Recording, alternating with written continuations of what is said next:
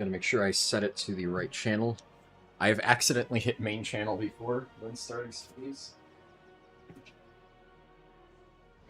But okay, so if you end up just stumbling upon this VOD and you didn't see part 1, let me quickly catch you up on what we did.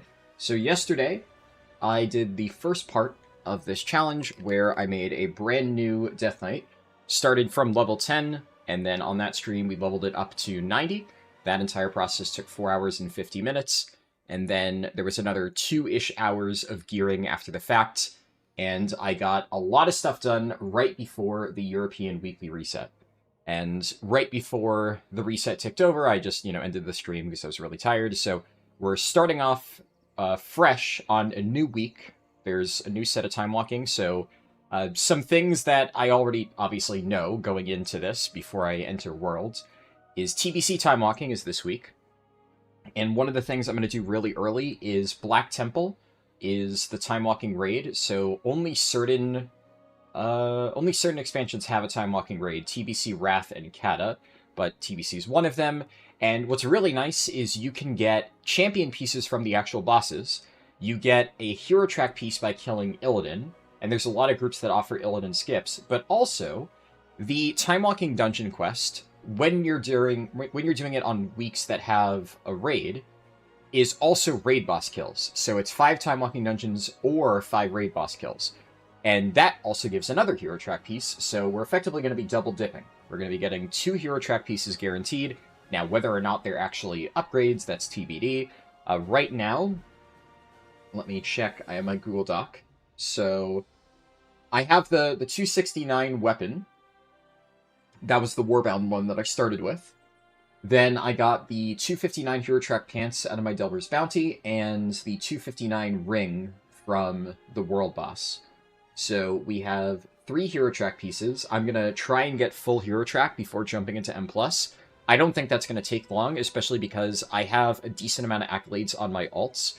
So once I've gotten all my really important, one-time gear sources done, I can just send over, filler items from my alts. But I don't want to do that, of course, until I see what I actually get. That way we can maximize the value of those one-time gearing sources. And also, I'm still going to need to farm crests anyway, and these activities are pretty efficient for crests. So I'm going to make sure I do that properly. Also, while I was offline, Reclusive cheered 2,995 bits. I don't really know a ton about what bits are like what they mean, but I appreciate it either way. Thank you, Reclusive, with the message, thank you for Follow the Arrow. So I'm glad that you like Follow the Arrow. Hey, Single Die, good to see you. But I think we're good to go. I don't really have anything else that I feel like yapping about before we start, but I wanted to at least give a little bit of a preamble here for anybody who missed part 1. When this is finished, I will put a link to part 1 in the description, and then of course I'll put a link to this in the description of part 1. That way people can easily find them. But it's kind of weird putting in progress YouTube recordings links on other videos, because then it changes after the fact when it turns into a recording. So I don't want to have to worry about that right now, but if you're watching this in the future, then it should be pretty easy to find. But I'm going to hop in. I will start the timer, resume the timer the moment that I get into the game.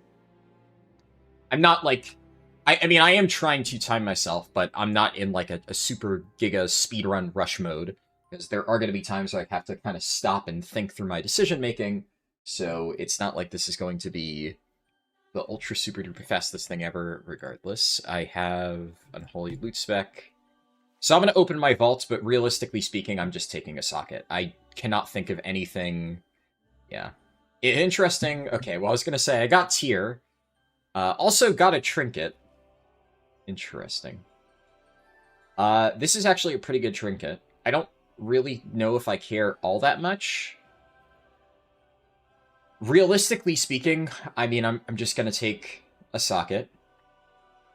But I guess on the off chance, right, I'm probably going to be able to get a trinket from... And I have 2 decent champion trinkets, but I want at least 1 hero track trinket to complement the Crucible of Erratic Energies I'm going to get. And I am pretty sure that I will be able to get one. Just gonna move those to new windows. So I'll at least sit on my vault. It's not like I need to take the socket immediately. There's no real rush for that. Gonna also unlearn this so it stops... Oh, what the heck? So it stops pinging me. I looked at the delves on my other character just to see which ones were active, and we actually have a pretty good set of delves today, and also our Cantina weekly, which is nice, because ever since they added like 1 million new events to the weekly pool, our Cantina one only shows up like once a month. But whenever it does, it is the fastest possible weekly to complete even still. And I'll never complain about that. Alright, you can toast yourself.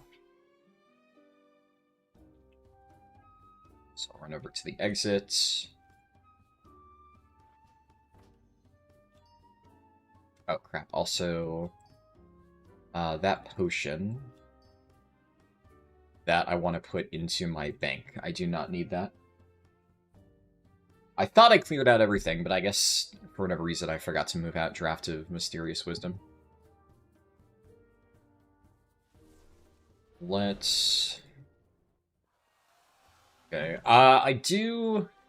Even though I'm not going to be like I said, ultra super duper rushing, I'm trying to keep like a general sense of urgency. I don't want to sit here and dilly-dally, so I'm trying to think what is the best thing that I could do right now. I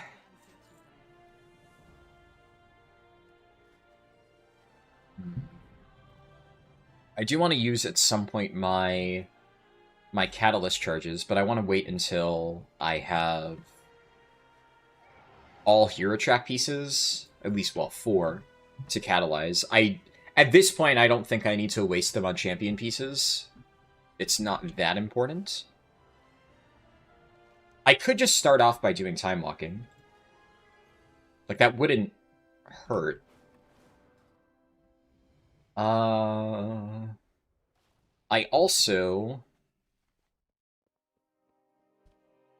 need to do 2 praise. I'm gonna... which one do I want to do first? Let's do Harrandar first.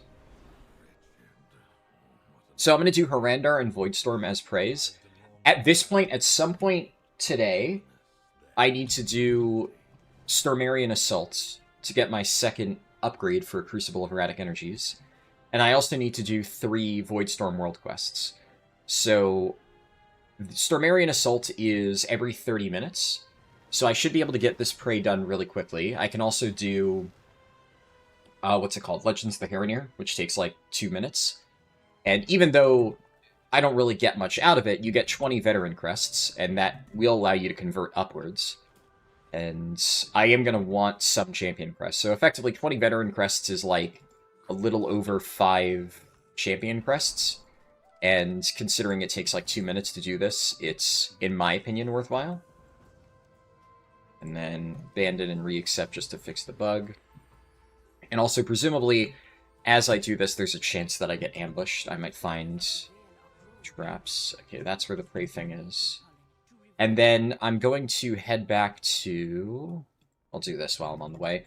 I'm going to head back to Silvermoon. I'm going to get my Voidstorm prey. And then the hope would be that while I'm kind of sitting there doing Stormarian Assault, which unfortunately... there's not a whole lot I can do to speed that up. You kind of just need to suffer through it. Then I might get, like, ambushed by my prey in Voidstorm enough times.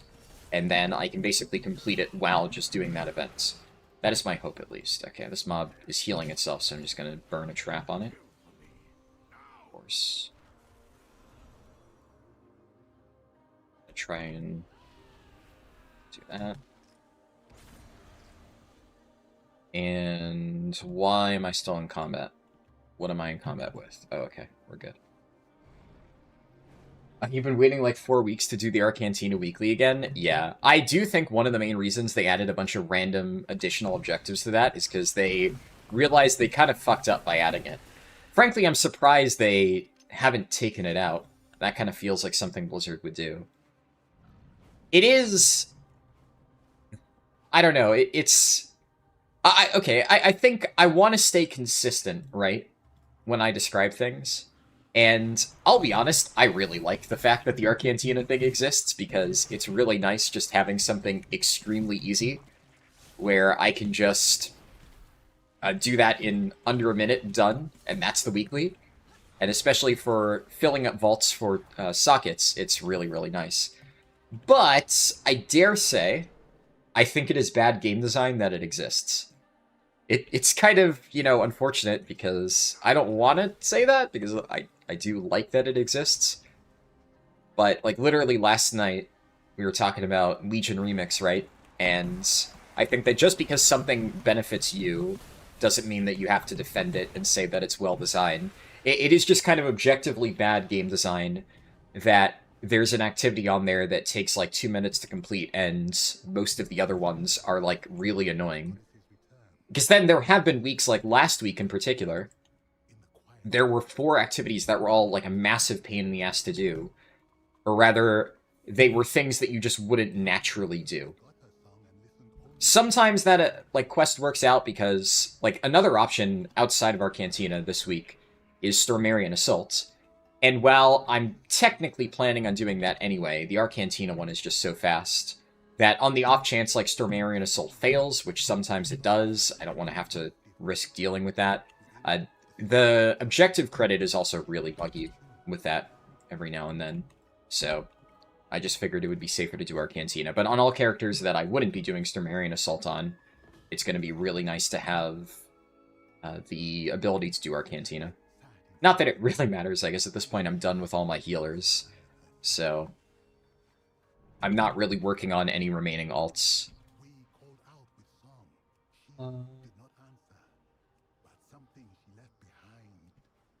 I'll turn this in now.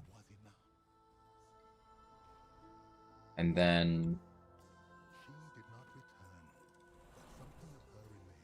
I'll just do this is the chase event thing. That might be enough to finish the prey. Since I already have the one ambush. I guess we'll see. The Arcantina one makes you happy, you love having alts. Yeah, I just wish they tuned it a little bit better. If they want to have the Arcantina one and let it be the easiest, I mean, I'm fine with that. But it does feel really annoying when all of the other objectives are just a massive pain. Well, most of the other ones. There are some slightly easy options.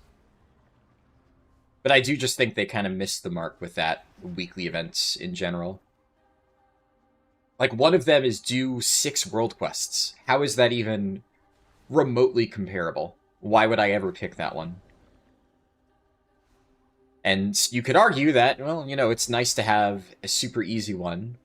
But also, if I was designing a game, I would make sure that all of the options felt comparable. So if I was somebody who, for whatever reason, really liked world quests, I wouldn't feel bad and feel like I had to choose the other one because it's just so much more efficient.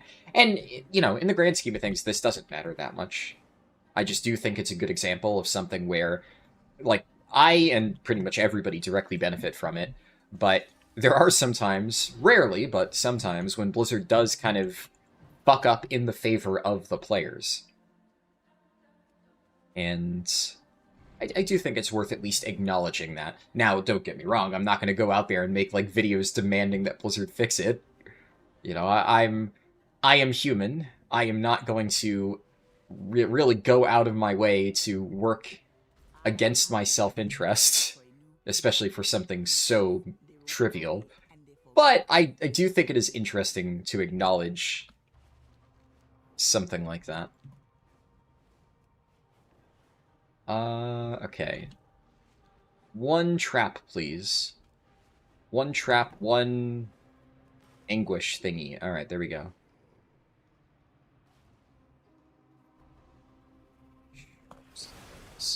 I might trigger an ambush here. Yep. It's kind of cool how you can get a feel for it eventually. Though, that being said, it does really go to show just how shallow Prey's system is. One thing that I am honestly incredibly surprised by is they are doing pretty much nothing with Prey. They are updating it for next season, But pretty much the only thing they're doing is adding, like, new prey to the new zone with, like, new affixes or whatever, as if that anybody gives a shit about the fact that there's slightly different enemies with slightly different abilities, which are, by and large, just flavor, and slightly different punishment mechanics when most of them don't matter at all anyway and are just kind of a nuisance. I don't know. Prey is just a very disappointing system. I've ranted about this throughout the expansion, right? Especially, I ranted about this extensively during beta, and I wrote, like, a very long feedback post on the beta forums, and obviously, you know, nothing was done. But it was just very clear how the way they marketed Prey is just not even remotely close to what it turned out to be. It's just extremely half-baked. Like, they had a neat idea, and the way they try and sell it in interviews makes it sound like it's going to be this really cool feature. I mean, it's just extremely basic. There's just fucking nothing here. And the only slight benefit of the doubt that I was giving them in some of my criticism is, like, maybe they just didn't have it ready in time for launch, and they just wanted to get the basic system working. But the fact that now we're seeing the first patch, and there's just nothing here, right? They have absolutely nothing to add. Delves are getting more changes, and some of them I actually do kind of like, than Prey. Which just kind of, again, makes me wonder why did Prey even need to exist? Because the issue with them adding all of these new, like, random systems that nobody cares about is it just splits their resources. So even though they have not actually done anything meaningful with Prey going into the new season, I'm sure it still took some amount of time to add in all of these boring slop new Prey objectives just so that they could say Prey Season 2, even though literally nobody gives a shit. But that takes development time. And guess what delves are like right now in the PTR? Fucking unplayable. So maybe, it could still be broken, right? There's still obviously a chance that even if they hadn't worked on Prey, delves would still be broken. But right now, delves are completely broken on the PTR. If you missed it, they crash your game. Most of them are bugged and cannot be completed. And it very much seems like we are going to... What the heck? Okay, I didn't think that was going to lock out my ability to pick new hunts. Alright, let's pick this. But it very much seems like we are headed towards this being on live servers, because we are 2 weeks away from release, and it's still like that on the PTR. I'll check to see, like, when they add the new builds this week. I'll look. Maybe they'll have fixed it this time around, but I'm not getting my hopes up. And delves are supposed to be the main system that, like, a lot of casual players engage with for endgame. Nobody that I've ever seen actually enjoys Prey. They're just like, pretty much the only defense I've ever seen of Prey has been exactly what I just said before of, oh, well, maybe they'll continue expanding upon it. Well, they're not doing that, and there are a lot of people who do actually enjoy delves, even if I don't think delves are that fun. I can at least understand why some people might find it enjoyable. And delves are just being completely neglected right now. And that's kind of the issue, and you just add so much, like, random nonsense that nobody cares about.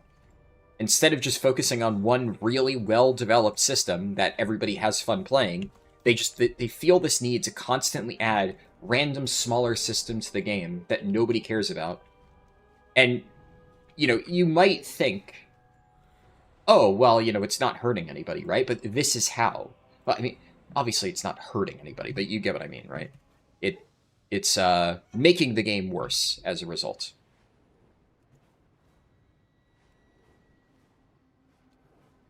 I don't know if this counts as a world quest for complete world quest in Voidstorm, but I guess it's worth a shot. Do I know any good ways to get a lot of Voidlight Marl? I'll be honest, I'm not really. I've literally never gone out of my way to farm it. I just kind of always have way more than I actually need. I guess probably delves, because I do a lot of delves for, like, gearing up alts, and you just kind of tend to get a lot of it. And I have heard a lot of people say that they're always struggling to get more Voidlight Marl, and I'm just like, how? Right? Like, I mean, this is, I did merge all of it on my account, but this is also after I bought 28 bonus rolls on this character. Well, now 30 bonus rolls, all with Voidlight Marl. So I had like close to 50k as of yesterday. And I've also, on all of my characters, all 6 of my healer characters on this account, every single week I have been buying my bonus rolls with Voidlight Marl. And I still have this much left over. So, yeah, I don't know. I always have infinitely more than I actually need. So I guess maybe delves really just are the answer. But I would imagine that can be a little bit tricky to force yourself to do if you don't actually need anything from it. The one thing, because you said you spent a ton on champ gear, that I think is your bigger mistake, right? You should not have done that. You know, obviously hindsight's 20/20, you know, now you know. But there is a reason why one of the very first things that I discussed after I hit level 90 during this challenge is, you know, hey, this is something that a lot of people are advocating for. This is a terrible idea. Don't do this. Because it's just a complete waste. It's so easy to get champ gear from so many sources. The getting it from Voidlight Marl is also completely random, right? So you're not even guaranteed to get something that you need. And Voidlight Marl can be used for bonus rolls or for cosmetics.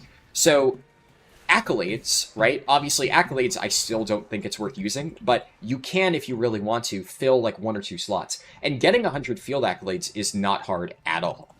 So if you just get a fresh character, jump in the delves, get like basically completely showered in champion track gear very easily, and then if you really feel like you want to replace 1 slot before you start farming for hero track gear, then you can very easily get your hands on champion pieces through that system just by spending 100, even if it isn't necessarily efficient. But that is still preferable to buying the boxes with Voidlight Marl. The only reason why I could ever see you would want to buy it is, I mean, if you did somehow have a near infinite amount of Voidlight Marl, which, I mean, really, I don't think anybody does at the moment. And even while I have a lot, if I burn through those boxes really quickly, I would eventually run out. And then, again, there are better things that I want to spend it on. And you really, really, really, really, really, really wanted a specific champion track dungeon trinket. Somehow the prey is already over. Wow, that one was very fast. I need to get to Snormarian Assaults really quickly, though. If I don't get there fast enough, I could always just do it on the next 30-minute cycle. Because I'm not in that much of a rush, but since I am here, I figure may as well.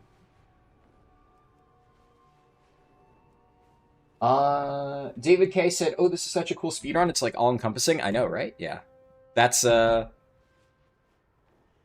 idea. I thought it was pretty cool. So a lot of people have seemed to enjoy this concept, which I'm glad, because I did something like this back in Dragonflight, but when I did it in Dragonflight, it was kind of like a necessity thing, where it was right after my main account got finally unbanned, or rather, the wrongful ban expired. So I really wanted to get my old main character back into Mythic rating, so I decided to just rush it up to Mythic item level as fast as I possibly could. I also, initially I wasn't even sure if I was going to, but then I, at the time, joked with my raid leader about, if I managed to get the character geared, would you let me bring it to Mythic Reclear? And he said sure, because he didn't actually think I'd be able to do it. So then it was kind of like a personal challenge of, okay, I'm going to spend 10 hours getting the character leveled up and geared, and then I'm going to get cutting edge on it, which I did. Now, obviously, in this case, I'm on Europe, right? So I can't exactly bring it to a Reclear. Also, what's it called? My guild isn't raiding this week anyway, and even if my guild leader trusted me to be able to tank it on my Blood DK, I don't think he would want me to, and I would understand, right? I probably wouldn't ask, because on the very last week of raid, I think we're doing Lure mount sales, and the odds of, you know, him being willing to, like, let me bring an undergeared Blood DK just for the memes, when we're, you know, actually trying to sell the run with buyers, I would not even want to do that, right? Because then I would feel horrible if I fucked up or something like that. So I do not want to risk that. I definitely want to be here for when this happens. The problem with Stormarian Assault is that it just takes forever. But yeah, you have to do it at least once. And Blessing and a Curse, the prey did finish extremely quickly. But now there's also nothing I can do in the meantime while I wait. Well, I can lean back and drink coffee, I guess.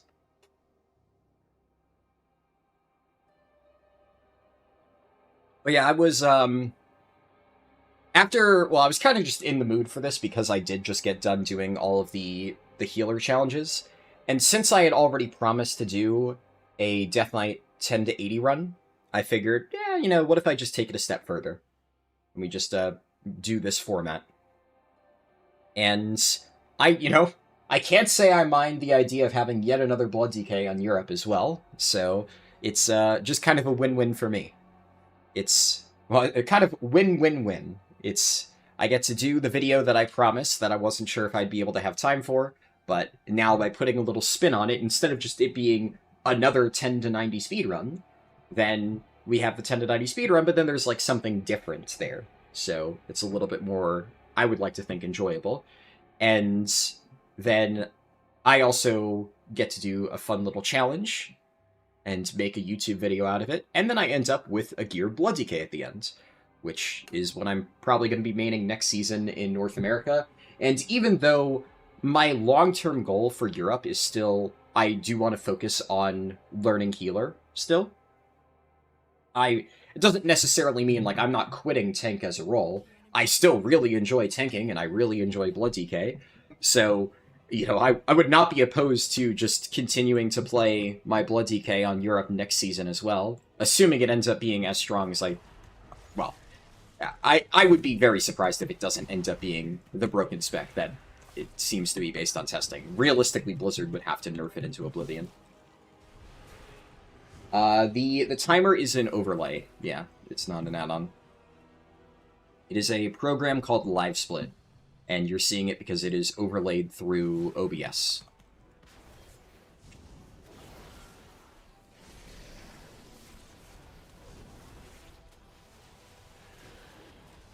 One of the other really annoying things about Stormarian Assault, which I don't think has ever been fixed, and I don't want to find out now, is, in theory, if you see a situation like this where, like, the first wave is the weakest, and there's tons of people here, there's no way this fails.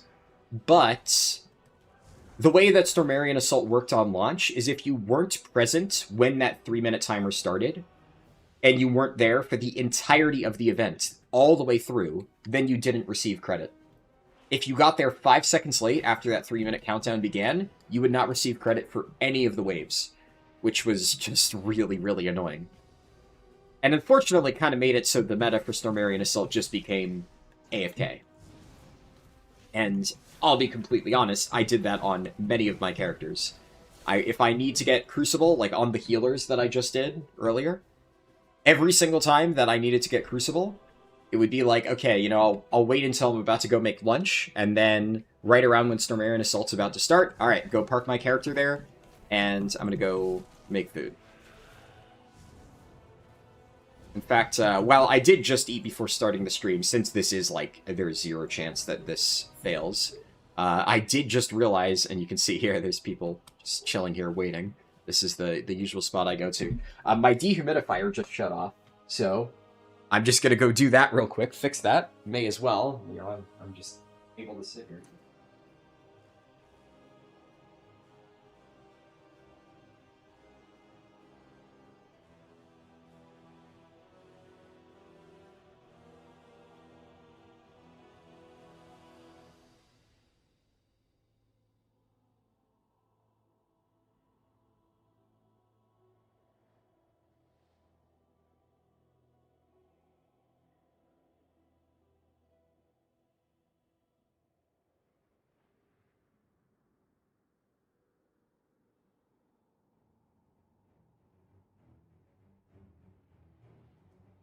Should be fixed. I don't know if you can hear, but my dog is barking at something. Probably mail delivery or something like that.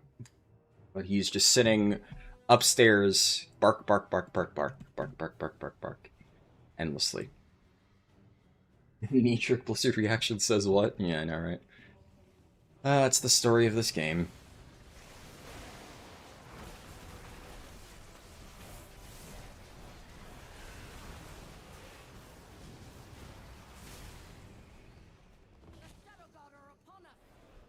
Are the world events worth it over doing bonus rolls in 10 since you think your item level is already high enough to tank those?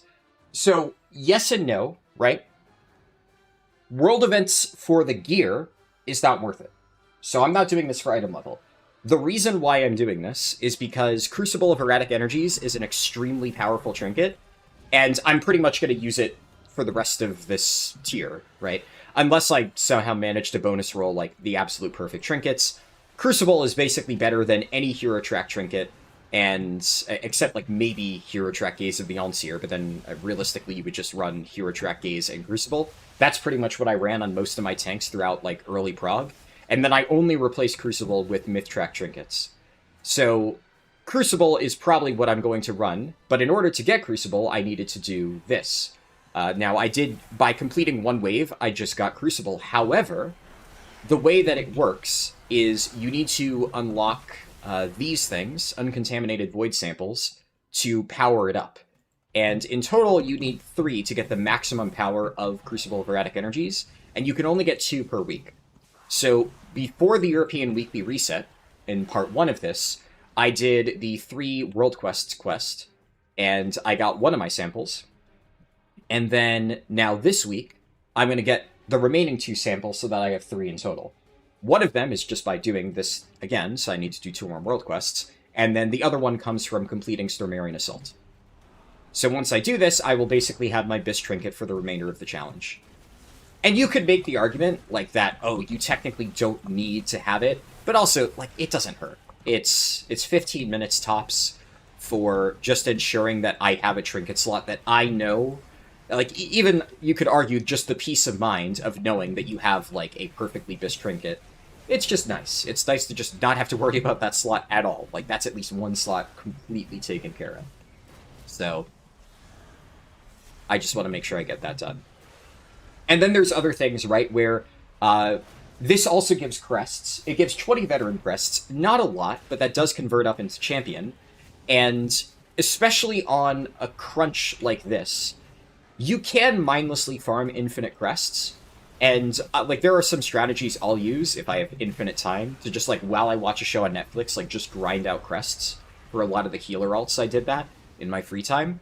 But I need to be very efficient with the time that I have, and a lot of the most efficient ways to get crests are tied to, like, weekly sources, like delves, etc. So, I want to make sure that I'm kind of getting as much value from the activities I do as possible. And the 20 veteran crests I get from this can eventually be converted up into champion crests, which will allow me to get, I'm eventually going to get full hero track gear, so like 259, and then I also have a bunch of champion pieces. So now that I have these pants, for instance, I can upgrade these pants, these champion ones, from 259 to 263 with 10 champion crests, because I have the full discount on this account.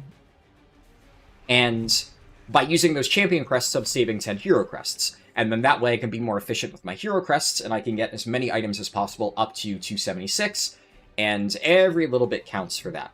And then obviously you upgrade something to 276, that saves you from having to spend 10 myth crests on upgrading a 272 item. So that's the logic with this. Now, admittedly, I would not be doing this if it wasn't for Crucible, but that is just yet another benefit of it. But the reason I bring that up is because I did do Legends of the Harroneer, because Legends of the Harroneer gives me 20 veteran crests, and that takes a minute and a half to complete. So even though the rest of the rewards from that were not worthwhile, just those 20 veteran crests, which you can effectively look at as like 5 champion crests for under 2 minutes of time, is pretty good value. That's definitely one of the better things that you could do. Eventually, once I get higher overall item level, like, I'll be able to farm ritual sites, and that would theoretically be better. I don't really know how much of that I'm going to do, because then also, at a certain point, I could just skip that and go straight to M+. But for something that is, like, completely brain-off easy, and then also I knocked out Prey while I was doing it, and one of the things I need to do Prey for, Prey gives you crests, but it also gives you Ascendant Void Shards in the first 2 you do each week. And Ascendant Void Shards are going to be really important, but also a limiting factor. with, you know, this speedrun format. So I wanted to make sure I prioritize that. I'm trying to juggle, like, farming a lot of different types of currency in the shortest amount of, like, real-world time, not necessarily /play time. It's interesting, because I'm kind of trying to maximize a different metric that I might normally do when I'm gearing a character over a longer period of time. You assume since bonus rolls exist, you only really needed myth crests? Technically speaking, yes, but, you know, I could right now, in theory. Could I tank 10s? Yeah, I was tanking 10s at under 250 item level at the start of the season. But there's two problems with that. One, it's not necessarily going to be pretty, and the key will take longer. If I invest a little bit of time now, then I basically make the rest of the keys faster if I get full hero track gear, or at least close to full hero track gear. And then I also lower the chances of failure, because if I get to a point where I'm just overgeared enough, I could get the worst pugs in the world, and as a tank, you can kind of just solo the dungeon. But if I'm undergeared, then I am still a little bit reliant on my group not being completely trash. That's just one factor to consider, but then the other, I think, more important thing is how am I going to get invited to keys? Right now, I could get a low key, and I could push it up slowly and try and grind that out, but then that's adding more time to it. Whereas if I get geared now, I can try and join a pug. And, like, yeah, in theory, I might get lucky. I might apply to a 10, and they'll just be like, yeah, sure, we'll take a chance on this extremely undergeared Blood DK. But is that realistic? Is that probably going to happen? Not really. So, I don't want to bank on that. And, you know, of course, if you had, like, a guild to help you out, that's one thing, but for the purposes of this, I do not have that. I will not be using that. Well, my guild is not even on this region, so I couldn't if I wanted to, but I'm not going to be relying on other people for this challenge. Okay, I think most likely the fastest... Oh, right, Stormarian Assault counts as a world quest itself. This one might be actually pretty fast. The Shredclaw one. Let's just kill 8 mobs.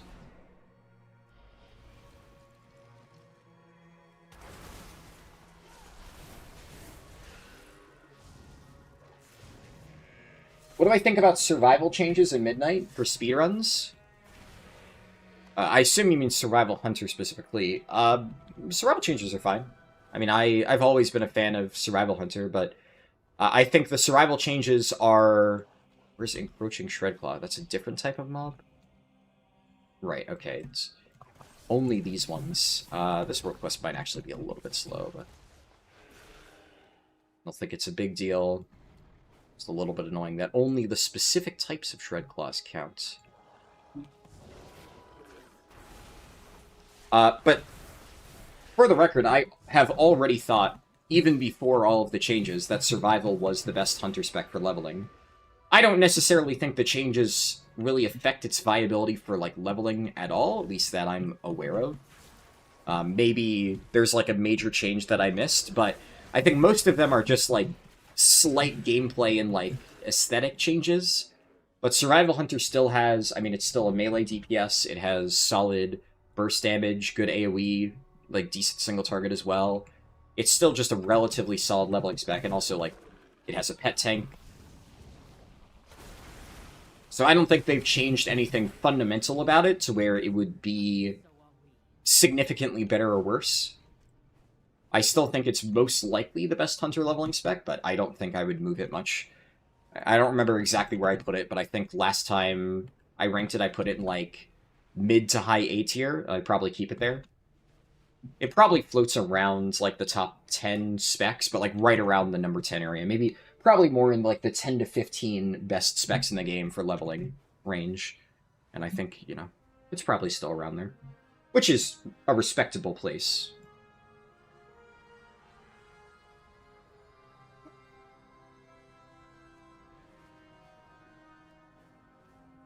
It's a really interesting concept, since usually what most people care about is start a new character and get it to a playable state in as little real-world time as possible. I assume tanks are really rare, so you don't think the chances are that low? Yeah, it's not impossible, and I'm definitely... my standards for when I'm going to be joining groups is not, like, extremely high.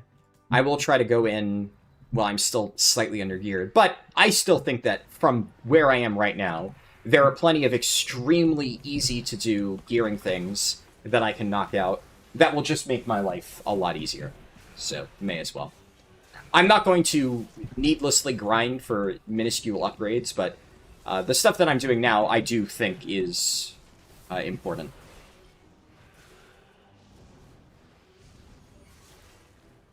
And I'll be honest, I do think that a lot of people are a little bit too lax with their prep for new characters. Because for my Zero to Heroes for the healers, I tried to do a lot of preparation, and judging by the state of the average person that I run into in pub keys, most people just don't give a fuck at all, and they just walk in wearing anything. And it's like, yeah, they can do that. A lot of times they get basically completely carried through it, but is that necessarily something to aspire to? I don't think so. I think we can all agree that it's not necessarily a good thing to do, it's just, it happens. I believe I have at least enough copper key shards to do this delve here. Yeah, okay, plenty. And even, like, my guildies, right? I have definitely boosted a lot of people in my guild through keys. And sometimes it's understandable. Like, a good example is when my guild was about to start Belern Prog, one of our Death Knights, Wheeze, was working on his Windwalker Monk. And going into the tier, we didn't really think it would be needed, but he offered to swap to it because it was important for Mythic Beleren. And so he had, like, a brand new Windwalker Monk with no gear. Me and a bunch of other people in the guild just, like, carried him through a bunch of tents. But that wasn't Wheeze, expecting us to carry him. That was, over the span of, like, 24 hours, we needed to get his character caught up. And also, like, he was still putting in the work, right? He volunteered to even do that in the first place. So, situations like that, like, yeah, basically, we just expected him, like, get whatever you can, and then we're gonna drag you into tens. But for other situations where somebody's just, like, gearing an alt for fun, there were many times where one of my friends will be like, oh, I bring my alt to this key, and their alt is basically fucking naked. And it just makes the key take a whole lot longer. And if there's not a genuine reason, like, getting a character ready for actual Mythic Prog, then I definitely have kind of ragged on my friends a bit of like, man, you couldn't have, like, walked into one fucking delve before bringing that rat in here? Really? And then usually I end up doing double their damage as a tank, and it's just like, I don't mind, especially as long as they're not, like, an asshole about it and they do understand, like, yeah, I'm just trying to be lazy and they're my friends, so I'm like, whatever. But usually whenever I bring characters to M+, I try to do a little bit. A good example would actually be when we got to Light Blinded Vanguard, my raid leader asked me to get my Prot Warrior set up, and I was kind of in a similar situation to the Windwalker Monk I described earlier. But basically, I stayed up all night before my guild was around to do keys, and I did all of my delves, and I got my character to, like, 245 item level or so before we started doing keys. Which, considering I did that in, basically in an evening, I guess, well, my evening, it was, like, from midnight to 6 a.m., and then I went to sleep, woke up in the afternoon, and we did keys. But in a 6-hour window, I got my character geared up, and that was at the beginning of the season, where, like, none of the catch-up mechanics were present. I was pretty pleased with that. And it definitely made the keys a lot easier, especially because, I'm tanking, right? So I can't be fully hard carried. And I can't remember exactly how they went. I did upload some of them when I posted the Prot Warrior Keystone Hero, but most of those keys were incredibly smooth. Prot Warrior is also just really good. Like, even at low item level, you can just survive so much. And that's another thing, right? Like, Blood DK, obviously, I am very confident in my ability to play Blood DK, and I think I will be able to do well in keys. But Blood, more than really most tanks, does kind of need a certain baseline of gear to be able to just live incoming damage. Will I be able to live 10s? Probably. But if shit hits the fan, Whereas, like, any other tank, like Guardian Druid, it's just, like, you can't really die ever. And Rot Warrior, it's just, like, you know, press Shield Wall and you're fine. Brewmaster Monk can usually survive a lot of stuff in keys, even though I hate Brewmaster, it is at least good in that context. Blood DK, yeah, if you're a little bit under-geared and stuff goes catastrophically wrong, you can find yourself in a position where you're just fucked. And you're just gonna, like, you know, if you don't have Purgatory, you can just die. And that is not really something that I want to have happen.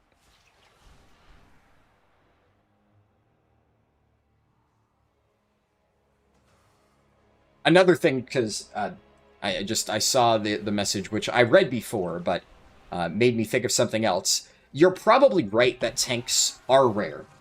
But speaking of the fact that I am playing Blood DK, even if tanks are rare, the reality that you'll find with a lot of groups is that they would rather invite like a 240 item level Guardian Druid than a 270 or 280 Blood DK. The reality of pugging is that so many players think that they need to have the meta group, and most people view Blood DK as the weakest tank right now. They're not entirely wrong.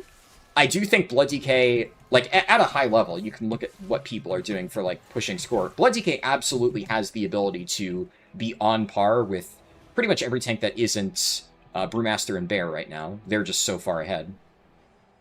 But Blood DK at a low level is one of those tanks where, I mean, throughout the entire Healer Keystone Hero Challenge, I saw so many completely terrorist Blood DKs. It was, unfortunately, a very common sight.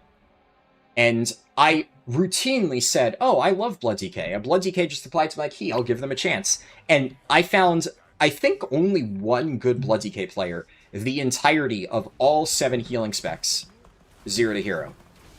It was rough. So, people aren't necessarily unfounded in being unwilling to give Blood DKs a chance. But it's really tough. If I was on a Bear, yeah, sure, I could probably walk into keys at a really low item level because people just know Bears are OP. The irony being that, you know, while Bear is very broken, somebody who has no idea what they're doing on a fresh Bear will still be horrible. I have encountered some of them. But it's a much safer bet for somebody who's just trying to pug their key. So. But I guess we'll see how that ends up going once we get to that point. A slight, tiny upgrade, but I can just upgrade the chess piece I have right now. I'll be fine. Also, since I had that discussion, how long do you think it would take to do 80 to 90 purely through time walking? Well, it took me around 3 hours. It took me... I did a test. So actually, there is a VOD on my Stream Archive channel. Let me see if I can find you the link. Because I actually tested the exact thing that you're asking. Let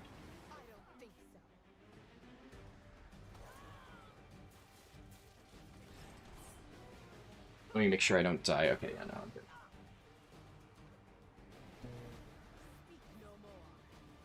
It took me like 5 seconds to find, so there you go. Also, I'm posting it there that way if any other people are... Because there's going to be some people who will listen to me saying that and aren't really sure where to find it, but, you know, are too afraid to type up in chat. Obviously, I know a lot of people... Frankly, I am like that. Whenever I watch streams, I very rarely, if ever, talk in chat. So it's still nice when stuff like that is explained. That way I don't need to ask, so I know the feeling. But I threw the link there. Yeah, so in my test, it took me 1 hour. The run that I did with Fall of the Arrow was super scuffed. I redid it later on and got a much better time, but the super scuffed run was 1 hour and 50 minutes.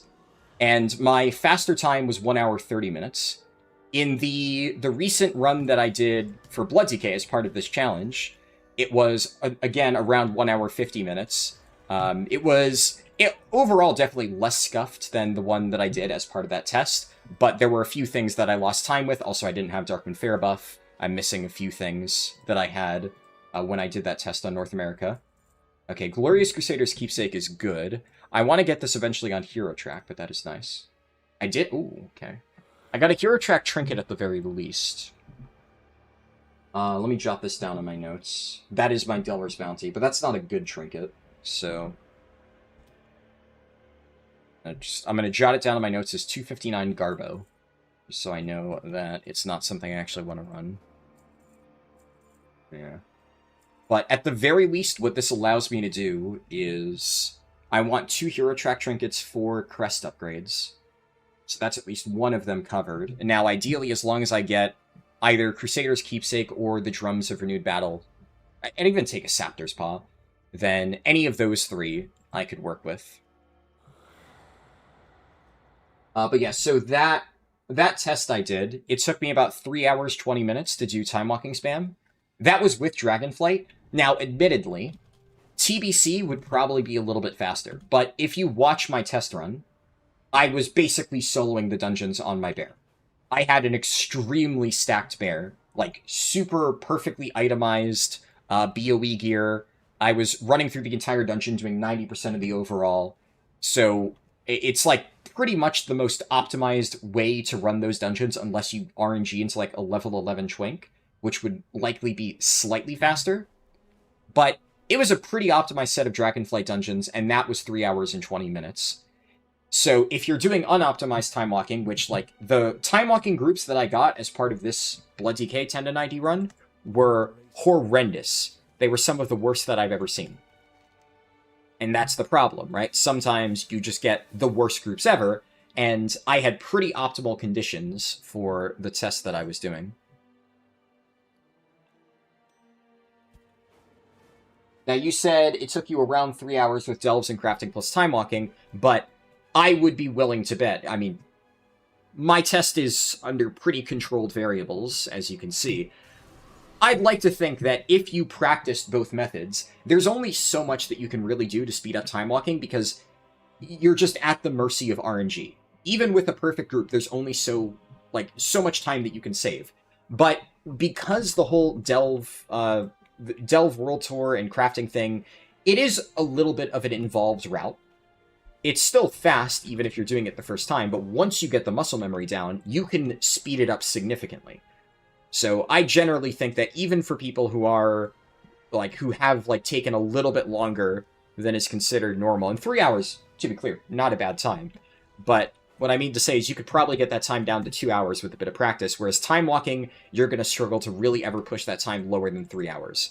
With TBC dungeons, like this week, it might be possible to get sub 2 hours, but when my optimized Follow the Arrow runs are over twice as fast as my optimized time walking runs, even with a better dungeon pool, there's no way that you're just going to magically save an hour and a half. I'm also just going to buy 2 keys here. I don't think I'll need it, but can't hurt just to do that before I forget. Okay, what do I do now? I think now I probably should do time walking. Just gonna drop this off. I can also drop off Beacon of Hope. I don't need that now. I should... before I forget, I need to upgrade some of my gear. I don't even have an adventurer track item for that. It's funny. What can I upgrade this to? Okay, I can upgrade this to 256. Where?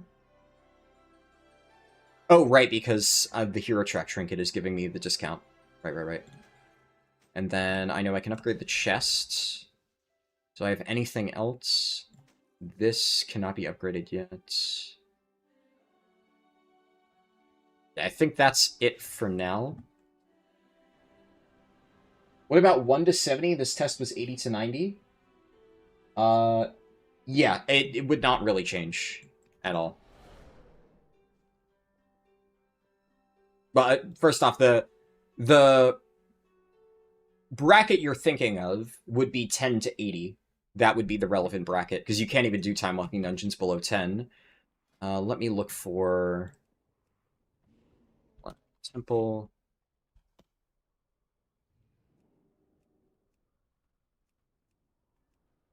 Now, admittedly, I'm not going to go through the process of testing it again. I have done that test many times before, and it's not faster, right? The speed of time walking dungeons is not different from 80 to 90 and 10 to 80. The only way that you could argue that it would be faster at 10 to 80, but not at 10 to 90, is if the activities you were doing from 10 to 80 were slower, relatively speaking. But they're not. I mean, if you've ever done my Chromie time route, you know how incredibly optimized it is. Now, that being said, there is, like, of course, for the very start of the run, we always do dungeons from 10 to 20. Normally, regular TBC dungeons. So in that particular context, TBC time walking dungeons are really fast. They are actually slightly slower than regular TBC dungeons, but not really by any significant amount. And then because you're killing two birds with one stone, you're getting access to the 30% buff by basically doing the exact same thing we would normally do in a speedrun. That obviously makes it incredibly efficient, but that is just to get the buff, and it's also for the exact purposes that I normally do it in the run. Dungeons, until you get war mode unlocked, tend to be fast, because before war mode, everything in the open world is 15% slower. So if you just start off by doing dungeons, then you can save all of the really efficient stuff for when it's giving you 15% more experience. And also, because scaling tends to make you really strong at lower levels, that is usually when you are at your best in dungeons, and you can often very easily solo it. So that's just always a good idea. And then something that I demonstrated during this past run, I didn't actually manage to get it, but every now and then, in the case of classic time walking, Capital Gardens. Capital Gardens, specifically that dungeon, is very, very, very fast. It is like twice as fast as any of the other dungeons in the classic pool. So it can be worth it to every 30 minutes queue up for it. If you get Capital Gardens, then great, you run it. But if you don't get it, you just leave, eat the 30-minute debuff, try again 30 minutes later. But all of the other dungeons would just be slower than optimized questing. Especially, should go without saying, 65 to 80, the crafting process, you're always going to want to do that. So while with the inclusion of time walking from 10 to 20 anyways, you then basically need to realize that you're now, like, time walking is now competing with, like, the most highly optimized sections of the Alliance route. Like, in my guides, I recommend people do, like, parts of Red Ridge, I recommend people do the western half of Duskwood, I recommend people do WoD Intro, and Gorgrond, and I didn't do any of that in my recent speedrun, because I hit level 65 before any of that was necessary.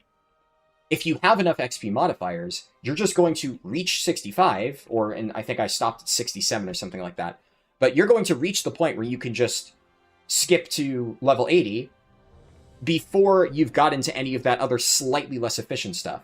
Now, even that stuff is probably still better than time walking, but really, you are comparing time walking to the best of the best stuff in Chromie time, and it does not hold up.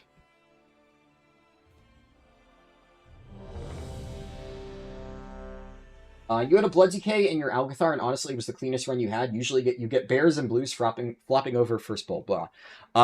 Yeah. I mean, that's the thing about Blood Decay, though. It's very hit or miss. You're gonna get players who are either completely clueless and then just fall over dead, or, you know, I guess, to give myself a little bit of a pat on the back, I guess I'll put my money where my mouth is in a bit. Otherwise, you'll get Blood Decays like me who just really like the spec and are really good at it, and play it because they enjoy it. It's this one, right? Yeah. But there is very little in between. If you encounter a Blood Decay in M+, they're either going to be the worst or the best tank you've ever seen. Whereas Bear Druids definitely, Bear and Brew, kind of falls into a bit of a gradient right now, because since they are the meta tanks, there's all different kinds of players trying it out.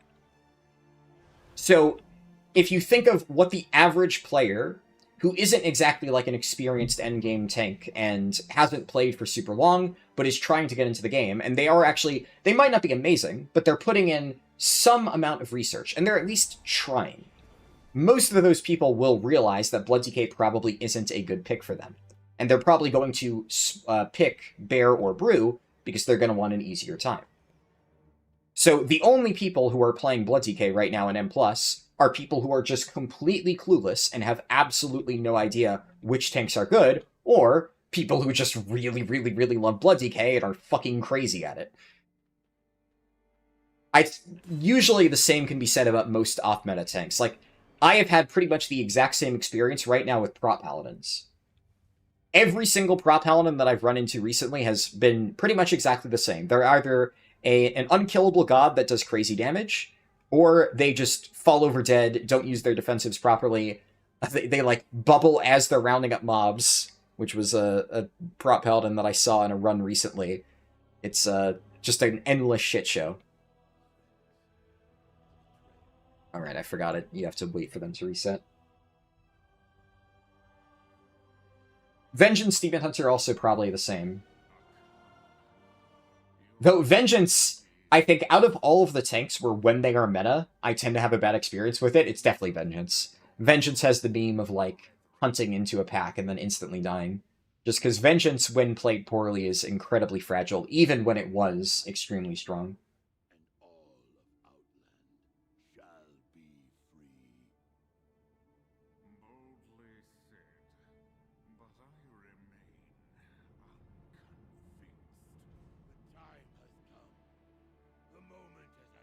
You are not prepared.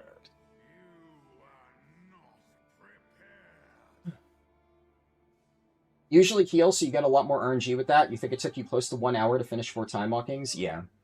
It was... In the tests that I did...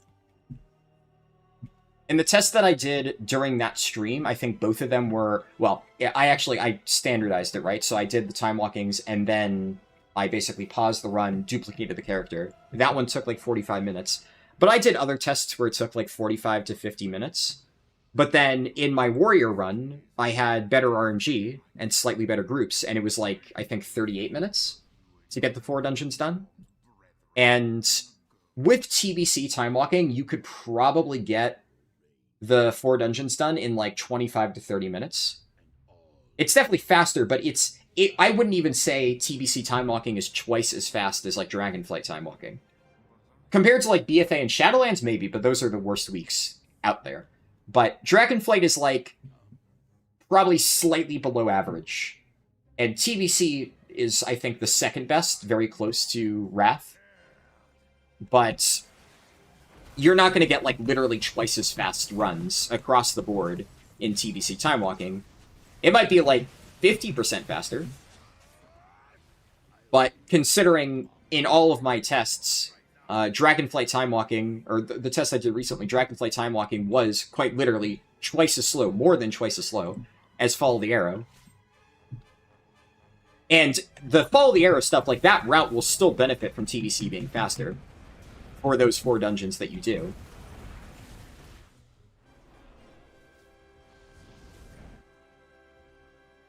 So spamming, I don't really think will save you all that much time.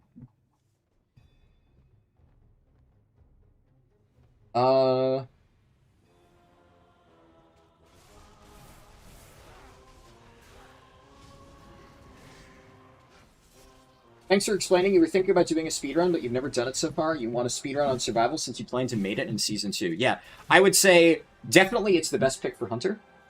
And I think it is... To me, I've always just enjoyed survival. And I felt that it is definitely a really fun spec to level as. And definitely, you know, good to see more people trying to get into leveling speedruns. Well, I don't think survival, I wouldn't put it in the top 10. I think that's more to do with, like, Hunter. Right? Hunter just kind of lacks some of the utility. Like, its mobility is... Survival probably is the best mobility out of any Hunter spec. Not probably, it definitely does. But it still falls behind, like, other classes that have better mobility. And while survival has good survivability, no pun intended, it's not quite as strong. It's not completely unkillable.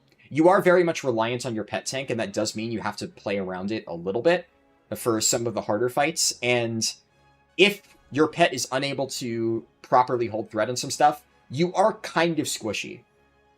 You do still, like, Hunter is really good, even survival at kiting. You have the ability to just kind of kite from range, chuck bombs for a little bit, throw down, like, tar trap and stuff. There's still Exhilaration, I think, is the name of the ability, the heal, and Survival of the Fittest. So you do have options for staying alive, but it's nowhere near close to what a lot of the top specs can do. TBC time walking was cancer this week compared to Classic? Really? Interesting. Yeah, well, so Dire Maul, obviously, I think Capital Gardens may very well be the best, singular best time walking dungeon, but the rest of Classic time walking is very RNG. That's kind of the issue with Classic time walking, though. It's not, it can feel really fast, but it is heavy variance. Very, very heavy variance. If you get, like, Classic Deadmines or Service Entrance back-to-back, well, not back-to-back, but, like, in your 4 dungeons, if you get, like, Service Entrance, Deadmines, Service Entrance, Deadmines, that is theoretically something that can happen, and that is, like, as bad as Shadowlands or BFA weeks. But then you could get Capital Gardens, Zul'jin, Capital Gardens again, and, like, Stratholme Main Gate, which is pretty fast. And that is, like, a really good setup. But if you don't get one or more Capital Gardens... are there any regular... This looks like a regular Black Temple run. If you don't get multiple Capital Gardens, then Classic does fall behind a lot. Interesting that you said Mana Tombs is tough. Historically, I have felt that you can do pretty big pulls. Were you tanking when you said that, or were you just like... Were you in a group with a tank that just kind of fell over? Because I'd like to think that I would be able to do massive pulls. I know there are some scaling issues where, like, certain abilities one-shot characters. What I am going to do is, before I do my speedrun this weekend, I am going to do some practice runs of TBC dungeons at level 10 to 20, just to get a feel for it. But the one nice thing that I know for a fact about TBC is, on average, the dungeons are much more consistent. I don't think any of them are quite as good as Capital Gardens, but Blood Furnace and Ramparts are... Is Ramparts in the pool? I always forget. I know Blood Furnace is. It's not, no. What was the other one I'm thinking of? I might be thinking of Mana Tombs. Or no, Slave Pens. What is it? Underbog. This is the one. I always confuse those ones. Underbog and Blood Furnace are both really fast. Shattered Halls is the worst one. Magister's Terrace. Magister's Terrace might be the worst. Those ones are definitely a little bit subpar, but neither is as bad as Deadmines or, what's it called? Service Entrance. You were DPS, the mobs gouge, and you lose all threat? Yeah, but there are ways to get around that, right? And definitely, I can imagine that would be painful, but to be fair, when I was tanking time walking dungeons on my Blood DK, there were times when I would get stunned and a random DPS would get one shot, and that's like... If you're that DPS, that's a bummer. That's a real bummer. That said, for me, I'm just like, oh, the stun fades, and then I kill the rest of the mobs, and I just keep going. So, as a tank, I didn't really mind when stuff like that happens. But technically, Classic dungeons did that too. Like, the hexes in Zul'jin are really nasty.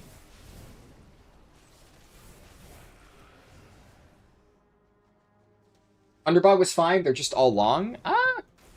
They're definitely not very long. I mean, if you time them, they're all around, like, 6 minutes. I think, really, though, that's why I said, like, are you tanking? Because the speed at which you're able to get time-walking dungeons done is basically entirely based on how good your tank is. And generally speaking, for speedruns, I tank most of the time. Even if I'm doing, like, a Windwalker run, I will still do my time-walking dungeons as Brewmaster. Like, for instance, the run that I'm going to be doing this weekend is on Havoc Demon Hunter. I'm going to be doing the time-walking dungeons as Vengeance. Partially for tank use, but also because the speed of the dungeon is basically entirely determined by the tank. If you have an extremely good tank who can just pull the entire room and just non-stop hold W and kill everything because of broken tank scaling, then the dungeon's going to be a breeze. If not, then yeah, it's going to be a struggle.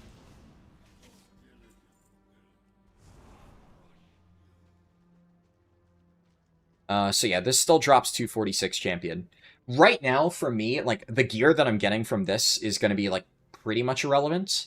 I'm mostly doing this because that boss I just killed counts as a full-time walking dungeon for the purposes of this quest. So getting a hero track piece from the raid is obviously really nice, considering this is a very, like, fast process. Early on in seasons, if you ever see a time walking week for TBC Wrath, and actually let's look at the calendar. When is the next time walking week? We have, yeah, so the season comes out on the 18th. The week after the season starts, we're going to have Wrath time walking. Now, obviously, this would have been even crazier if it was on the week the season came out, because then you would have it for... Because it's Mythic and Heroic simultaneous, right? But getting a free Heroic piece from the raid will still be relevant on week 2 of the season. You know, very, very few people, like outside of the Race to World First, are going to have full Heroic gear by week 2 of the season. Especially, like, a Heroic trinket from raid. So the fact that we're going to have this active here, you will have a guaranteed Heroic piece, and also lots of champion pieces. So honestly, if you're planning on making a bunch of alts, wrong month. If you're planning on getting a bunch of alts set up, you might want to just like kind of put them on the back burner. You still want to get great vaults because you want to get bonus rolls stockpiled, but don't worry about them too much. When Ulduar comes out for Wrath Time Walking on the 26th, or well, I guess 25th for North America, you can run Ulduar on all of your alts, and you get so much champion gear, which will just save you a lot of time because like basically every single boss you kill is like finishing a delve. You're not guaranteed to get loot, but you generally speaking get 1 to 2, sometimes more, champion pieces per clear of Ulduar Time Walking, and then you get the guaranteed hero track piece. So we will have that at least partially early on in the season, and that is always a fantastic way to get your alts geared early on. But I'm still doing this because the box from this will be pretty good.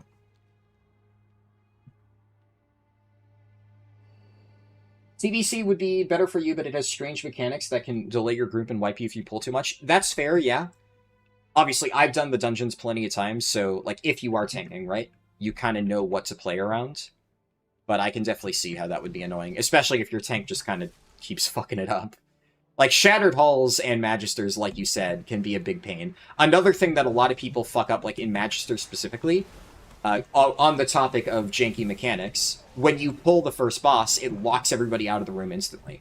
So the amount of times that I've seen a tank walk into that room, instantly pull the first boss, and everybody's locked out, and then you're just sitting there for 3 minutes while the tank solos the boss and in many cases dies, that loses you so much time. But obviously, if you know what to do, then you, as a tank, walk in, walk off to the side, wait for everybody to enter, and then pull the boss. And then it's usually fine. Another example in Magisters, right, the exploding mana worms. Generally speaking, as a tank, I'll run ahead, grab all the mana worms, and try to kill them away from the group. If I'm, you know, my scaling is good enough to where I can survive that. But if you drag that on top of the group and then murder everybody, that can be a bit of a pain.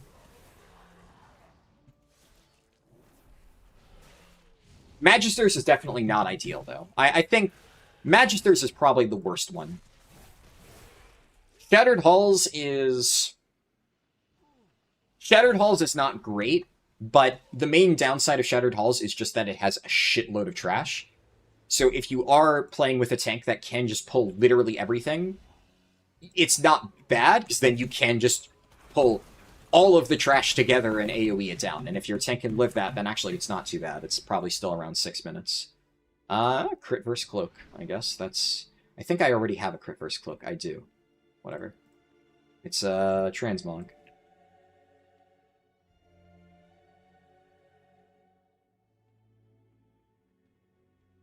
You think it's a little bit of both? You can Gigapull, but if you get 3 DPS that are new players, it drags a little bit.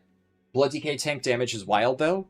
Yeah. It depends on the level, though, because if you watched the early dungeons I did at, like, level 10 for Blood during this leveling run, it was rough. It takes, like, about 20 to 30 levels for you to actually get your abilities. Once you get your full kit, then, yeah, Blood DK damage kind of goes crazy. And obviously, if you're doing it at, like, level 90, basically, if you're doing it from 80 to 90, and you already have all of your abilities and you have Deathbringer, then, yeah, Blood DK does crazy burst damage. And by that point, you're unkillable.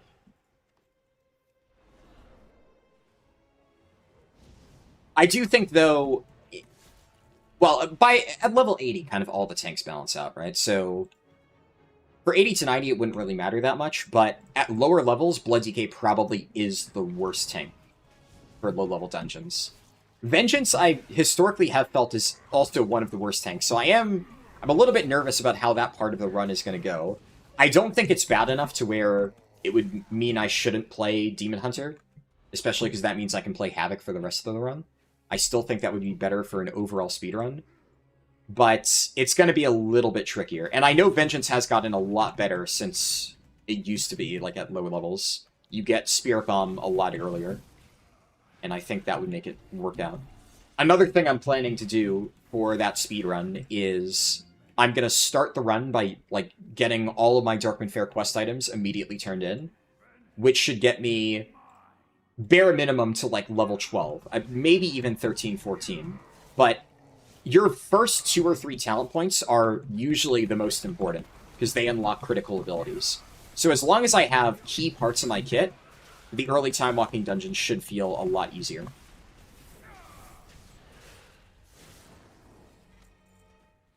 Okay, so I have the quest complete. The only thing I'm going to check is, are there other trinkets that I care about at all? That's a garbage trinket. I need to be checking time walking. I don't really think so. This boss is slow, so I probably don't want to stay. I don't really care about that. I remember Illidari Council has a pretty decent trinket, but this is basically just like... It's actually almost exactly the same as Claxid Stinger. Interesting. So yeah, I don't really think I need any of this stuff. We're good to leave at this point. I got what I came here for. And the raid scales, right? So as long as they still have at least like 10 to 20 people, me leaving doesn't impact the group at all. Where do I turn this in? It's at chat, right? I think there's a chat portal.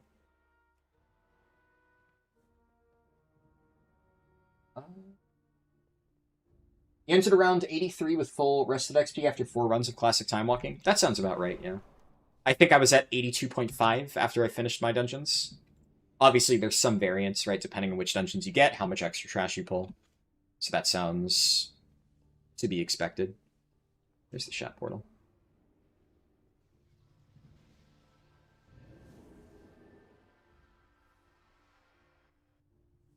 You did that on 10 characters as prep, and now you'll do all the delves to get them to 90. That's a good idea. Is above me. Alright, I really, really, really need to get some good RNG here. Where is... Oh, that's turned in at Astalor. Or Harldan, whatever the elf's name is. Unholy Loot Spec, right? Yeah. I got... Okay. Wow. That's really good. That is really good. That's actually just a direct upgrade to my ring on Hero Track. That is one of the best possible things I could have gotten, because rings tend to be one of the most annoying slots to get on Hero Track.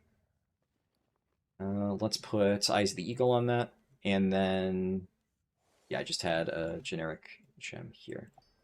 Okay, wow. So we are off to a good start. Ring 2, 259. Haste. Verse. Alright. If I get an upgrade from this too, then the only slight dud that I've hit is...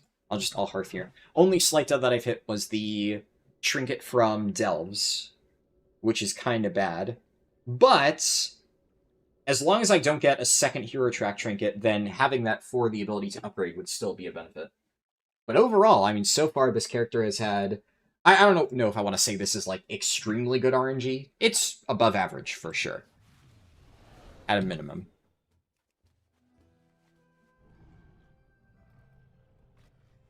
Right, let's see here. I definitely want to open this as Unholy. I don't want to risk getting a tank trinket out of this. Obviously, I mean, if I will say, if this is Gaze of the Elnseer, or if Rasha's Heart, this is blessed. But the odds are not good.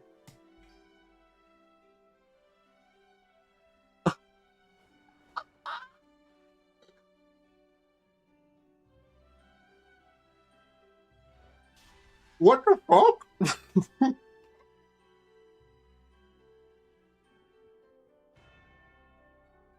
What the fuck?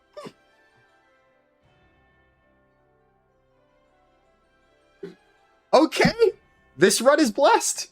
Holy fuck! Alright.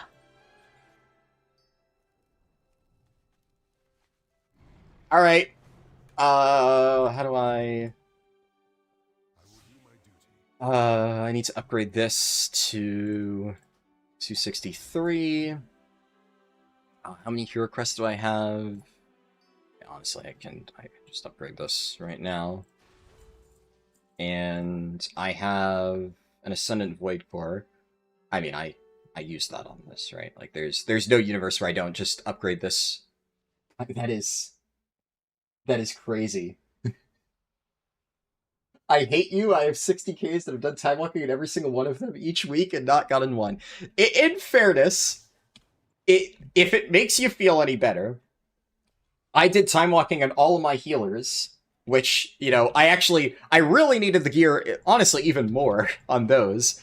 And I got complete garbage on every single one of my healers. The only remotely good thing I got is I got Plume on my Paladin, which you can't use as a healer. It's just like, if I decide to play Prot, okay, cool, I have Plume. That's the only even remotely decent thing that I got. But it didn't even help me with that challenge. Now, yeah, I mean, that is fucking crazy.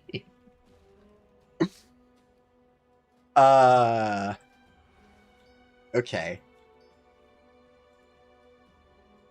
Well, another outcome of that is I no longer need to buy a trinket from what's it called? From Delves. So that means I have more flexibility on how I want to spend my Zeron crystals. So if I see a Zeron option in my next delve that is worth buying, I should just do that. I should just do that immediately, and I don't need to save that for buying a trinket, because now I have a trinket. Was my GM friend listening? Maybe. If they're still listening, can they area touch or area death test all of the bosses and my keys for me? Help me for the rest of this challenge as well? Okay, thanks. Holy.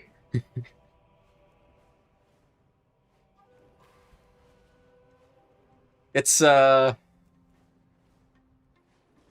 mean that's definitely that makes me happy. I don't know how else to describe it. That is fun. That is exciting. It is good to know that I no longer need to get any trinket upgrades for the rest of this challenge. Still worth doing delves though.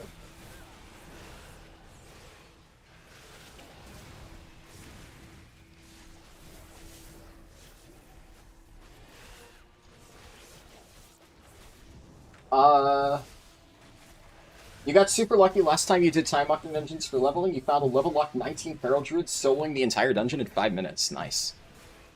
Yeah, every now and then you'll run into those players. And it definitely speeds it up. Though that being said, like, I mean, 5 minutes is fast. One of the things about level 11 boosters, though, is there is, like, a minimum time that the dungeon can take. So if they clear it too fast, you actually have to just sit there and wait, because you're not allowed to re-queue. Which Blizzard put in specifically to stop boosting. Now, if that didn't exist, I guess maybe there would be, like, a slightly different conversation to be had about whether or not the dungeons can be sped up, but as it stands, that's just a reality that you end up facing whenever you run into one of those XP-locked players in your groups.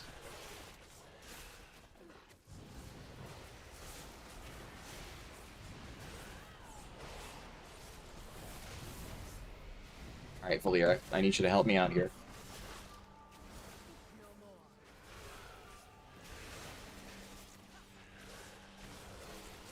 Oh, what the fuck just stunned me?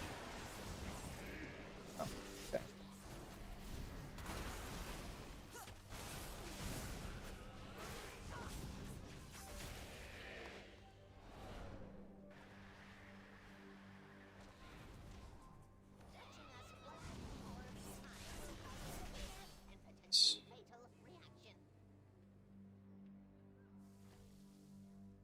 Did I? I did get the Valera buff. Okay. Nothing beats the other side in terms of time walking dungeons. You spend close to 50 minutes in that one? Jeez. I did it, and it definitely took close to 20 minutes for me. Because I did Shadowlands time walking on one of my healers to get a box. I think it was on my monk. Whatever one I was doing that week, I just figured, okay, I'll suck it up. And then it was so bad that I didn't want to do it on any of my other healers, so it was just not worth it. But yeah, Shadowlands time walking is just actually fucking terrible. It is the worst, and it's not even close.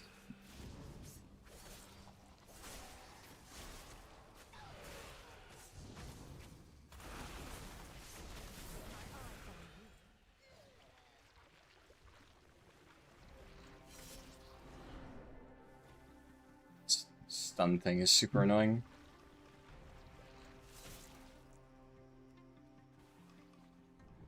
Need to go up there and get the banner. As long as it doesn't stun me, like, right at the end of a cast. If it happens, I'm gonna be pretty pissed. I think I wait to do the last interaction until it goes away, just so that I don't need to worry about that happening. Nice, we didn't summon the stupid flyer guy.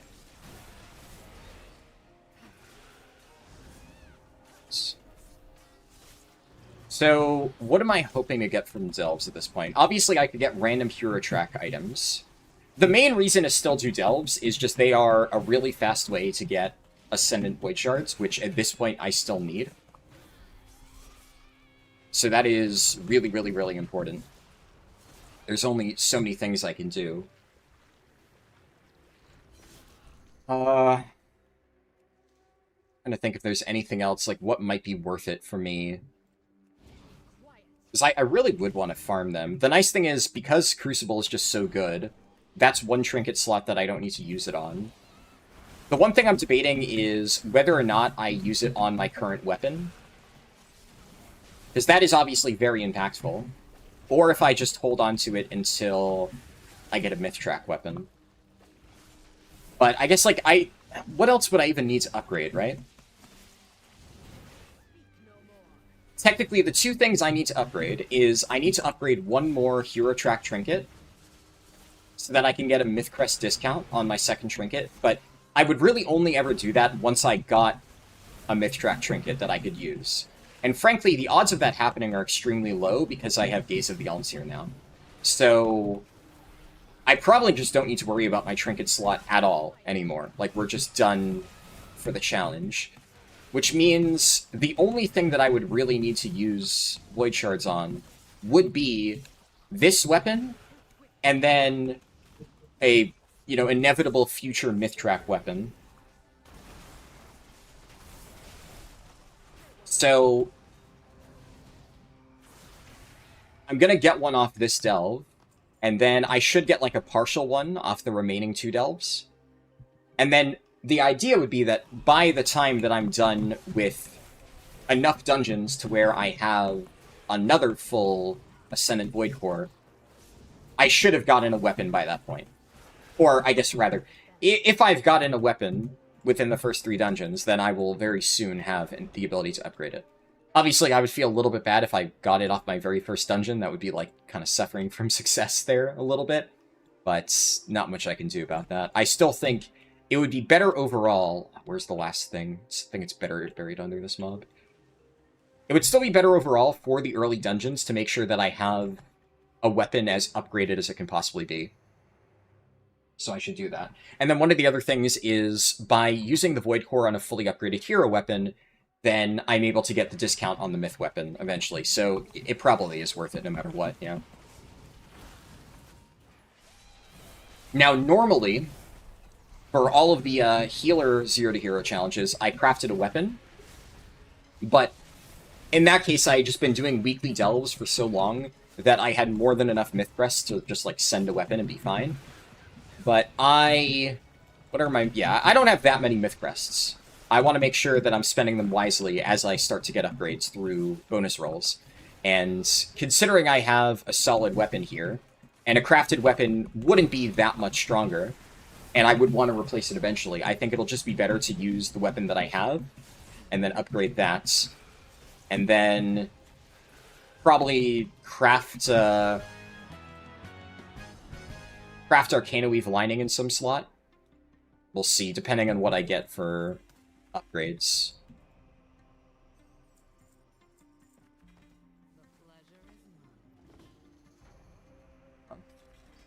What do I get? Ooh, okay! We got a hero track upgrade. Very nice. Where is it? That is the first one that I've gotten so far. That is good. I need to update my... to Crucible of Erratic Energies. I have to update my Google Doc. Hero, or Gaze of the Seer. Okay. And what does Zaran have? Yeah, Zaran has a trinket, which I no longer need. But I'm gonna end up with around 300 crystals. So I could buy either 2 150 crystal items, or a 200 crystal item and a 100 crystal item. And what do I want to do next? I should probably take Wormhole to Zul'jin. Would be the fastest way.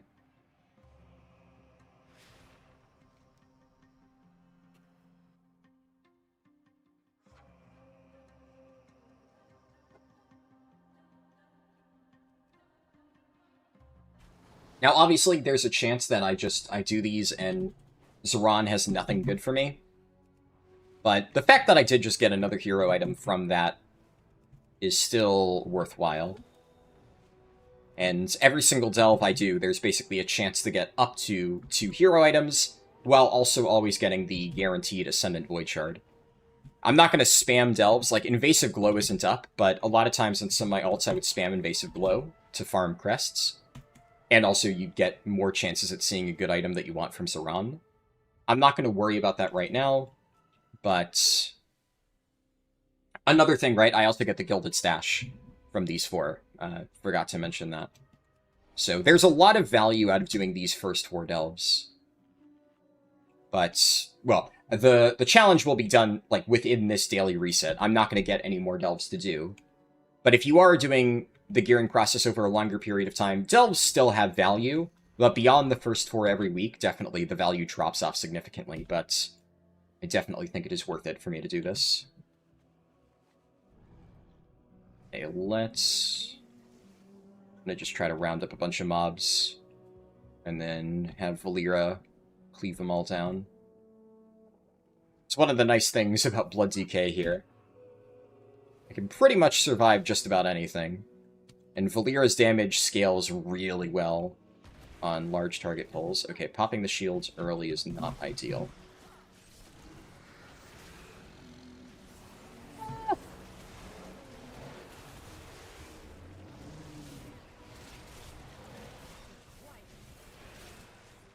As long as I don't...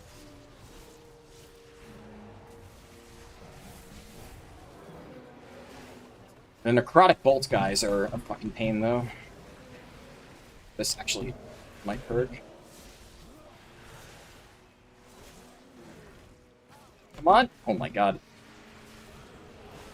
I was trying to target a mob.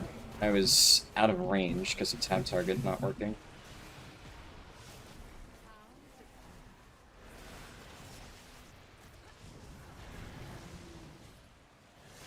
That's gonna hurt.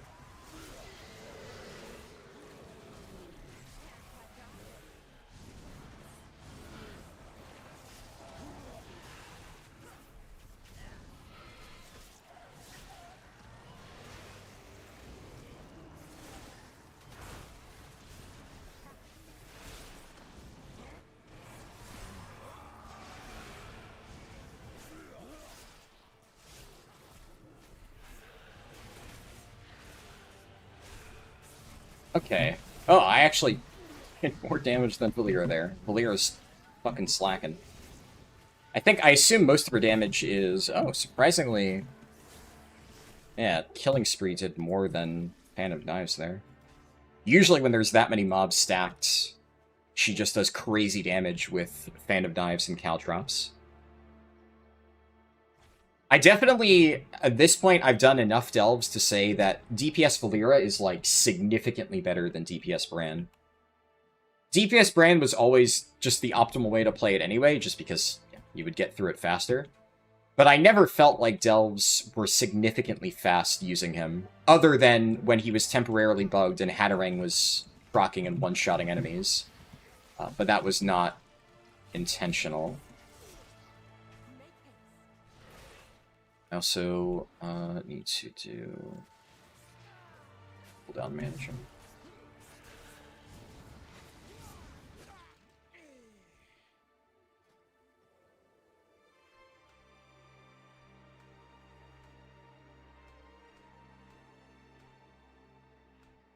I gotta do this at some point, so before I forget... Are there any things... I may as well just, like, start pulling mobs so that Valeera can kill it.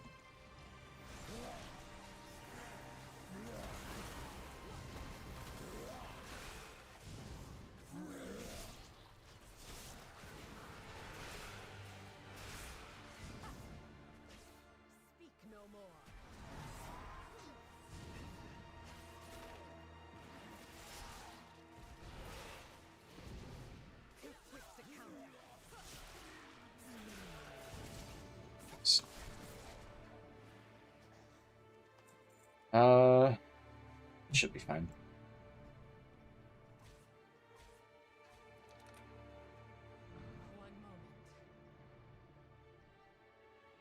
Hey, not Jade West. Good to see you.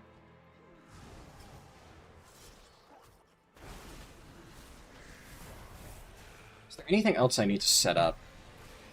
I guess damage meters. I'll want to get a healing meter set up just because people usually ask. HPS.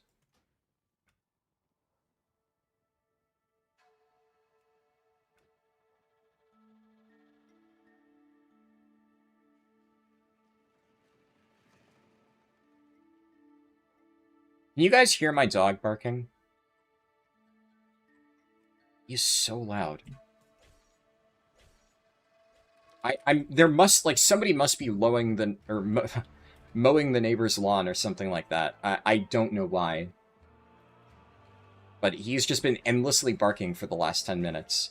I would imagine it's probably distant enough to where my noise cancellation just, like, makes it so you can't hear it, but I can hear it. I've been hearing it. And it's just, whenever he starts barking, he will literally not stop. Sometimes, even after the noise goes away, he'll just sit there, staring at the wall, bark, bark, bark, bark, bark, until somebody walks over to him and just says, "Tucker, stop." And then he, like, snaps out of it.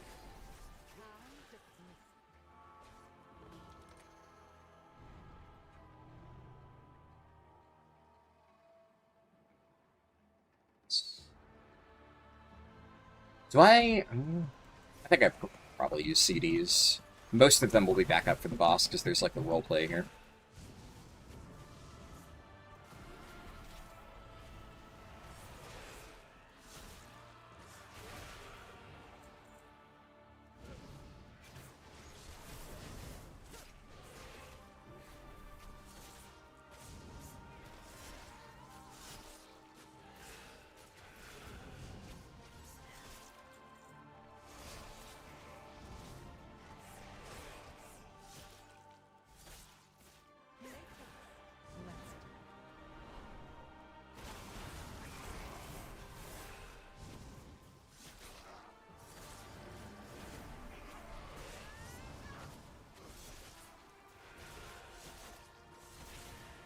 Dancing Rune Open won't be up, but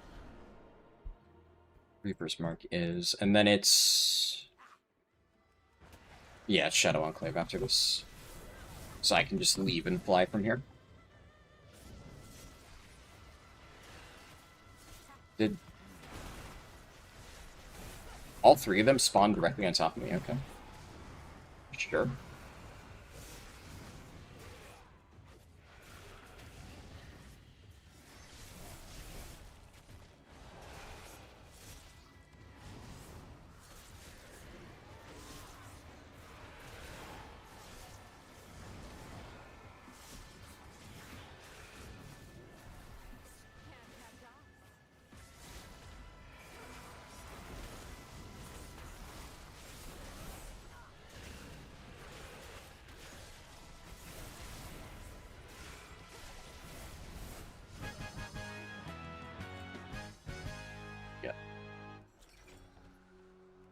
Another hero track proc, please. I got... Okay, garbage trinket. But it's fine. What does Zoran have? Zoran, buddy. Need you to give me something usable here.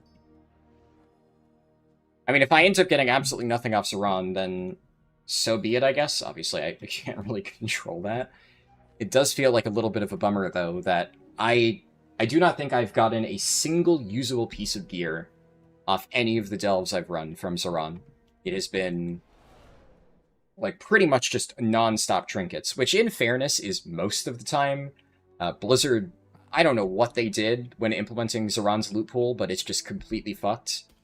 Sometimes it just gives you random items you can't even use, which feels like it shouldn't be intentional, but I guess it's still like that, so it must be. It feels really bad, considering most of the time you would like to get, like, any singular piece of gear, and it just will not be sold. Also, rings. One of the things that I usually want to buy off Zoran the most is rings, but it often takes, like, 10 or more runs of Invasive Glow to actually see the ring that I want.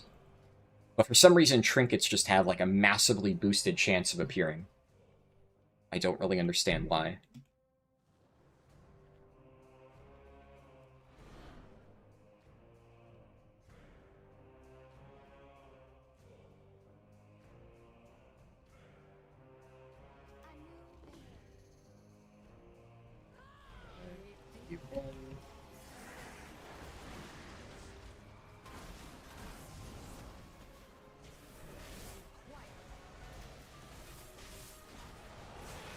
Can just stand in this, right? Yeah, with AMS. Chill. Lichborn works in this, right? Ooh, what?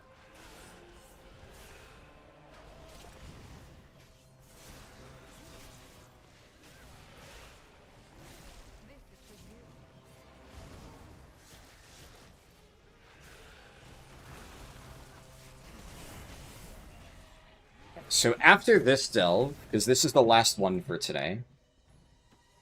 Oh, really, the last one for the challenge, I guess. I think the next logical thing to do is Nightall, because there's the world boss. That's more hero track loot, and then I also get 15 myth crests off the weekly. And usually you do the weekly really easily with the world boss and other activities, so that should only take about 30 minutes. And then I think, honestly, is there anything after Nightall that I would want to do? Probably it. Oh, Nullius. I need to do Nullius at some point, because that's... I will probably do Nullius after I get Hero Track here, though. So I'll do this, I'll do Nightall. Then, whatever slots I don't get, I buy some Hero Track upgrades. Oh yeah, another thing is I will get this. I guess whether or not I take Bracers or Cloak is kind of the decision here. I don't think I really want to take the belts on Mythtrack. Both of them are fine. Yeah, actually both of them have crit verse, so it's kind of hard to say.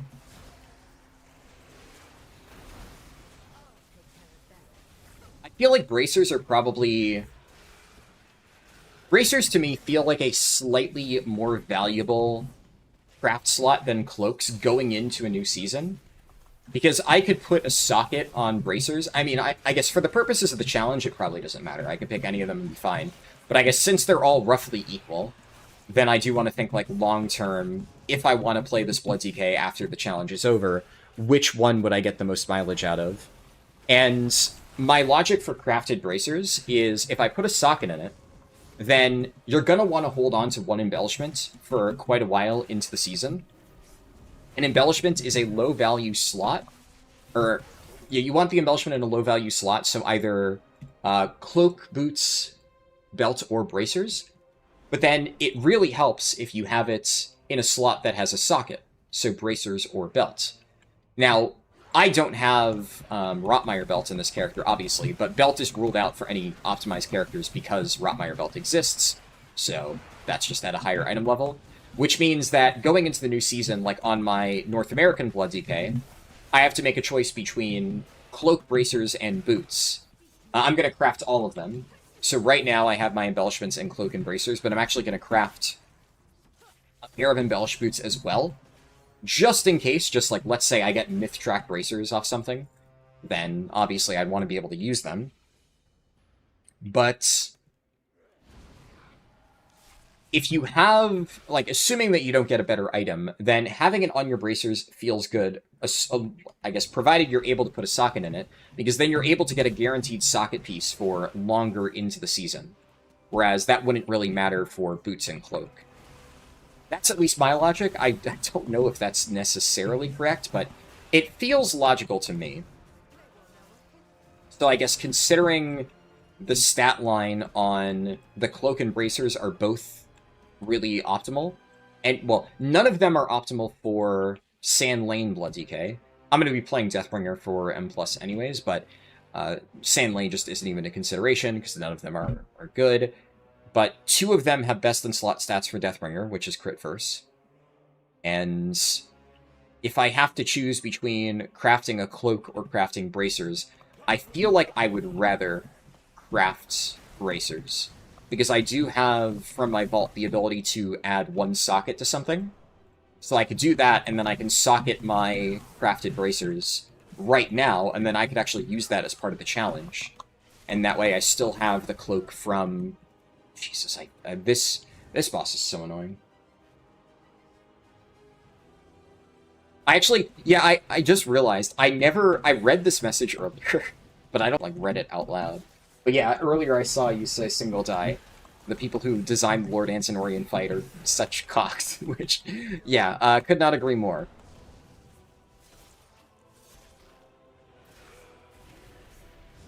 It's just... the thing that really annoys me about this is that there's absolutely no consistent way to bait the teleports. I've tried so many different things. He just picks a random location and then teleports. There's no way to control it, at least that I know of. So if the boss just wants to teleport down the hallway and completely fuck you over, then he will. Like, okay, alright, dude, sure. I just applied Reaper's Mark, and now I have to waddle my way all the way over here. That's such cool design. I love that. Why? Which developer thought that was fun design?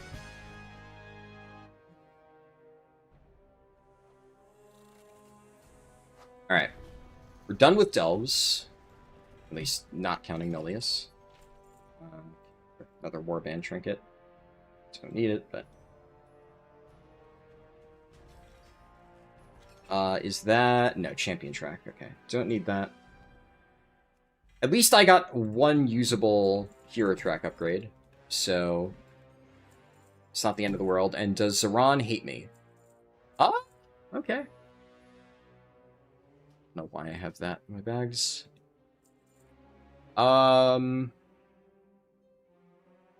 Yeah, I mean... I actually have 360 crystals. The reality is I'm not going to be... It doesn't really matter. I'm not going to be doing any more delves, so I may as well take what I can get, and it is an upgrade. So let me jot down on my sheet 259 delves, or 259. What are my boots? Crit mastery.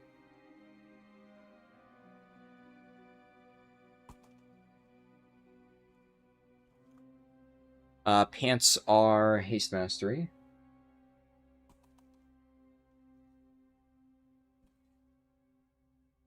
And I have now shoulders. Where do I want to put this?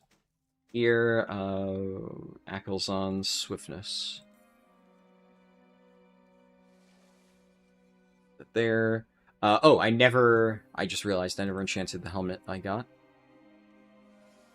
Okay, do that. Shoulders are crit mastery. Okay. And all Arcantina key. So now I'm missing 1, 2, 3, 4, 5, 6, 7 hero track pieces. I can get hopefully at least one falling Nightall. And then I guess, well, I'm missing 7 hero track pieces, but then if the plan is to craft bracers, then I don't need it for this slot. I don't need to use any upgrades for this slot, as a matter of fact. And from the hero track, or the myth track cloak means I don't technically need a hero track cloak, but it still helps to get a hero track one. That way you can upgrade it to 276 and get a discount on the myth track item.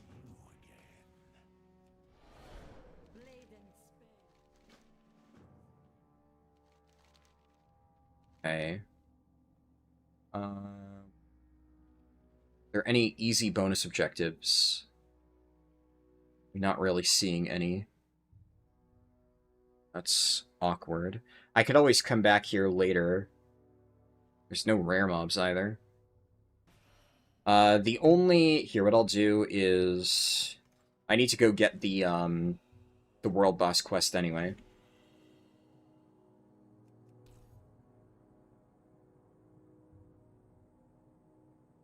So I'll do the world boss first, and then I'll worry about getting percent.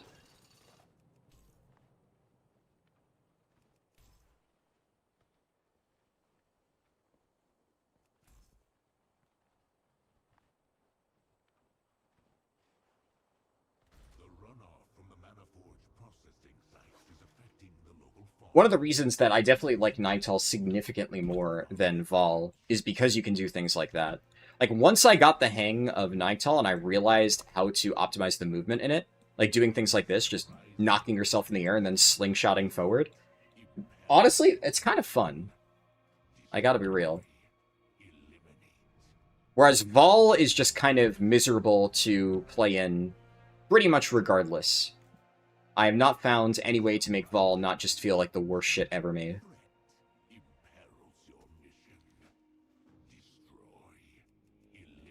There wasn't any mushrooms in range.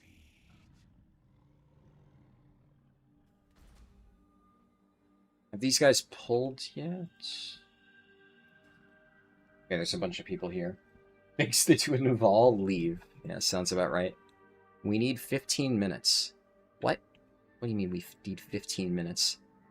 Fuck that.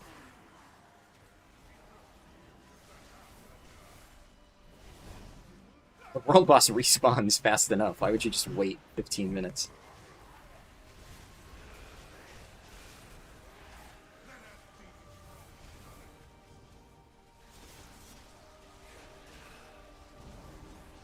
But also, another thing about Nightall that once I have the teleports unlocked doesn't feel quite as bad, is the teleports actually feel like they're logically spaced. There's a teleport over here, there's a teleport centralized, and then there's one over here. There's a teleport in every major area. Vol has like 3 teleports that are all right next to each other, and then getting to like the ends of the caves and anywhere in like the northern end of the zone is just a pain. Getting to anything in the back area of that fortress is also a pain. It's just, I don't know, like, so much about Vol's design just makes zero fucking sense. It's just horrid. I feel bad for Nightall, honestly, because I feel like so many people... Well, the rewards of this place were really undertuned on launch, and I think it got a lot of flack, justifiably so for that. That's just more of a invasion point thing in general. But now that the rewards are actually tuned to be decent, I honestly think Nightall's solid. It's... dare I say, one of the better patch zones I've played through. Reminds me a lot of Argus, honestly. But because Vol is just so fucking horrid, I think Nightall gets a lot of flack as well. And I guess there's probably a decent amount of people who don't understand how to properly do the mushroom thing. The first time I did the mushroom thing, I was like, I don't feel this. It felt a little bit janky, but I do, like, I want to say that if you go back to the stream where I did Vol the first time, I'm pretty sure I did say that, you know, either I just don't get this yet, and, you know, maybe I'll change my mind once I really get a feel for it, or it's just like, you know, the coding is really janky. It is admittedly kind of both. There is definitely some janky code where I'm like, I don't understand why the mushrooms work, but I kind of understand. One thing that I didn't know before, that I've gotten a feel for now, is you have to be at, like, eye level with the mushrooms for the grapple to work. Like, you can't grapple downwards. You can only grapple, like, horizontally or up. But then there's, like, a very specific angle that you need to be at for the grapple to work. But I've done enough stuff here that I've kind of gotten a feel for the angle. So if you understand that, you can often make a lot of good use out of it. And it doesn't feel quite as bad. And then also, you're able to make really good use out of Goblin Gliders. If you just grapple up really high, then you can glider, like I did before. And cross a lot of the zone. Another thing you can do is XA1000s are really good here. Sometimes you'll land, like if you're grappling around like the side here, you can land in the water, XA1000 around the coast. And it's like using gun shoes. Also, there are gun shoes, which are just good here. And it feels like there's a lot more open area. And you can get value out of gun shoes. Using gun shoes feels like pointless on Vol, because the place is just swarming with mobs in every possible area. And there's so many really annoying to navigate places that are indoors where gun shoes just don't work anyway. I mean, I don't know. I can think of so many reasons why Vol is just fucking horrible and Nightall is just so much better. But I have seen so many like Reddit posts grouping them together and just saying the invasion points are terrible. When I feel like it's doing a bit of a disservice to this zone. This actually, in my opinion, feels quite well made. Oh, and then also, the thing I'm doing right now, the world boss. The world boss on Vol, how long did it take me? 21 minutes to kill. And this one is almost dead. It's been only about 4 minutes. So, the world boss takes plate. Oh, I was going to say plate boots. I already have plate boots. Okay. I did get an upgrade, though, so... Or well, I got a hero track piece. It would have been an upgrade if I didn't already get it from Delves. I'll at least hold on to it. And then what did I get? Warbound Wands. Alright, that's useless, but... It was unlikely that I was going to get something good from that. And it's fine. Okay, and the quest is at 47%.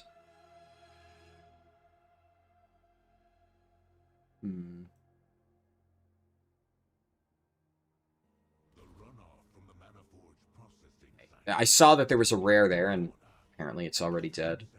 That's a little bit annoying.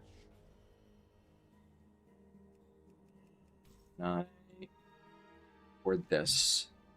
Okay, there's Scaling Matriarch over there. So I guess I'll ride this. Actually, you know what I could do? From here, I can just glider. Is there any mushroom that I can grapple onto? I don't think so. That's fine, and then this is a perfect place for XA1000.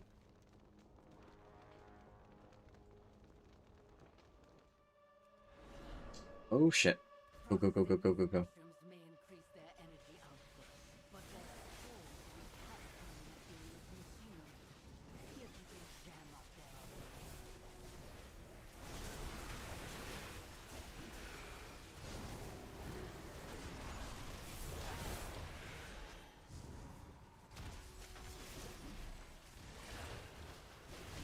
Hold on to that one. Okay. So what do I need? 40% more.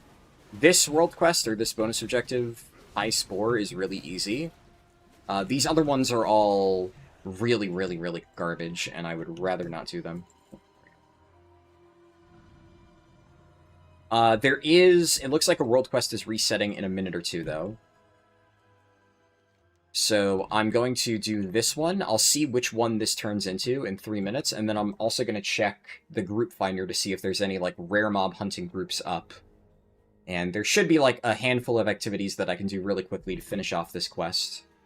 And this is worth it, because obviously it gets me the mythic item, and then it also gets me a bunch of myth crests.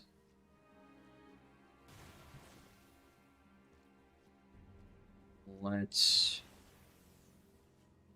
do...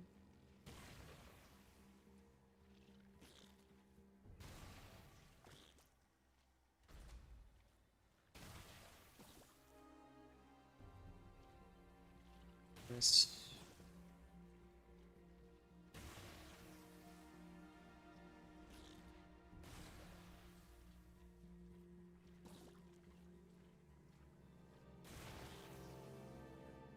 That up. Okay, last one. How much does this give for percent? About 10%, not bad. I can't remember if the world boss quest here... Oh, shit, there's a... I didn't actually see that one. There's another really good bonus objective.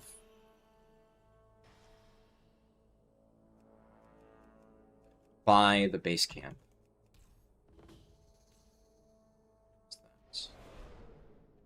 Oh, it's right at the start. Okay. Listen. Okay, that doesn't actually give credit.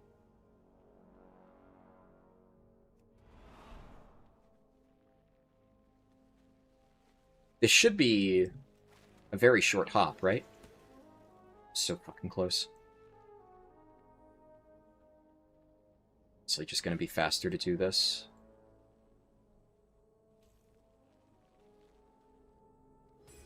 Nice. 85%. Let's see, custom. A and Hex is up. But there we go, that's what I was looking for. Rare Farm, Nightall. War mode? Oh, war mode off, okay. Why? I even specify war mode off. Who plays in war mode on?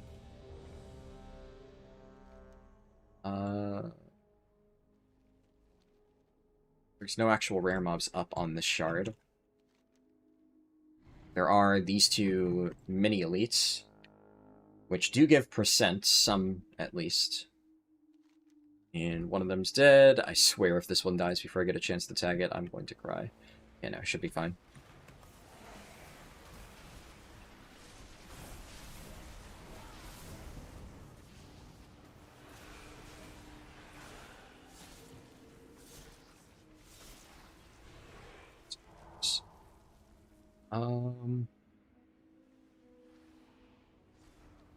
As long as there's a bunch of really good world quests, most of them are not up right now, though. So I have to imagine that whatever that turns into will be better. Oh, wait, what the hell? That was enough? Alright, never mind. Don't care what that is. We're done.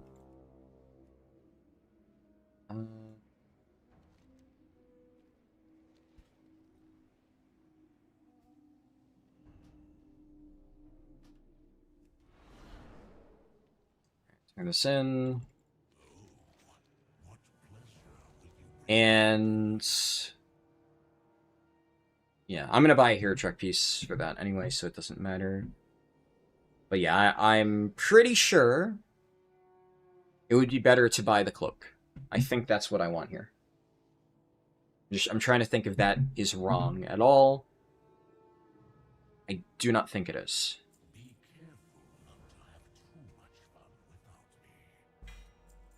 From that, yeah, Myth Dawn Crests.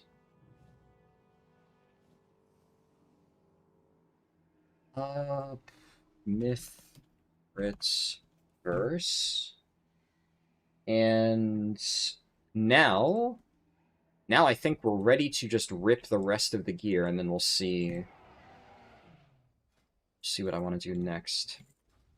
I need to do Nellius, but I want to get my gear first. How many accolades do I have? I have enough on this character to buy one piece of gear. In theory, right, if this was... what's it called? If I wanted to farm accolades on one character to get all this gear that I'm going to get right now, I could. Like, I was able to get this on my main character, but the reality is everything we've done so far, this is pretty much the most single, weak, efficient sources of gear.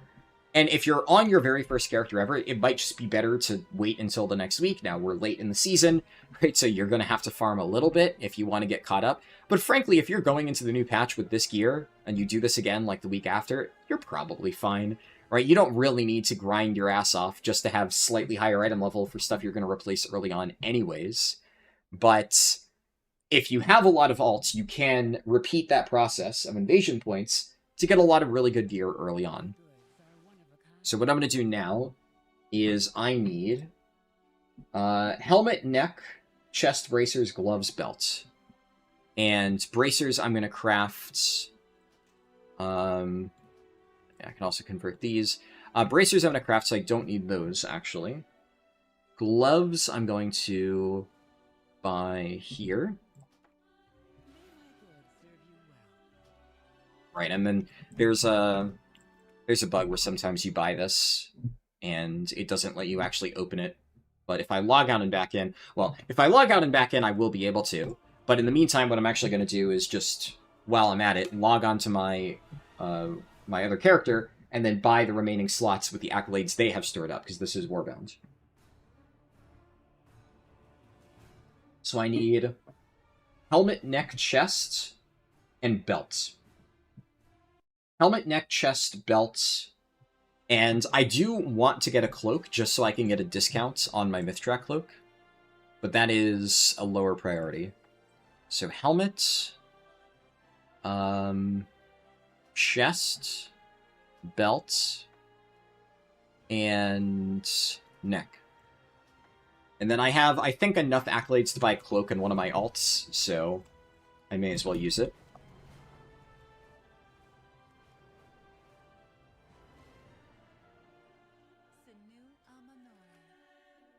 Here.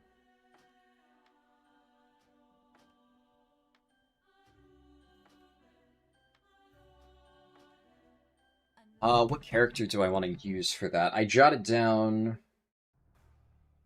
my... how many I have. I'll use my Demon Hunter. In fact, I have... it looks like I have enough, the good old turn it off and on again? Yeah. Pretty much. I have so many excess accolades on my DH, I'm actually going to buy a second necklace. That way, if I get, like, I don't know, high mastery, low haste or something, which is probably the worst possible stat line for Blood, if I get that, then I can just get a second necklace. Where the fuck am I going? Right, so, but I want cloak, and I want necklace again.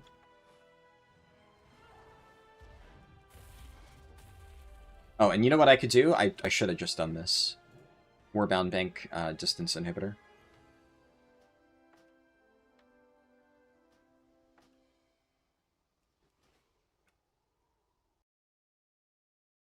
You're 271 on your blood decay. Now you just finished the cleanest 10 Windrunner Spire of your life. Nice. You got double Warbanner, both Hero and Myth, but the ret in your group got a Hero Track Heart of Winds. Nice. Yeah, the Kralix Warbanner I'm not a huge fan of. On, like, single target, so raids, I think it sims okay. But I don't think it does that well in M+, and it's also just not an amazing trinket. Heart of Wind, though, definitely a good option. Less so for Deathbringer, but it's not bad. It's a solid option for Sandlane. Okay, so let's open this up. That is... yeah, high crit, low haste. Let me... 9 crits. What I'm trying to determine... I'm writing all this down so I know which slots I want to catalyze. Because it'll depend on the stats for these I get. Because I'm fine with most tier. I think gloves are probably... Catalyst gloves for Blood are probably or Death Knight in general, the worst. And these are, like, fine. High crit, low haste, that's a perfectly fine stat line.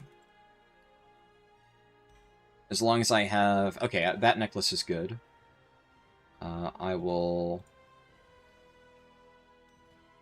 But if I get, like, a crit verse necklace, I'd probably use that instead. But it's still fine. I'll open... What's the second necklace I get? Ooh, okay, well... Void Lace Pendant and the cooler Void Lace Pendant. The thing is, I don't actually know what the total options are from this. Okay, so we get... that... Ooh. Okay.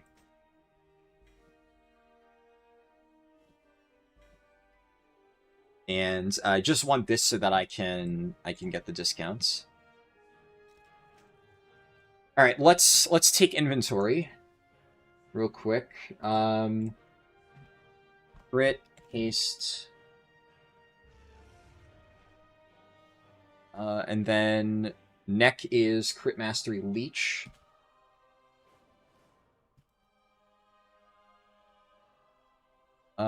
Chest is crit verse avoidance, right? Yeah. I mean, really, I want speed, but I mean, I won't complain about having bonus tertiaries. Bracers we're going to craft, and belt was haste mastery. So the belt is kind of yucky.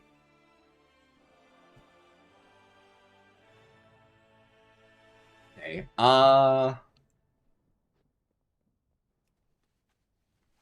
Let's quickly see what I can get from Catalyst. So what is the chest piece again? High haste, low crit. I mean, I do really like a crit verse there. Shoulders, yeah, there's a lot of haste. Crit haste. I mean, this is basically the same.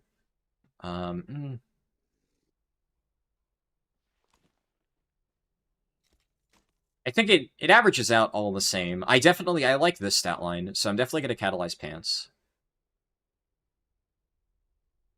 So I'm going to change the pants note to 259 tier. Then I definitely would rather keep the chest over the shoulders. I think for the helmet, I don't really care either way. It's mostly the same, so I'll do helmet here. Really, it's just a question of, do I want to keep the crit first chest piece? But this has slightly subpar stats. But honestly, high mastery for Deathbringer, like, it's not... What's my mastery at? I have quite a lot of it, but also, like, the belt is high mastery. It's mastery on this, though, and that's going to be replaced with crafting. Mastery on the necklace. I do have a decent amount of mastery. So this is high haste. It's a tough call. I'm almost tempted to buy...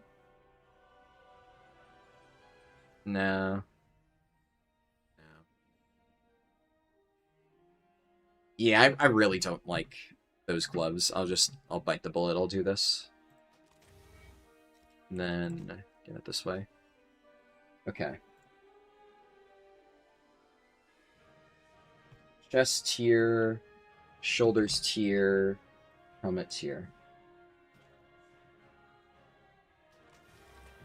And that's the Catalyst achievements.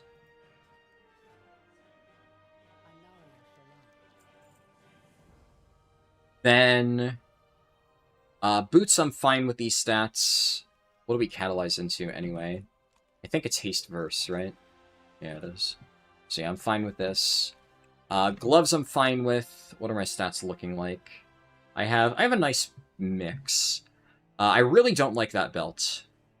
I really, really, really don't like that belt. And the necklace is fine. I have more accolades on alts. I think I'm going to check... I'm going to check my druid. My druid has a bunch. And, it takes no time at all, right? So, if you link me the chest, I might be able to check the options. I'm sure, yeah, like, I could probably see it on Wowhead. In fact, yeah, let me look at the item. I forget the name, so I'll have to Ash of Void-touched armaments. Ash of Void-touched armaments.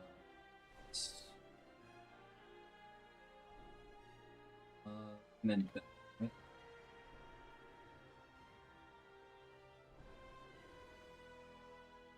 On it. And then, I guess necklace. I'm also curious if there is a crit verse neck, I might try to get that. Let's see. I'm not seeing it on. Okay, no, I found it on Wowhead. Found it. Contains. Okay, so there's only 3 necklaces. There is the one I got, high crit, low mastery. There is a crit verse necklace. It is high verse, low crit. And then there's high haste, low mastery. Okay. I kind of want the crit verse necklace. That would be pretty nice. And for belts... there are 2. The other one is high mastery, low crit. Both of them are high mastery, huh?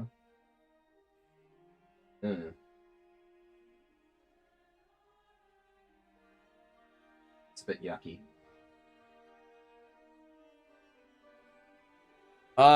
We'll make do. You know what? If I don't get the belts, it's fine. But we'll do belts, and then I'll buy 2 necklaces, because I have a bunch here. And I'll save 1... Oh yeah, here. I'll save enough to buy 1 extra if needed. I also still have a few more accolades on some other characters, but it's not like I'm going to use it on any of these alts at this point for the rest of the season, so I'm not too concerned about potentially wasting it. I'd rather just get ever so slightly more optimized gear before jumping in.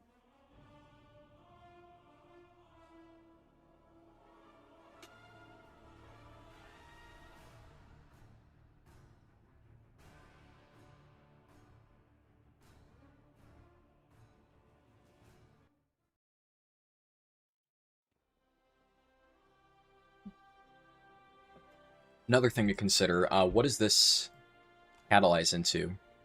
High mastery, low crit. Okay.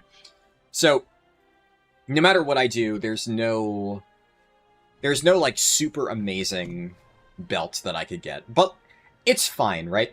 I mean, the reality of Deathbringer is your stats are very flexible. So, if I'm forced into using a slightly suboptimal belt, like, it's not the end of the world. It just means that I build the rest of my stats around it, which makes me, like, if I have to have mastery on a bunch of my gear, then I'd rather make sure that I don't have mastery on the necklace. Nice, we got it. Okay. Maybe we get speed on the necklace. Okay, actually, we have all 3 of them now. But I would rather run... The leech won't matter, really, at all for Blood DK. This balances out my versatility a little bit more. I like that. Also, if I decide to play Sand Lane at some point... I won't be during this challenge, but in the future... That necklace is nice. And then... wait! Oh, the Wowhead thing was missing this.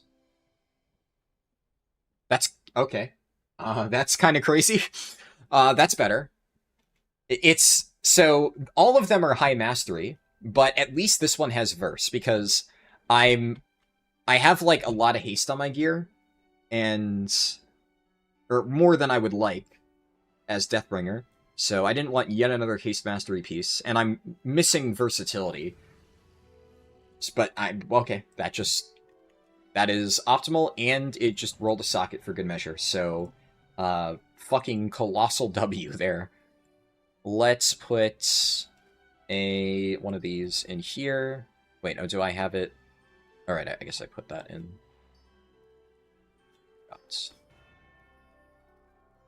All right. That works out quite well. In theory, I could... that's one of those things where if you have enough accolades, I could fish for a socket on the helmet, but I don't care enough to do that. It's fine. I think that's...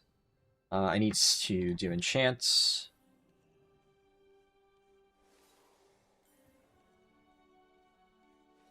Did I have those properly? Already did that. And yeah, got boots.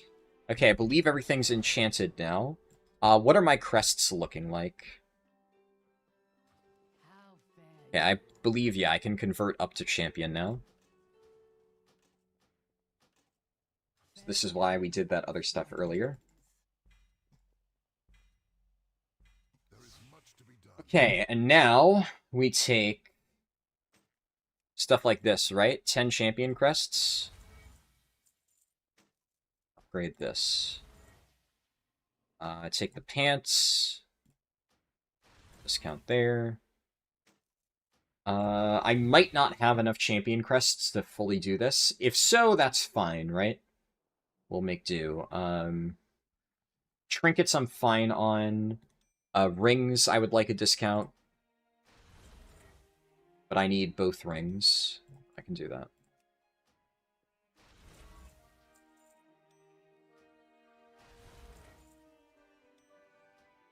Then, what else? I think I don't have enough to get, like, a full discount on literally everything.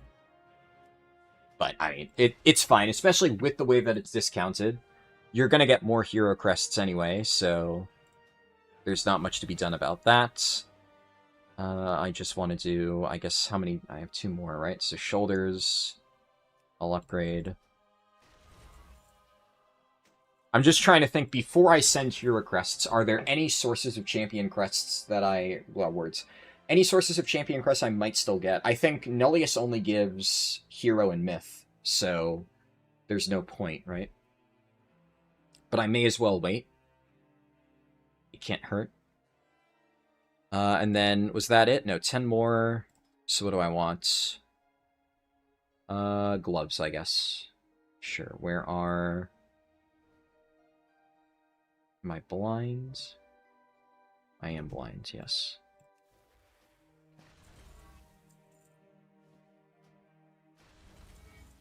Alright, let's upgrade the weapon first, and then I could use a Void Core on that. Then I can upgrade this. We'll do all the tier first.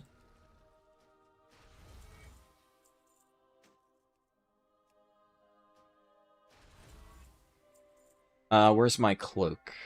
There. So we do cloak up here. Upgrade that. I have just enough crests to craft bracers, so I can do that next.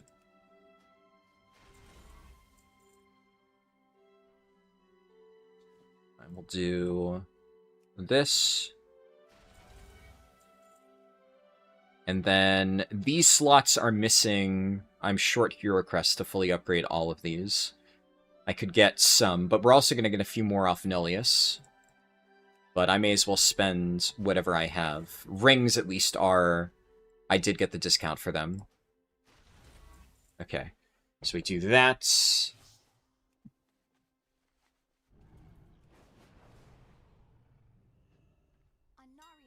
For armor, plate, wrist, we'll do this track. I have to fly to the auction house like a peasant, because I don't have the AH mount on Europe.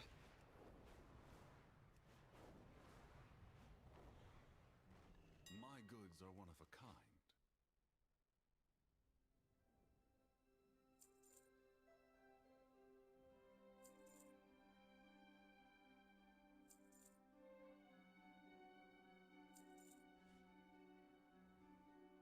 And then we want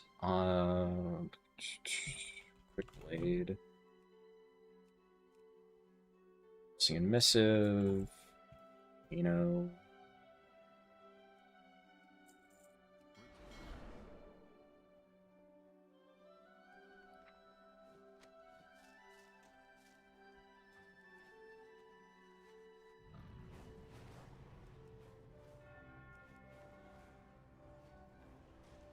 Alright, and I'm going to gamble with the public order system. If somebody manages to get my order filled, then awesome. If not, then I'll have to open up trade and figure it out from there.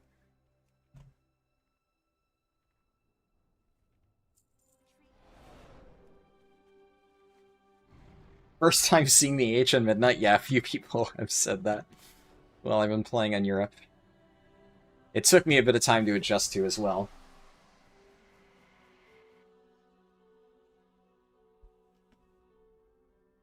I should be fine to do Nullius at this point. Do... Leave this. Yeah, should be more than fine. And then that gives some hero crests, so that'll be a few more upgrades.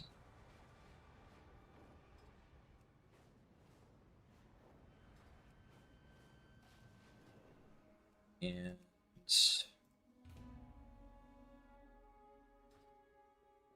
swap this to Time Lost Edict.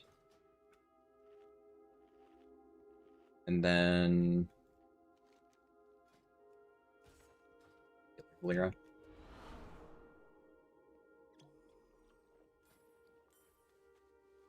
I guess I can also do... I have roast on my bars. I should actually start using buffs now. May as well.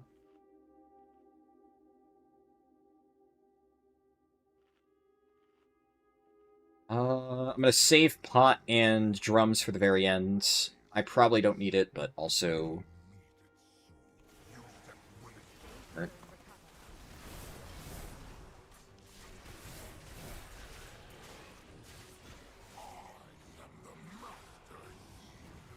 Right, yeah, because Valera's healer, she doesn't kick. Okay, but I just leave that because Blood Decay is disgusting. I'm so used to doing this with DPS Valera.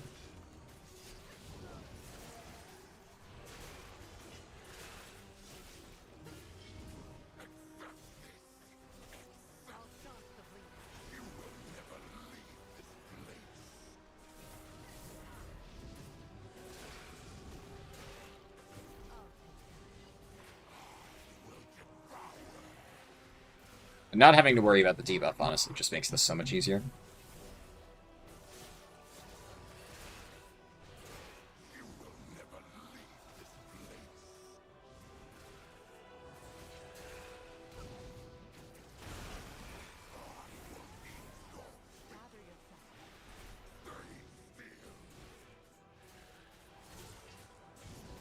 Ah, somebody fucking... okay, public orders failed me. I'm gonna have to find a person in trade chat. Okay. So be it. Most of the time when I send a public order, somebody just rank 5s it, but... It's just such a fucking pain.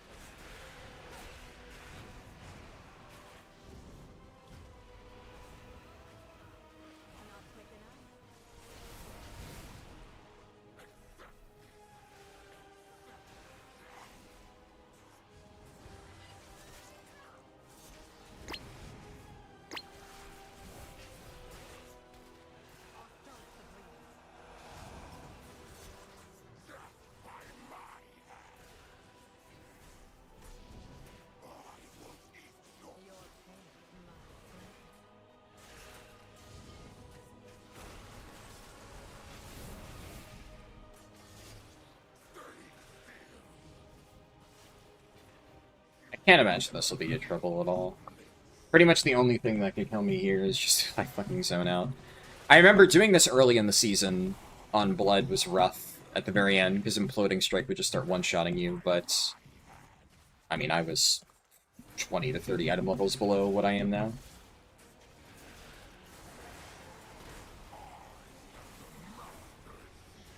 I also probably could have used Pot and Pull and still had it back up, but...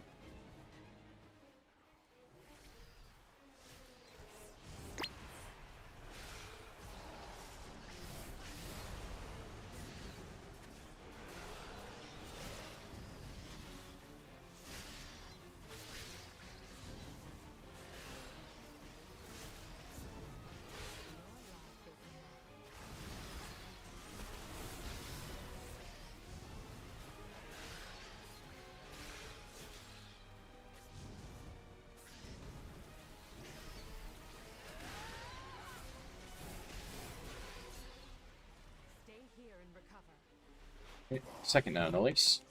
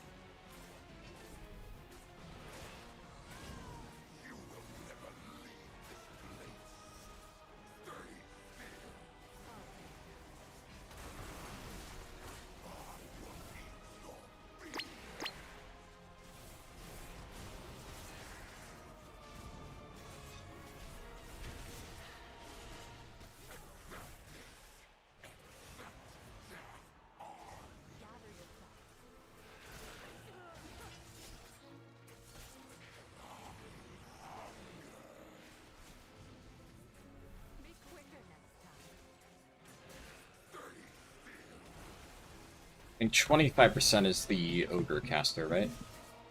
Yes. I think he just stole my Reaper's Mark, but whatever. Oh, never mind. It still goes off. Okay. That's nice. At least I don't lose the scythes.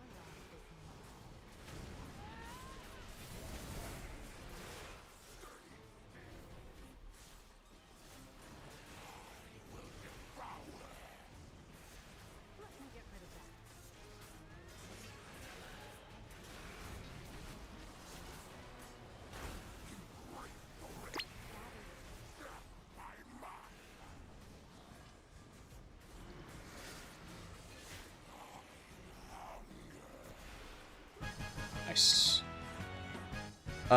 Yeah, so 35 Myth Dawn Crests and 65 Hero Dawn Crests. Decent amount, but no Champion Crests. I'll never understand why you gamble on public orders. You usually just do looking for profession plus item link and 10 people flood your PMs. Yeah, but it's just so much effort, and then you have to sift through all the fucking dickheads who want, like, a 5k tip or all rank 5 mats and shit like that. I really just genuinely fucking despise the crafting system.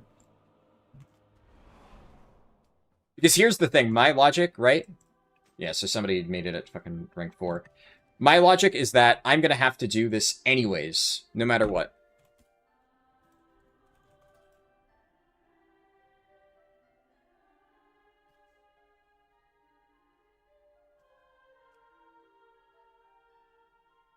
What's this too?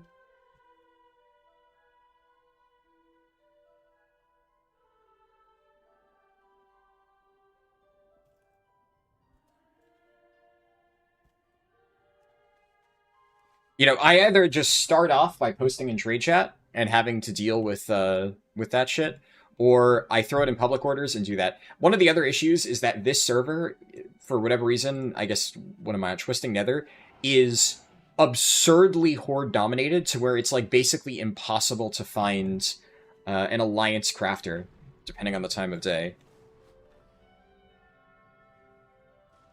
Yeah, and like this person wants a fucking 2k tip, which is, I still feel a little bit unreasonable, but it's not unreasonable enough, and especially I already know that if you're on alliance in the server, it's a fucking nightmare.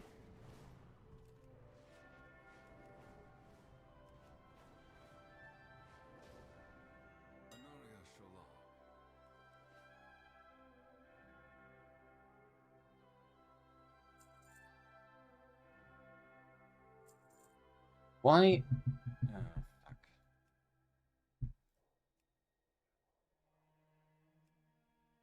Treat my wares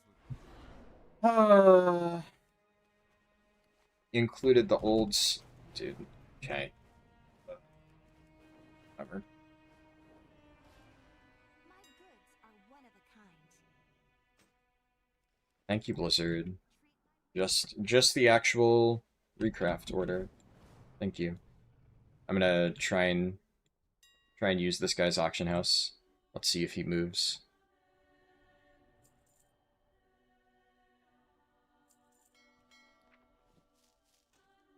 Thank you, sir. Anaria Shala.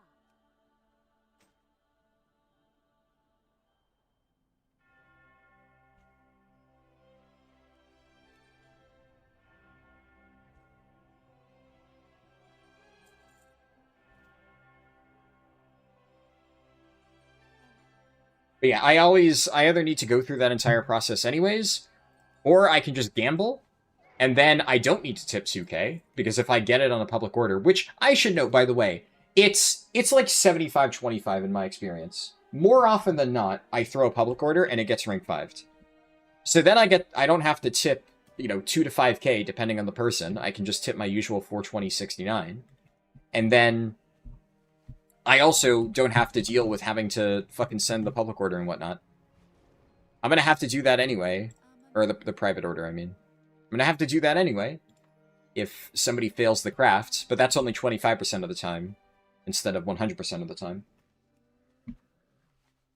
Are the puddles still bugged? Do you remember the debuff saying they deal 190k DPS, but they only really deal 12k? Yeah, I don't know if it was just them coding it wrong or whatnot, but yeah, they still do very little damage. I'm obviously just trying to play it safe. May as well. We take this. 60% of the time works every time. Indeed. May the eternal sun guide you.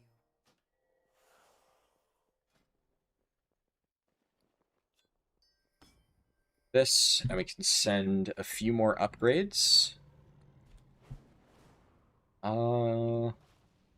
this world is vast and wondrous. This.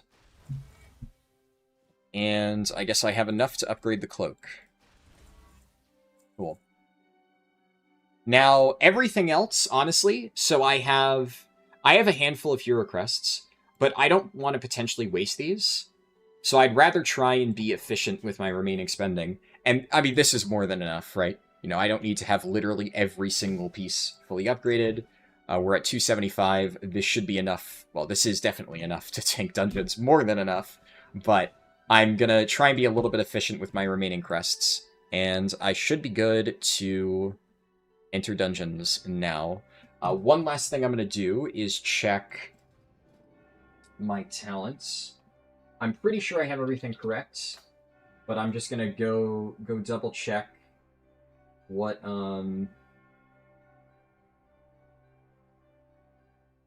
check my most recent Lura kill talents, because I'm pretty sure I was still in my M+ builds when I killed Lura last week. I'm usually too lazy to change, I'll be honest. So I'm just opening up my North American logs. Make sure. And am I running all the right talents? Okay, well, I'm spec'd into AMZ instead of lower CD kick.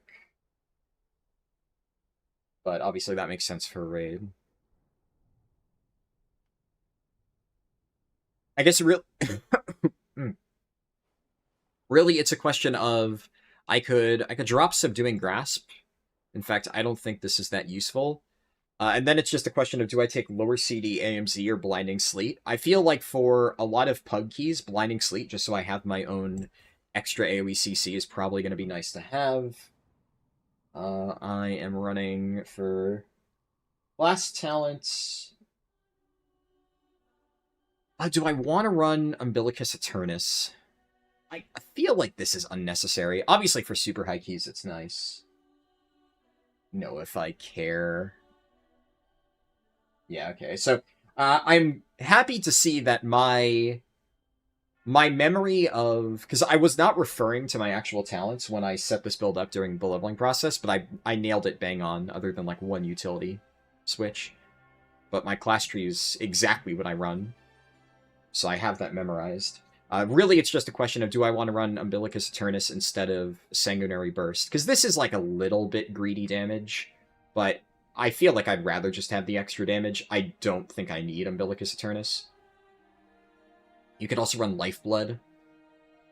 I don't think you should drop Bloodshot, but you can. At least for the keys I'm going to be doing. Maybe it's a faction thing, since 99% of the time you're playing Horde. Yeah, fair enough. Your PMs are usually tip whatever you want. Yeah, I guess I should say it really does depend on the server, and also keep in mind that, like, on North America, at least, I played on a lot of, like, lower pop RP servers where it's annoying to find crafters. On higher pop servers, yeah, it's a little bit better. But then, also, in my experience on Europe, it's been a little bit rough. But okay, I think I'm gonna just run this. If I feel like I need to swap a talent, then I can do that. But I'm fine with this setup. And then also, by far the most important thing, what do I have to work with here?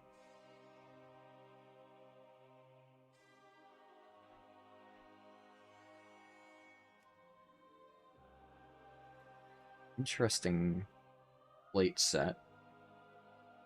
I don't know. Do I have enough of that set to actually, like, make it work? I feel like I just don't have enough pieces in there to make that look good. I could just go for, like, a basic blue. Kind of similar to the Mog I did on my Prop Paladin. Do have a lot of this purple stuff, though.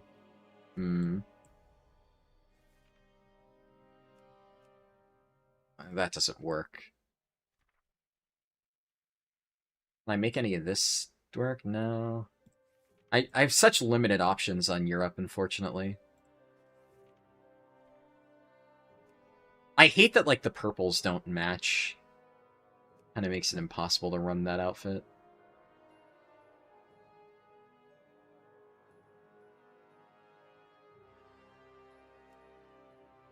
Let's just go with something simpler.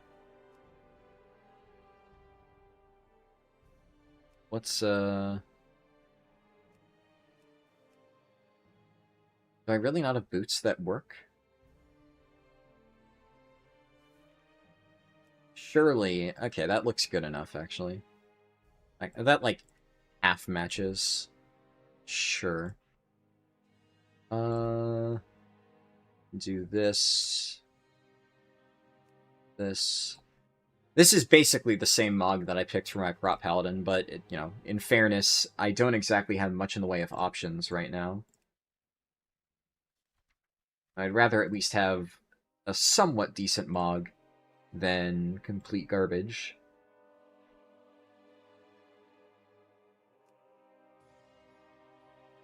That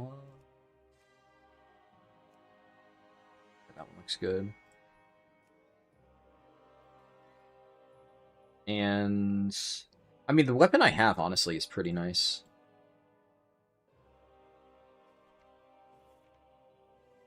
Yes, are there any other really cool options that I could use? Polearms. That looks kind of sick. It's like the same general idea. It's just a question of, do I want the polearm or do I want the sword? I kind of prefer the sword.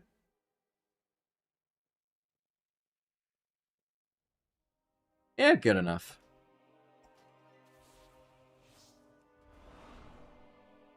How's the speedrun going? We are about to enter M+.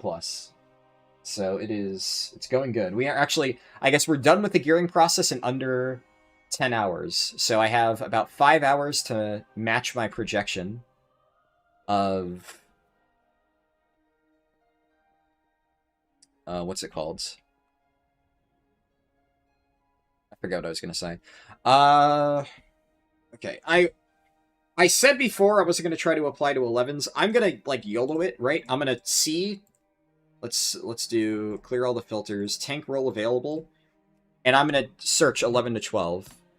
And any group that needs a tank, I'm just going to apply, and if they're going to... Like, they might just say, fuck it, we'll give this person a chance. And, not my Sara, though. I would rather not do my Sara.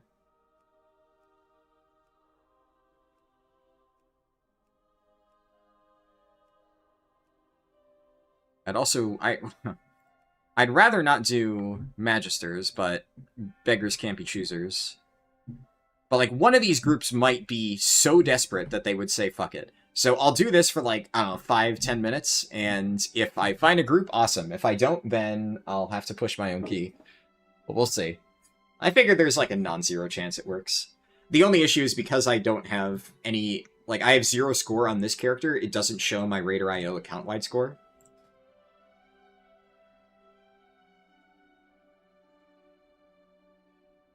Do I farm Prey? You don't want to farm Prey, but I did do 4 Prey in total. Oh, Nexus? Yo? Okay. Alright.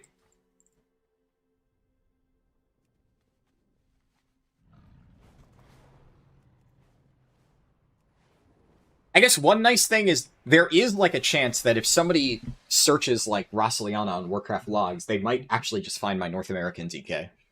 And then they can reasonably assume it's the same person.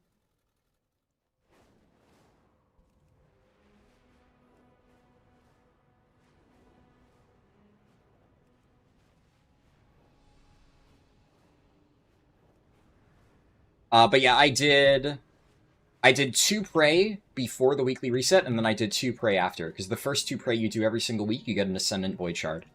But that's the only real reason I did it. Hey, Latic, good to see you. I'm gonna use cookies to... I don't think I need to rebuff anything else.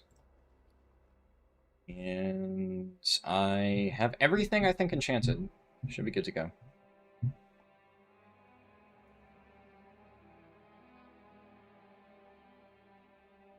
You know what? I'm gonna do this. Augment Rune. It's an old Augment Rune, but may as well. Serves you right for playing a filthy ally. I thought about asking if anybody in chat was able to craft, but it's just easier to throw it in public order. You like running Consumption? You know people don't like it for empowered stuff, but it's fun to play with. I like Consumption in theory, but in practice, yeah, it does kind of feel clunky. I don't know. Consumption, or what's it called? Consumption's also just kind of undertuned at the moment. It's just, it's not worth running over the other capstone stuff. It's not horrible, though. You definitely see your point for lower pop servers. Yeah, I mean... 2, 1. Is what it is. I'm set in my ways, I'll admit. 5, 4, 3, 2. I don't have, I should get nitro boosts or something. Nice, I even got feathered by the priest.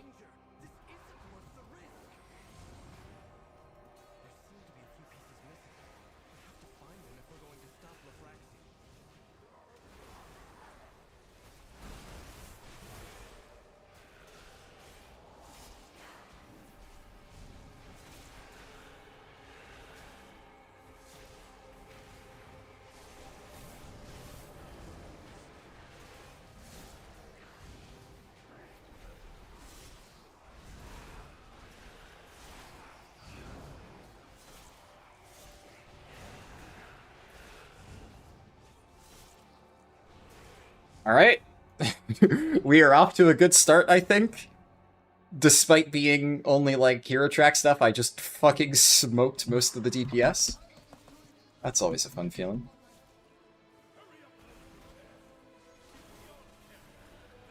Okay, I want to get the... Okay, they kicked it.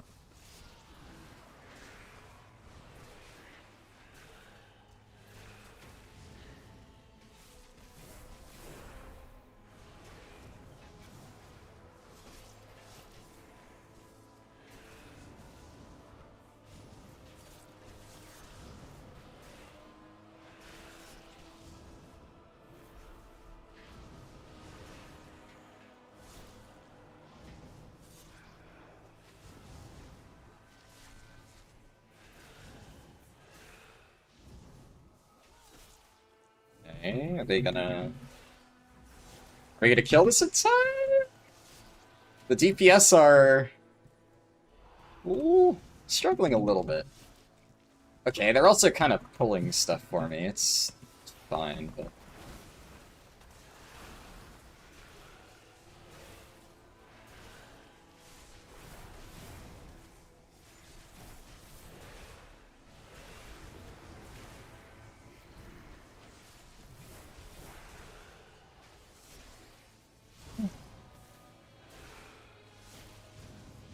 I feel like since the DPS is not amazing, amazing, and I'm still not 100% sure of my capabilities at this item level. I mean, so far this feels good, but I'm probably gonna play it a little bit safe.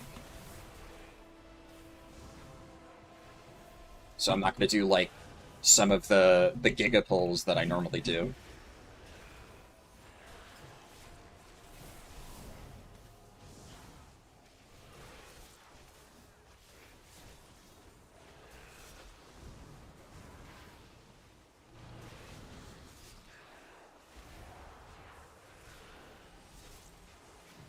Nobody's kicking Arcane Explosion, man. I feel bad for this poor healer. I'm the only one fucking interrupting.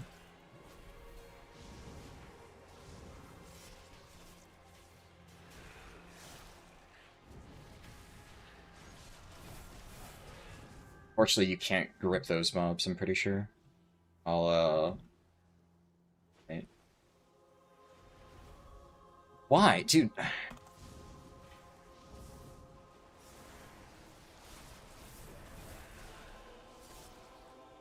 I mean, that really pisses me off. I hope that was an accident, because I was not going to pull those mobs, and not only did I not intend to pull those mobs, but the hunter pulled them before the healer was even here, so... Well, and the hunter died.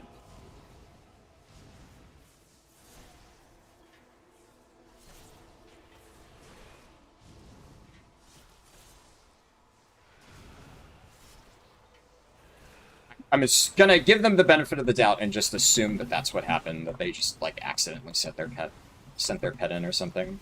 Because if they did just intentionally, randomly fucking pull a pack for me, then they can just fuck right off with that. Oh, this is rough. Yeah, this is... These are 3 canisters, I think. 3 mana batteries. So this key is fucking scuffed, right? But I'll be honest, nothing about this is on me so far. So, I do not feel bad.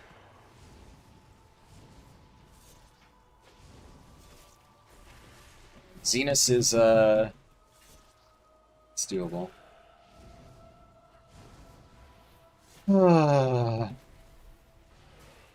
The healer said Guy's barrels, which, like, yes, but at the same time, the hunter was dead because the hunter did something dumb earlier. And the other DPS, I mean, I don't even know what the enhanced, or Ellie Shaman's doing right now.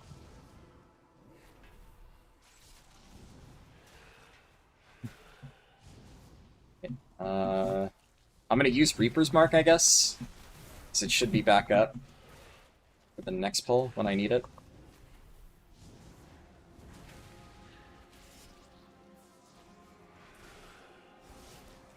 I don't think I need to commit sights to this barrel, just to make sure I have it. Okay, good. Is the hunter gonna pull that pack to the side that I do not want to pull?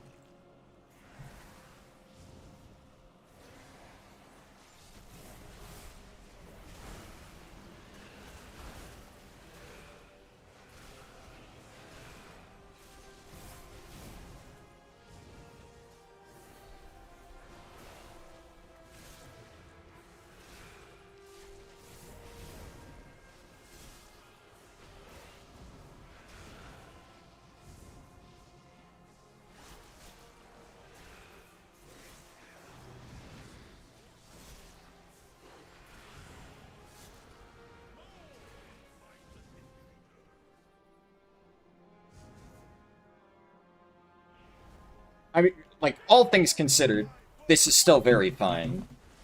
We didn't even full wipe. So...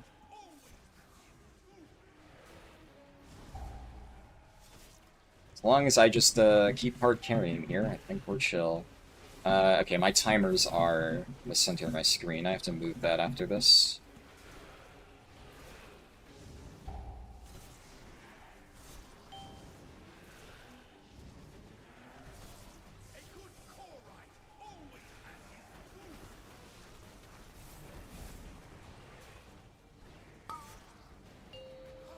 Oh, this peeking! Trying to stand near the side to bait this here, Kenneth. 3, 2, 1.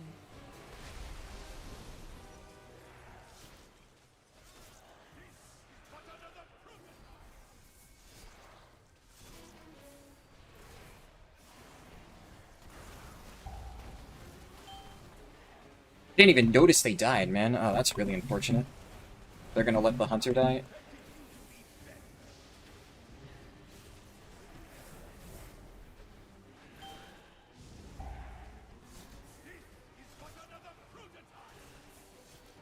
Okay, in fairness, for a second I'm like, wait, did I miss that they died? But I'm looking at the timestamps in chat. I rezzed them within 5 seconds of them dying, which, I mean, considering I did not even expect them to die, it looks like I actually noticed that relatively quickly. 2, 1. Jesus.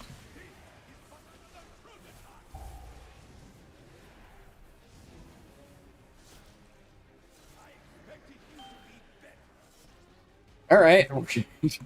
Well, interesting that I get to solo a dungeon boss on the first run. That was not on my bingo card.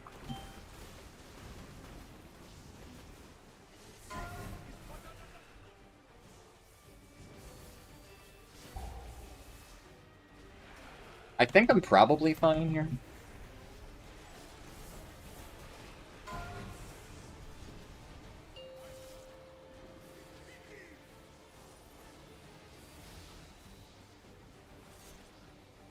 Five, 4, 3, 2, 1.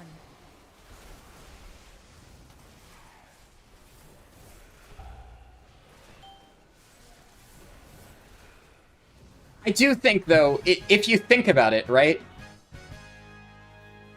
Think about what kind of group leader would actually invite a 275 Blood DK tank with 0 IO. Obviously, ignoring the fact that I am kind of hard carrying this group, if you have no other information other than, you know, there's a random Blood DK who applied to my group who has 0 IO and 275 item level, like, 99% of the time, that person is actually just going to brick your key. So, they just got extremely lucky that they happened to find the one exception to that rule. But the fact that I got invited probably is just a bad sign in the first place.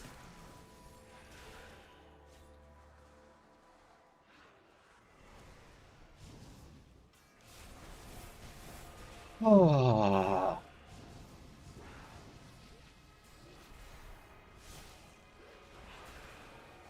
I'm gonna have to be really careful about watching Nullify casts, because I'm probably the only person who will ever kick it.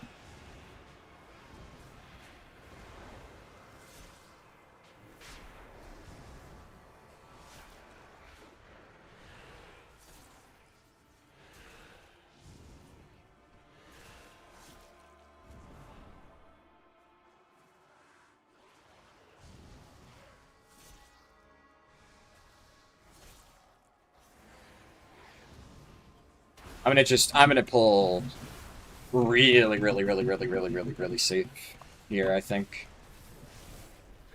No more than 2 packs at a time. Because, like, honestly, if I do basic hold Ws, it's very still timeable, and I think the only thing that wipes us at this point is if I try to get fancy with it, and the healer just dies to dumb shit. Which, like, I don't know, I don't even think the pulls I normally do here are that bad, but the healer is just kind of dying to air. So... better safe than sorry.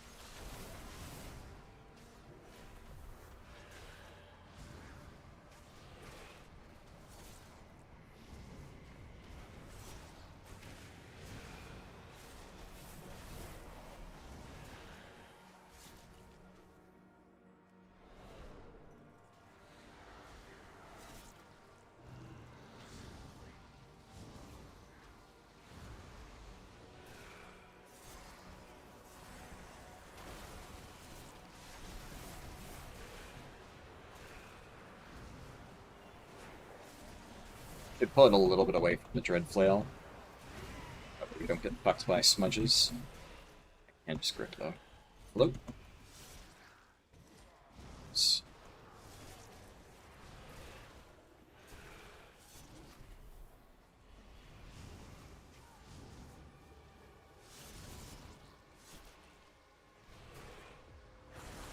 Imagine they start a vote surrender. I was honestly worried about that. Thankfully, the healer just typed good job in party chat. So they're not giving up just yet. What a miserable display. You have all failed in your purpose.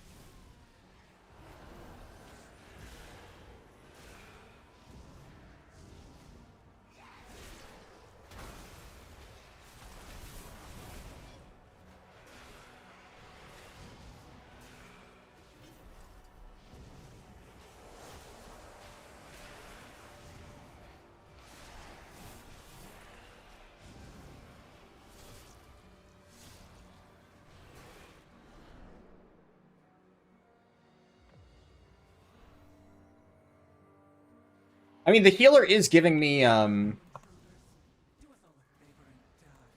what's it called? Feathers, so, you know, they're not all that bad. Oh, is that Nullify gonna go off? Oh.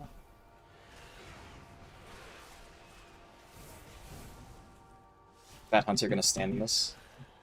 Yeah. Oh.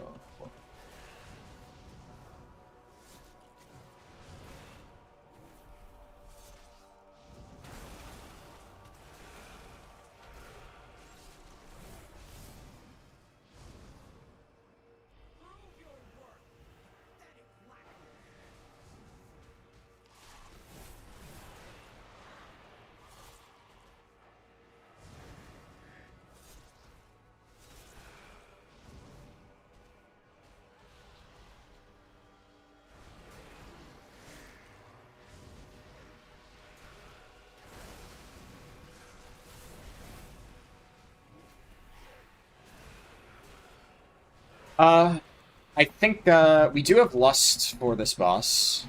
I'm gonna AMZ the big, like, the laser beam ship.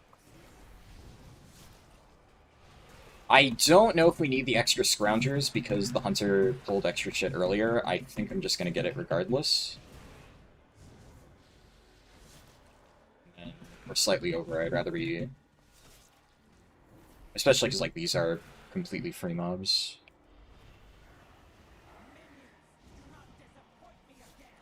Two. Won't worry about that extra one. I should be able to Dancing Rune Weapon here and have it up for the burn.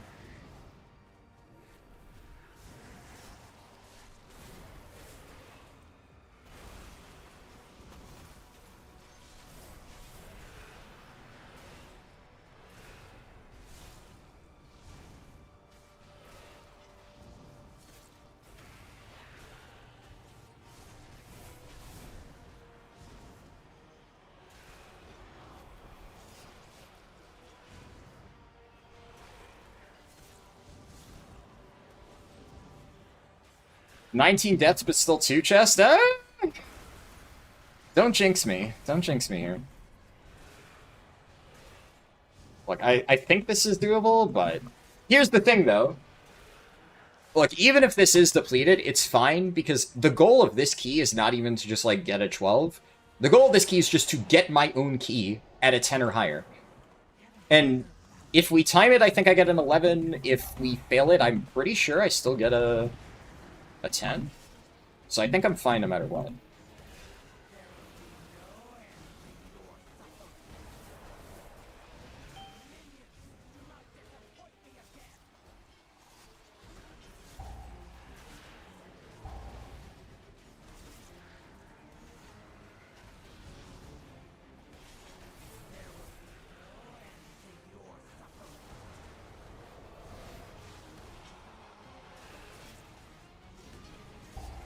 Yeah, everything's up right on time.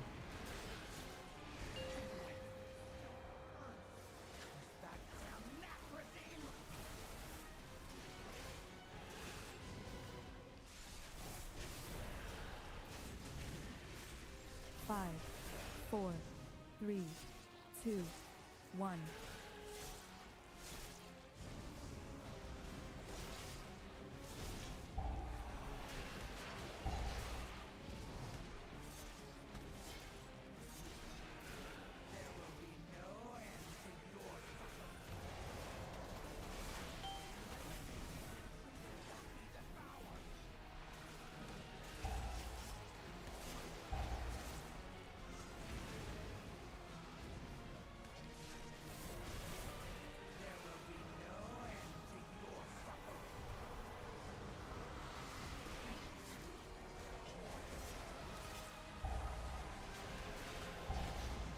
Now we just have to do Last Trash and Leatraxian.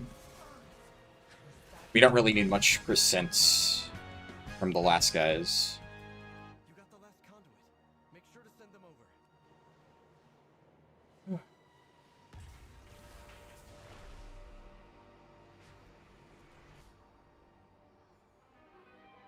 Truly a cursed run, yeah.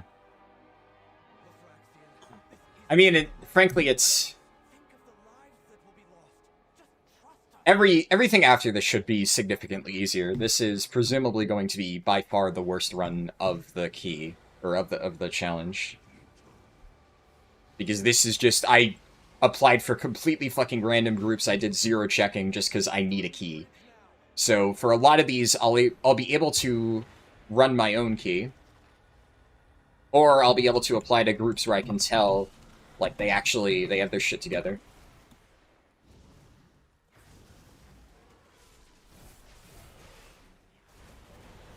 Missed one of them in Massacre.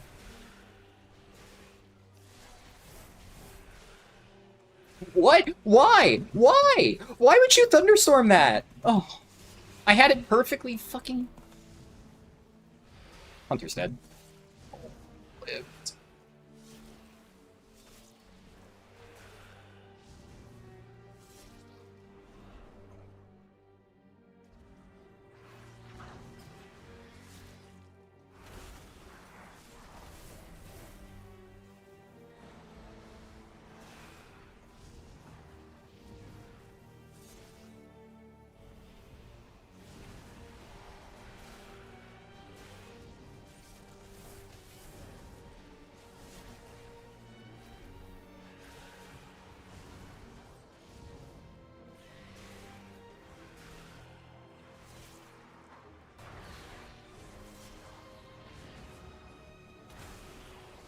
Oh, that's unfortunate someone's gonna get hit by that. Nobody got hit. Yeah, so with the extra mobs the Hunter pulled, I'm like a little bit over. I also, to be fair, I usually pull like 1 or 2 mobs right at the very end during the last part of Leatraxian. But it's fine. Just means I'll try to tank Leatraxian as close to the edge as I can. 5 minutes for him. Alright. Want to buy Martin Fury, please.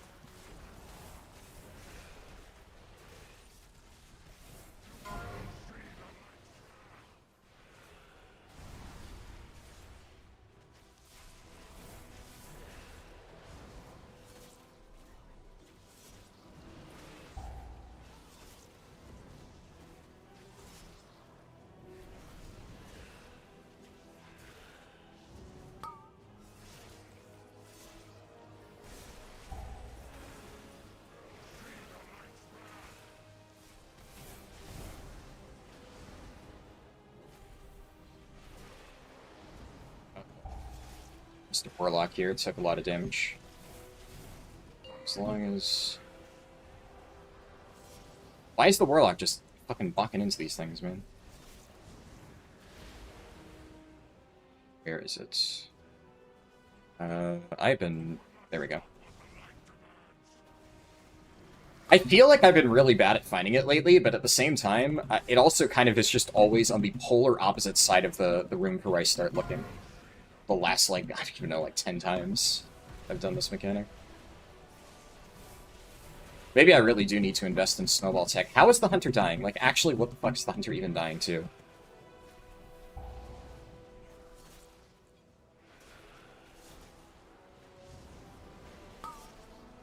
friends on the edge here.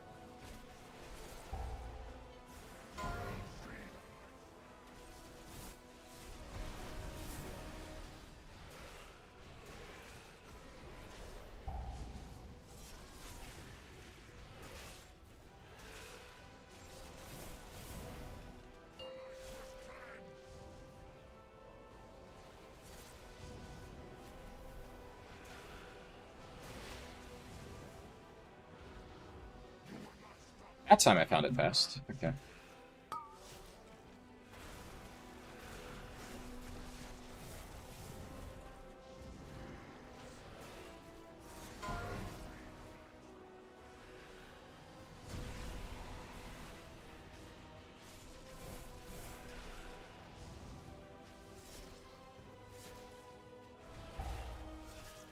Woo! Alright. What a fucking key, man. What a fucking key. I got an 11 Mysara. Of course it's a fucking Mysara. Oh. Wonder, do they get anything? They get rings. Which, yeah, I probably don't need. I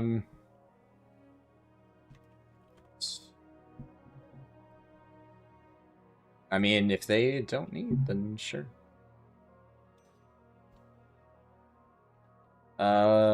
And then I bonus rolled pants. Nice.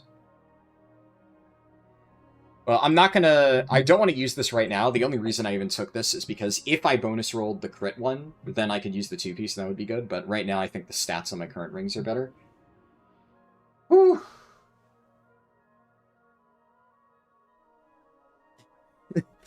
Alright, it's gonna be a long day, huh? That's the first key. I'm really hoping they're all better from that point on. Like, dude, I beat the fucking LA Shaman in overall.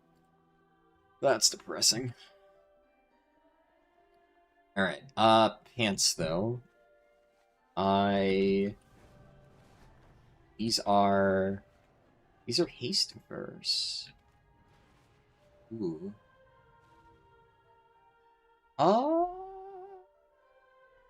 My stats like? I have a lot of crit.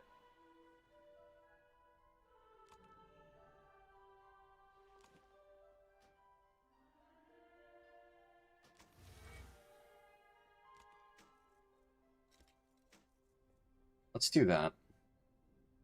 Let's do that, and then I'll just use that as my off-piece. Then I can upgrade this. This is probably worth upgrading. I mean, pants are a high-value slot. I can fully upgrade this, I think. Yeah. Okay. So we're at 275 now. I mean, I have a lot of hero crests that I could eventually spend. Presumably, I will eventually get, like, a 266 piece for one of these slots, right? For, like, belt, boots, or necklace. And then I can use that as a partial discount, and then save the rest of the hero crests. And the problem is that, since that was a bit of a sloppy 12, I'm gonna presumably need a little bit better to make up for it. I could run my 11.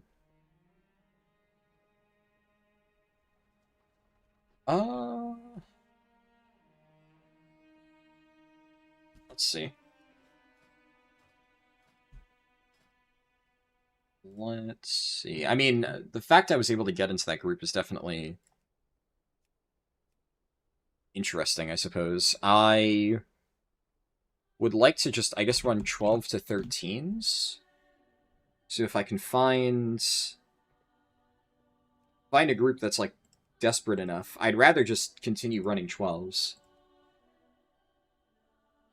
And 13s from here. Probably not going to get invited to that. I'll YOLO, like, apply to all the groups.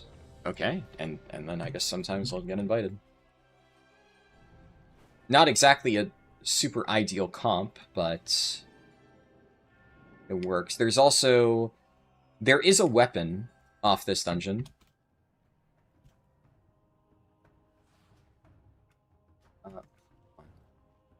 But I need 2 more Void Shards, which is this dungeon and the one after. First pull Algathar is going to be a little bit spooky. First pull Algathar is entirely, at this point, down to how good the DPS are. Any comp is great for a 12? Well, yeah, but, you know, you know what I mean, right? It doesn't hurt to have buffs.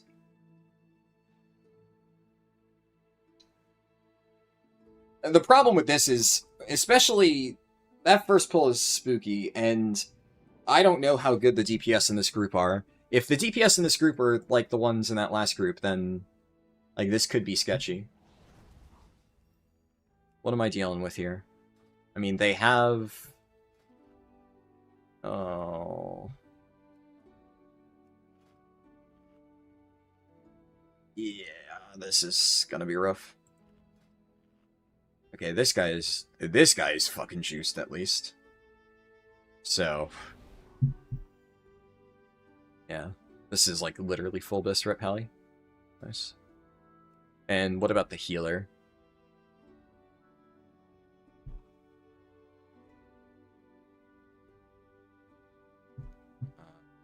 They are... Why are they not here?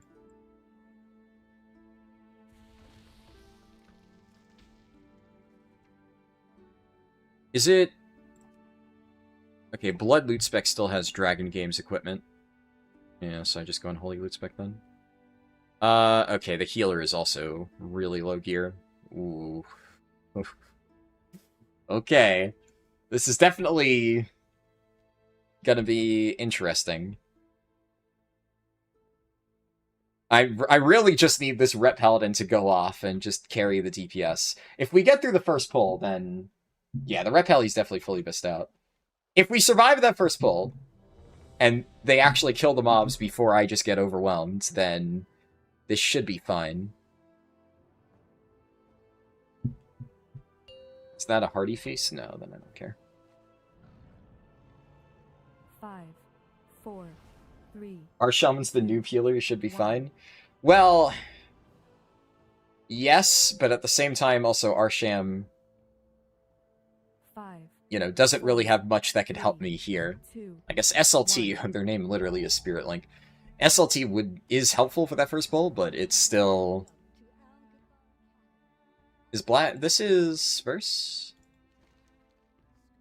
Critical Strike. Which one is Verse?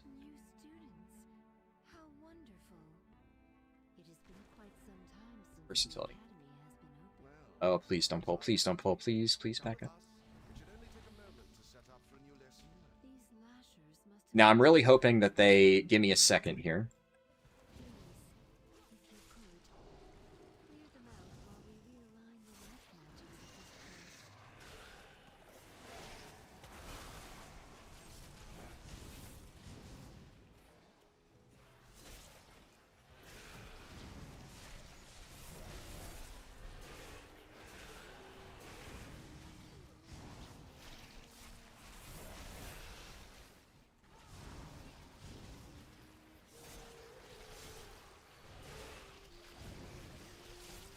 Alright.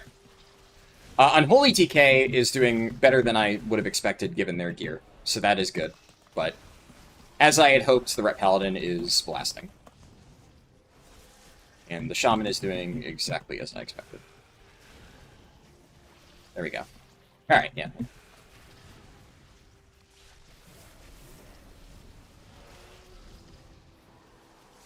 I thought about pulling the Skitterflies, but I was like, you know...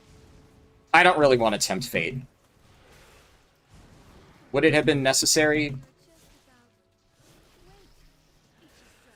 There is too much life magic. What are you doing? There is too much nature. What are you doing? What is that thing? This is your fault.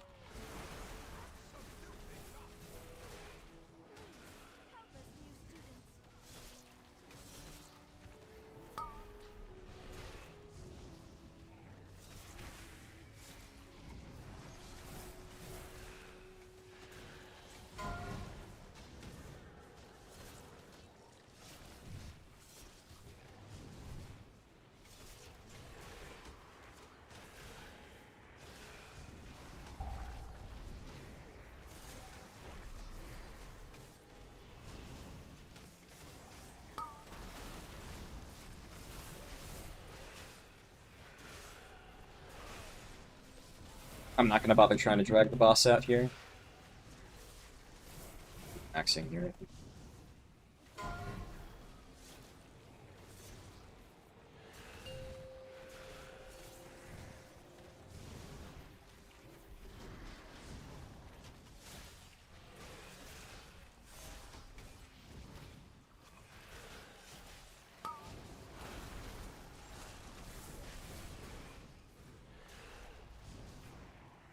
I should get a self-ping macro set up.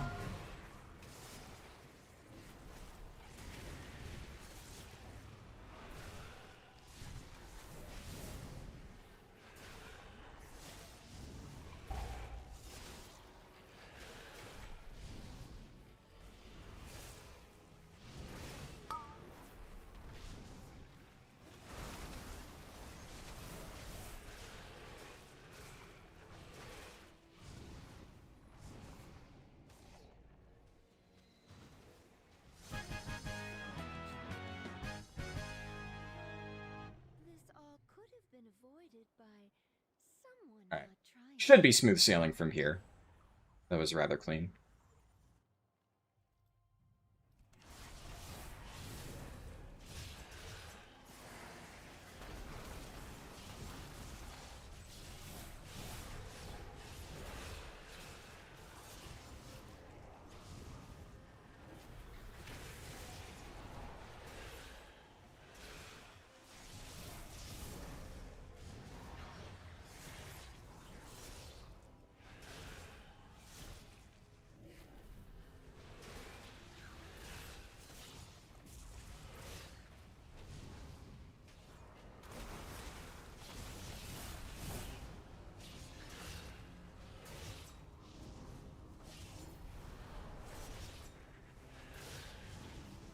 Damn, they really are just eating that. I mean, it doesn't kill. Oh, it killed. Unlucky. It almost didn't kill. What are these birds doing here?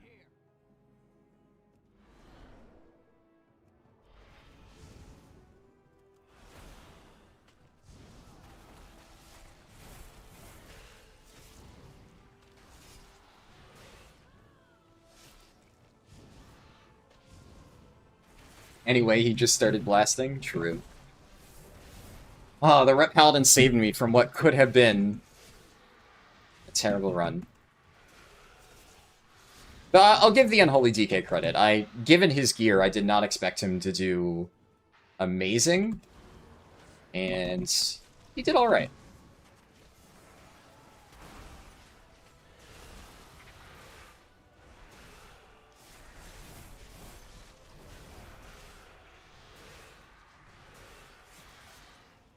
Those bleeds are fucking nasty.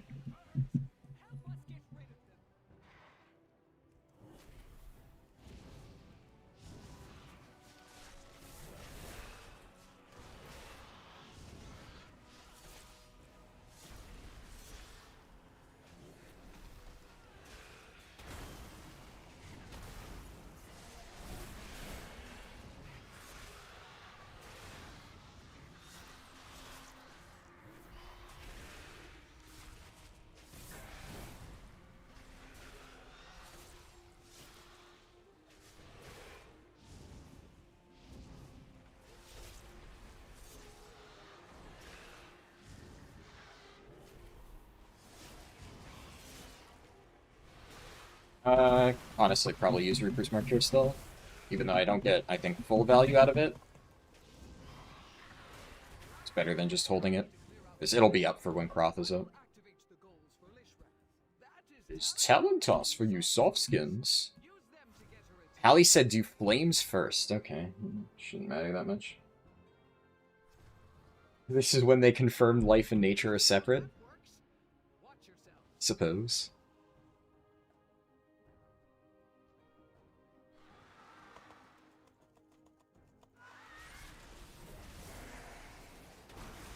I probably should have saved Pot for the fire burn. But I kind of need to pop my CDs on pull anyway to actually get Dancing Rune weapon stacks, so I don't really have much of a choice.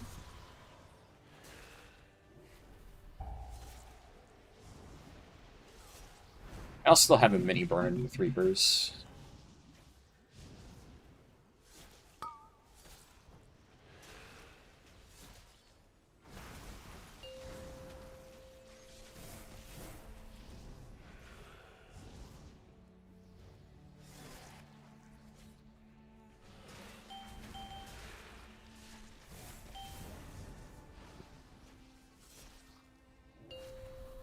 Alright, the pally was just overruled. Holy. He said do fire first. I helped him out. Every other person just said, fuck this.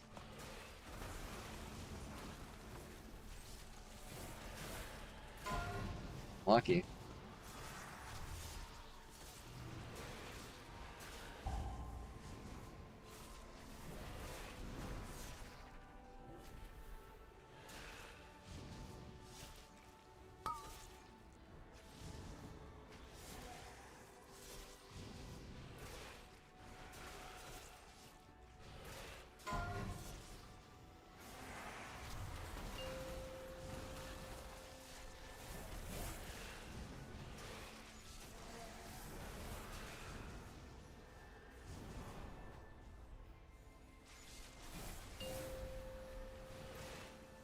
I maybe should have held CDs for a little bit there. That was probably, like suboptimal, 5, 4. I don't think it matters a whole lot, but, 1. should still hurt. The problem is I can't fucking see my timers because they're obscured behind my windshield tracker. They're supposed to be off to the side, but I forgot to get that set up. I'll have to do that.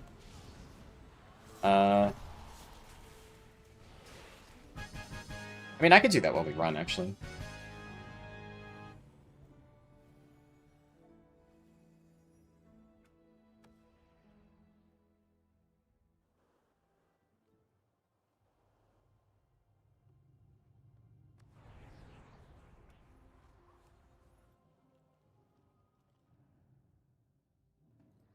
Oh, yep. I always wait. So you never know. Unfortunate.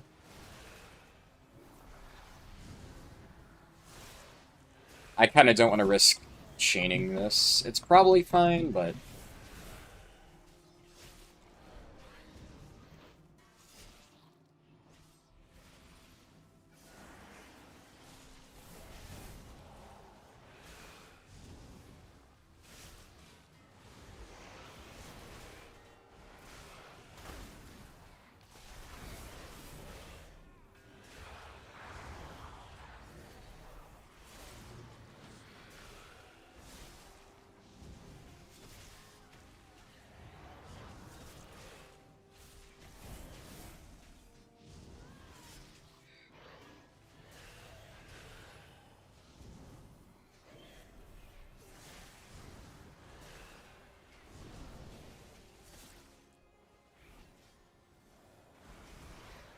Ooh, okay.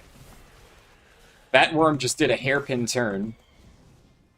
It looked like it was facing towards here, and then just insta-turned, right as the breath was about to go off. I think that juked the shaman.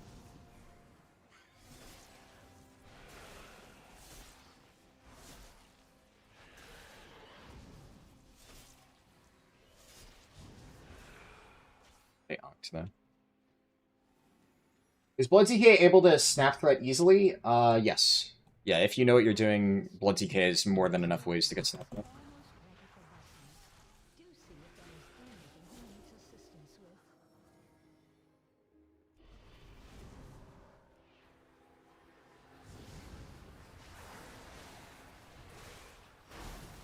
I mean, frankly, right now, every single tank can get snap threat.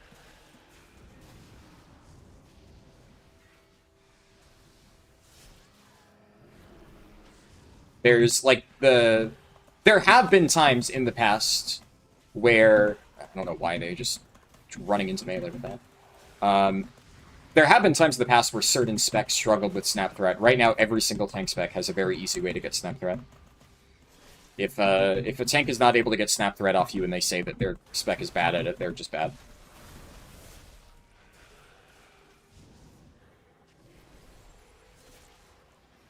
Blood Decay has Blood Boil, Reaper's Mark, the Scythes.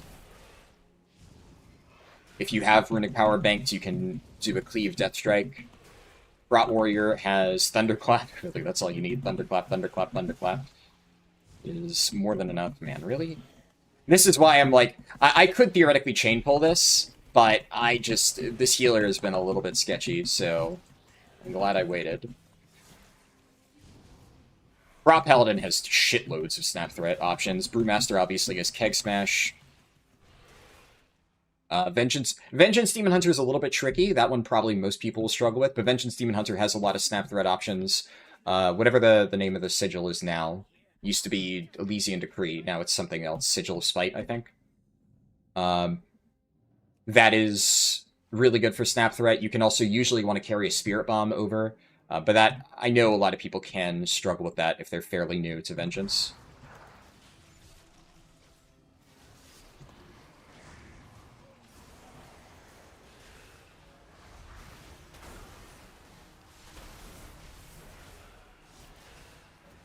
Bear obviously has... Bear is insane for Snap Threat, if you go without saying.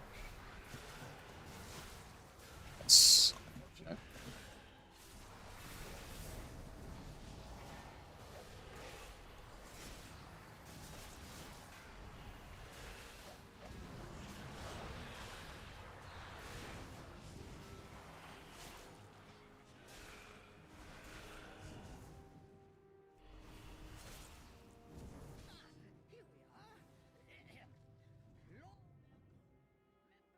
Blue Dragon Flight accidentally overloaded an arcane elemental. Use Dancing Rune Weapon for threat? Named Veximus. That quickly Yes? I mean... It doesn't hurt, for sure. Do you want to save Dancing Rune Weapon for threat? The answer's not no, because there are some times where I will delay it so that I have it on pull. But, I mean, Dancing Rune Weapon is ridiculous damage, so you never want to just use it to, like, get Snap Threat on pull only for that, right? If you have a way to do it, like, for instance, if I can save a set of Exterminates, the Deathbringer sites, like, if I have the option to do that instead, and I think that's enough, so that I don't need to use Dancing Rune Weapon, because ideally, right, Dancing Rune Weapon does, like, crazy damage, so you would want to use it. Man, really? Are we dying here?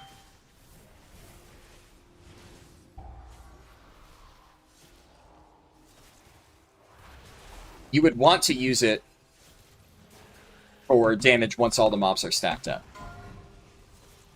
But, I mean, it is good for threat. And there are some times where you'll see if I have nothing else to press, right? Jesus, dude.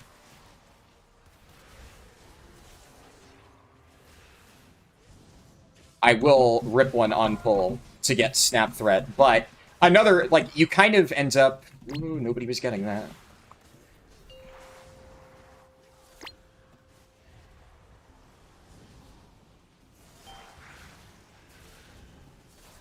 Another big reason you end up using it on pull, not necessarily for threat, it's because a lot of times you need to get Bone Shield.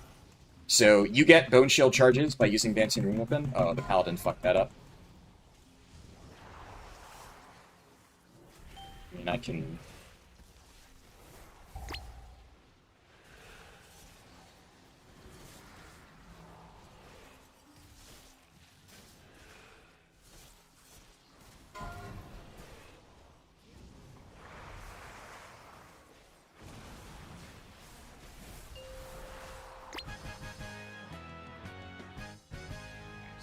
Res, right? Yep.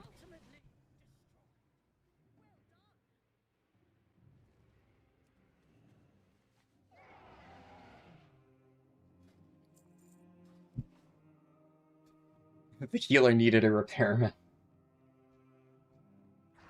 So, like, here, you can see I saved a set of sights. Set of sights. We have a Blood Boil prop. And yeah, that's more than enough Snap Threat. Now, normally I would have saved Dancing Rune Weapon. for this pull. But even though the boss was at really low health, because a lot of people were dead, I just wanted to be like a 0 chance we wipe here, because obviously that would be disastrous. So I did kind of overcommit cooldowns just to make sure that nothing disastrous happens. But normally I would have been like, okay, I get very little value out of it here. I hold Dancing Moon Weapon that way for rounding up those mobs. I have a lot of burst on pull. And like here, my Bone Shield's going to fall off while running to the next pull, but I'm going to... We have been gone for some time. The growth here So I'm going to make sure I do this. will be clear. Please head to my office and wait. I hear new students that require my personal attention.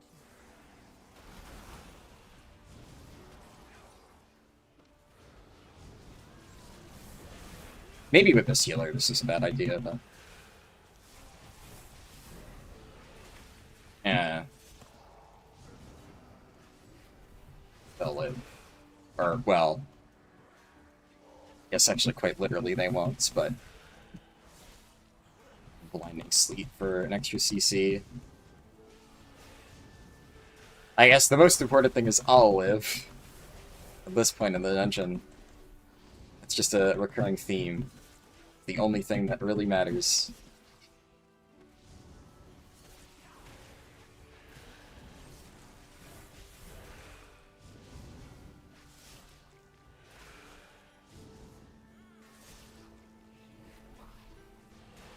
They're playing Totemic, right? They are... It looks like they're playing Totemic. I can expect... Yeah, they are playing Totemic. And... Okay... Yeah, I think this is... That looks like the build that I was playing on my Resto Shaman. I don't know.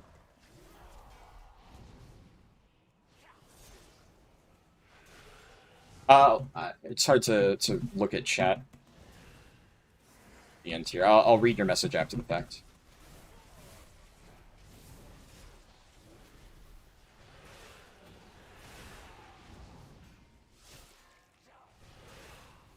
The Rep Paladin, okay. I'll drag it in here for him. I couldn't really tell where he wanted this, because... Okay, the Rep Paladin wasn't the one pinging. The Shaman's just fucking doing crazy pings all over the place.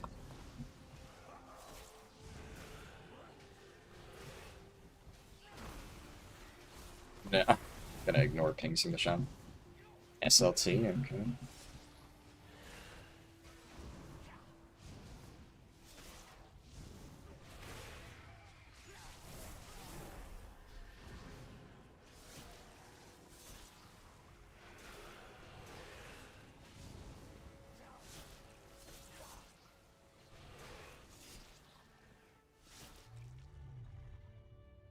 These are sacred halls of... Only those religious may access...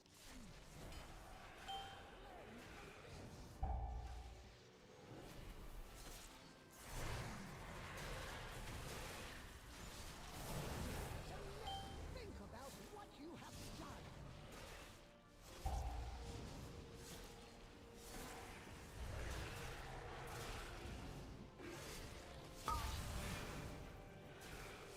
To that corner.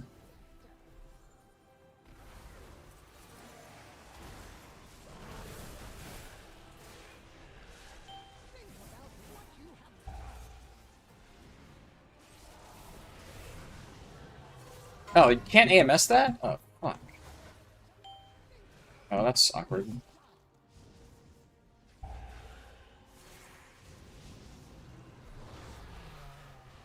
Sarsham is struggling, though.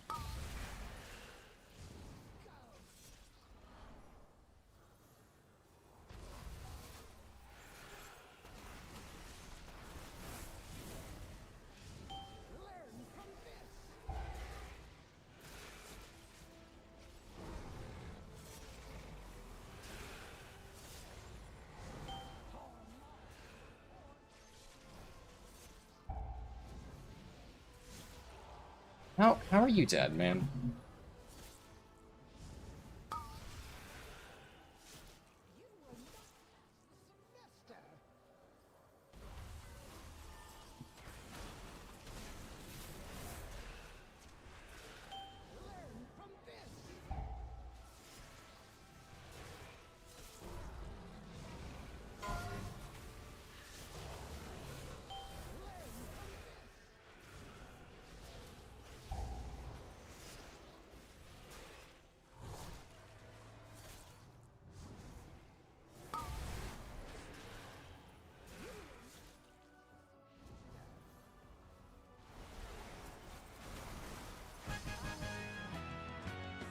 Alright, kind of scuffed, but so be it. Looking for someplace new to explore? Did anybody get anything that I could use? No, it does not look like it. Yeah, nothing I need there. Bonus roll, I got... Oh man, really? Okay. Well, getting 2 pants in a row is obviously unfortunate. They are... I mean, they are good stats, honestly. Do I... Actually, I think I am going to use these. Not like I lose any crests, just funny how that works out.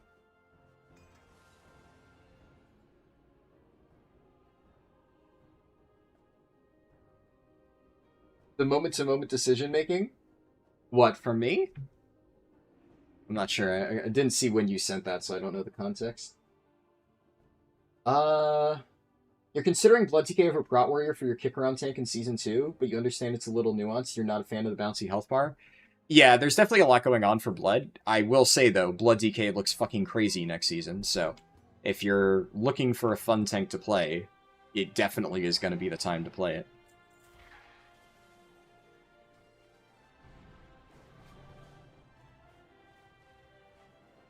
Greetings.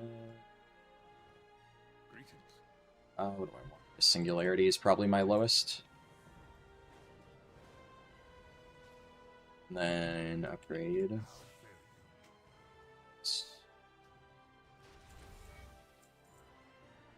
There's nothing else I can upgrade, right? Nothing I have myth. Okay. What else? What else do I want to do? I can take Algathar off the table. I should note, I didn't really explain my reasoning when I did it, but I bonus rolled or re-rolled my Mysara, because my logic is, if I'm gonna push my key up as an 11, I might need to redo it later to get it as a 12. And I'd rather redo a key that I can actually get bonus roll stuff from. Like, honestly, Seat is probably the perfect key for that. Because Seat has Voidclaw Gauntlets, which I would very much like to get. So if I have to run Seat 2 times, I'm fine with that.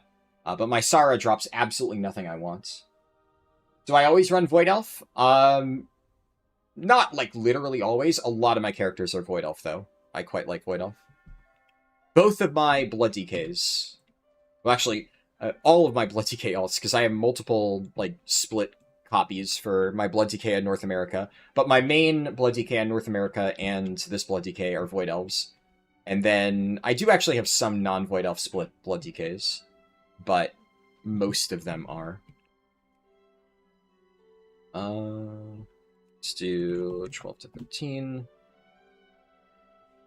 I'll see, I guess, if I can get into...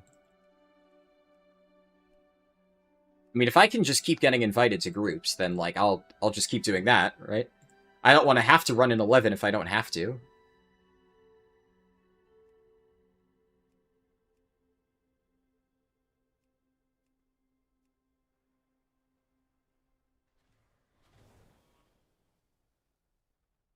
We'll see, though.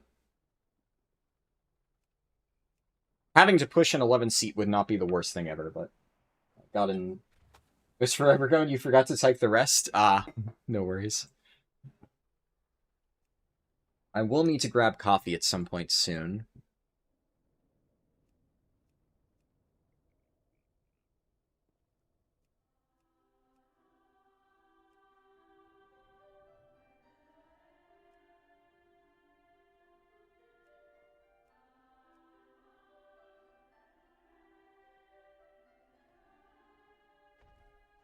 You watched my stream for the reasoning, it was pretty sound. You're just dwarf master race like every other M+ title pusher wannabe. Fair enough. Yeah. If I ever was in a position where I was trying to get title, I probably would just, like, you know, suck it up and race change. It's just, it hasn't been necessary for Raid. at all, at least recently for tanks. Frankly, if anything, Drakthir was the only thing that I theoretically should have swapped to, but I didn't, but it didn't really matter. It was, like, I could have swapped my warrior to Drakthir. Race the World First tanks were playing it, but my warrior was also Panda, which I just kind of refused to race change Hanji, honestly. And Panda wasn't a bad race.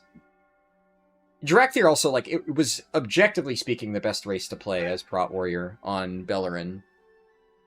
But it's not like you absolutely needed it. It just made it easier.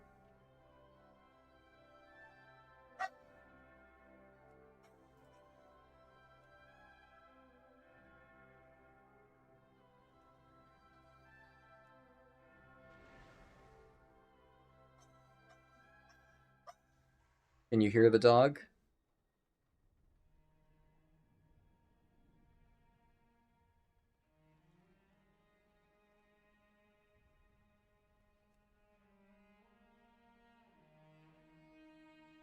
Drakthir looks so goofy, but that's just you. Yeah, I mean, I'm not the biggest fan of it. I don't hate Drakthir as much as a lot of people seem to.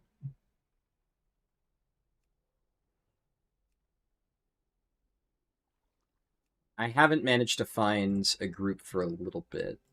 I'll give it another minute or so. Obviously, as the dungeon pool starts to narrow down, it's going to be increasingly harder to find a random group willing to invite me. But then also, you know, as the dungeon pool narrows down, I'll also have higher score. So, conversely, it should be easier to accept a Blood DK. But I don't know, we'll see. We shall see. I could, like, if I wanted to, I could also apply to the groups that only have DPS, because I am right now only applying to groups that have a healer. But the reason for that is also because the groups that only have DPS honestly just take forever to fill. And if I'm going to apply to a group that only has DPS, I may as well just push my key, right? So, I can either join with a healer, and the process is slightly faster, or I just run my own key anyway. Yeah, there we go.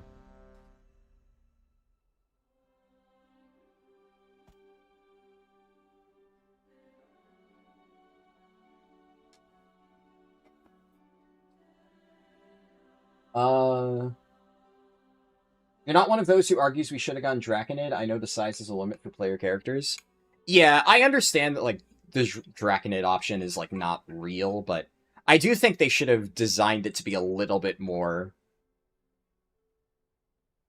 like the older dragons.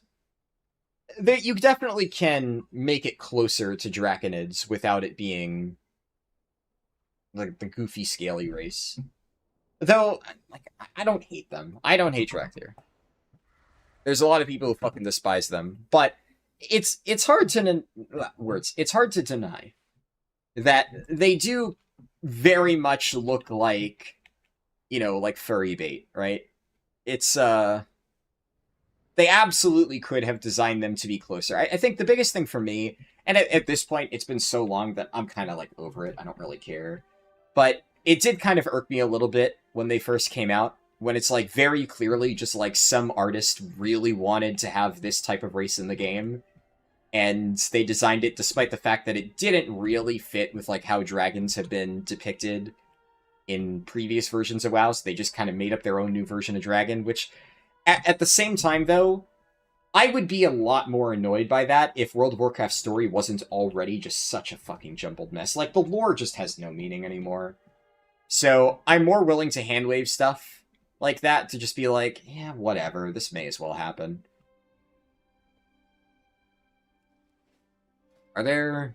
I guess the Paladin's being really picky. I feel like that Shaman surely is good enough to justify inviting.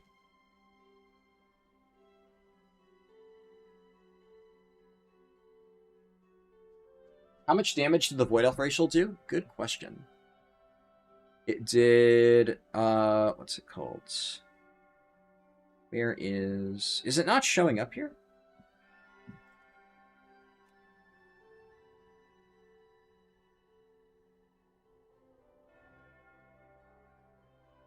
I cannot see it. Obviously, I know for a fact it activated at least once. Like, I can see the effect on my character. But, yeah, Blizzard damage meters are not the best, unfortunately. So it looks like it's not tracking the damage that it actually dealt. Unlucky.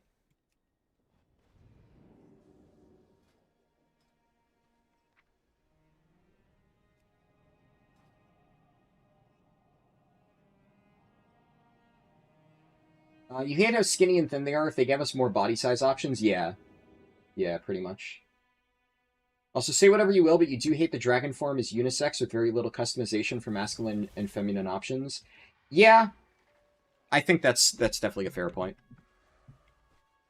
That, though, I will say, to an extent, right, there definitely are some minor differences between, like, male and female dragons, even, like, the big dragons, but most of them use the same model. Like, obviously, we can tell the difference between, like, Alexstrasza and Nozdormu because they have custom models, but a lot of the other dragons, I think, use, like, the exact same model. And if there are differences, they're extremely subtle, and I usually can't tell.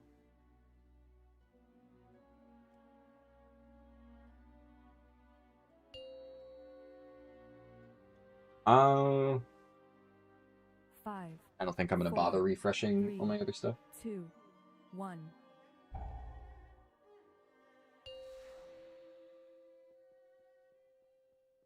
5, 4, 3, 2, 1.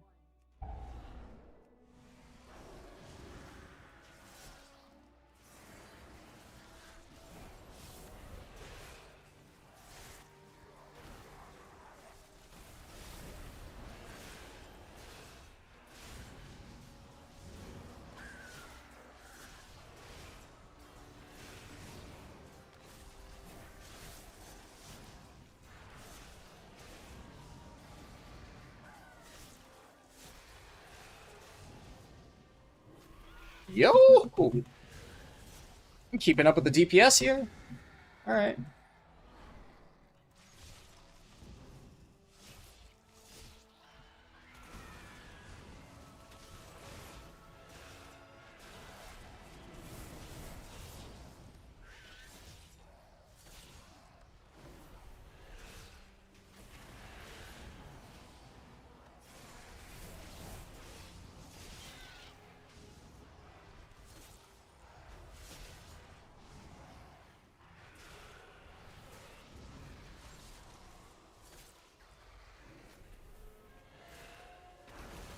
I kind of don't really want to drag the Dread Raven up.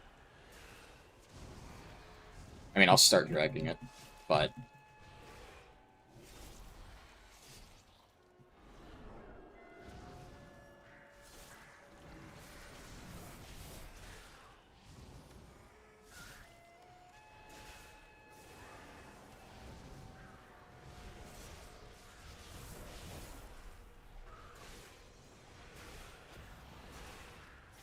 Oh.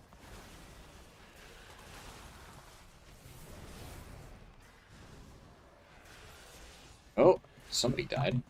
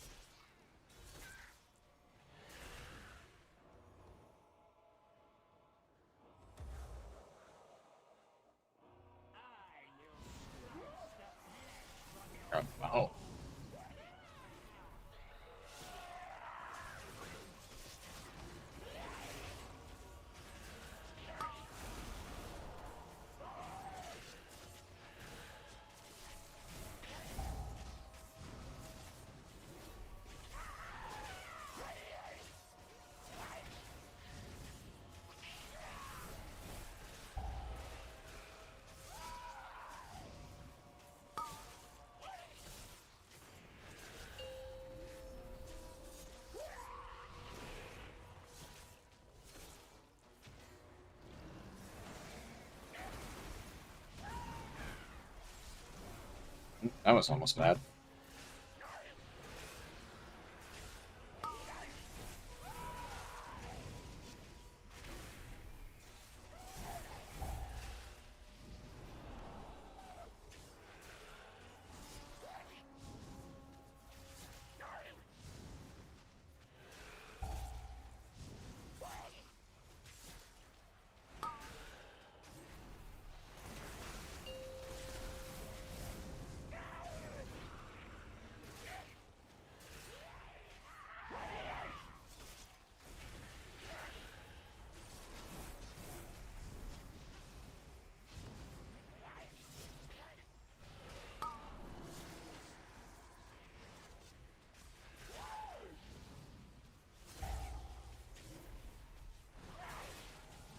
Oh! He got hit on the way back, too.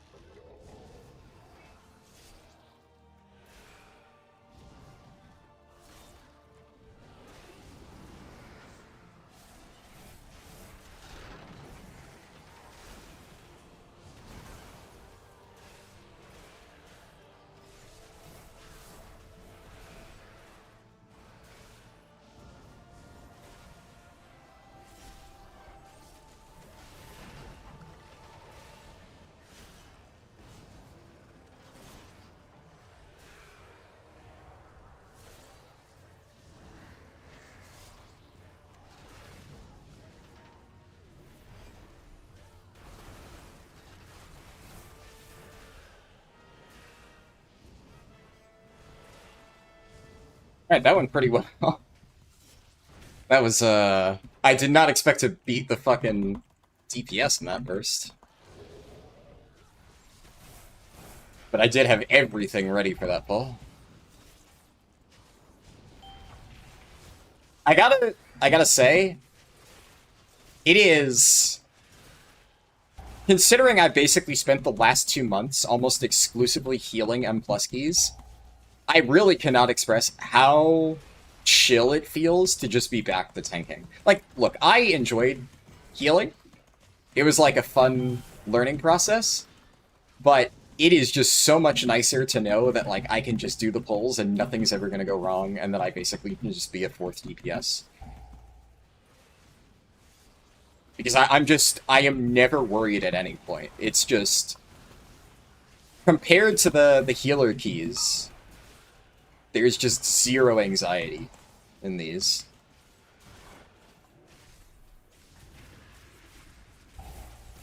Blood DK can be a little bit spooky, though, to be fair, but at this point I'm comfortable enough with it. I was a little bit nervous going in, just because I wasn't really sure, like, okay, with, like, a slightly lower item level than I have on, you know, North America, how is this gonna feel? It turns out it's just fucking child's play.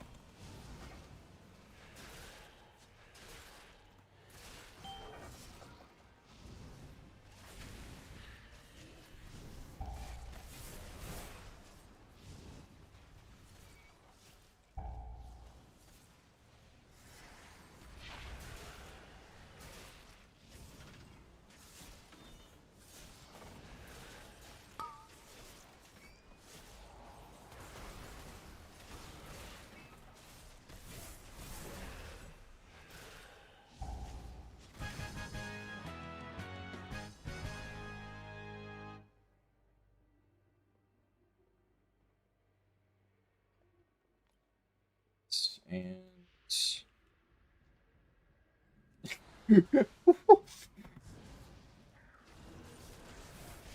The healer just typed in chat in all caps, "I'm so much drunk. Sorry, D." Fucking wild comms. I mean, honestly, they've been doing fine, I think.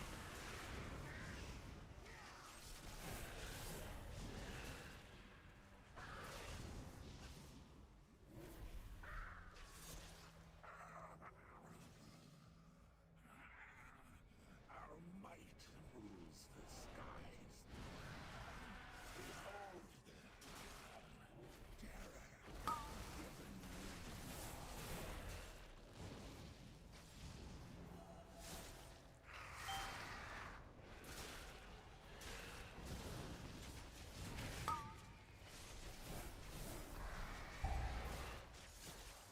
500 milliliters, yes key, colon D.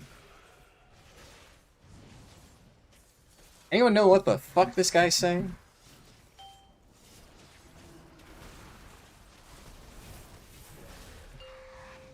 Five, 4, 3, 2, 1.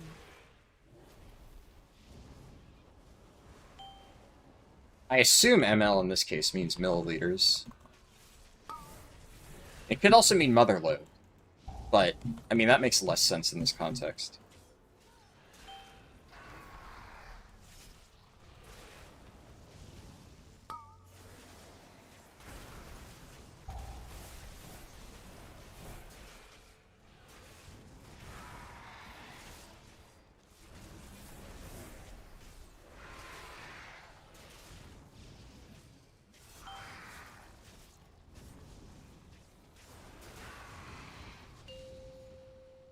Five, 4, 3, 2, 1.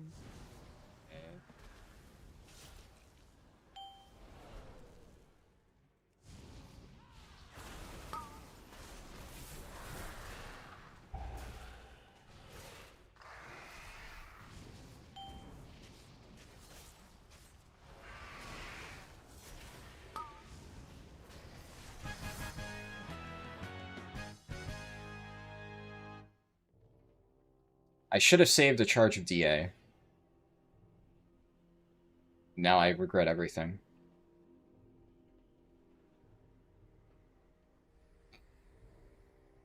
Okay, I believe... I believe him. I believe that he's drunk, dude. Oh, fuck my life. Please. What? Why did it bounce me backwards? Okay, Blizzard.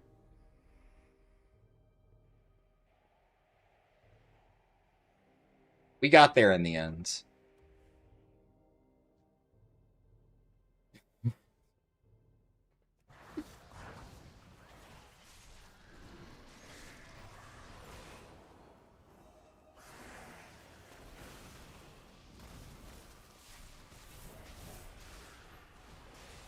Yeah, so on the topic earlier of, like, do you Dancing Rune Weapon for threat?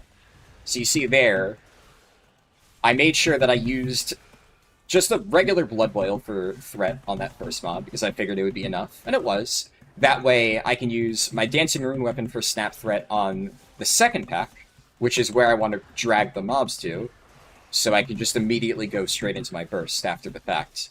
Whereas if I had used it for snap threat on that very first mob, then I would have been bleeding up time on Dancing Rune Weapon, and that would not have been good.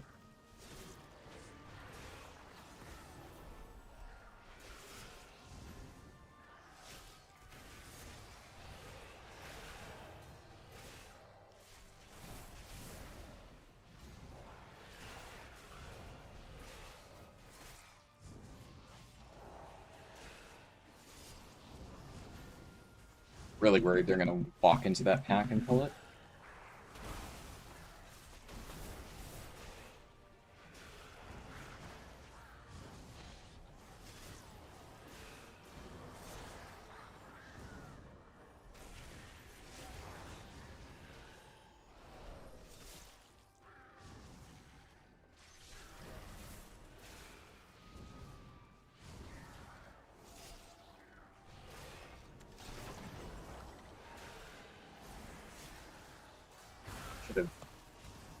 blood vial there, it's fine.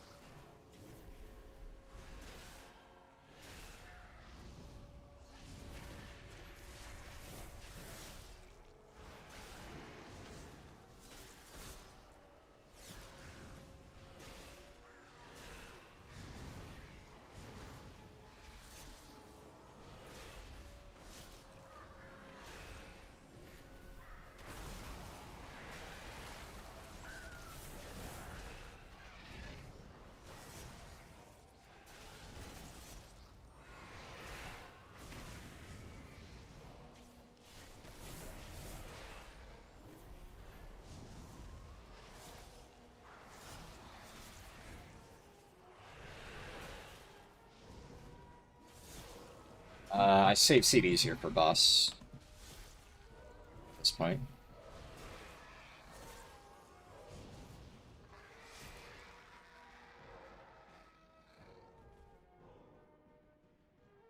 I gotta say, I don't know what, like, the general community opinion on Skyreach is. At least, like, you know, for high keys and stuff. I kind of like this dungeon. I mean, I always liked Skyreach, just, like, kind of as an ironic thing because of back in, like, the WoD challenge mode days, which I did a lot of WoD challenge modes. And Skyreach was always among the ones I liked. They have changed it a decent amount. Oh, where's this fucking thing going?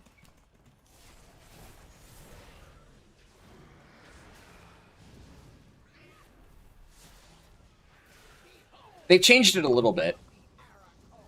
And I always just enjoyed it because every single time, without fail, that I would do Skyreach with my challenge mode group, every time I went, ah, Skyreach.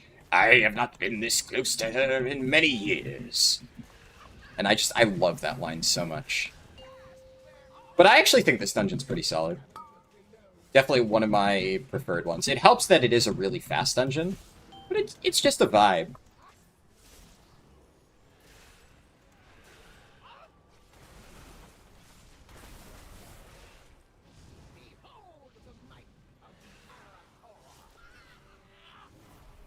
Servants, protect your master.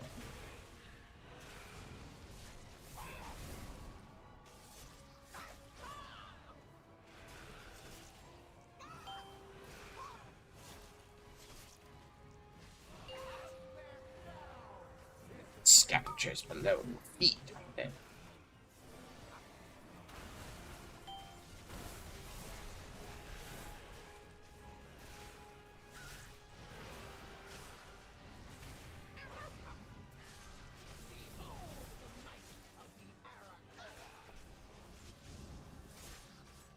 Oh! Tally down. But overall, that went well. Okay, that's a weapon. Don't need it, though.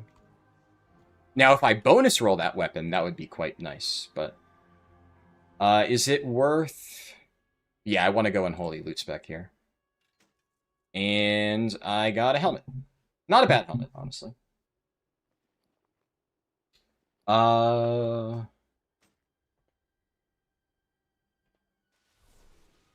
But... I don't know if I want to upgrade this just yet. I could upgrade it if needed, we'll see. Cast them down just brought you back to 2014, or rather, cast them down! Yeah. Man, I miss WoD. I can't believe I'm saying that. I kind of do. I really, really hope that they... It sounds like they're probably going to do WoD Classic. And I really hope that they actually do it justice. The thing about WoD that so many people forget is WoD was actually fun to play. That's why I will always defend WoD compared to, like, BFA and Shadowlands. BFA and Shadowlands made me want to quit the game. I took more breaks from the game in BFA and Shadowlands than I literally ever have in the entire history of WoW. More so than when I was, like, fucking 10 years old. The game was just not fun to play for large stretches of those expansions. WoD was missing content, but I'll always defend it because the content it had was fun. I really enjoyed running challenge modes, and Blood DK and Brewmaster felt so good to play in WoD. Honestly, WoD Blood DK might be one of my favorite iterations of tanks to this day. Breath of Sindragosa Blood, oh, baby. And you had a Chi Explosion Brewmaster and Blackrock Foundry. God damn, that spec was so much fun. I really, really hope we get WoD Classic. Oh yeah, no, I mean, I know it was supposed to be a lot more. I know there was a lot of cut content, which is a shame, of course. But even the content we got was pretty good.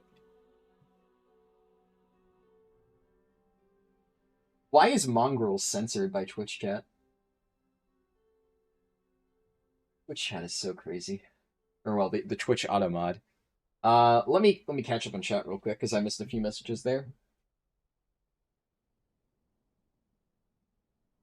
You vamp Blood and Pull as well, which is what you were curious about. Me and a friend were arguing that Dancing Rune Weapon is an offensive or defensive cooldown. Well, it's both. It is absolutely both. But you are never... You're never... So, how do I put this? Anybody who looks at Dancing Rune Weapon as a defensive cooldown is just not an experienced tank, right? And that's okay, right? If you understand that, and then you're trying to learn and improve as a tank. You cannot be looking at cooldowns like Dancing Rune Weapon as a defensive ability. It's just not. There's... The vast majority of tank cooldowns are offensive abilities, unless it's something like, you know, like Shield Wall, right? Shield Wall, Guardian of Ancient Kings, like Vamp Blood, right? IBF, abilities that are purely survivability. That's it. Even, I should note, Fort Brew. While Fort Brew is basically always a defensive cooldown, there are situations where you want to time Fort Brew with your Touch of Death because it gives you more damage out of your Touch of Death. Now, generally speaking, if I need to have Fort Brew for a mechanic,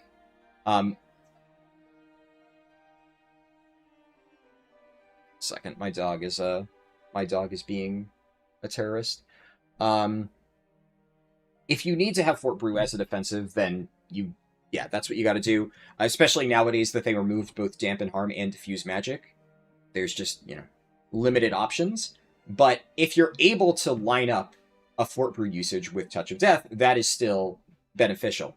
But cooldowns like Incarn, right? Incarn, Dancing Rune Weapon, what's it called? Shield Charge, I guess, to an extent. Shield Block, not really a defensive cooldown, more like active mitigation, but still counts as a defensive. Avenging Wrath, that one's a little bit more obvious, but definitely Avenging Wrath. A big one that a lot of people who play Vengeance just play it poorly because of that, Metamorphosis. And Metamorphosis being a DPS cooldown is unfortunate because right now Vengeance is so heavily reliant on it for survivability that the fact that it is a DPS cooldown means that your survivability is just kind of a little bit janky, but you have to play it as a DPS cooldown. That's just how you play tanks at a high level. Abilities like that, you never look at it as a defensive cooldown. Now, that being said, they obviously have a defensive component. So, a bear using Incarn will be basically immortal during Incarn. So, you can plan around that. You're like, okay, well, I'm using Incarn for damage at this point, which means I probably won't need any other defensives. So then you can make sure that you're timing out your survival instincts, your barkskins, so that you have it as coverage when you don't have Incarn. Just like Dancing Rune Weapon. During Dancing Rune Weapon, I am like borderline immortal. Now, the thing about Vamp Blood is with Red Thirst. Let me show. Red Thirst, you get so much CDR in this that you can kind of use Vamp Blood pretty liberally. But a lot of times during Dancing Rune Weapon, I'm basically just not going to die anyway. So I'm never going to overlap IBF with Dancing Rune Weapon, but I'm never going to say, oh, I'm going to open with IBF, right? IBF is always going to be the thing I use as coverage for when Dancing Rune Weapon is down, because that takes priority, Dancing Rune Weapon that is, because it does damage. So I'm never going to delay my ability to deal big burst damage with Dancing Rune Weapon and use IBF instead. That would just be, like, poor play. But you're also, like, yeah, you're never going to basically say, oh, I need the, like, what is it, like, minor DR? Obviously, the joke is that this used to increase your damage taken, which is funny. But technically now this does work. This does give you DR, but goes to show that you don't really need it, right? People were tanking high keys while Dancing Rune Weapon was making them take increased damage, and you're fine. And the increased parry is technically a defensive, but you're never using it for that. You're using it because Dancing Rune Weapon does crazy fucking damage.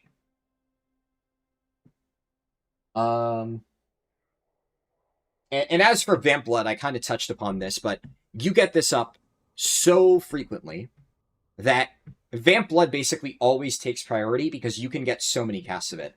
So I don't use IBF that often. Obviously, in higher keys, I'd probably be using it a lot more frequently. But unless I feel like I'm at risk of dying and I need to use IBF, I just hold on to it, just in case. Because half the time, I mean, I'm just perfectly fine with Vamp Blood. Yeah, the Dancing Rune Weapon was bugged and it was increasing your damage taken, if that's what you mean, Jordan. You think Skyreach is a solid dungeon? Skyreach is your favorite dungeon of the season? I'm glad to know I'm not alone in that, yeah. Yeah, the visuals of it, I always really like Skyreach. It's a very pretty dungeon. There were supposed to be 2 major cities that were in the same zones as the garrisons, yeah. Well, also, back in the early versions of WoD, it was supposed to be that you could choose the zone where you placed your garrison. WoD had great leveling zones, fun raids, and you really like the daily, weekly quests you could pick up. Those were neat, yeah. Hey, with Thomas, didn't realize I already started this challenge. It's been going well. The craziest thing so far is that I got Gaze of the Allseer out of the Time Walking box. That was a bit of a crazy pull. But overall, yeah, this has been going well so far. Pretty happy, and we've gotten... the gearing process is done. Obviously, the leveling process we did yesterday. Gearing is done, and we are 3 dungeons down. Now, there's a good chance that I'll have to do, like, I don't know, 13 or something. Because these haven't been the cleanest 12s. So I'll probably have to do, like, a 13, maybe even a 14 to round out score. Because 3K is the goal here, not just all 12s. But we'll cross that bridge when we get to it. We still have plenty of time. You don't know what to think about the praise system? It feels mediocre at best? Oh yeah, it's pretty trash. And it does seem like we are getting WoD Classic, yes. Laddick said, must have missed it, but since you started M+, how did you manage to upgrade so much of your gear already? Did I do delves beforehand? Well, everything that I've done has been in the VOD, right? So, I didn't do anything off stream here. You can see all the steps. I did do delves, but I only ran... I ran 8 delves. I ran 4 yesterday and 4 today. And I got a few hero track pieces. I also did Vol and Nightall to get a few hero track pieces that way. I did the time walking stuff. And then I filled in a few remaining slots with the accolade boxes. So, if you missed that. I should also note, I'm going to put out a catch-up gearing video in like a day or two based on what I did here. So I will have a quick guide explaining exactly what I did to get all of my gear. But yeah, these boxes, they're warbound. They're warbound.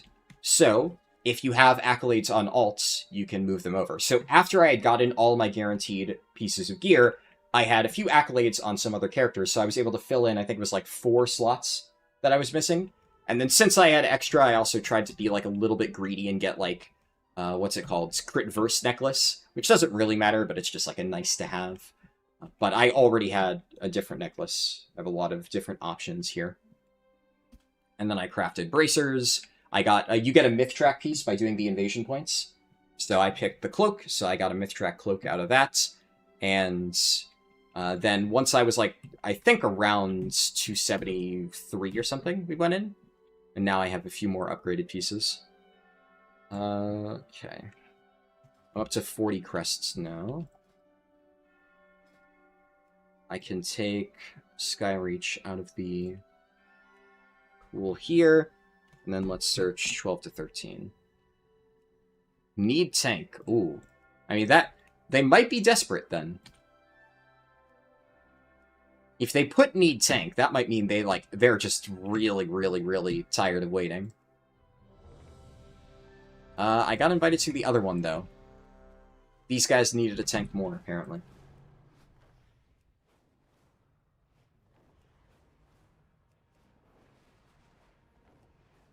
Not to be a contrarian, and you're definitely hoping for it, but what makes you think WoD Classic is more likely than not?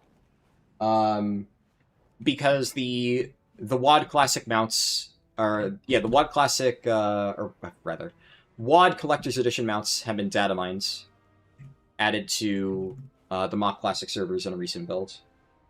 That was like a month ago or so. They data mined all of the WoD Classic... Or, I keep saying WoD Classic. They data mined all of the the WoD Challenge modes appearances, and that was like earlier on in MoP. Now, at the time, people thought, oh, well, this doesn't say much because it could just be, if they plan on ending with MoP, maybe they're going to add in the WoD Challenge mode appearances as Challenge mode rewards.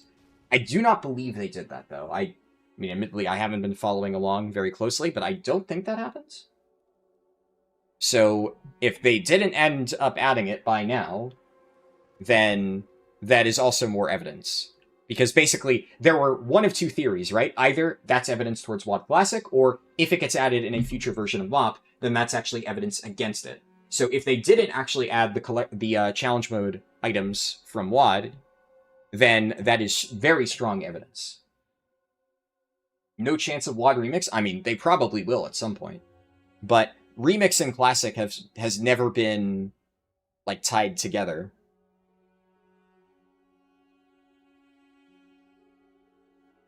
The WoD weapons weren't on the challenge mode vendor? Nice. Well then, yeah, I would say that's pretty concrete then.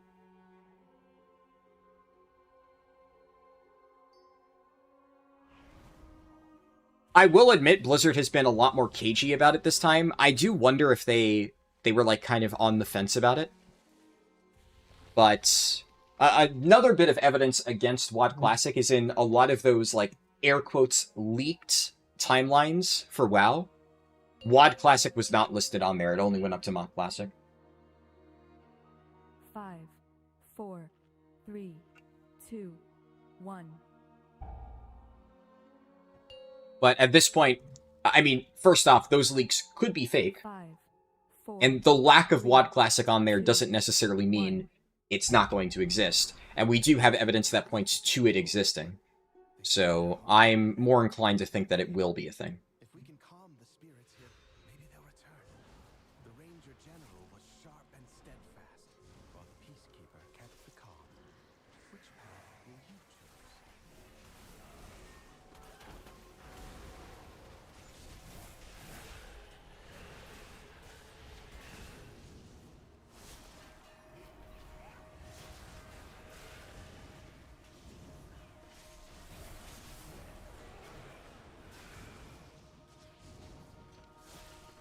Okay.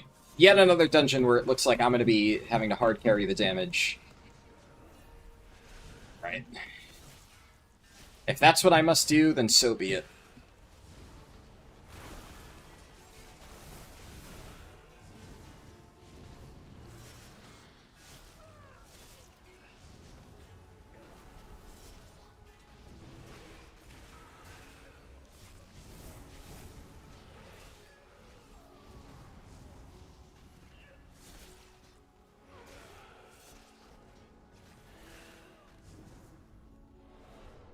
I was oh god.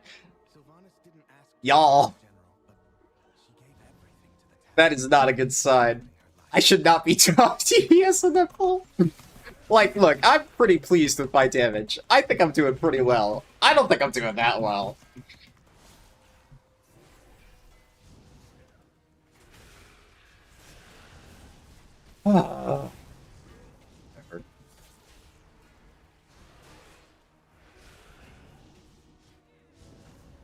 Yeah.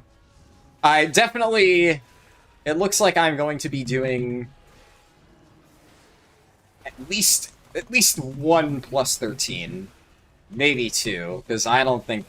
So far, none of these are even 2 chests. I mean, I don't know, if we don't wipe, this is still 2 chestable, but I mean, this is, Have invaded to loot it and anything else that belonged to her.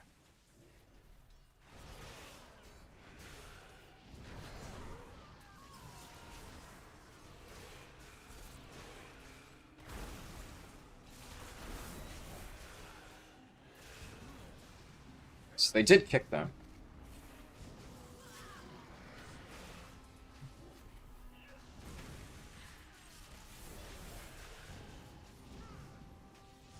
I glanced at chat and I saw a bunch of messages, so I can't, like, easily pick one out and read it. I will read later, when I don't feel like I have to just deadlift this key.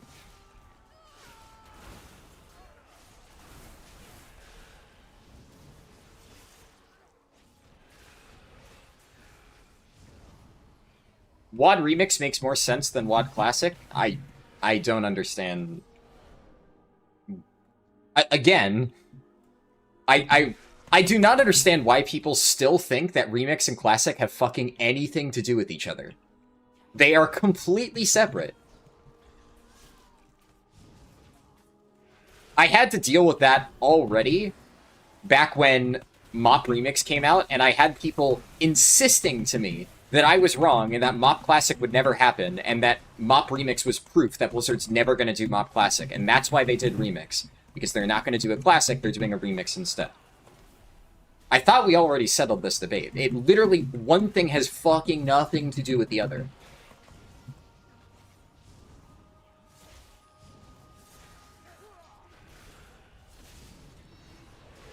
And also, I disagree that... Well, I mean... I'm not saying that WoD Remix shouldn't happen.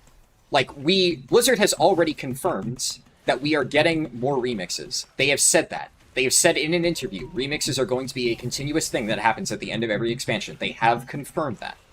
So we're going to continue to get remixes. But, like, why does WoD Classic not make sense? Exactly?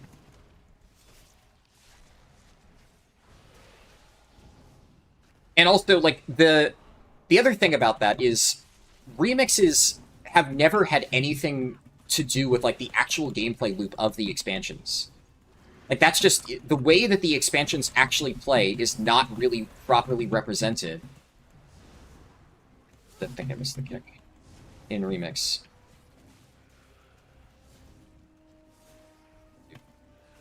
Dude. What is this damage? What are we doing here? Why are we doing tank single target damage on AoE? What the fuck is this group?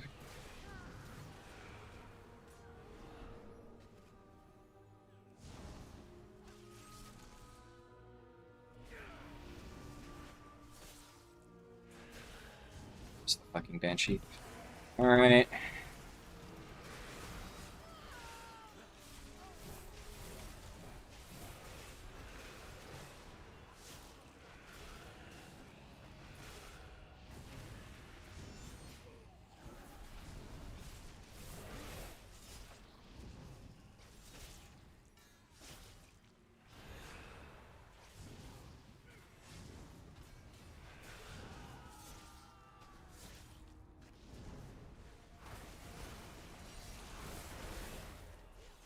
I think WoD Classic is happening more likely than not, yes. Our mother's bow meant everything to Right, I mean, the DPS in this group are actually... holy bad. I don't even know what to say, but let's hope they at least know how to do the hook mechanic. Look, if I have to carry this group, I will carry this group, but they need to be able to do mechanics. So far, I mean, at least the healer has been doing a good job, so...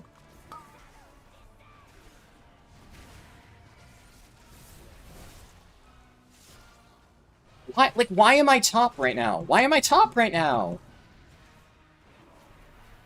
I'm not even running a build that's good at boss damage. This is just... What is happening?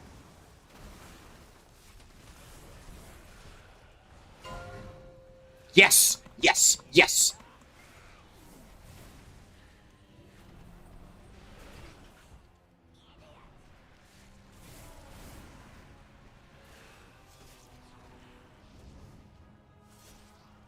Yeah, actually, good point. We have 2 Destro locks on a 2-target fight. What the fuck? I didn't even think about the fact that they're Destro locks on literally the Destro lock damage profile. Fucking what? I forgot to pot, but it's whatever. Just, like, how? Are they fucking naked? I mean, okay, that says a lot. That one definitely isn't. So...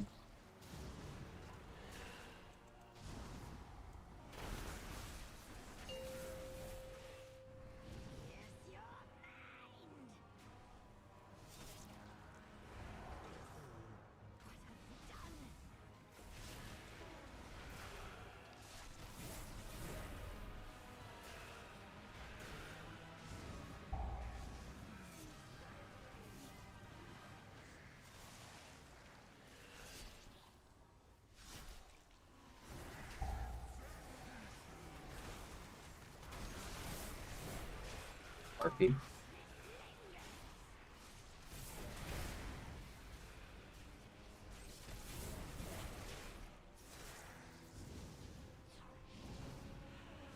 I mean, this is actually just fucking crazy, dude. I don't understand how you do such little damage. This is definitely, like, at a baseline, 1 button. 100% all 3 of these DPS are using 1 button. But I've never seen it be this bad. This is just a little bit fucking absurd.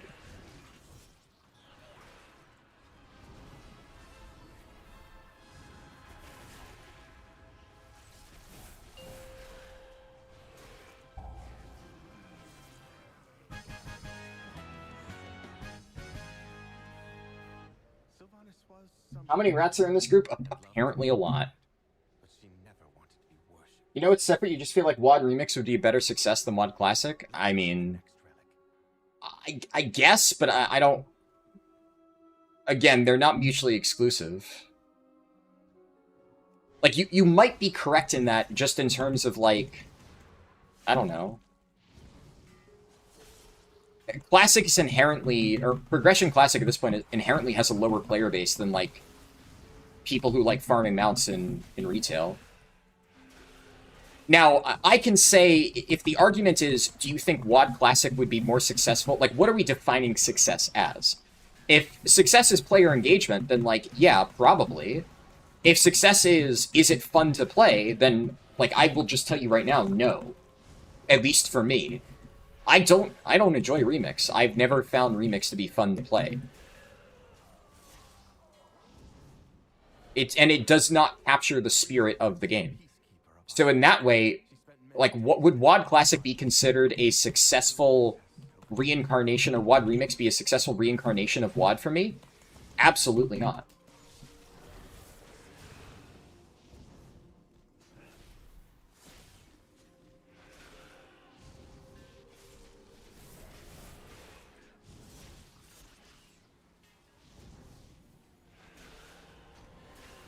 Honestly, it's a fucking miracle, at least, that this healer seems to be doing a really great job. Because if they weren't, I guarantee you these DPS would just be on the fucking floor. Probably, I shouldn't be tanking it like this, but also, I mean, usually the mobs are dead by now, in my experience.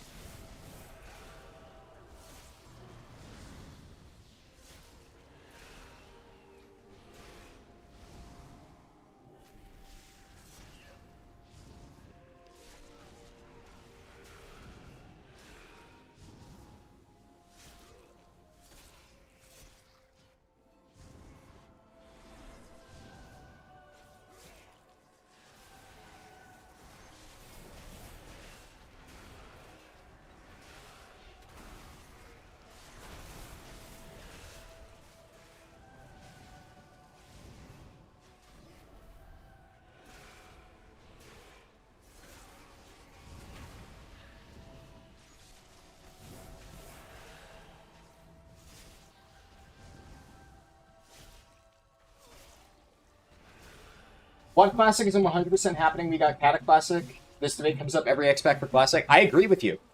I completely agree with you, and I also completely agree with this debate comes up every single time, and I am so tired of having this debate every single fucking Classic expansion. And then every single time people are like, oh, but you know, this time you're wrong. This time they're definitely not going to do XYZ Classic expansion. I'm just like, dude.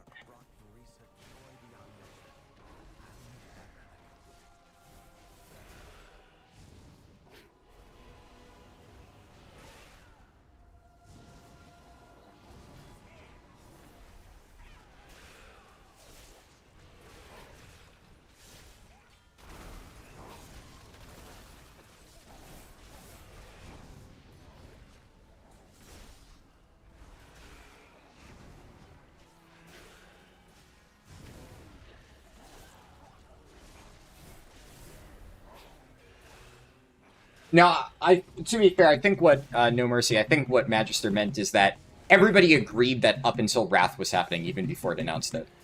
People only say like, oh, they're not going to do XYZ thing since Wrath Classic, which like is fair. Admittedly, I never heard people say, you know, oh, they're not going to do this expansion for other stuff. Honestly, I can't remember if I even need that.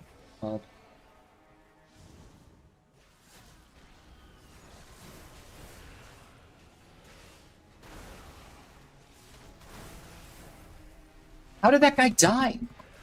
What the fuck? We just, like, not have any of our defensives on our bars?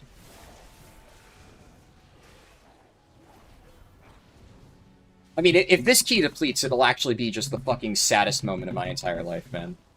I mean, I don't understand. This is, I think, the only key that I might ever end up depleting due to just a sheer lack of damage in the group.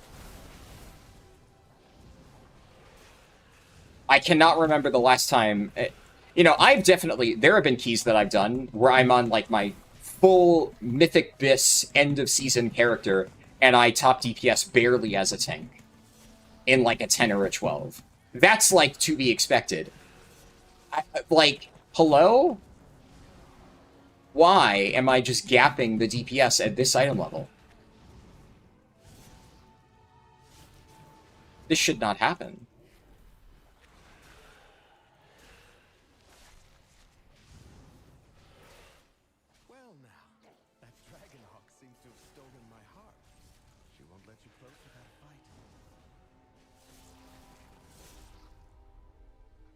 Okay, the Warlock is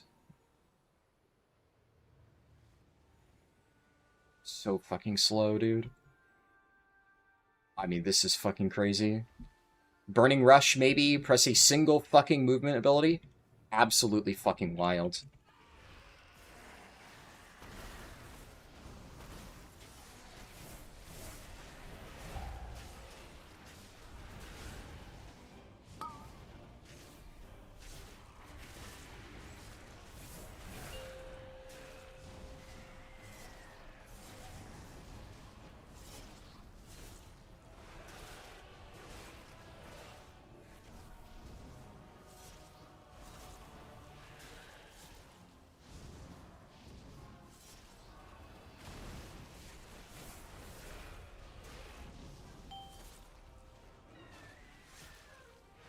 Is it even worth it? Is it even worth the battle res?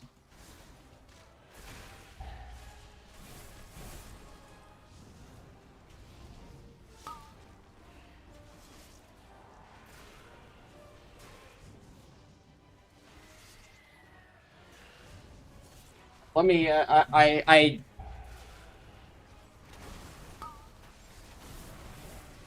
can't read chat at the moment, unfortunately. I know the WoD Classic debate is fiercely raging in both YouTube and Twitch right now. I will read your messages after the fact. Unfortunately, I need to. This is. I think I think I cut my losses. I think I cut my losses here. During a boss encounter. Okay. I'm not gonna do this. Partially because I do think there's a very real chance 14 minutes from now we actually just fail. Now, it does kind of really, really fucking feels bad just eating a 15-minute loss here. And unfortunately, I think this has just taught me I need to stop just plugging into groups. I don't know why the groups today are just fucking abysmal, but I'm just gonna... If I have to push my 11 so that I can start running my own keys, I'll do it, I guess. But this is just unacceptable. I just don't understand how DPS could ever get to be this bad. Yeah, I mean, the DPS have died a combined total of 5 times throughout this fight.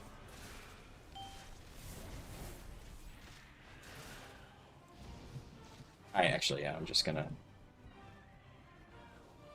die.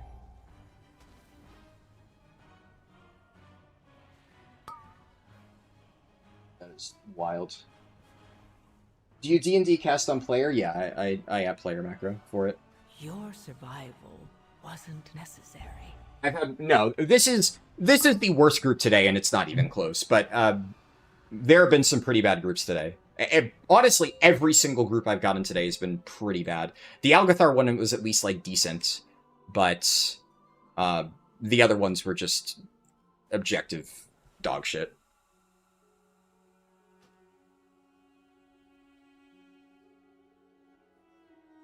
That might be the single worst M+ group I've ever encountered. I mean, those are... I don't even know how to explain what the Warlocks were doing. I push my seed, I guess.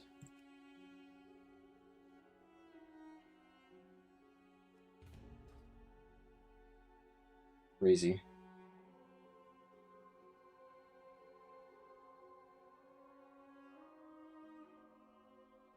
How many locks and shamans do you want? Yes. Remember Copus, they're being hush-hush because they plan on adding content to WoD Classic? I doubt they're gonna do that. Yeah. Blizzard tries to hype up the most meaningless stuff. I'm sure they'll think that the announcement itself is going to be interesting. I will say, though, a more realistic prediction, and, you know, I have said this for a very long time, I think what is most likely going to happen is they announce WoD and Legion Classic at the exact same time. I think that is a likely outcome. A bunch of slackers in that group, I don't think it's as simple as them slacking. That was just a fucking disaster group. WoD was great, it was just the time in between patches.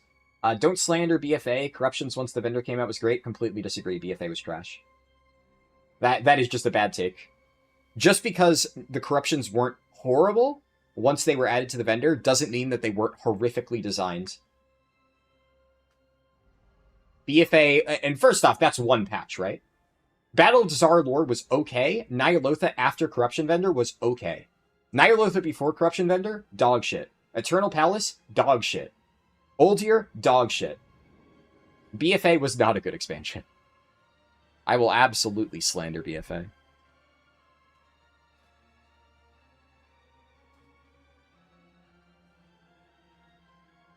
Yeah, okay, Single Die agrees with me. Yeah. It's been one day, you're going much too fast. Yeah, well, that's how it goes. Your Prot Warrior and Blood TK are fresh 90s right now. Do you think it matters a ton doing anything with them now, or just wait for Season 2? Well, I mean, as I showed in this challenge, right, there are plenty of things you can do to get very easy gear. I think it won't hurt to just get, like, 270 item level. Just do some basic stuff, get some intro-level gear. And then, yeah, like, you don't have to go crazy hard. Maybe if there's a specific trinket that you think your class will really want during early prog next season, it might be worth it to try and farm that out. But I wouldn't worry about it all that much. I guarantee they're spec'd to Mayhem and somehow swapping their Mayhem target so they aren't actually cleaving. Most likely, yeah.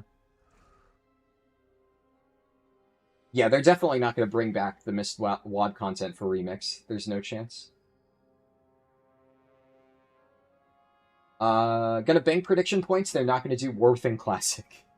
Maybe. I am going to check people. we dealing with here? This is...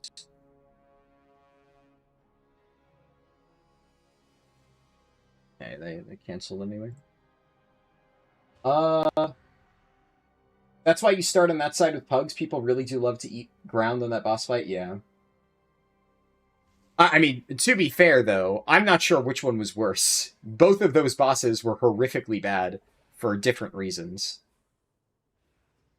This trinkets is worth farming for, everything else is just a bonus. It really depends on how valuable trinkets are, though. Like, let's say your best trinkets are, like, gaze and, you know, some other generic stat trinket. It honestly won't matter that much, because then another stat trinket at a higher item level will be better. Stuff like Puzzle Box, which, like, lines up with Incarn, that's worth farming for. If you have a specific trinket that heavily synergizes with your spec that won't be available next season, that might be worth getting. Otherwise, if it's just like Gaze, then not really worthwhile. Healing trinkets like Litany is probably a good example. Litany serves a very specific purpose. Having that will be worth item level. Obviously, as a healer.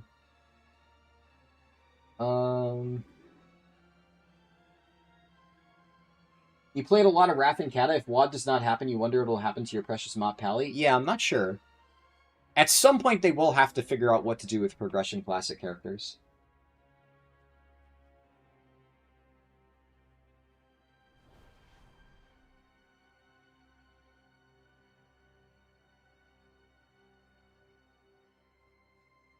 Player engagement for your part. For you don't see a reason to keep doing classic versions of the game because it's fun. I mean, that's a little bit of a crazy thing to say. Like, just because you don't personally enjoy it, you don't see the reason to keep doing it. I mean, like, I have to ask, like, is it so hard to believe that people enjoy playing Classic? Like, that's the reason? Unless the argument is literally, like, cold, ruthless, like, businessman calculation of, like, does the money match up? But, like, leave that logic to Blizzard. You should not be deciding whether or not, you know, it makes financial sense for Blizzard to run Classic. The reason to do Classic versions of the game over Remix is because it's fun. That's why we got Classic in the first place.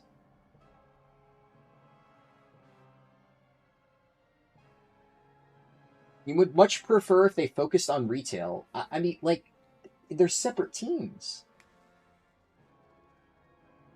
You're not interested in any Classic version of the game. But, like, okay, then it... Like, is the argument that, like, you know, that World of Warcraft should shut down so that, you know, Epic Games can spend more time working on Fortnite? Like, what? They're different games.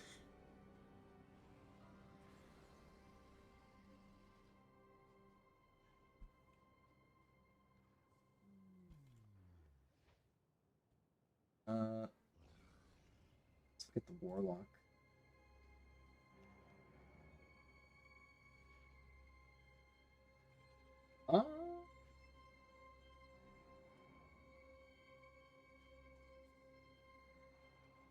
I mean, I'll be honest, I'm going to be really picky. After what I've just had to go through, I'm going to be extremely picky for this group. So, at least, like, I might wait until I find a good healer, and then I might be a little bit more lenient about DPS.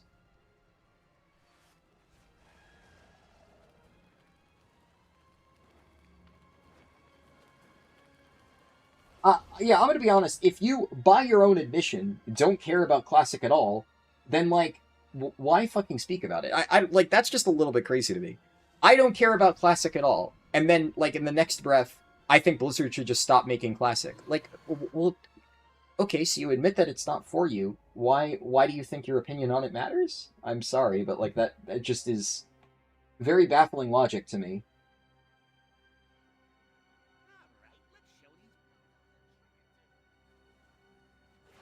Oh, Blizzard added the Delve Nemesis boss to the schedule.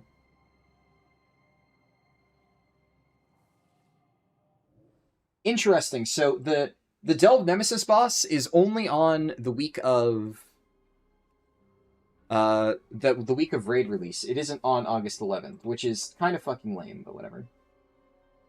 You're just saying what you would want? I don't know, like,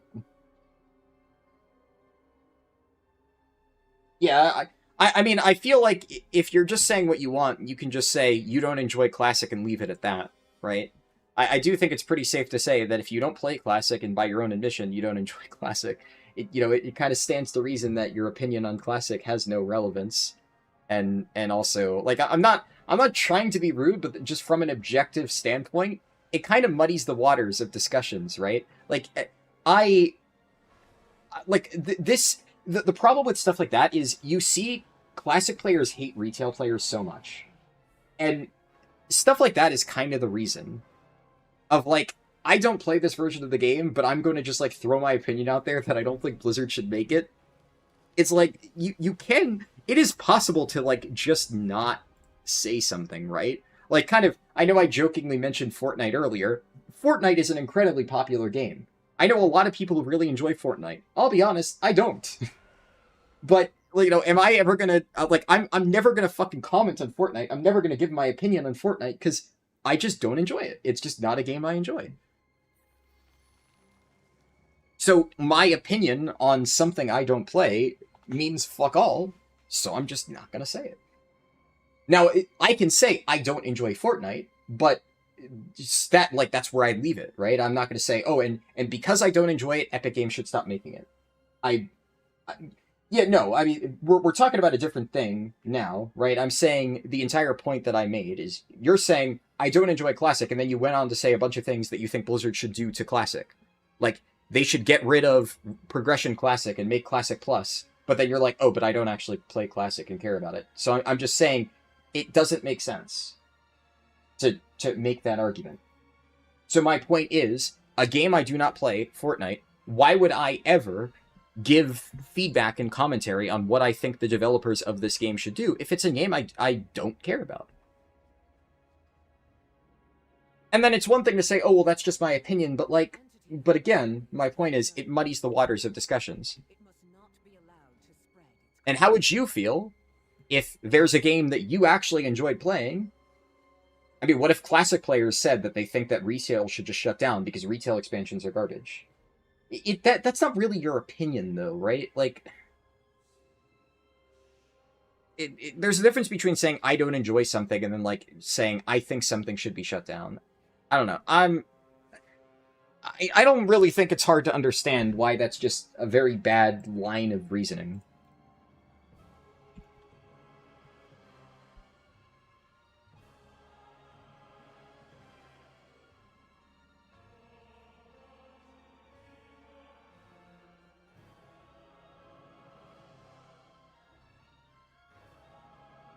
I feel like this is just a very, very silly conversation. It's like, frankly, it's borderline rage bait, I'll be honest. Like, it almost, to me, is like such a baffling opinion, to where I just have to wonder, like, why anybody would take that stance and then defend it.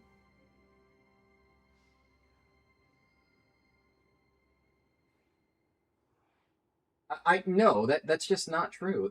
By that same logic, right? You said that, like, oh, my Fortnite comparison isn't the same, but saying that you could just easily shuffle people around, just have the Classic team work on retail and vice versa, that expresses such a lack of knowledge about how, well, really any development, game development especially, works.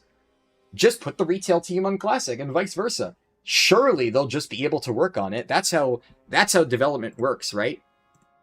You just have them work on an entirely different set of code, and it's just, they're all game developers, right? Surely it's just no issue at all. I'm just like, I don't know. I don't want to have to time you out, but at the same time, because, like, you are technically expressing your opinion, but I'm gonna be real with you. This reads like rage bait. It really does read like rage bait. It is such a baffling opinion that just has absolutely no logic, and then we're stacking, like, logical fallacy on top of logical. Just, I don't know here. I don't know, man. I think maybe it's just time to back out of the conversation. If we're Did the druid think that this is Skyreach? Do you think this was Skyreach, druid?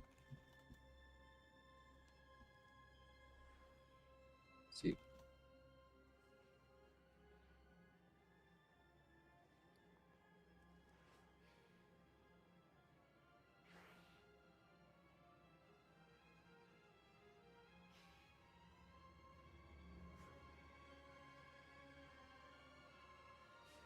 Like, the main, like, takeaway here is the thing that you repeatedly said a few times, right? I'm not going to harp on it, obviously, because the key's about to start, and, you know, I gotta make sure that this goes well.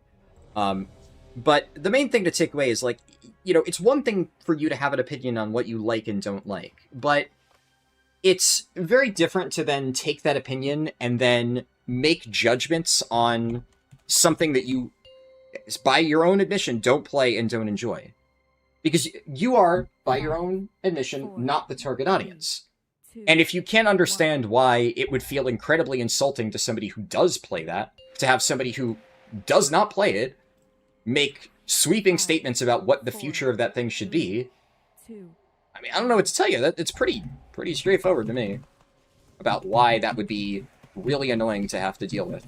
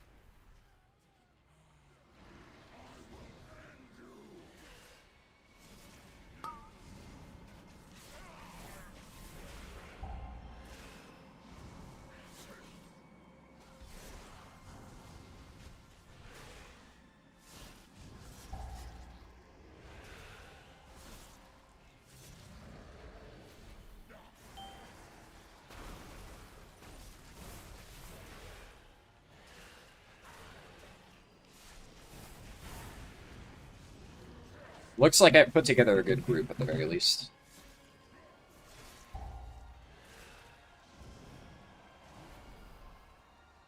Okay, are we going to...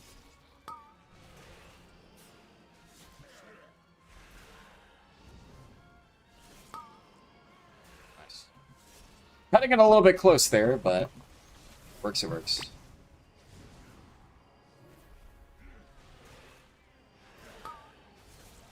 The Nemesis is coming on the week of the raid, so the 18th.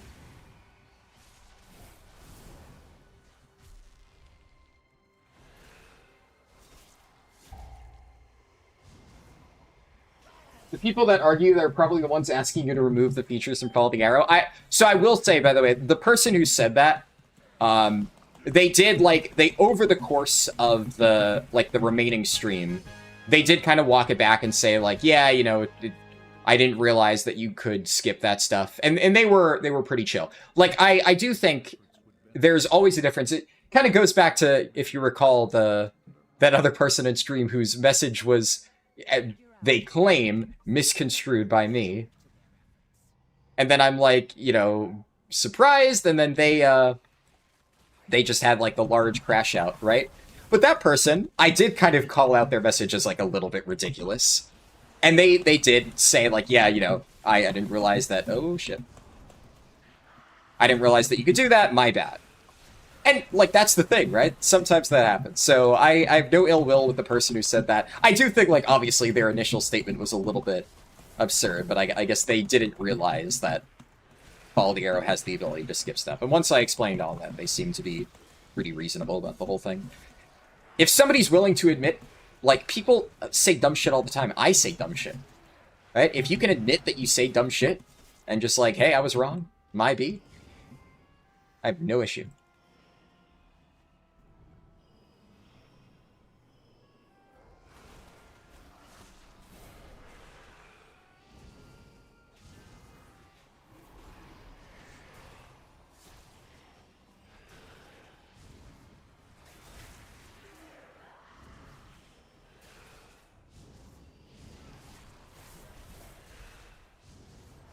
Overcome trial. Live life. We will not be pushed out. Bring in more forces from the void to deal with these intruders.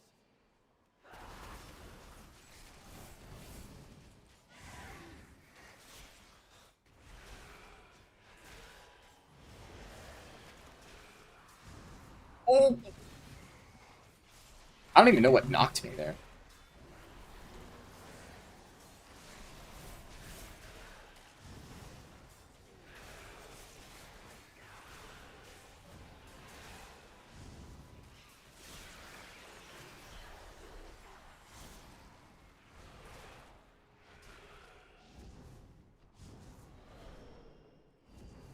Kind of awkward, this fucking caster being alive still. It's fine then. Oh!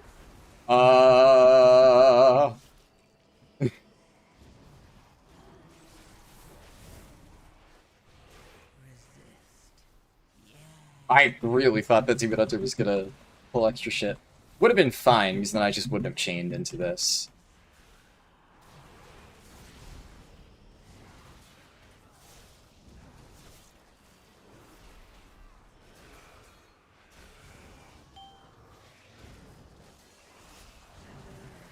Let's use your birds here. I think I'm probably fine on percent. We'll see, though. Your BFA take is fair. You have rose-tinted glasses for the reaping ethics. Well, yeah, I mean, I did say that BOD, I think, was a decent tier. Definitely, pretty much everything about that tier was the only redeeming thing.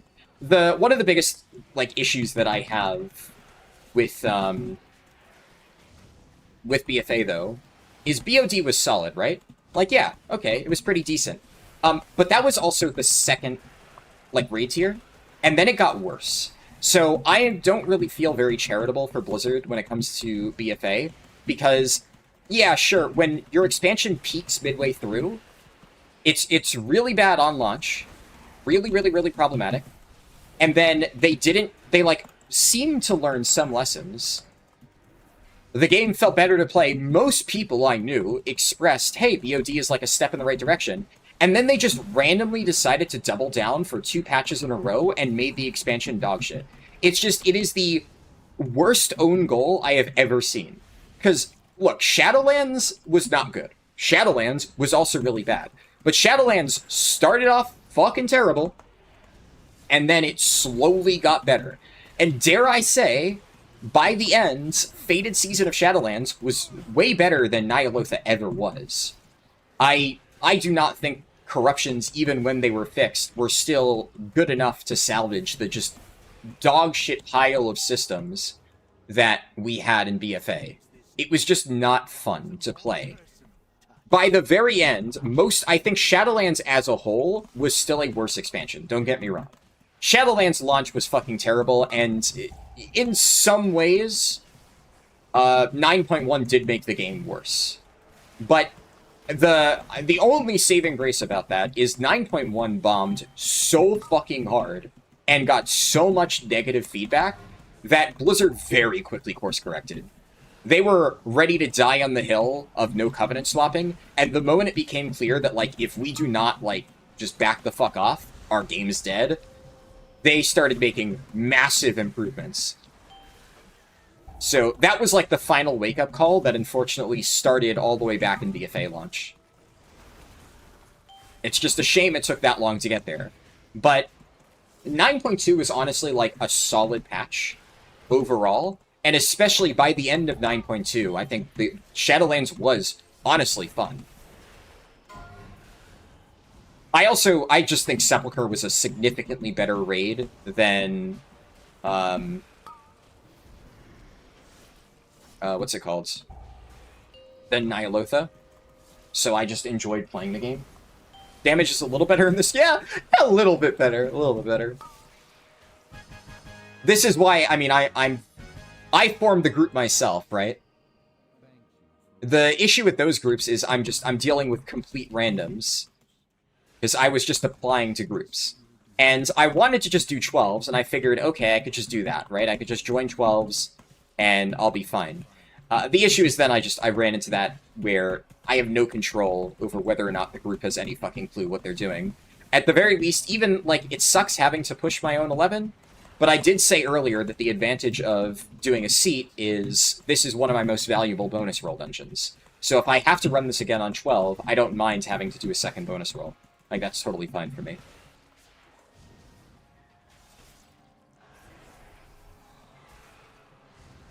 And also that so far, I mean, this group has been pretty damn good to the point where I'll probably get a 13 out of this. I'll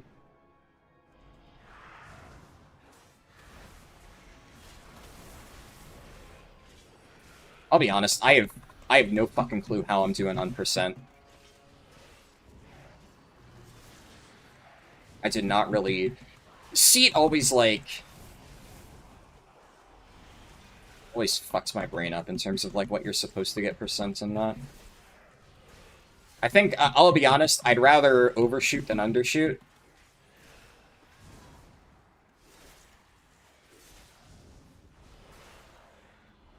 I'm gonna just drag these mobs in. No, I should be fine.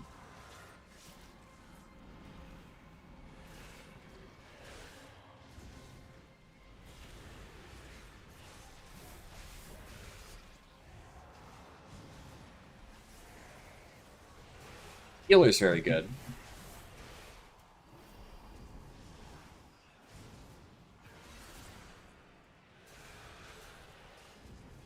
Okay, we probably didn't need that, I'll be honest, but, like I said, rather overshoot.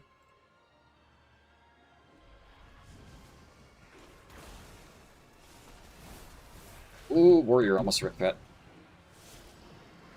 I did not expect them to just leap in like that.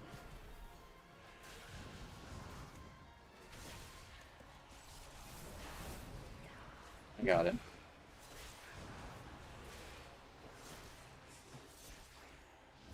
Hey, I kind of went way over. Oh, well, it's fine, it's fine, it's fine. Like I said, better safe than sorry.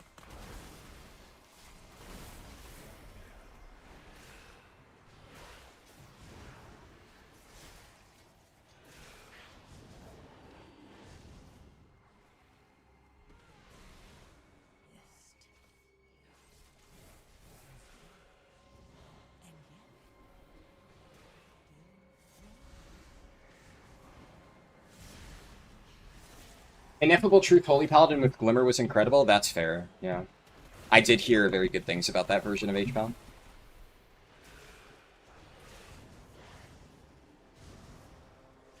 You know, for my part at least, I did not really enjoy any of the tank playstyles. I cannot point to a single tank playstyle in the entirety of BFA that I think was actually fun. That's crazy.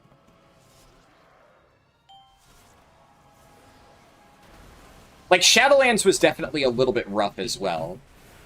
But, like, there are definitely tank playstyles from Shadowlands that I enjoyed. Necrolord, Prot Warrior, very good.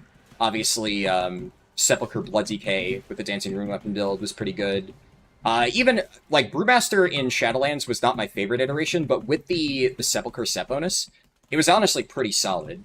it was definitely not the worst version of Brewmaster we've had. And I think Vault of the Incarnate's Brewmaster was actually a downgrade from Sepulchre.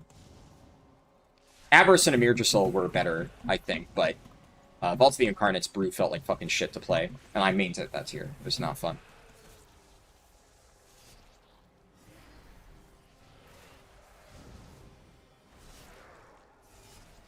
Trying to think, were there any other tank builds that...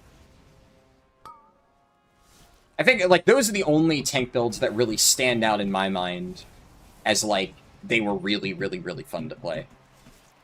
And they were in Shadowlands, right? But not a single builds for tanks in the entirety of BFA actually felt good to play.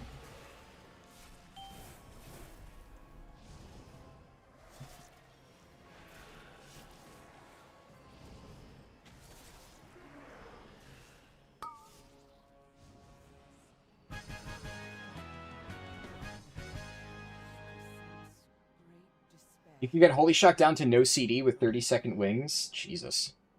That sounds pretty disgusting. Sanctum? What about Sanctum? We must get inside. Illyria, the skills you have learned can open the way. What are the easiest classes to level? Druid? I mean, the easiest versus best is kind of a tricky question. Druid is the best and easiest, I would say. Outside of that, I don't know, hard to say. It really depends. I think outside of Druid, it's hard for me to say what would be the easiest for you. It would really depend on your playstyle. Does Voodoo still work? I'm not sure. I've never used it.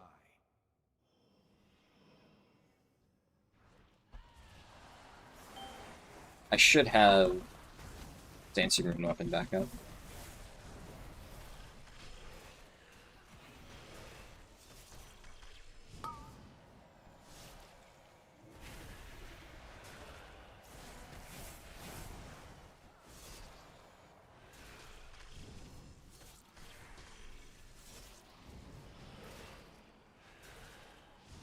Okay, come on, man. Really? Really? Really? Zero effort was made. Absolutely zero fucking effort was made. This is gonna hit me. I couldn't find the safe spot. I mean, it's just... It's fine. That is kind of fucking crazy work that they both tunnel. Scoop is,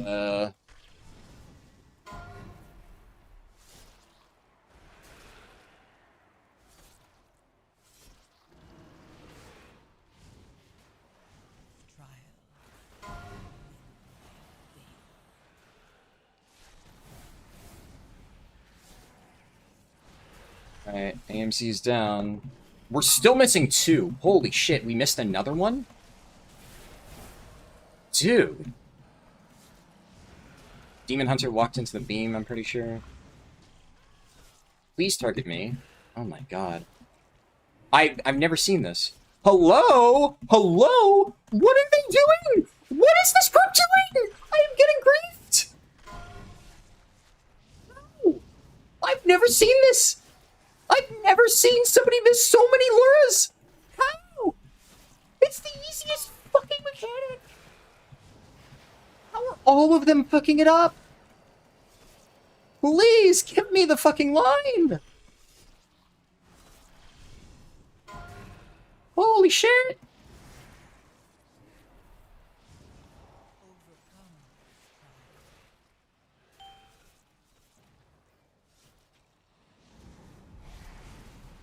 What the actual fuck, dude? I mean, that, like, I have to imagine, like, there's no way that... that feels almost, like, targeted. I don't understand how you just, like... Everybody simultaneously fucks that up. 4, 3, 2, 1. It's still a 3 chest, but, like...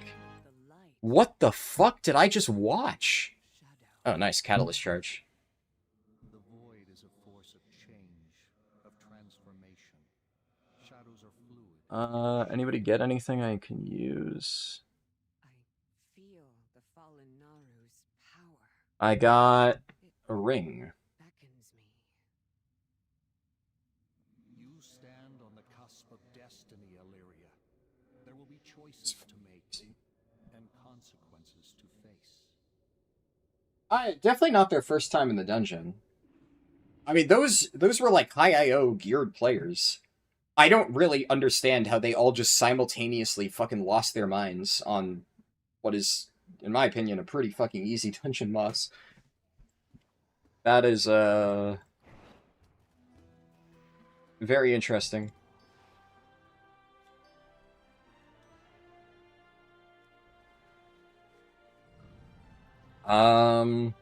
This ring's not bad, but I don't really want to use it right now. I might need to come back to Seat for score later, but I'll cross the bridge when I get to it. I have a 14 Nexus point, unfortunately, though. So I did manage to hit a duplicate key. I mean, I might just, like, let this rip on a 14 at the end if I can't find anything, but at the same time... I'll see... I mean, I'm gonna have to pug into a group, right?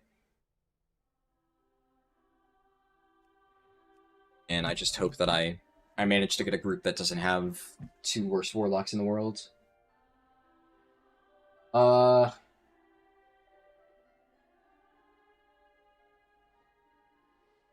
your 12.1 PTR testing, what do you think of the dungeons? The dungeons are pretty terrible. Obviously, it's still early to say, but based on the testing I did on the PTR, this is probably the worst dungeon pool of all time. I think that's probably a fair statement. I don't even think that's very hyperbolic. I'm trying to think of a dungeon pool that I hated worse, and it's tough. There are just some really, really, really bad dungeons. There are definitely some okay dungeons. Cabrin subscribe with Prime, thank you. Monkey Paw Curls, you should now go to Rep Paladin to Center and be talented. Maybe. There are some dungeons that are not, like, horrible. Like, for instance, Murder Row, I actually think is quite good. A lot of people were really dooming about Murder Row. I actually think it's quite fun. And Voidscar Arena, I think, is solid. Pretty much every other dungeon, I think, is trash. So, yeah. It's rough. Found any good treasure lately? Tell me another story sometime. Try not to slay. I'm gonna lower mine to a 12 so I can re-roll it.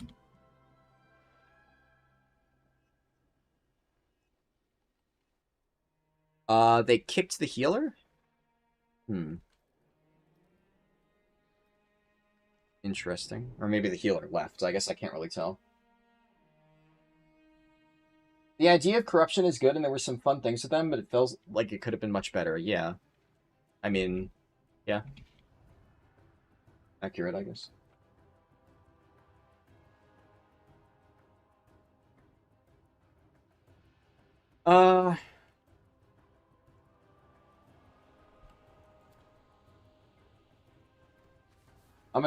I need to refill coffee at some point, and it looks like this group might take a minute or two to fill. So I'm gonna grab coffee real quick.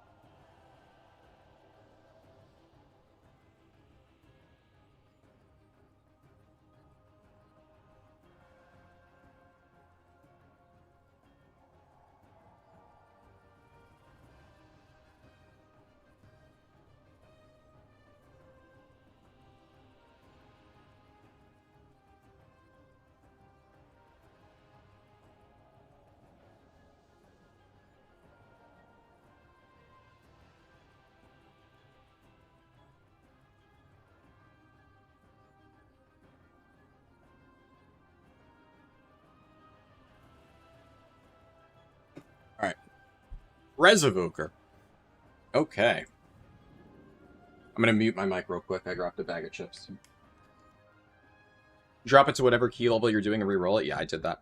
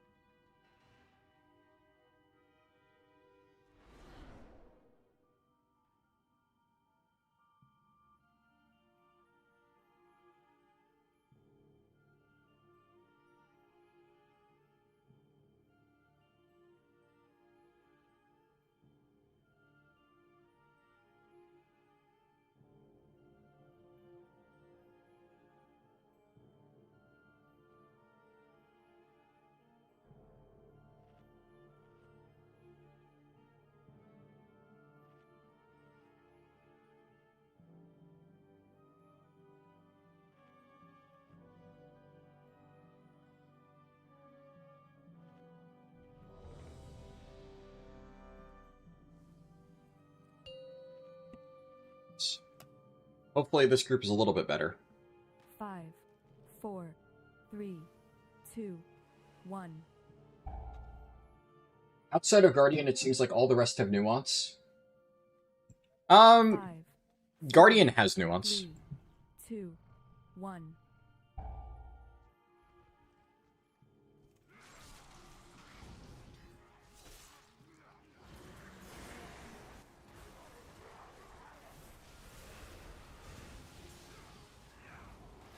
You have to make your way across this far on your own. I usually pull these guys in. Yeah, Guardian, so I will say right now, the M+ build of Guardian is very brain dead. And even then, there is still some nuance there, right? Like, it is not completely lacking nuance. Wait, this is a 14? Okay.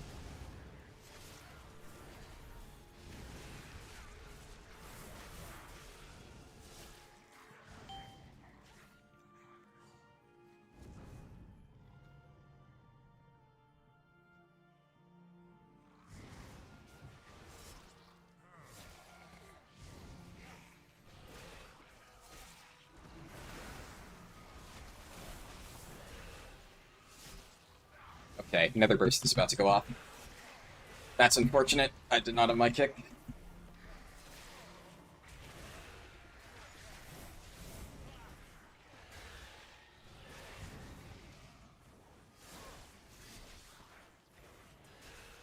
This guy has no faith.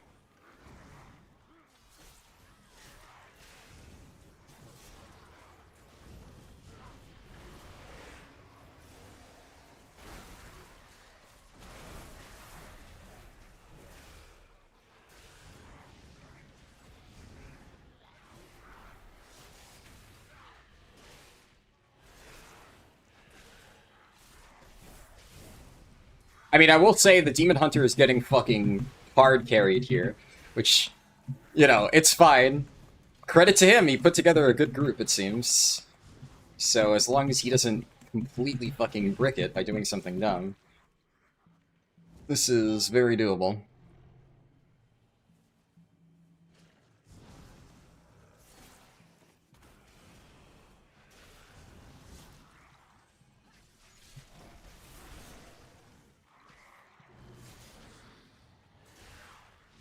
Like that. I don't know what he even did.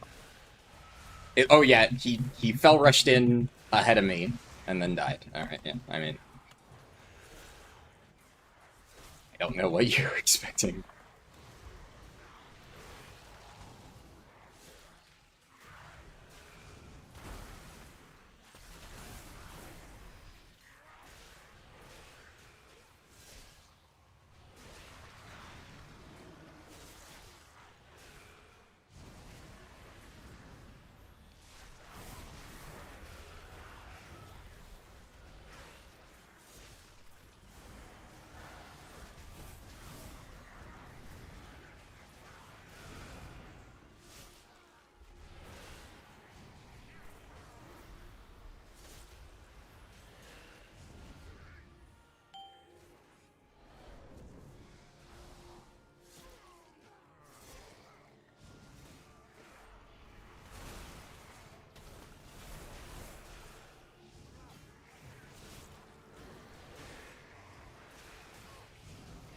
As long as he doesn't do anything dumb and then he took it as a challenge.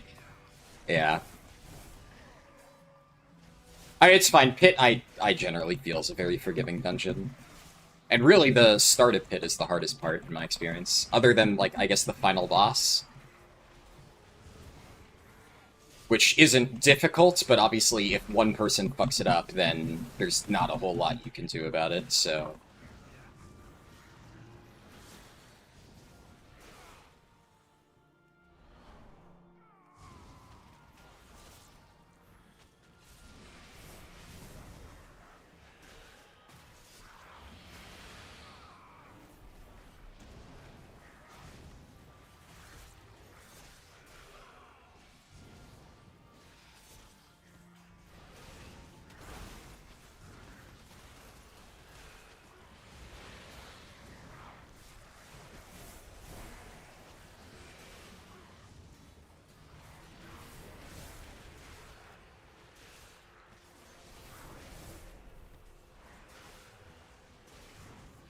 Irony is, I don't even think I've done a 14 pit on my, like, main Blood DK on North America.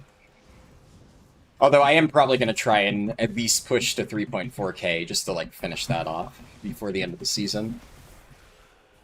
Didn't really bother much at all this season, and I feel like I at least want the, is it the saddle?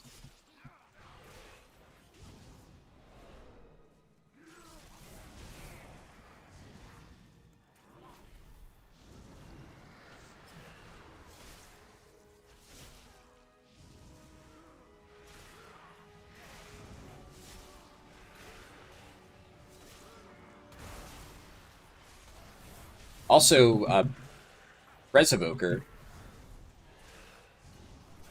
Rare sight, but he's doing very well. I am a big Prez enjoyer.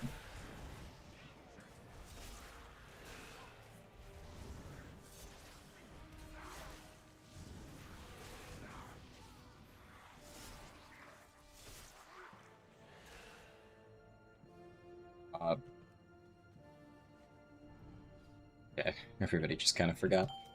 I'll do it then.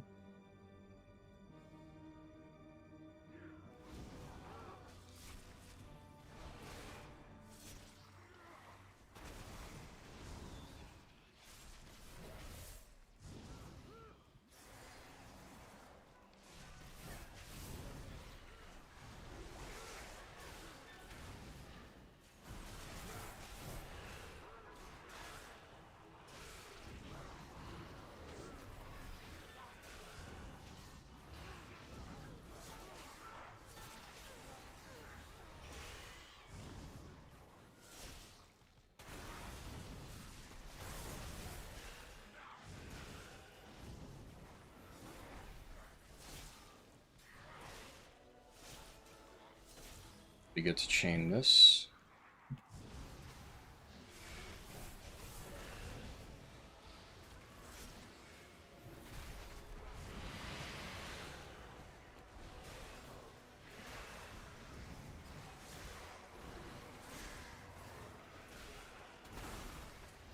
I think that's the first time I procced Purg. Wasn't really paying as much attention as I should have been. A little bit spooky.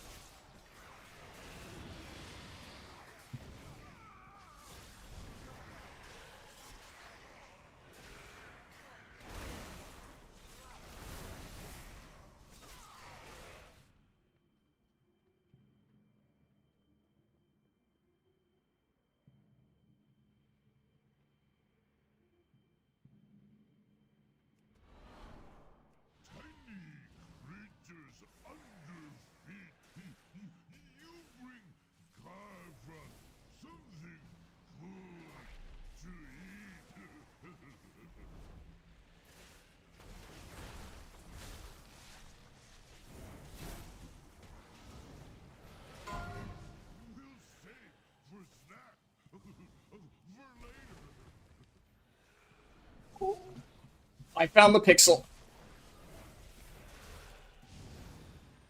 5, 2, 1. Now, your bones will freeze.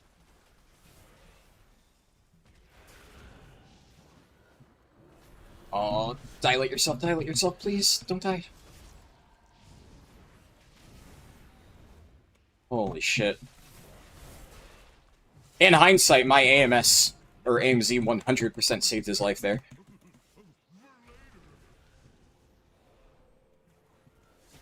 He's got to be careful. So that could have been really bad. 5, 4, 3, 2, 1. Now, your bones will freeze.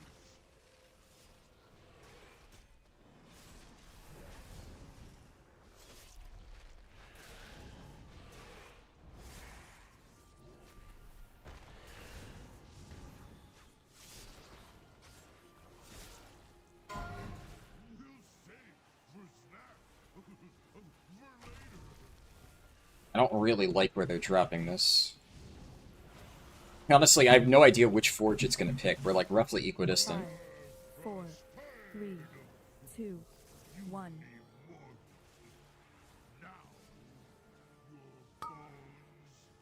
I'm gonna do a big move just to indicate that I want them to be dropped. Here. Move up.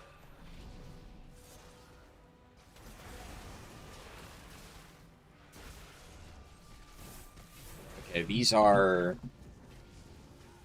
absolutely awful drops.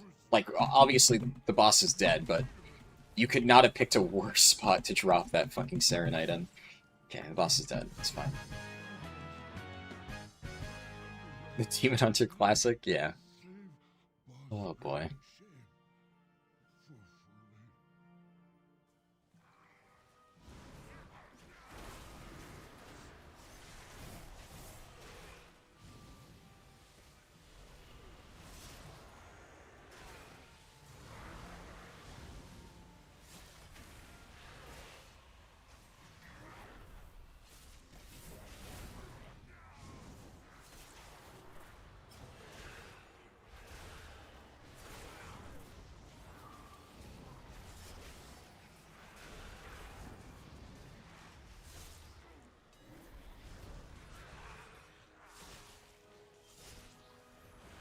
Are we...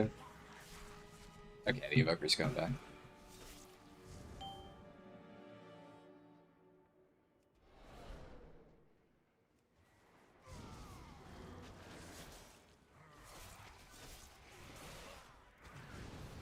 Oh, man, I should have held my kick.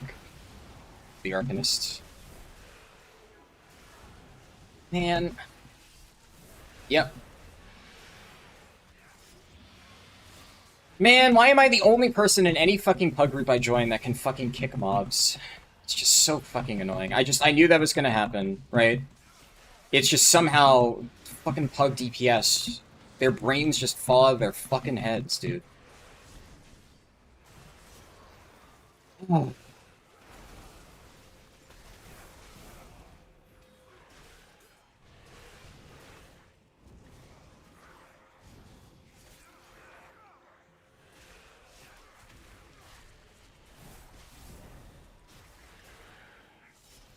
Yes, in theory, I could have gripped the mob to basically interrupt it, but I'll be honest, there was a part of me that's just like, surely they fucking kick this, right? Like, there's no way they don't kick this.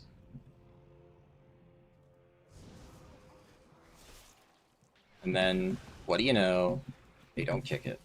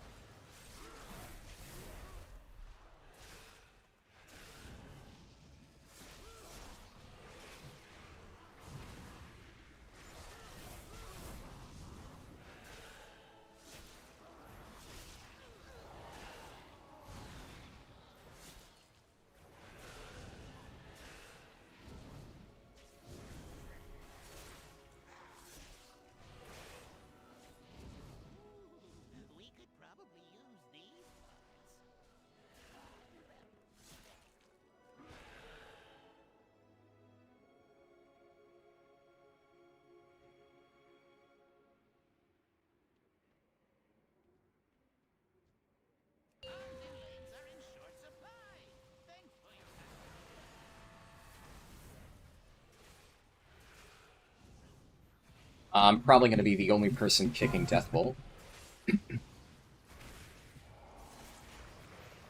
Oh, nice. They actually, I think, kicked it?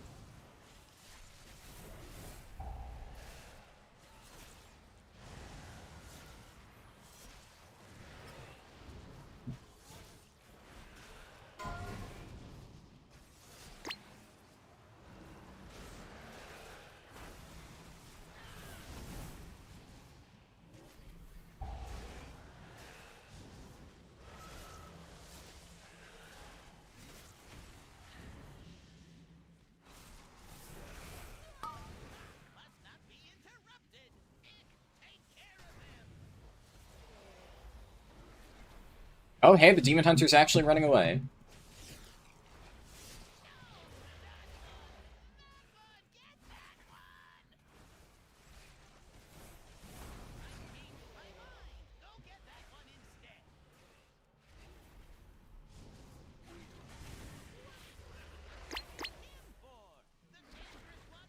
Oh my god. He is just getting... Yeah, okay. Dude. Like, you could see that he started running, and then he just, at some point, decided, eh. Eh. Eh.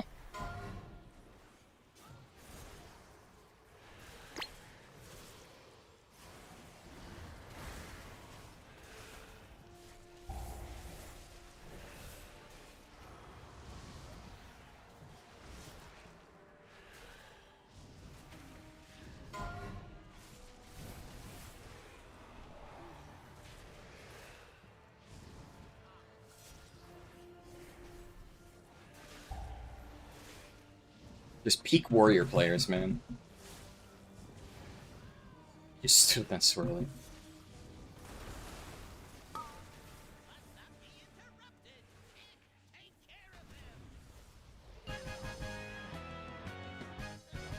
I'll tell you everything.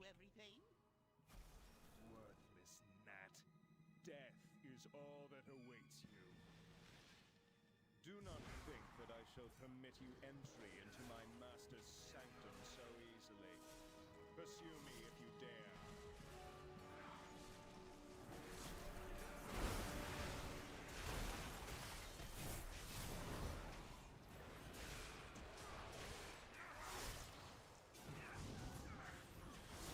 Uh...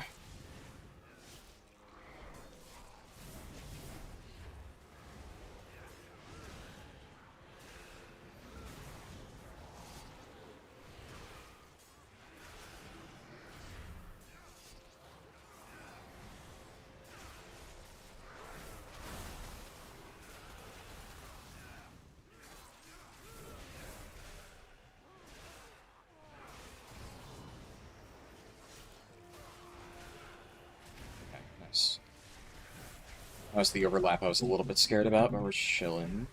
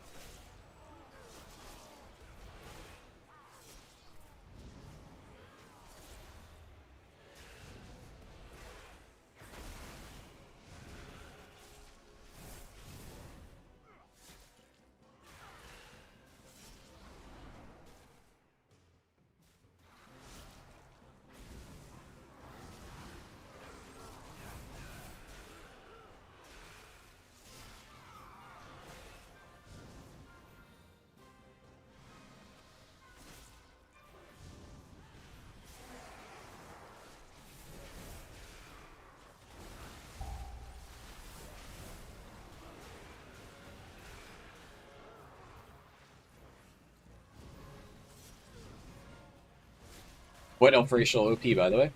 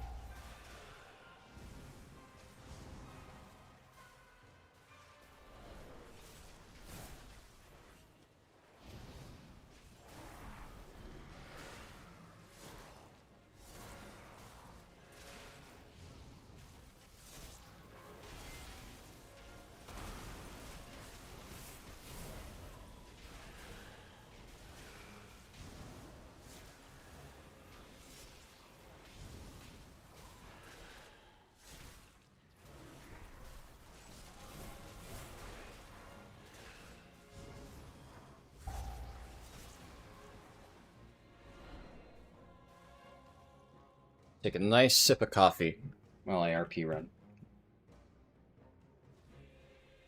Heroes, to me! Intruders have entered the Master's domain. Probably need to save a kick for Deathbolt just in case. Yeah, believe me, I was thinking that the entire time. As long as we can, even to our dying breath, deal with the Scourge Lord. I shall not fail the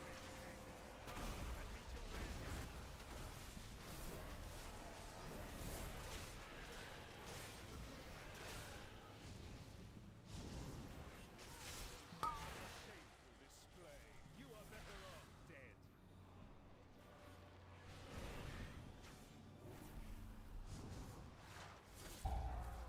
Honestly, I kind of want to...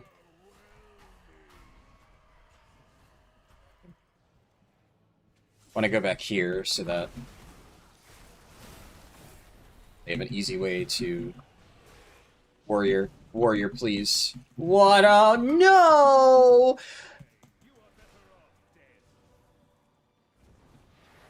Oh, dude. Fucking warrior players, man.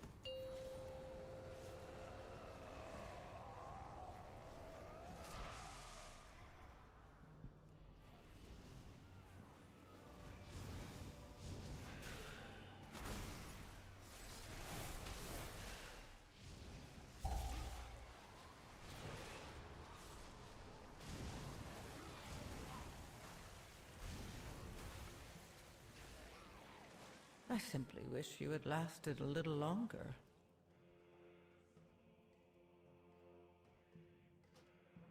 It's really not that complicated, dude. It's fucking crazy that it's the warrior player. The demon hunter is the one who's, like, getting boosted here. And it's the warrior who's actually just hard griefing here. You can just see his singular brain cell just, like, gasping for air as it tries to figure out where it's supposed to drag the fucking mechanic. Jesus fucking Christ. Of course it's an orc warrior, too. Like, genuinely, yeah, they are not escaping the stereotypes. Always a fucking orc warrior, dude. Okay, good. We are surrounded by 4 of them. Oh my, okay. Dude, the brain cell found its way.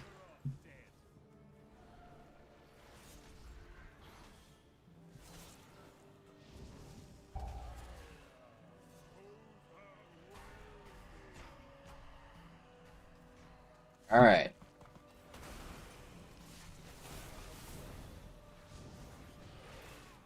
Alright. Are we okay? Up, evoker? Okay, I mean, sure, you did not have to do that, but... Fine.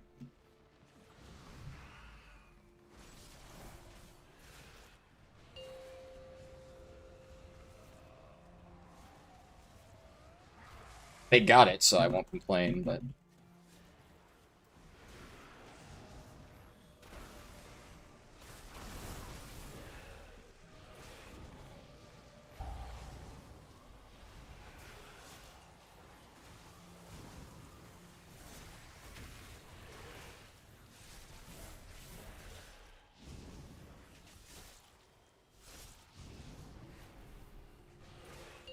But they have a shirtless transmog? Oh yeah, I mean, you can kind of see it.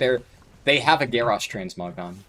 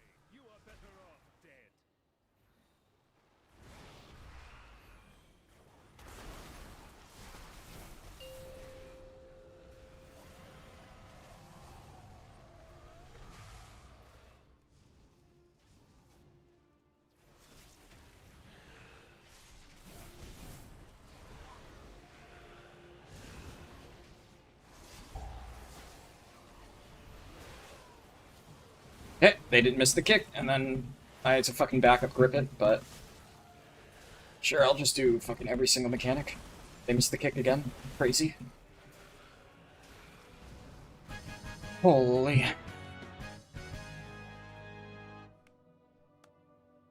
That's a 14 on the board, though. Brave champions, we owe you our lives, our freedom. Though it be a tiny gesture in the face of this enormous debt, I pledge that from I got another seat. all will know of your deeds and the blazing path of light you cut through the shadow of this dark city. Did Stand as anybody drop anything that they could theoretically trade? Doesn't seem like it. no foe, not even I the get. Lich King himself. Necklace. Oh, that's actually... That is a slot that I needed. Because now I can upgrade my Crit Verse necklace for free. I'm not going to upgrade this to, like, anything super high at the moment. But now I can basically get a discount on my Crit Verse necklace. Yeah, no, they typed in party chat lust on second ad set, which well, considering that group struggled, I think that was the right call. Damn.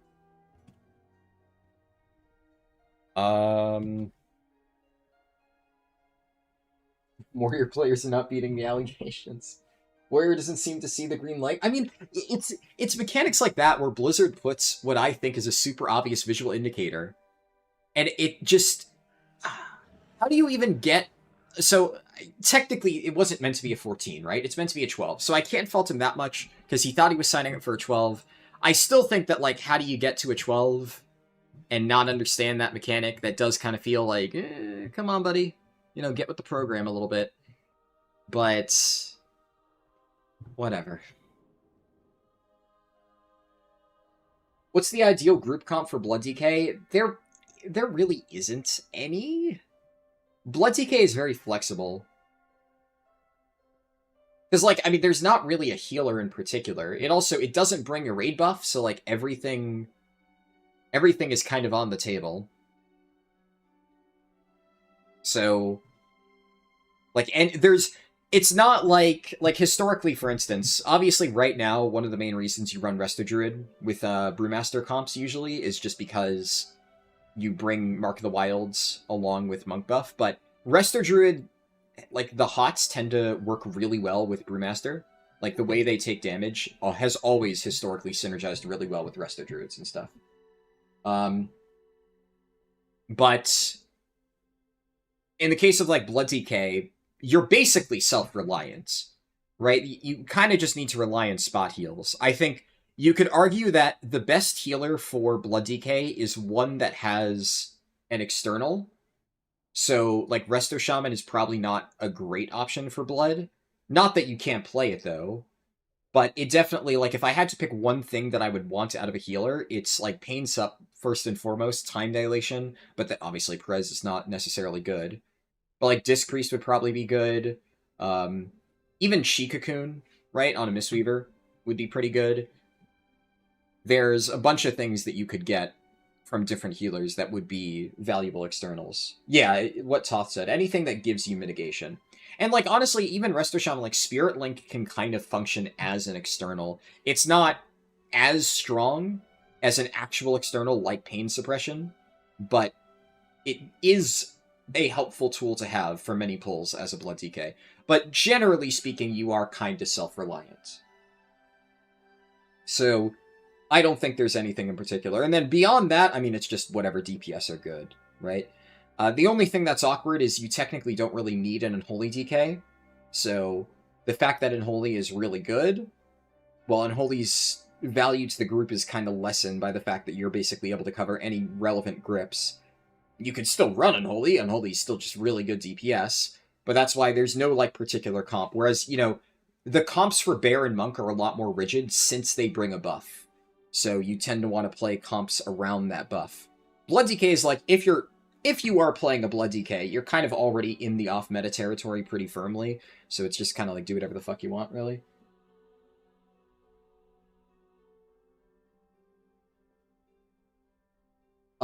Is the damage magic or fizz?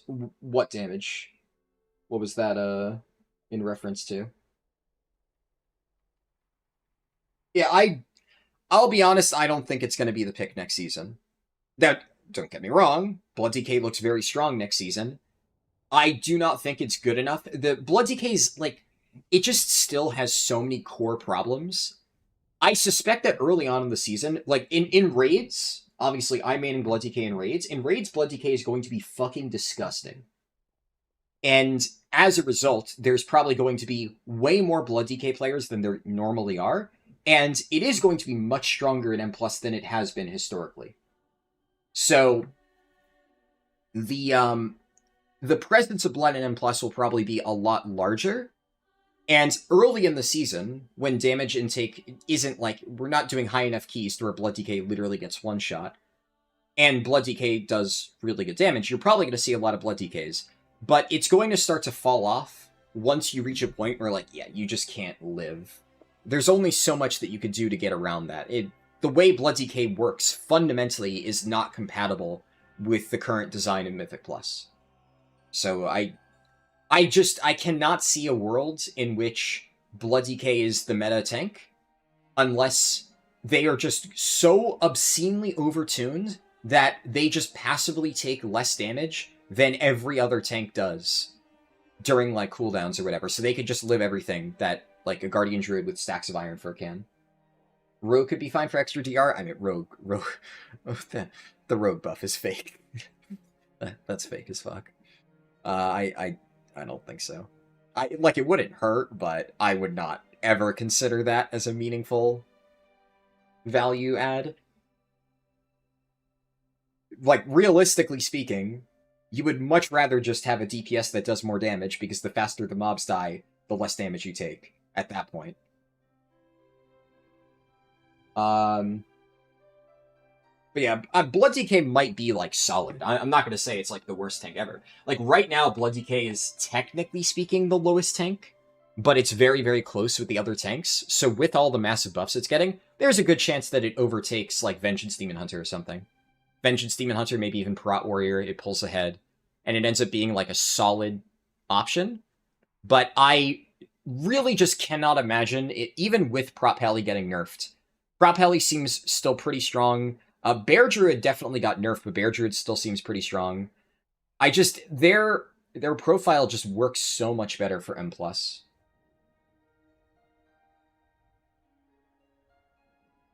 You heard that's not a raid buff? Yeah.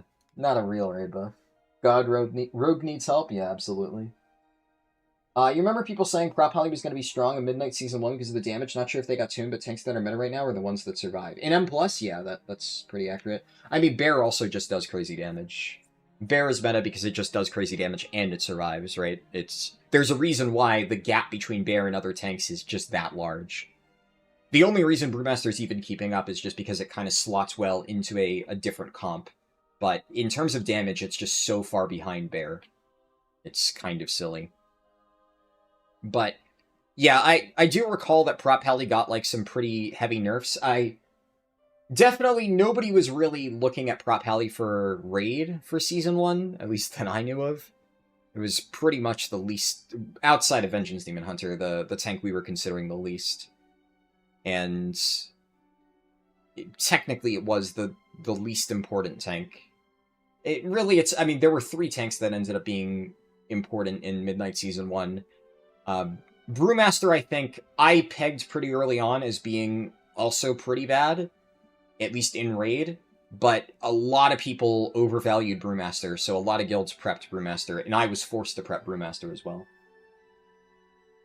And then as for your other question, Young Pierre, about what is my damage, so Deathstrike's physical. There is something here, though. So Marrowrend and Heartstrike have a chance to grant Icy Talons. Runic Power spending abilities count as Shadow Frost, while Icy Talons is active. Now, this doesn't mean that Deathstrike does Shadow Frost, but this does make it count as Shadow Frost, so something to keep in mind. But by and large, it's physical. Exterminate is Shadow Frost damage. This is a big chunk. Reaper's Mark is also Shadow Frost damage. Blood Boil is Shadow. There is... Yeah, I was going to say, there is this talent. Blood Boil now is Shadow Frost damage. And Blood Plague is Shadow damage. Heartstrike is physical damage. And what's it called? Regular Marrow Rends down here. There's regular Marrow Rend that's physical. But when you're playing, what's it called? When you're playing, what's it called? I can't talk. Deathbringer, jeez. That's the word I'm looking for. When you're playing Deathbringer, you're pretty much always pressing it because of the scythes, which is where the bulk of your actual damage comes from, and that's Shadowfrost.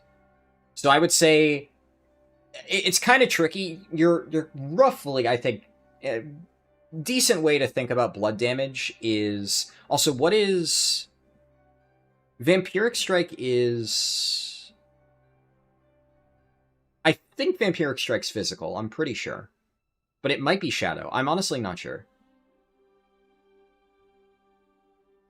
No, I think it is Shadow. Yeah, I think I'm wrong on that. So Sand Lane probably has a little bit more shadow damage just because Vampiric Strike is such a big chunk of your overall. But Death Strike is definitely a massive portion of your overall mostly, and that's physical. In practice, it's probably like 60-40, 70-30 in favor of Shadow Frost damage compared to physical, but both are relevant. So I'm assuming the reason you're asking that is like, would you prefer Demon Hunter buff or Monk buff? Probably DH buff, I guess, but neither would be useless.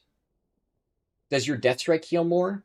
No, Death Strike heals for a flat amount. It heals for a percentage of all damage taken in the last 5 seconds. So Death Strike's damage is not tied to its healing. It used to be, back in WoD, but I mean, that was a while ago. Back in in old versions of Death Knight, it was based off the damage Death Strike dealt that healed you. But nowadays, it is based on your incoming damage. So no, that would not change it. You've been seeing Sand Lane Blood DK considered a frontrunner for Season 2? Well, no. Sand Lane Blood DK in high keys would just not be played.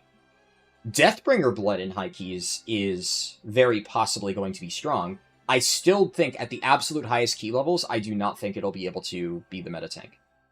I could be wrong, but keep in mind, the way that Death Knight works, for Deathbringer, or really any build of Blood DK, to be the meta tank, it needs to be so ludicrously overtuned that all of its fundamental flaws are just negated by raw tuning. That is, I'll be honest, we are getting close to that point. It is tuned very, very, very, very, very well. But I do not think it is that obscene that in M+, it would end up being the best tank. Obviously, subject to change, I think it will be good, but you will not play Sand Lane in M+. Sand Lane lacks a lot of survivability tools that Deathbringer has. It does good damage, but on single target, it's only slightly ahead. On AoE, it's pretty much dead even with Deathbringer, and its main advantage is 2 to 3 target cleave, and that doesn't happen enough at M+ to make that a significant advantage. Overall, Sand Lane would probably still do more damage in keys than Deathbringer, but it lacks a lot of survivability, which is why all of the top DK players, even right now, where that is still the case, right? Sand Lane's still ahead right this moment for raw damage, for parses, that's what people play, but everybody still plays Deathbringer in high keys. And I agree. I think Deathbringer in keys feels way better to play. The survivability of it is really nice, and also having 30-second Reaper's Mark is just really, really nice. It gives you much more reliable burst when you need it. And you have snap threat for every single pull. It feels really good to play with. That being said, yeah, so you're saying you only push to 16, 17s? Yeah, and honestly, for that, Blood DK is going to be fucking nuts. Because the thing about Blood DK, basically always, is if you aren't getting one-shot, Blood DK is really strong. I would honestly say right now, Blood DK is right up there with Bear and Monk in non-title keys. If you're just pushing. You can just do disgusting stuff with Blood, if you're able to survive it. But then eventually you are going to hit that point where suddenly you can't survive, and then Blood DK just drops off a cliff. So if you are staying within a range where you're just having fun, you're just doing pushing with friends and stuff, and you're not doing stuff that basically one-shots you, then yeah, Blood DK, especially next season, is going to be disgusting. And specifically Sand Lane, I still think Deathbringer will be better for keys, just, like I said, I think it feels better.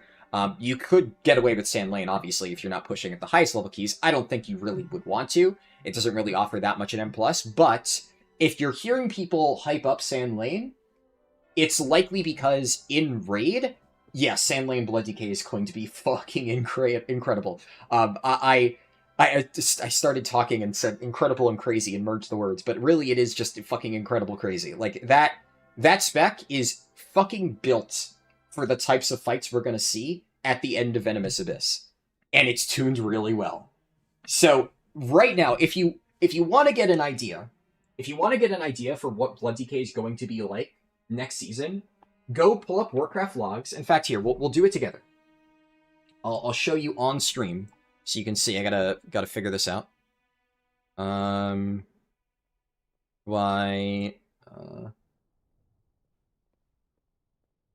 Let me go to main page Warcraft logs, window capture. This work? Yes, but it's just really like oversized. Hold on.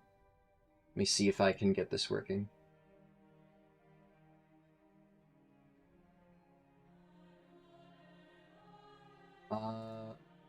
Where did it go?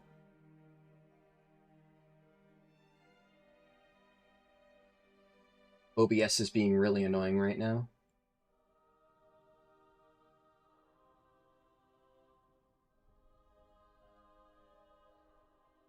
Okay. Let me also, hold on. I'll hide the timer real quick. How do where's my live split? Okay, the timer's still running. So let's take a look. Damage all bosses, tanks, 95th percentile. This is right now overall across the entirety of the raid. Well, the raid tier. This is what we're currently looking at. Now, Blood is already above average. Like, Guardian Druid definitely is a bit of an outlier, especially because there are a few boss fights where Guardian Druid is just very, very, very strong in. It is getting nerfed, though, so Guardian Druid it's not going to be bad, I think, but it's definitely lower here. Prot Warrior as well, pretty good for certain fights. But, like, if I look at, like, Veilgore and Ezrak, yeah, like, you see Guardian and Prot really high up there. On fights like Bellerin, I would imagine, yeah, Guardian, because, like, you have massive burst on the egg. Guardian with, what's it called? Like, your Heart of the Wild is really good for stuff like that. And, like, pure single target, Voracious... Okay, actually, well, so this is kind of cheese. This is why, by the way, they're ahead. The reason for this is because, like, you look at this, look at the max. Voracious is a fucking pad fight. This is why, like, parses are just so meaningless this tier. Because it's supposed to be a pure single target fight, but then, like, you just pad on the ads, right? So all of these parses are massively inflated by people just letting the ads live and cleaving off them, which Guardian Druid does really well. It's really hard to pick a fight that is, like, primarily single target. Honestly, Lura's probably, like, the closest we can get. But even then, Lura's a little bit scuffed, right? Because Lura has damage amp windows, which obviously Guardian's going to be really good in. So it's a little bit tricky. And you can even see here, like, at the absolute top end, Blood DK does pull ahead of the other tanks. But Blood DK struggles here largely because it's really difficult to make Sand Lane work well on this fight. I usually play Deathbringer. I mean, I played Deathbringer for Prague. Would Crown of the Cosmos? No, that's...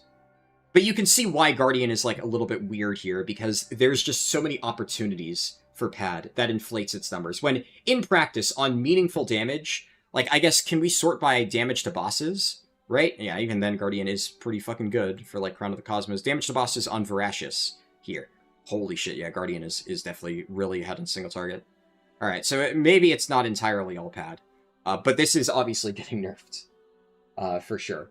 But we've looked at all this stuff, right? We've seen how much damage Guardian does, you know, even Prot Warrior a little bit ahead at the moment on, like, all of these boss fights. Overall, they're pretty overtuned. But Blood DK, you know, it's holding its own. It's doing pretty good.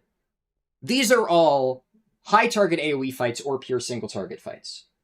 Now, what is Blood DK's niche? 2 to 3 target cleave. Well, as it so happens, there is a boss in this raid that's 2 to 3 target cleave. And would you look at that? Blood DK beats Guardian and Prot Warrior by a fucking sizable margin on Light Blinded Vanguard. Because this is their niche. This is what Sand Lane is absolutely insane at. So they're already ahead. Mind you, we just got done saying both of these specs are getting nerfed.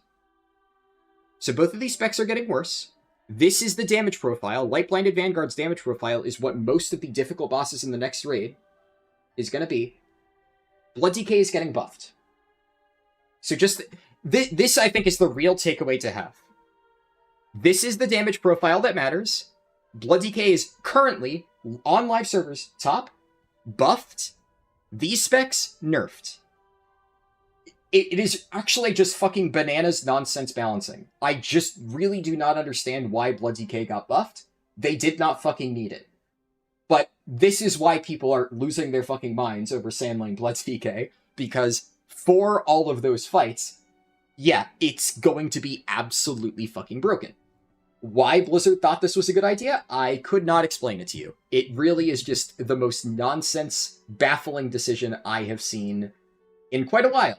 But as somebody who was already enjoying Blood DK and was hoping to be able to play it again next year, I mean, it's good for me. So I'm quite happy about that. But yeah, it's the unfortunate reality is what's probably going to happen is when Blizzard realizes how badly they fucked up with the tuning, they're probably going to pendulum nerf Blood. That being said, you know, frankly, they could revert all of the buffs they gave Blood and it would still be extremely good next raid. It is just very confusing as to why they thought that that's what they were going to do. Sand Lane's probably getting nerfed for raid, which unfortunately is where Sand Lane excels, but yeah. I mean, it is... The problem is, I would have told you, honestly, I expected Sand Lane to get nerfed, but they just gave Sand Lane, like, a very, very large buff. So... like, the first step for nerfing Sand Lane, which, to be clear, I think Sand Lane needed a nerf, not a buff. So they first need to, completely revert the buff they gave Sand Lane, and then probably nerf it further. But I don't know if that will happen, because if you are buffing a spec that deserves to be nerfed, I think you are so disconnected from reality as a game developer that we're probably not going to get correct changes in time, which... hey, for all fellow Blood DK mains, that's probably a good thing. Enjoy it while it lasts. Blizzard saw the other bosses and ignored that one boss? I guess, yeah. But it is baffling, for sure.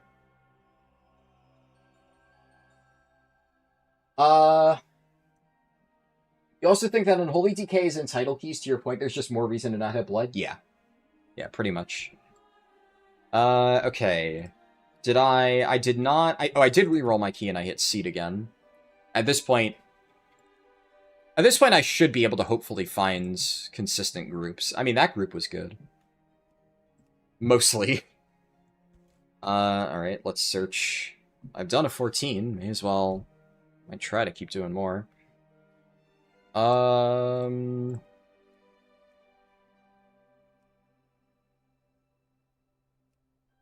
I'll see if I get into either one of these. Because of that 14, there's actually a non-zero chance that... I don't know exactly how it's going to shake up, but like the score from this 14 should balance out the score from the 11. So I might be able to get 3k as long as I get 12s for the remaining dungeons. I don't know, though. We'll have to see. Worst case scenario, I rip a seat. It's probably still worth... okay, nice.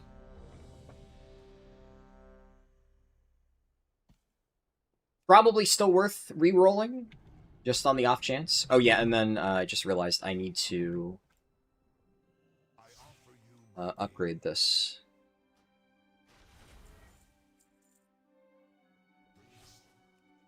How many hero crests do I have? 57.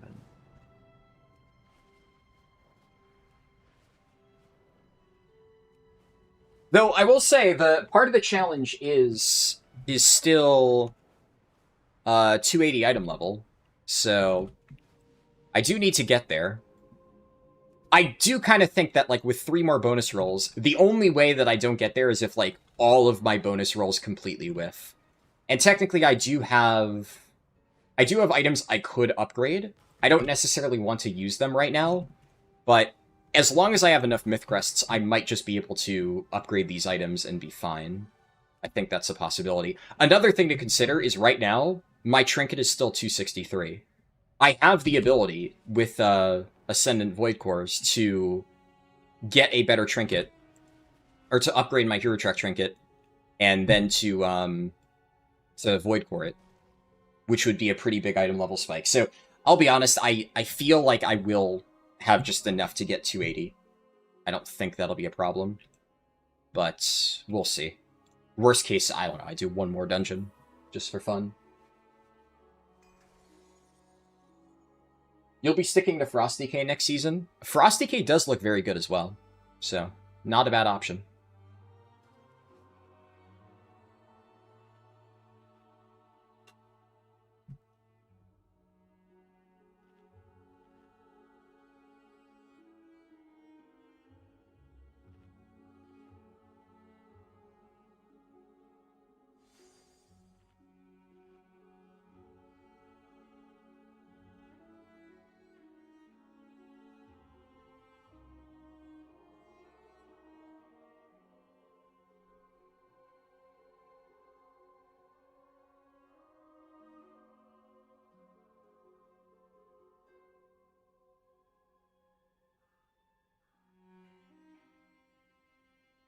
Is everybody in the... Okay, everybody's here.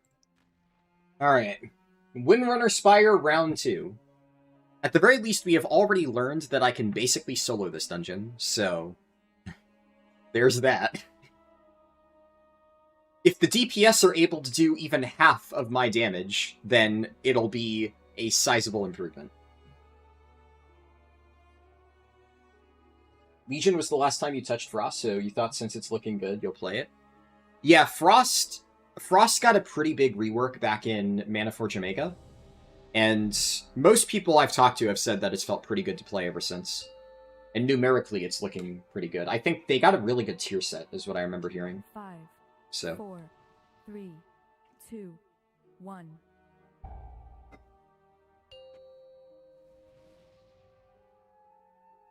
5, 4, 3, 2, 1. My sisters were the last to visit these halls, but they threw their home and their bond away.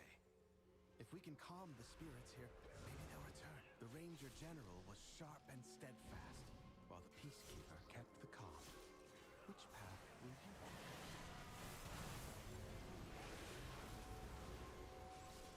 those mobs are immune to Mass Grip? Hello? It's so dumb.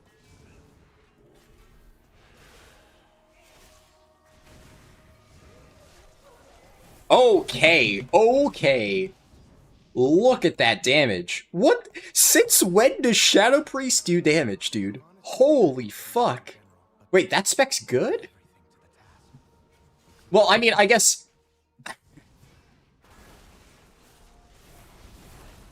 What?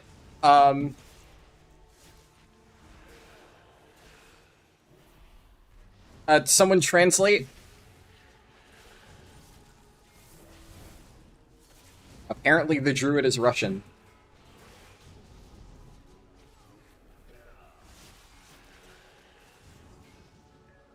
Unfortunately, I don't even know how to, like, phonetically pronounce Cyrillic.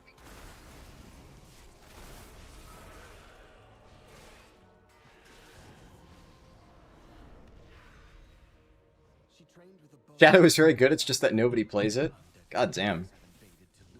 Yeah, apparently.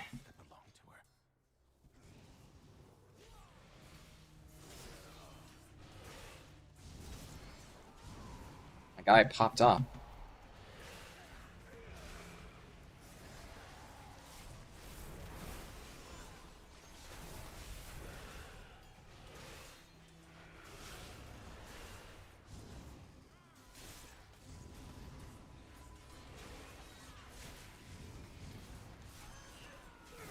Alright, yeah, I think this will definitely be a little bit of an easier key than the one with the 2 warlocks. Just slightly.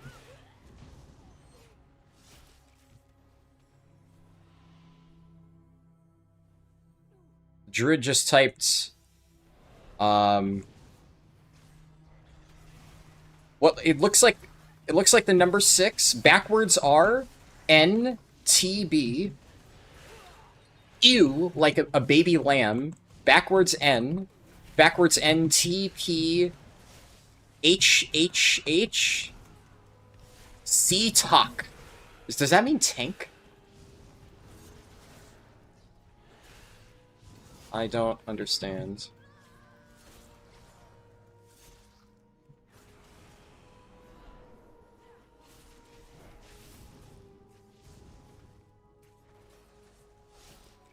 He just typed, not for you. Alright. I thought he typed tank. I guess that doesn't mean tank.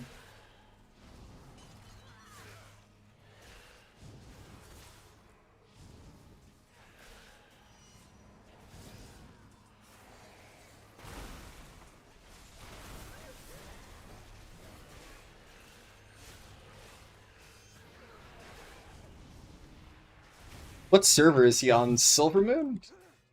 Who is he? Which one is his friend? I mean, everybody else in this group is on the same server as me, it looks like. Right? Yeah, it's only him that's on a different server. So if he's the only Russian person here, then who the fuck is he talking to?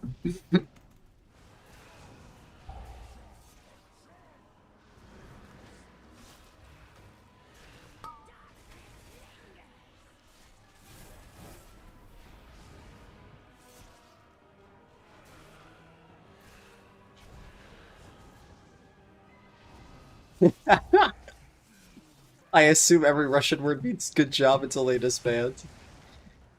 I think that's a good mindset. I will adopt it.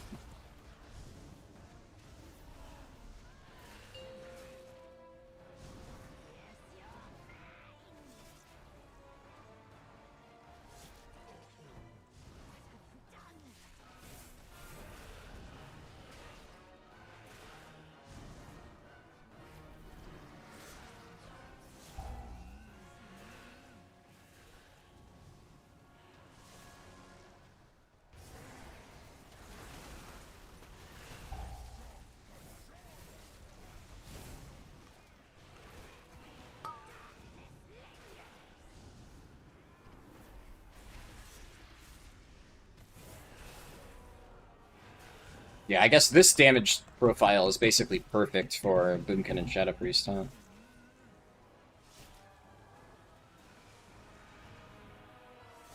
No, Mr. Shadow Priest! Nice, they survived. Sylvanas was sometimes vain and loved to be admired, but she never wanted to be worshipped. Come, let's find the next relic.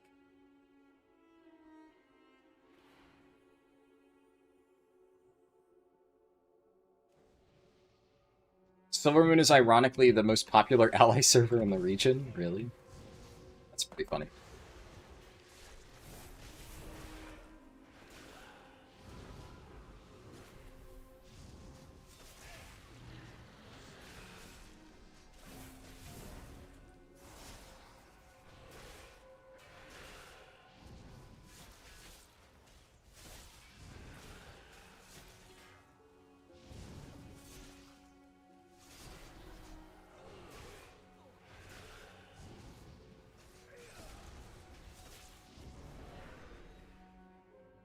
Teresa was the peacekeeper of our family. She spent many days tending to the gardens here, but the wilderness has overtaken it now.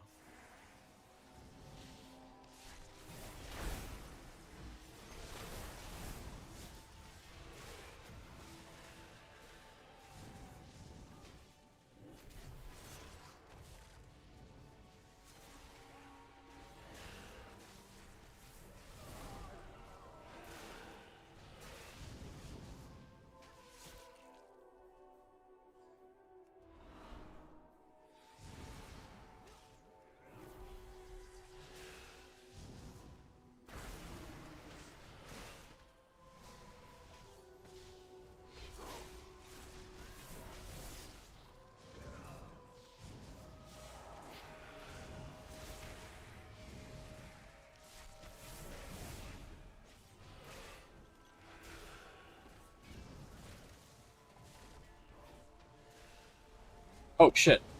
You can't AMS that? Well, either way, I'd have to... I wonder... I'm not sure if it's just I couldn't AMS that, or maybe my AMS broke like a second before I walked into that trap. It's not inconceivable that AMS wouldn't work, though. Now I know for science. The soothing sounds of my harp brought Marisa joy beyond measure. I felt it.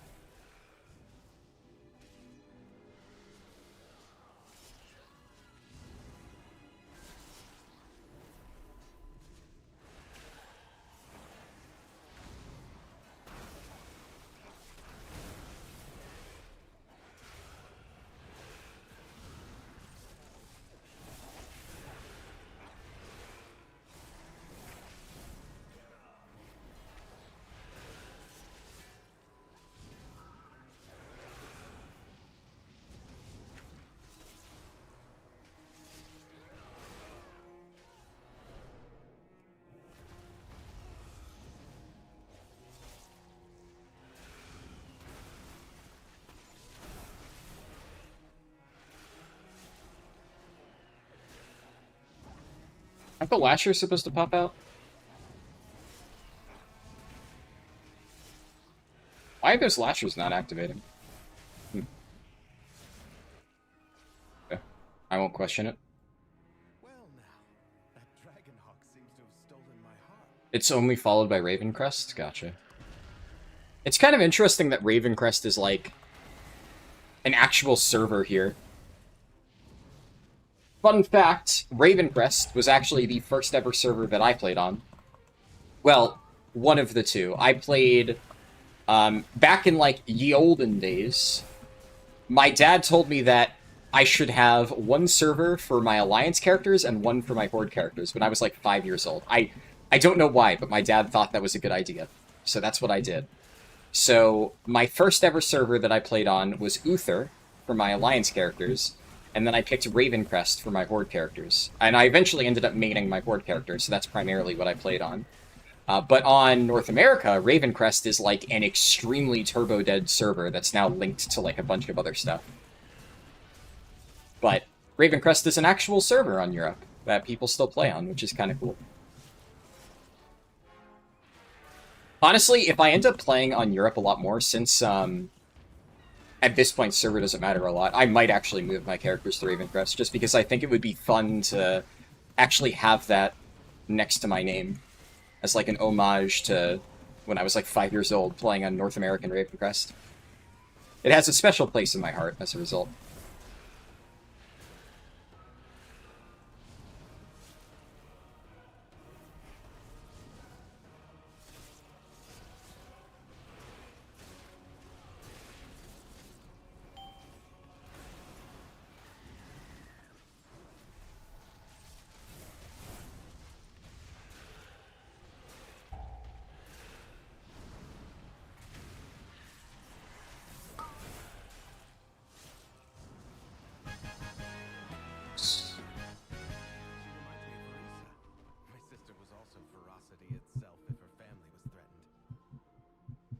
Isn't it weird how Blizzard still recommends dead servers to new players? Yeah.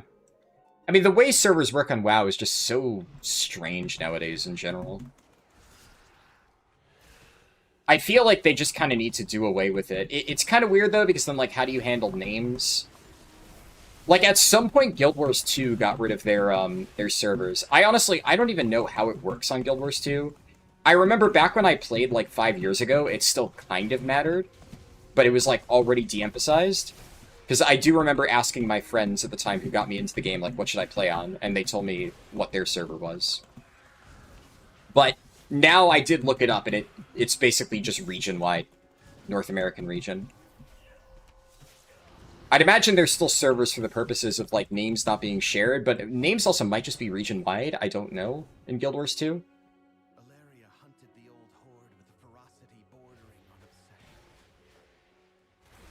And Final Fantasy is kind of similar, but Final Fantasy has, like, data centers, right? It's been a few years, so they might have updated that. I remember they merged a bunch of stuff the last time I played, and streamlined it.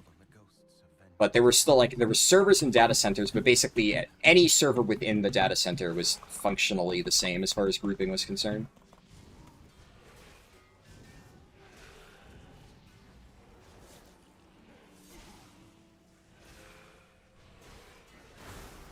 Though I do believe, like, the market board was unique for different servers. So that one was definitely a little bit more unique, at least the last time I played FF, compared to, like, Guild Wars 2, which at this point is just fully everything is region-wide.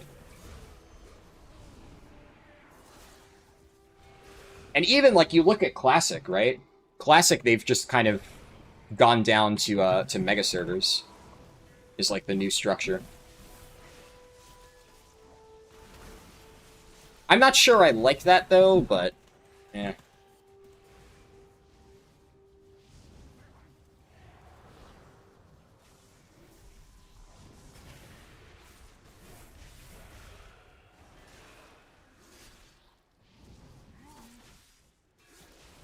I think this is percent. I don't think I missed anything. Worst case, I just dip into the other room to get percent. Oops. Let's pretend...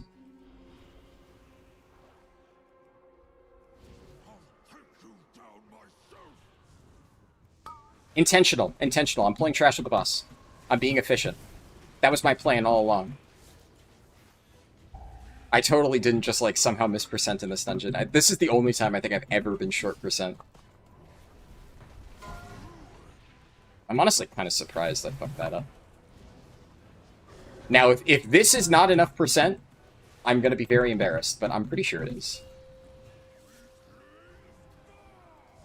It is. Okay. W. Perfectly calculated.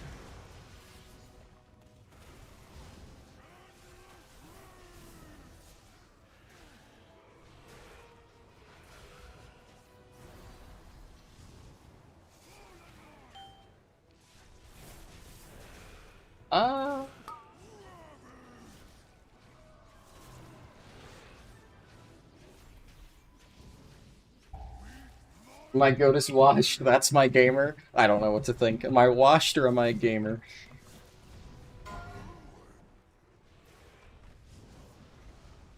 Are we gonna...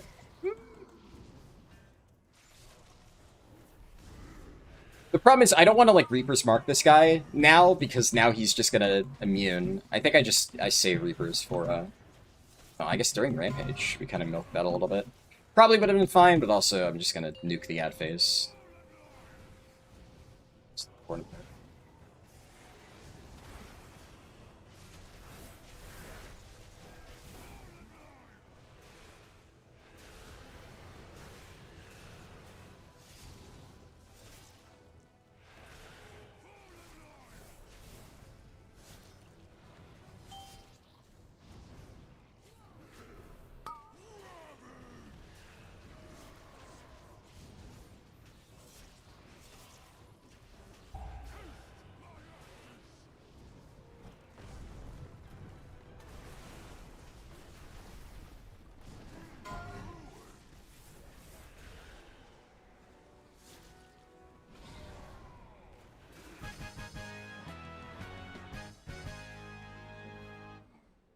What stats do you look for DK and M+?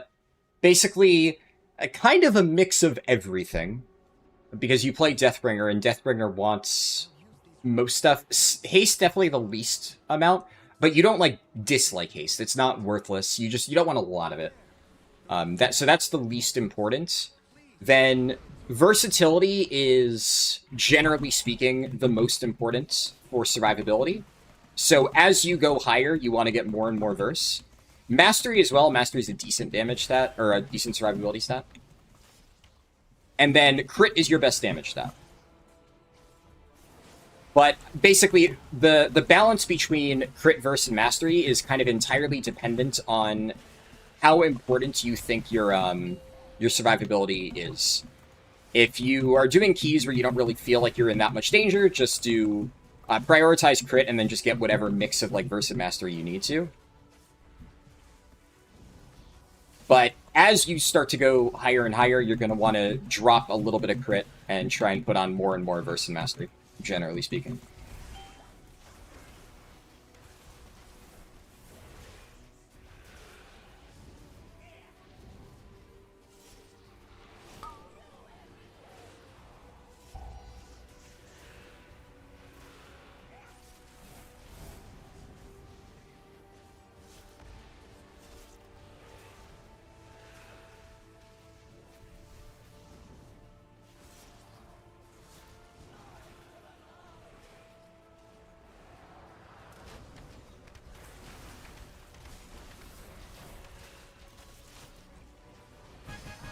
Nice. That was a +3. Very clean dungeon. Oh, boots! Yes! That's actually huge. Not only are those good boots, but I actually needed that. As for myself, I shall fill these halls with music until they return home. Thank you. That guy doesn't need Hard to Win. That would be a slight... Yeah, I asked him need trinket, and he typed a bunch of stuff in Russian. Da Sika. And then, I don't know the rest. Did he...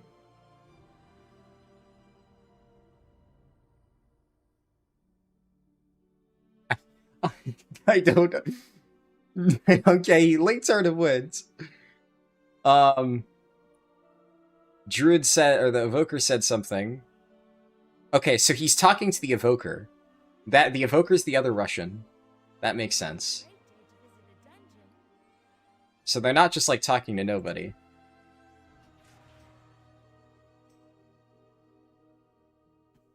Hope you find lots of treasure out there. The Evoker needs it. Which is fine, honestly.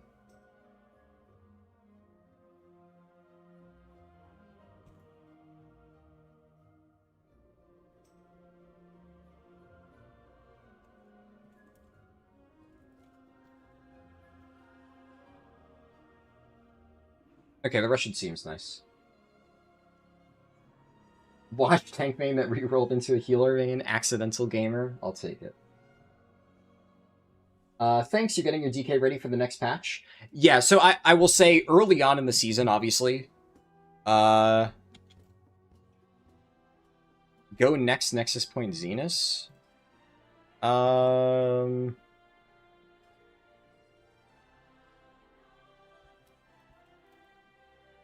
Okay. They did offer to do the next key, but I don't really need score from Nexus. That was a good group.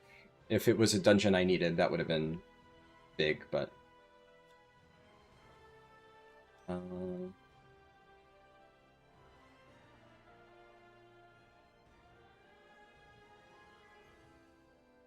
yeah. Let's see. But yeah, early on in the season, I would say prioritize crit. Because also for Raid, you do not need to stack Mastery and Verse at all for Raid. So generally speaking, in Raid, Deathbringer is like crit above everything, but like you don't like hard stack crit. It's just crit is your priority in Raid. And then you kind of want like a mix of the other three, an even mix. Generally speaking, like Deathbringer has an incredibly flexible damage profile. That being said, or not damage profile, stat profile, but Sand Lane is very restrictive. And in Raid, you'll probably be playing more Sand Lane. And Sand Lane is basically Giga Haste stack, so it's a trade-off, right? Deathbringer super chill, you can kind of mix and match anything that really is just like higher item level. Most stuff ends up being good. Sand Lane, you just need like as much haste as you can possibly get. Check off Windrunner. I want to use these.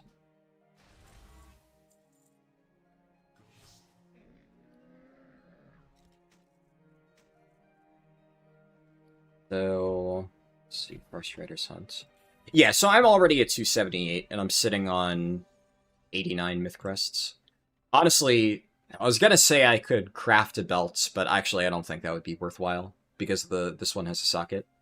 So that's pretty good. But that's the only thing I haven't upgraded. But I don't need to craft it. I could just upgrade one of these items and use it. So I should definitely hit 280 by the time we're done, pretty comfortably.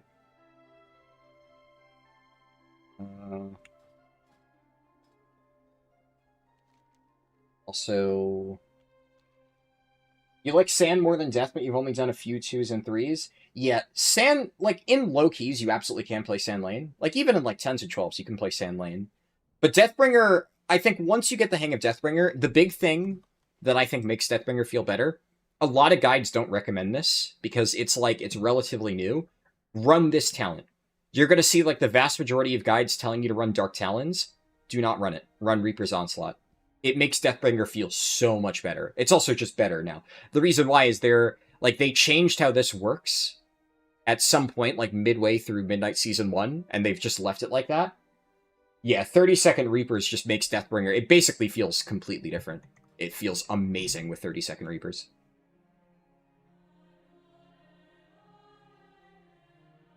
Yeah, what Single Die said. You never need to manually refresh Bone Shield. Unless you're holding Reaper's Mark for, like, a burst window or something like that. And then you just do, like, 1 Marrow Rends or... what's it called? Death's Caress. Let's see. Didn't know you were in Europe? Yeah, the past 2 months I've primarily been doing, like, challenges in Europe. I'm still actively raiding on North America, but all of the Keystone Hero challenges for healers, and then now this Blood DK one, they've all been in European servers. They'll probably nerf Psychic Link again, yeah.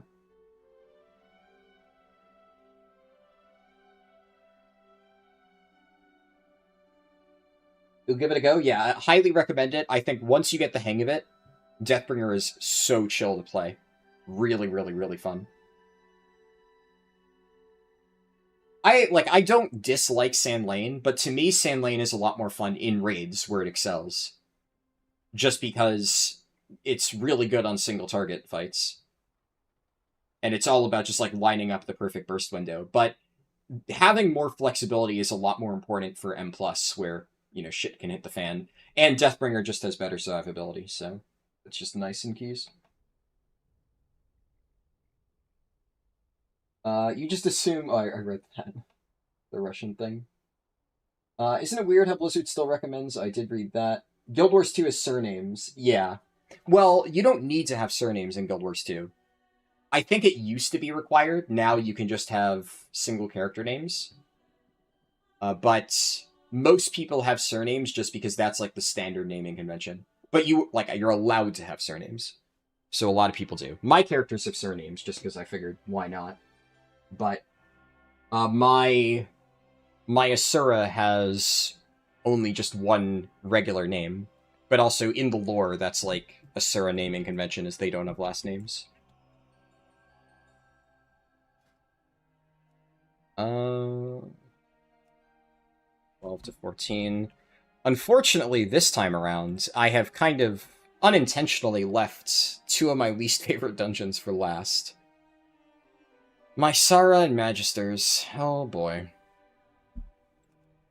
I mean, I'll apply to this group. I doubt I'm getting in, but...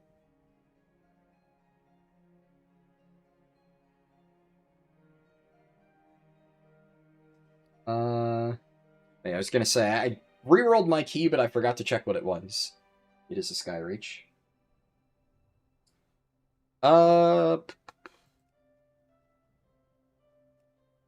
Try this one.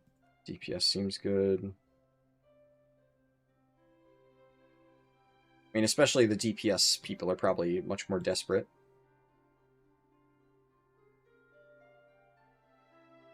So, okay, like, what can I expect? Let me bust out a calculator. Alright, nice. Wait, oh, I got invited to the 14? Oh, fuck. Alright. Wasn't expecting that. I'm not gonna complain.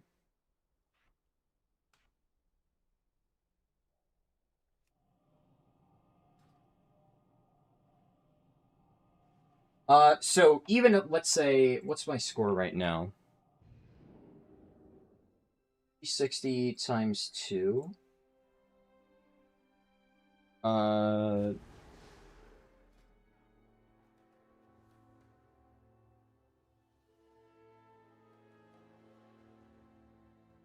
Okay, so if I got, like, the bare minimum score, basically, like, barely a +1, for 12s on the remaining 2 dungeons, then that would not be enough. I'd be barely short of 3k. Now, obviously, if this dungeon succeeds, getting a second 14 is basically, like, surefire. And if the score is higher, it would have to be closer to a 3 chest, I guess, for 2 12s to counterbalance it, it looks like. Right, because I would be short by, like, about 35 score. So it would need to be around, what? 375 or higher? So, like, a 2 chest or better.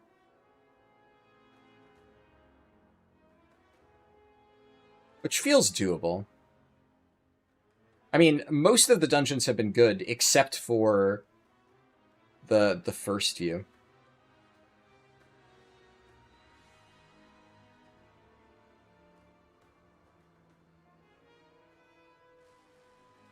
It would definitely... It's been a rough start to this challenge today, though. 3k. 3k is the goal. 3k and 280 item level, but by the looks of it, 280 item level is just going to come naturally. Like, I'm on track to... Right now, I'm 278. But I should have enough Myth Crest to get there already. I don't want to waste my Myth Crest yet, in case I get something that I can actually use right now.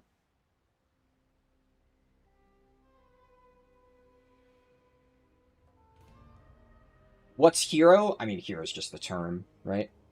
0 to hero.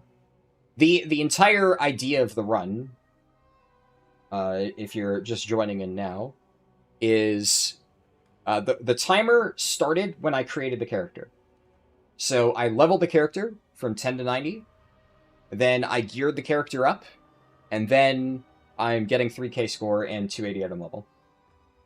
So basically the challenge ends when I'm 3k and 280, but it started when I was level 10.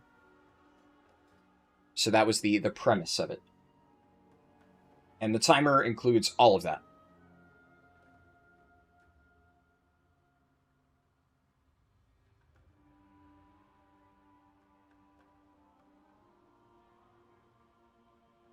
Yeah, I think it's a neat little format.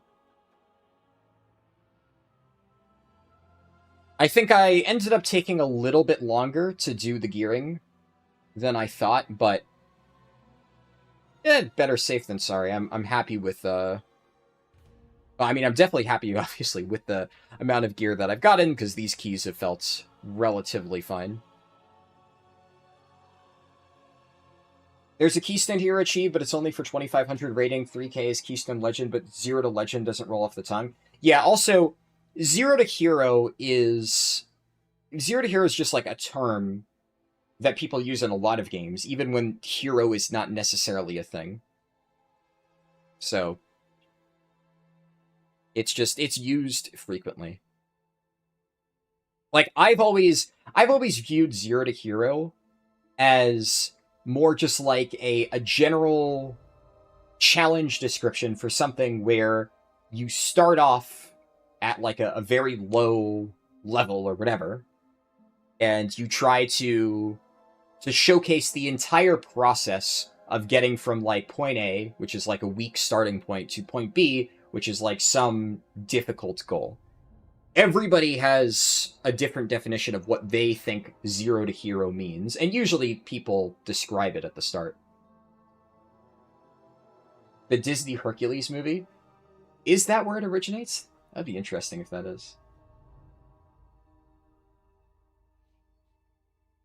But yeah, in the case of World of Warcraft, because hero is referenced as +10s, like technically 2500 all 10s and stuff, is what like officially a lot of people refer to as 0 to hero in the context of WoW. But like even then, when I have put like 10s as my benchmark for, I have an ongoing challenge that I've been doing for many years, well I guess over a year at this point, about a year and a half, where I've been trying to get Keystone Hero on every single spec. Though in that case, I don't refer to that as 0 to hero on every spec.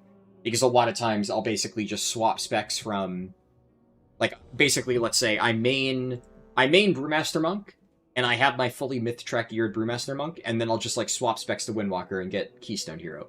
I wouldn't call that a 0 to hero, because I'm already starting off with full myth track gear.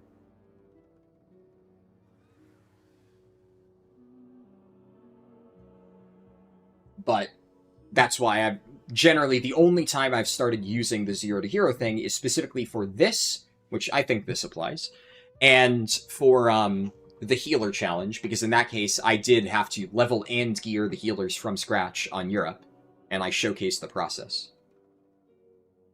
Current status, I am 278 item level, and I am 2200, but I still have my Sara and Magisters to go. I did have to do an 11 for seat, so as long as I get slightly better than, like, if I get 2 12s that are completely terrible, then I'll probably need to do a new seat to basically replace it. But if these dungeons go well, then I'm probably 3k off this alone, and I won't need to do a rerun of a dungeon. But if I have to rerun a dungeon, so be it. Okay, what are we dealing with here? Group looks good. Okay, yeah, this should be a good group, then. I just look at weapons, right? If they at least have a 298 weapon, which, ironically, I don't, right? I only have a 285 weapon. Oops. But, yeah, obviously, my circumstances are different.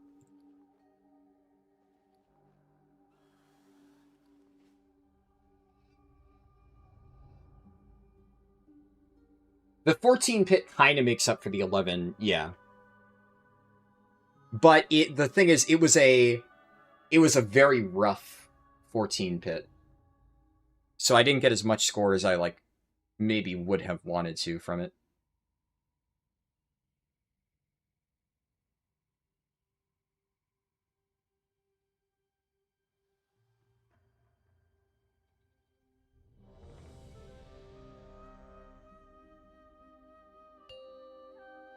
I should note this, at least, I believe this is a 14. 5, this Mysara. 4, 3, 2, 1. So, assuming this isn't, yeah, it's a 14. So assuming this isn't a deplete, this should definitely get me covered. But, 3, 2, yeah, I don't want to count my chickens and all that.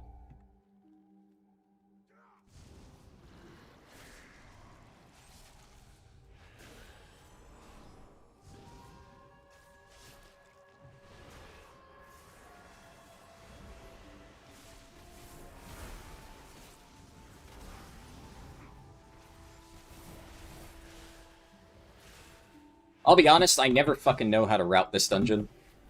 I'm kind of always playing this by ear.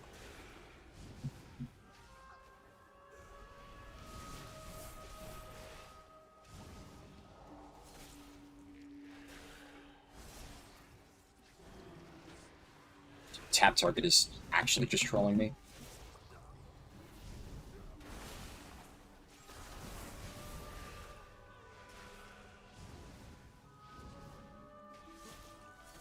Damage in this group seems good, though.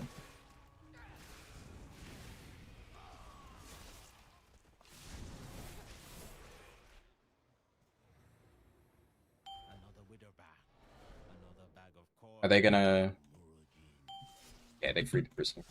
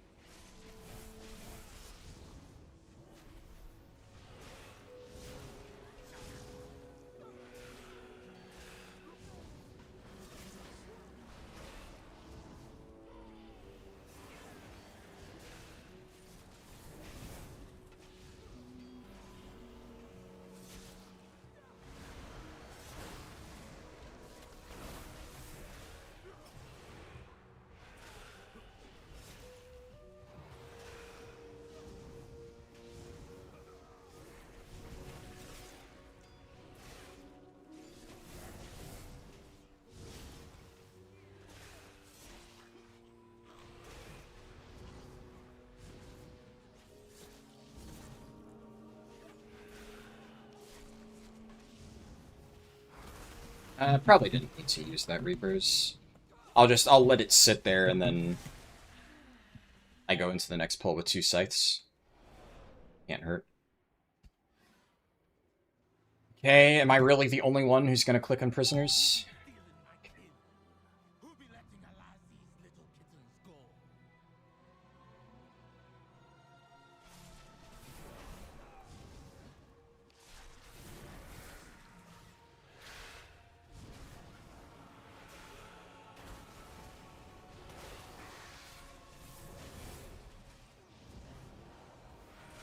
Oh, almost perked.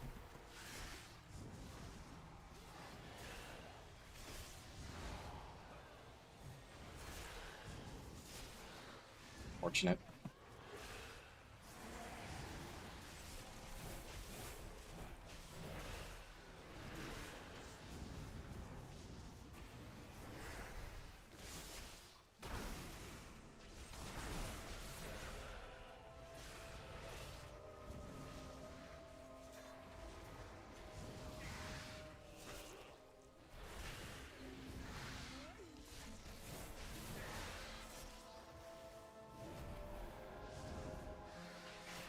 What?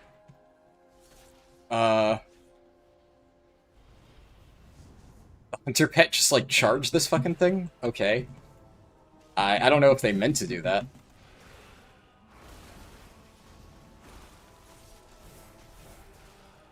We definitely did not need this.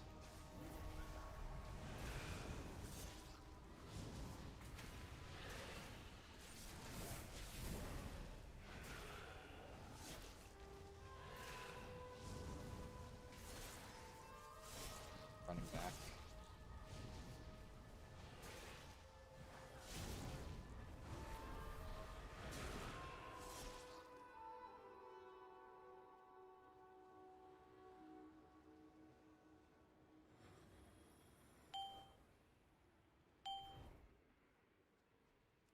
Seriously? Hello? Wake the fuck up, click on the prisoner? Okay. Gotta do fucking everything.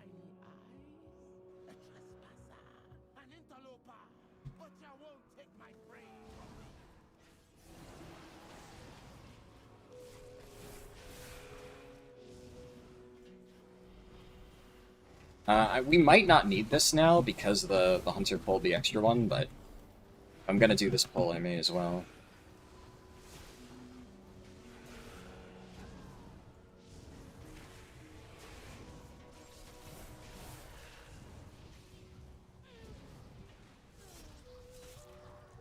I think I'm probably good on percent here.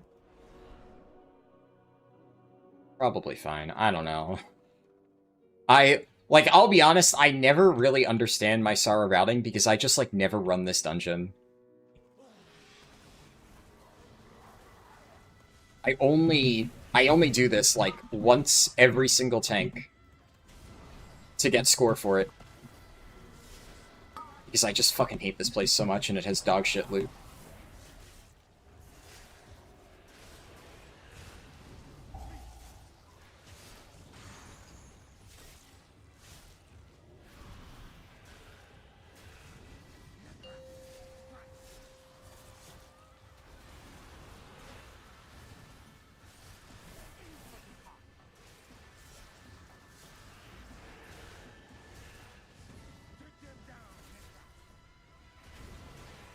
That gonna fade?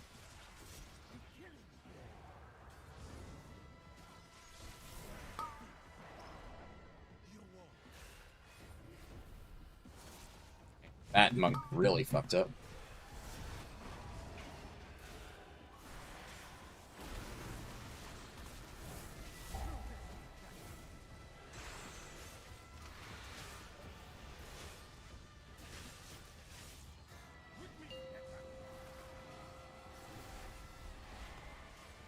See, they're pinging the bird because he's much higher health.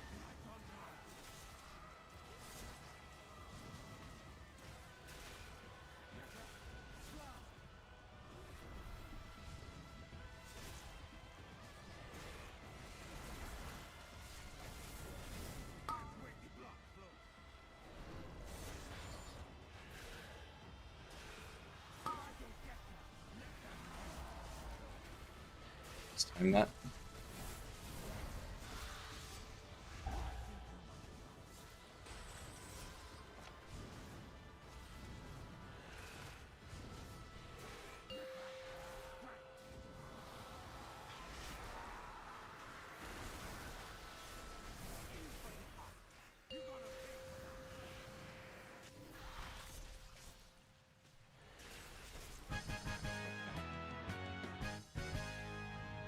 What's my main tank's IO at? Funnily enough, probably lower than I'm gonna be by the time I'm done with this.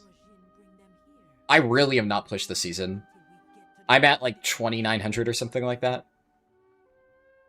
I've done like basically 50 bajillion Nexus Point Zenuses and Seat of the Triumvirate just for bonus rolls, and I have like 10s for most of the other dungeons.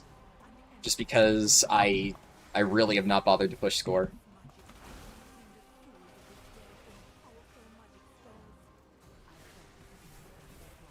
I've been telling myself all season that I'm gonna, like, actually push, but I just never have time, right? There's always something more important that I could be doing that's, like, YouTube, add-on, etc. related, or, you know, like, I decided instead I'd rather work on healers and, like, learn something new. So this is honestly partially me making up for that. I think I will on North America, over the course of, like, the next week or so, try and get at least 3.4k, which, like, I could very easily do that in the remaining time. I've just been too lazy to bother up until now.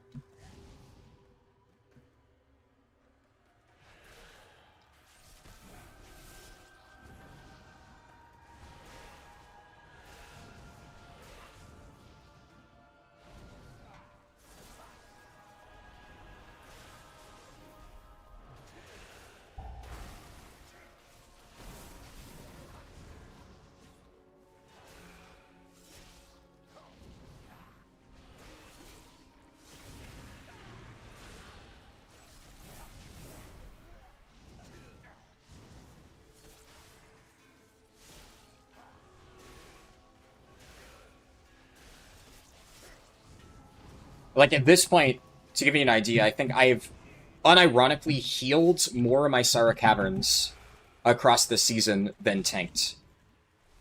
And I've only healed during the challenge this past month. But I avoid my Sara like the plague.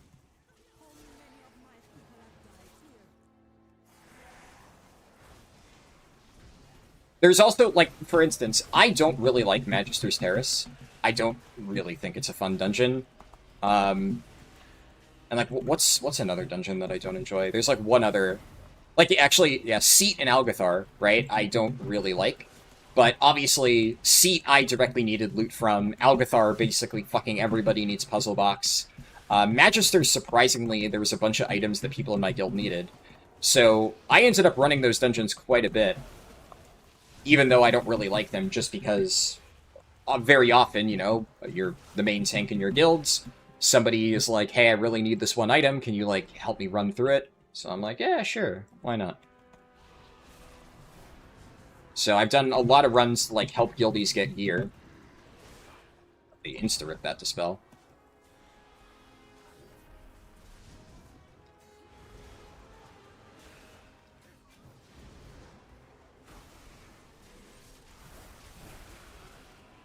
But nobody has ever needed something from my Sara. So... basically never run it. We're gonna...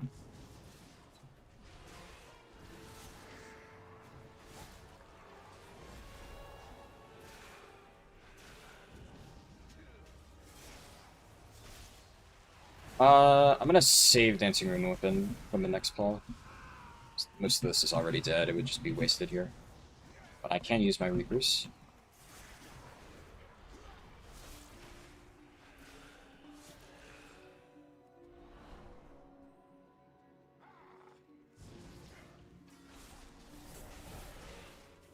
Okay, I was gonna say, wasn't sure if they wanted to AoE cleanse that. That's ballsy, but respect it.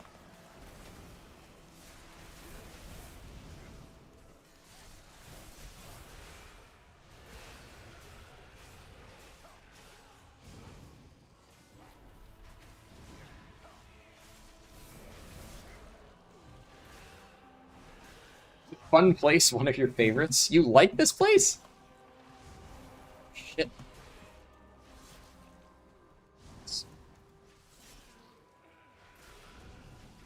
I don't know. I don't know about this Mysara dungeon. I'm not a big fan of this one.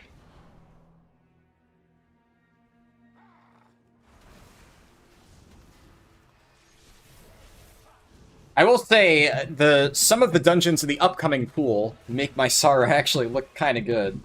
I've kind of started to hate it a little bit less ever since I did PTR testing. Because I would take this place every fucking day over Temple of Sethralus. That dungeon is so fucking ass.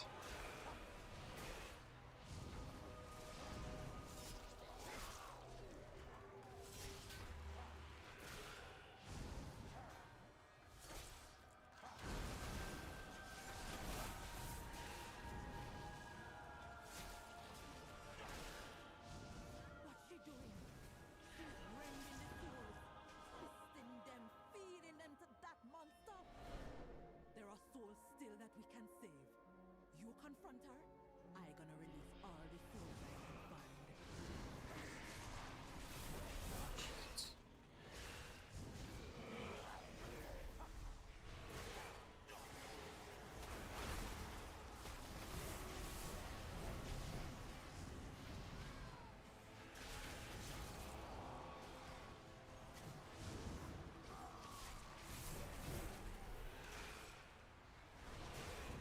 Man, this healer is just eating these ghosts to the fucking face. It's just never ending. Okay, I feel like I'm good to just do, like, linear pull on the bridge, and that's enough percent. I think I got enough.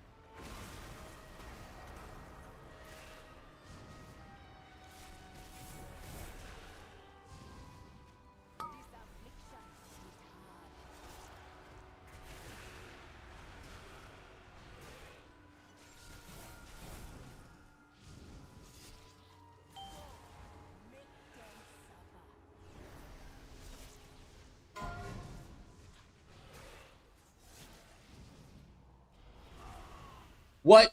Oh, did somebody...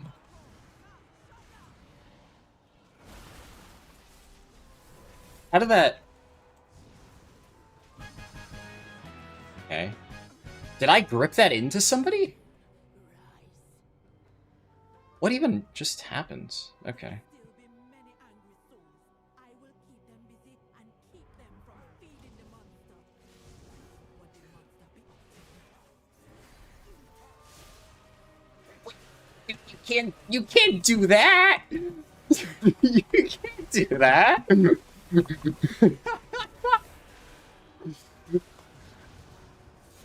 I was kind of wondering, like, they've been just insta-ripping Mass Dispel on these fucking ghosts the entire dungeon. I was kind of curious, like, are they gonna do it again here? I mean, I respect the commitment. I don't know which one it was, but both of the priests died, so whichever one did it, died for it.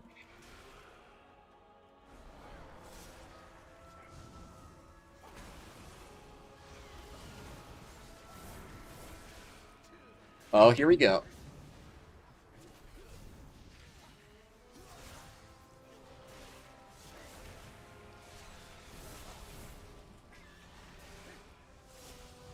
Three dispels from Kodo Trank? Oh shit, I didn't even realize that was a thing. I didn't realize that could clear it, but yeah, that makes sense. Dude, that's crazy. The hunter has just been griefing this entire time.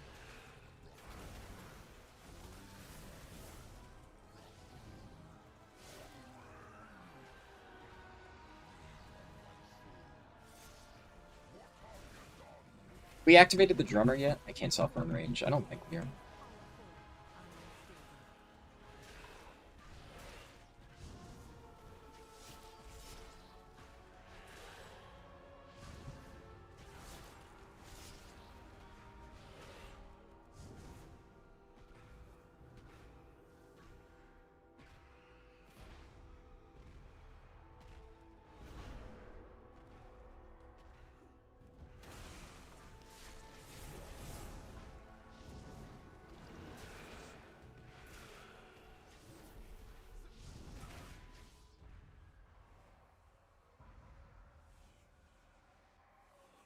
It activates when you touch the stairs? Gotcha.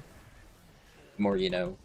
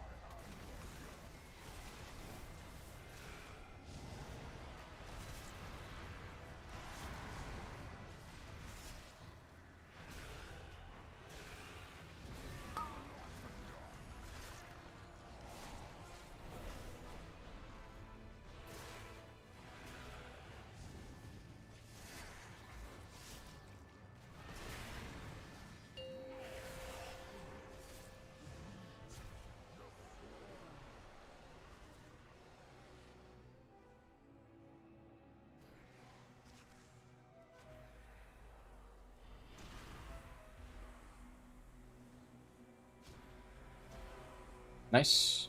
Got all of them. This group really likes running into those fucking souls.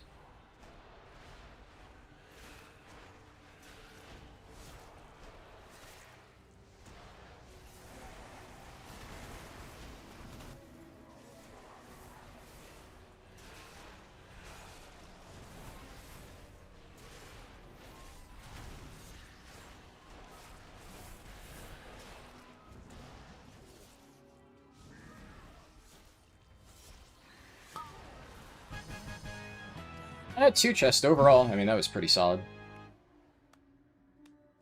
With the creature dead and the vile branch gone, we with the bark all be I should use a bonus roll, and I got shoulders, which I did not have yet. Nice. Come back with me. The chief be having a reward for you. I can re-roll my Skyreach.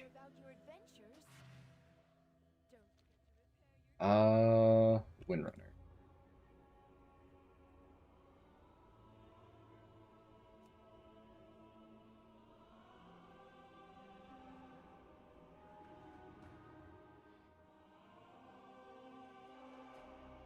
Hunter probably misclicked. Yeah, probably. I think you mentioned last stream they changed Temple. Yeah, I looked at the actual changes. Honestly, it's nothing burgers. The only real change that I saw that I was like, okay, that's actually notable is the ad spawn patterns in the last boss of Temple are now consistent, according to the patch notes. I mean, I have no idea what it's going to look like, but the way they described it, it's a lot more consistent. And that was one of the main issues I had with Avatar of Sethralus, because you could sometimes just have an ad spawn directly on top of your healer, and you were nowhere near close enough to get threat. It just turns around, one-shots your healer, and it's like, okay, like, just fuck this stupid fight. So if the ad spawns are actually consistent, then obviously as a tank, you'll be able to position yourself accordingly to get them. So that's a good change, but the rest of the fight is still completely dogshit. The rest of the dungeon is still dogshit. The reason I said that they were big changes is because Baze, the warrior, posted massive Temple of Sethralus nerfs, or like something to that effect. And of course I just believed him like a fucking idiot, but he over-exaggerated as is tradition.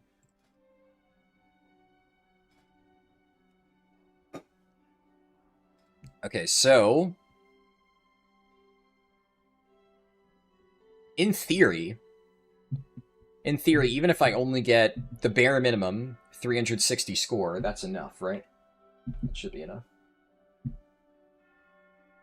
So I could do whatever, a 12 for Magisters.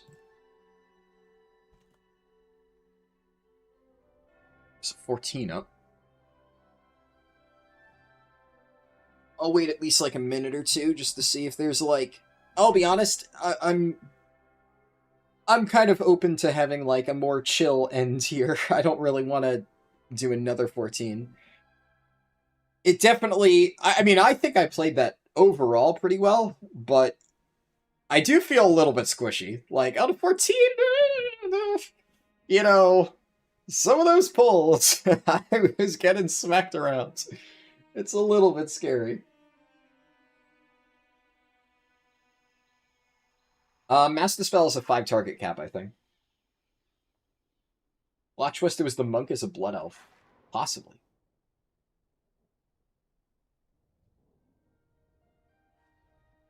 If you're unsure on the bridge, add 2 bats to each pull. Yeah, that was kind of what I was thinking. The bats are pretty safe, so I would have enough insurance. You'll be fine. I was doing 16s with a lot less item level. I mean, yeah. Like, obviously, I absolutely could. I mean, like, overall, I did fine that 14. It's just, I'm, you know... At a certain point, it's so stressful having to fucking play Blood DK in some of these keys without, like, proper gear. It's also, like, I don't... If you were pugging 16s as a Blood DK, then that is impressive, but, you know, I don't really mind doing higher keys with, like, less gear when I'm in a group with my guildies, and we can, like, plan accordingly. But a lot of times, you know, I go into that pull, right? And I'm just like, should I pop AMS? Am I about to have, like, 3 dispels ripped into my face? And then, you know, that is what happens. So you never really know what's gonna happen. You kind of need to be prepared for anything.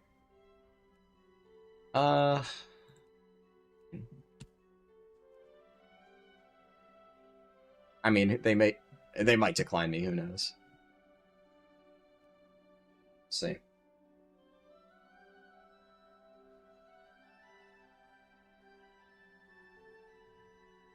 You just do what Raider IO tells you because you're a sheep? Fair enough. You pug all your keys? Damn. Yeah, I don't know. I just get so exhausted dealing with pugs. The thing really is, like, I get one bad pug key, and it just, like, tilts the fuck out of me. And I am, like, I mean, I have been tilted from, like, that Windrunner, I'm still partially tilted from that Windrunner Spire towards the start of the stream. Those 2 Warlocks, man, holy fuck.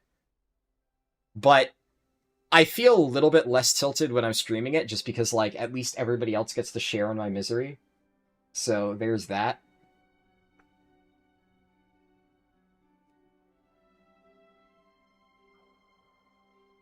Yeah, now we're getting to the point where it's starting to be late at night in Europe, so it's going to be harder and harder to find groups. I can use these shoulders. So, one of the reasons I haven't used my helmet or I haven't catalyzed the helmet or the other item that I got, what was it? pants, right? So I have these pants, and I could catalyze these and turn them into tier. But I'll just do this as a reminder for anybody who doesn't know. If you missed those like showcases on the PTR, the catalyst changes next season are retroactive. So if you have an item with ideal stats, you can hold on to it until next season and then catalyze it after the patch hits, and then you can have a tier piece with those stats. So if I hold on to, for instance, these crit verse pants until next season, I can then go into the next season with 289 crit verse tier pants, which are pretty nice. Similarly, I can go into the next season with 289 haste verse tier pants. So one of them is really good for Deathbringer, one of them really good for Sand Lane. So I don't want to catalyze these now because then that'll waste them.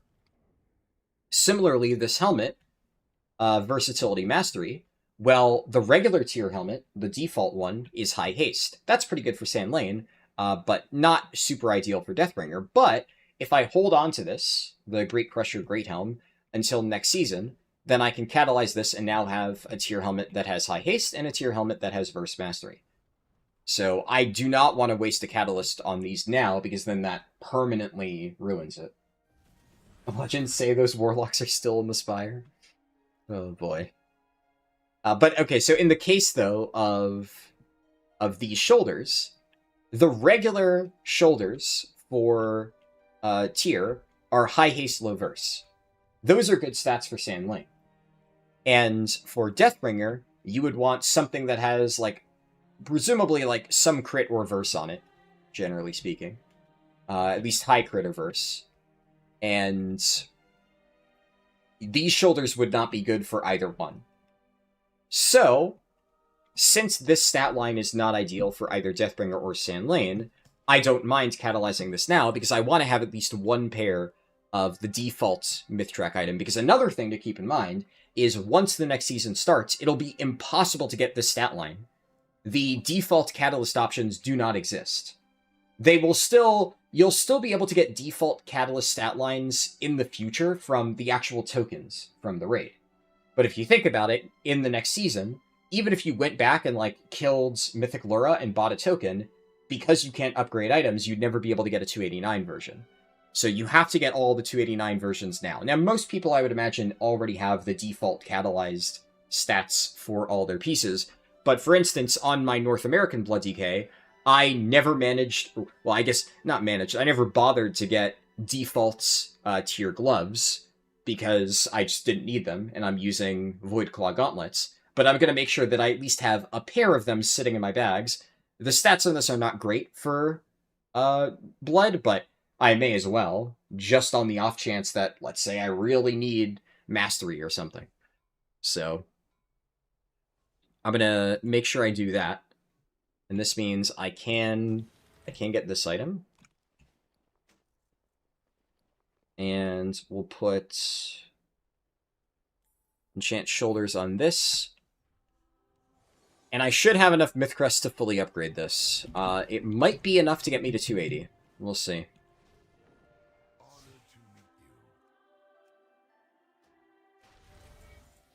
It is not. But I'm still sitting on 60-odd Mythcrests. So we shall see. Okay. There's a 13 now.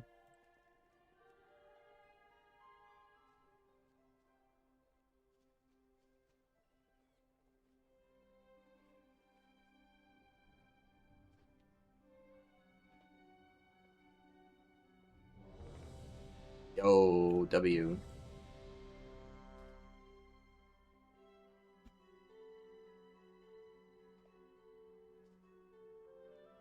You even have a gaze? Yeah, this one was very lucky. I pulled this out of the time walking box. That was... I still cannot believe that actually happened. That was I mean, that basically just guaranteed that this run was blessed.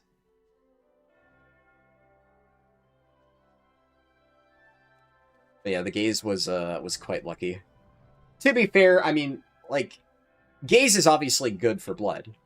on my main Blood DK, I have Mythtrack Gaze and Voracious Heart. I always forget the actual name of that trinket. Heart of Ancient Hunger, yeah, this thing. I have those on Mythtrack. But obviously, you know, I've killed Chimeras like God knows how many times, so... it's definitely guaranteed that I have it by now on my main Blood DK. But... on this character, it is pretty lucky. But there's a lot of other good options. Like, there's no trinkets for Blood that are, like, super important. I think the only trinket that I would consider to be, like, kind of important would be Lights Company Guidon for Sand Lane. That one feels pretty good. I'm pretty sure that's what people are still running, by and large.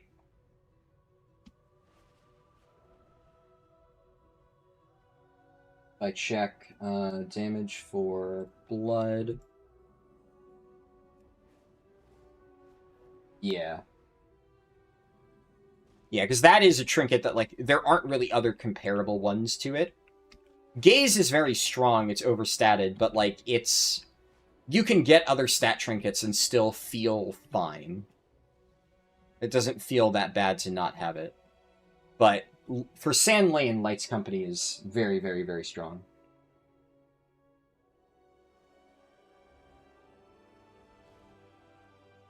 You're almost 4k IO in your Druid and you don't have it? Damn. Yeah, if you're not in a raiding guild, then I can imagine it would be a little bit tricky.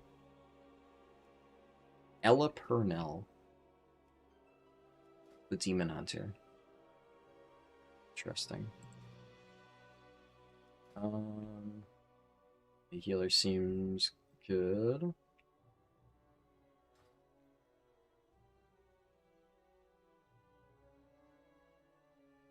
Also, I don't want to make you feel worse, but my Guardian Druid, to give you an idea of how low its IO is, I actually have not done a Mysara on my Guardian Druid. I have 0 score for that dungeon. So I don't even know if my Guardian's like at 2500.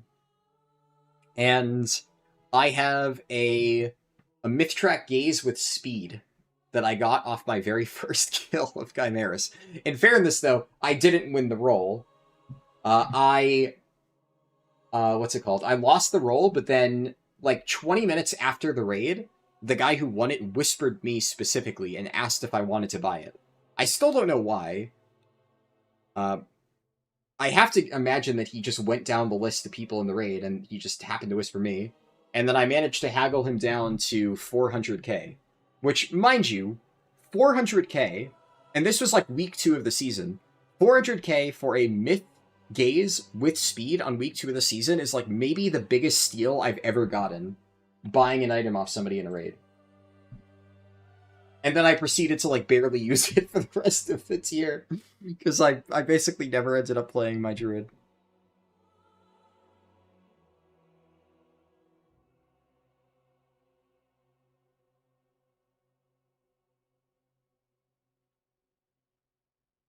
I have played Druid on reclears at least, so I got some value out of it. But, I mean, in fairness, the reason I spent 400k on it is because I thought there was a good chance I would be playing my Druid.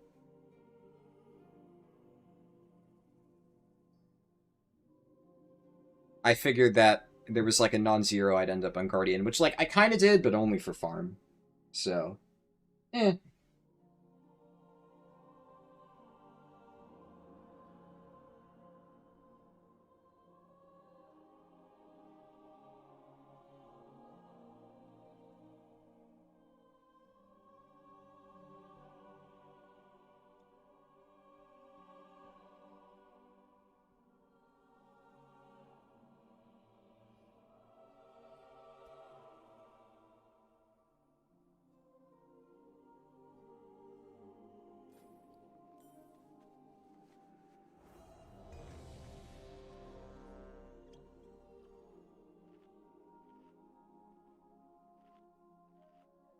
The fucking Warlock was like, you know, Paladin, I need you to DPS my key, or to +2 my key. And the Paladin said, that's not up to me, I don't do damage. That's why I said.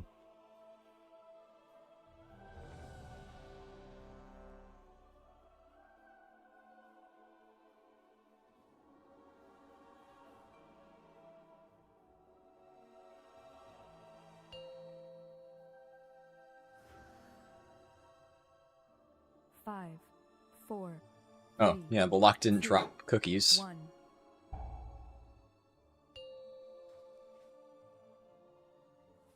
we gonna get 5, 4, lock rocks? 3, No. 1. Okay. what we require to gain entry. Unauthorized entry, please hold.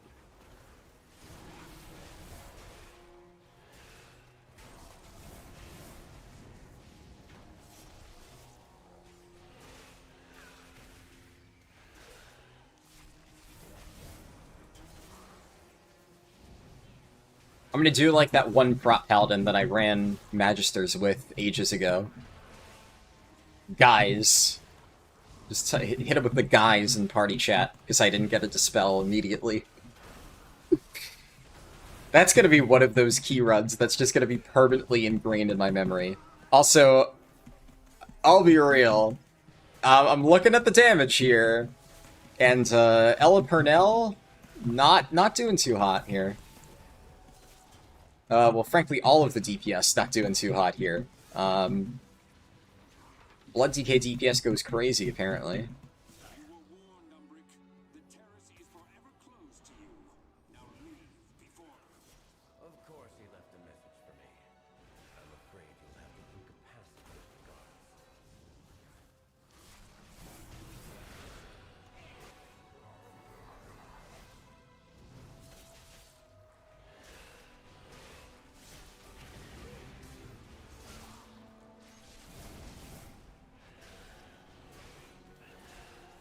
Man, just wanted a chill key to end it on.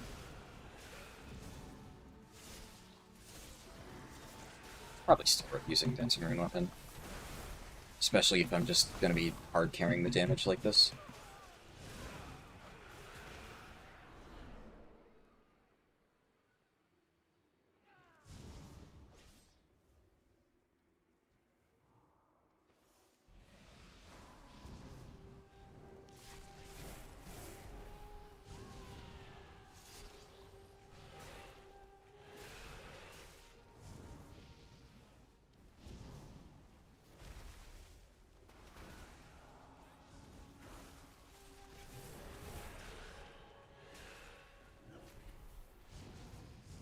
Okay, I mean, they seem to be waking up now. At the very least, it's not like the Warlock situation all over again. But I don't know, man. The DPS in this group is just not it. Are they holding CDs? Fuck if I know. I mean, I think considering I was still beating multiple DPS in the poll with Lust, the answer to that is probably not. I think they're just a little bit lost here. Unauthorized entry, please hold.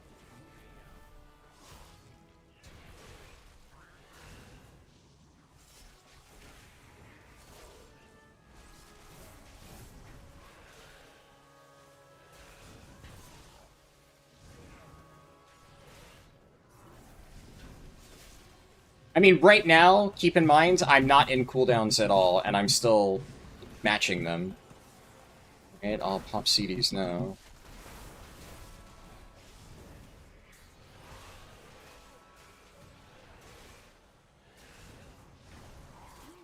And then I pop CDs and I shoot to the top of the meters. I mean... if I gotta carry, I gotta carry. This means I had to actually really fucking earn this challenge.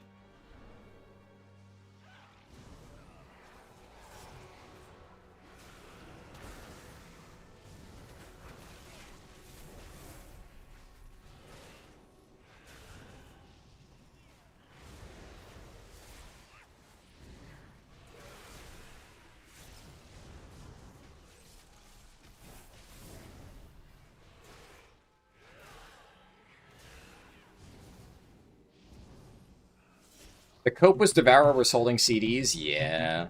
Does not look to be the case.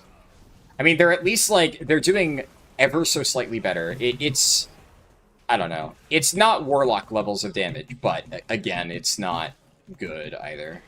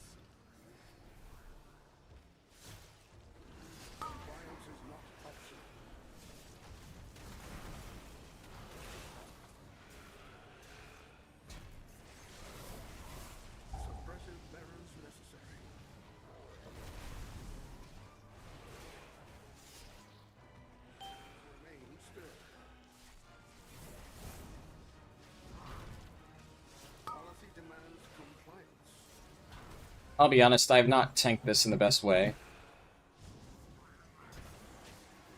I will acknowledge that.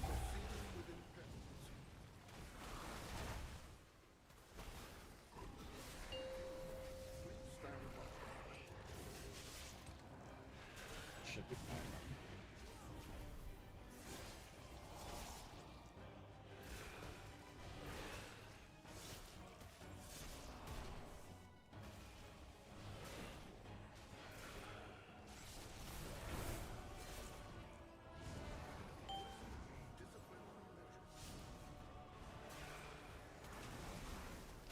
Violence is not optional.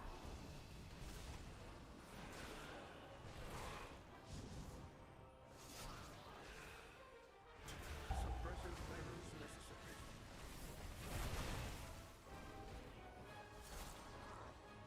Please remain. Doesn't help that this boss is just lasting fucking eternity, man.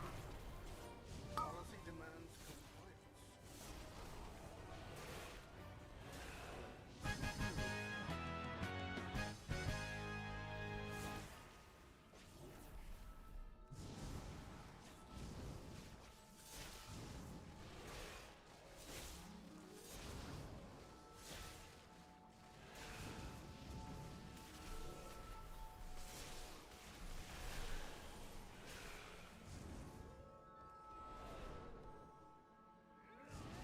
The Warlock's a little bit clueless.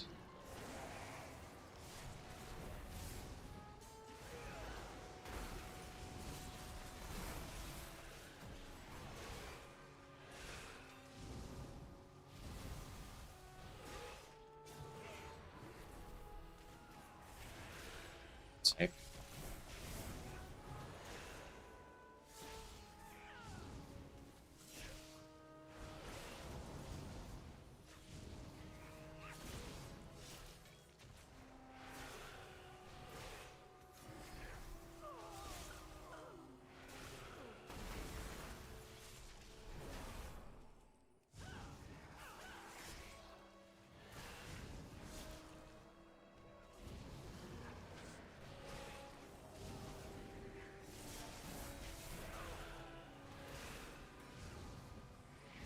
How did that familiar get back there?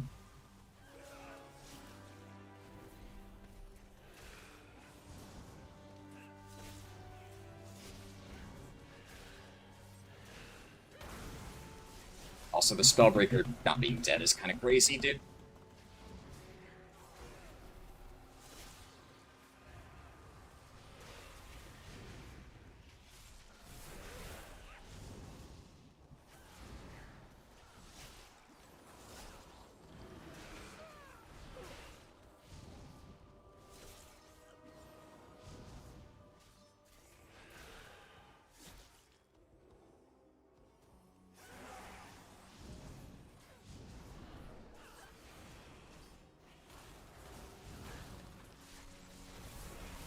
Dude, if I was the hunter, I would be so fucking pissed. The hunter has asked him multiple times to drop rocks, and I type, "Lock Soulwell, please," and he instantly types, "Roger," and then drops it.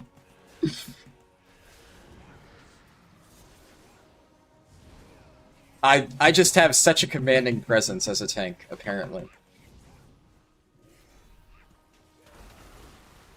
I wonder if he just, like, unironically, though, like, did not understand what lock rocks meant. Which is, like, I kind of had that thought, which is why I straight up typed out the fucking government name, create Soulwell. And that seemed to work. So...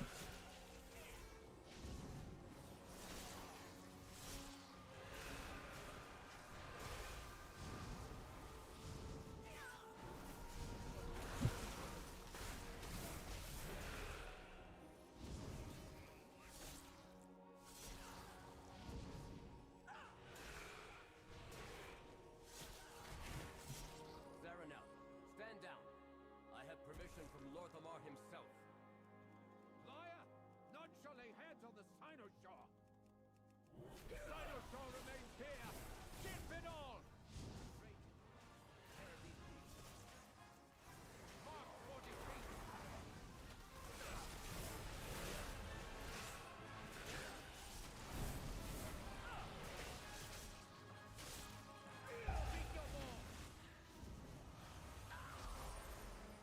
Come on, Sarah.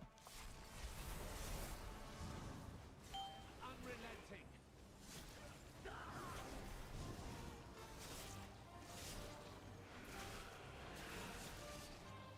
Mark for defeat.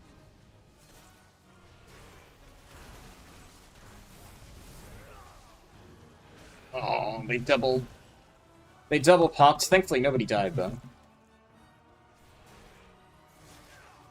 5, Yeah, like at least they're beating me on single target, so you know 1.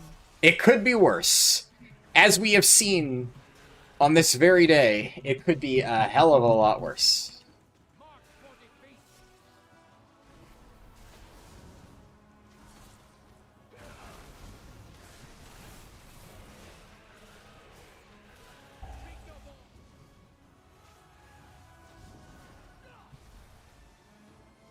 Dude, why are they just double popping, man? Oh my. Does this buff actually work? He just does more auto attack damage.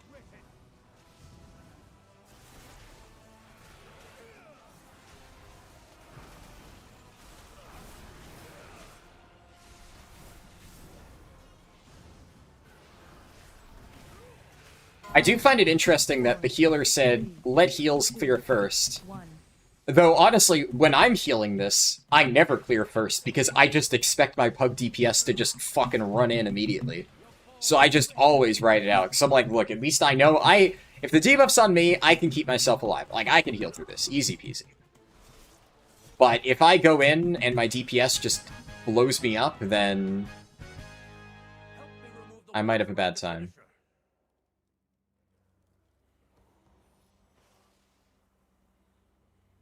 Maybe lock lemons might be more understandable.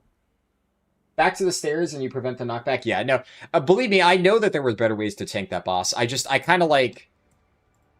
I stood in the wrong spot.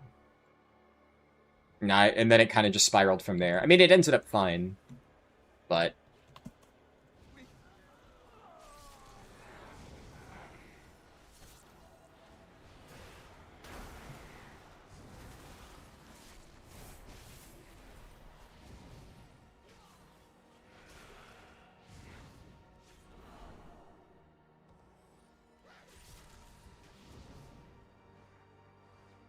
I was about to say, where's the guy?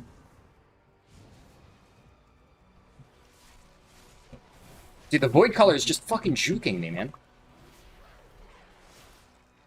He kept stepping barely outside of my melee range.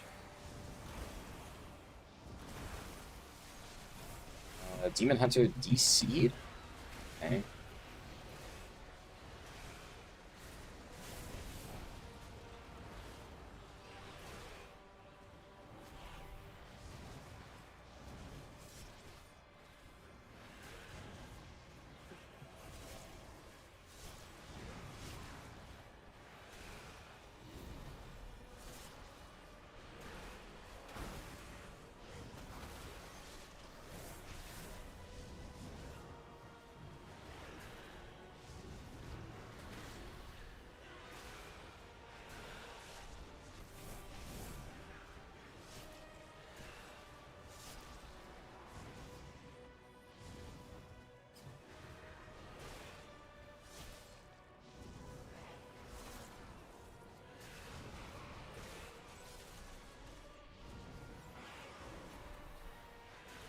Well, let's hope they come back soon.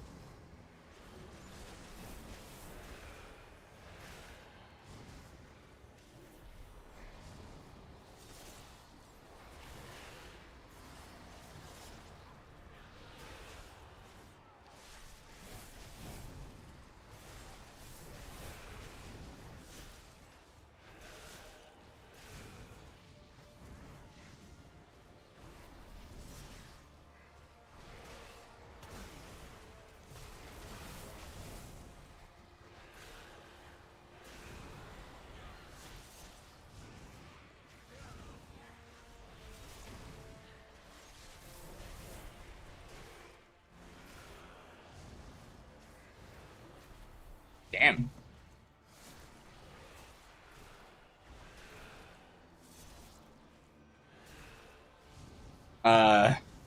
Okay. I didn't really, I wasn't paying attention to party chat, but I guess they kind of like flamed the Demon Hunter lightly. Honestly, I scrolled up to see. It didn't really look bad at all.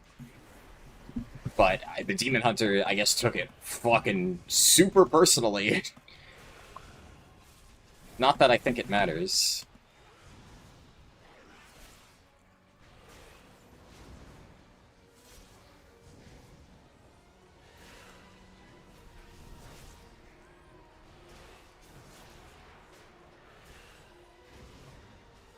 I never trust somebody who names their WoW character after celebrities, honestly, though.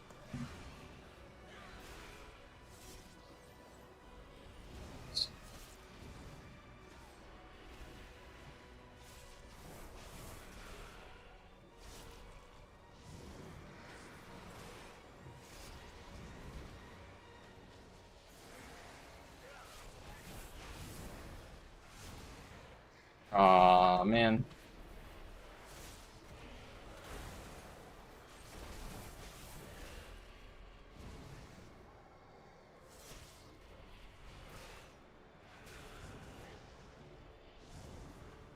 We won't time it? I mean, we could.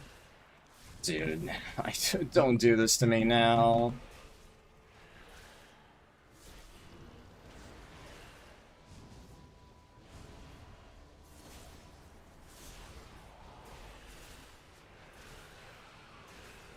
I should be attacking this one.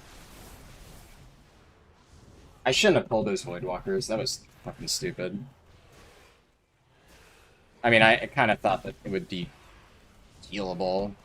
I guess the healer said that they like got distracted or something.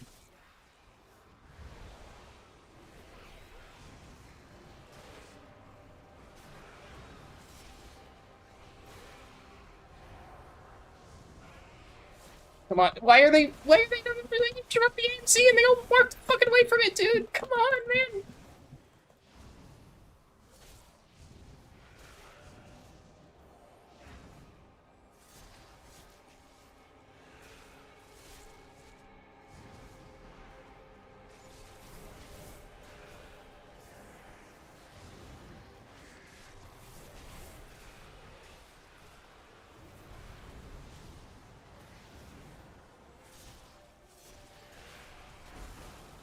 "14 minutes is plenty?" I don't know if I'd call it plenty, but...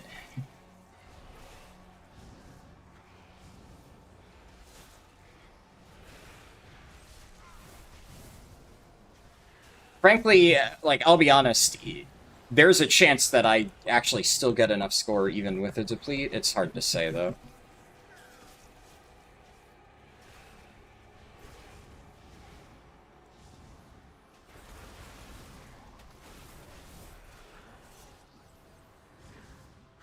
If I need to redo it, I redo it. Worst case, I get an extra bonus roll.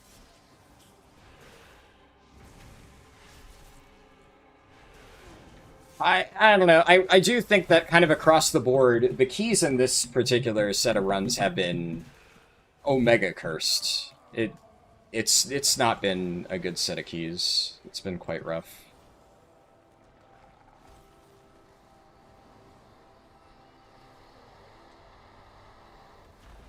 Which is just frustrating. Yeah.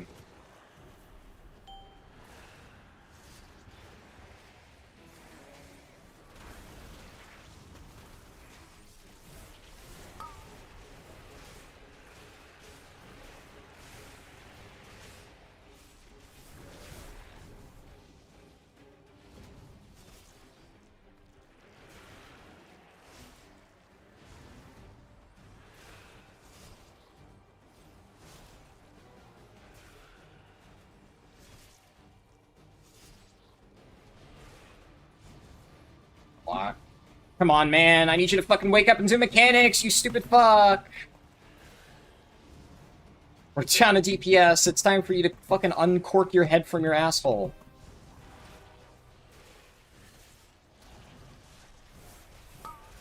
Yeah, I'll be honest, 13 minutes would be plenty if I wasn't top DPS as a Blood DK, right? Being down to DPS and me being top DPS as a Blood DK is like a little bit fucking diabolical. I don't know.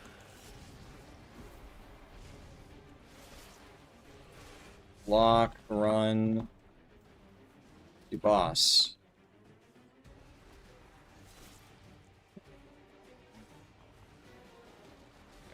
Let's abandon. Gotta at least try. Yeah. Your survival wasn't necessary.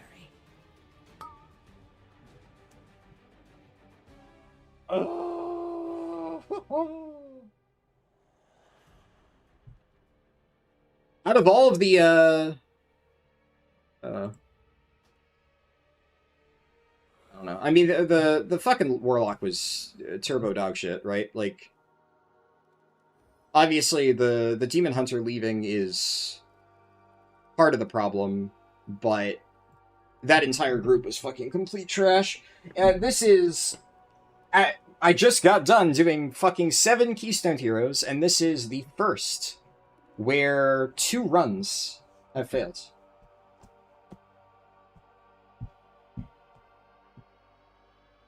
This is, yeah, this is a little bit fucking brutal, man. And then especially now, it's back to trying to find a fucking group at, yeah, there's no keys in the 12 to 15 range, dude. So now I'm back to just, like, sitting here for fucking 30 minutes, hoping to find a key to potentially be fucked again. That feels really bad. That, I don't know.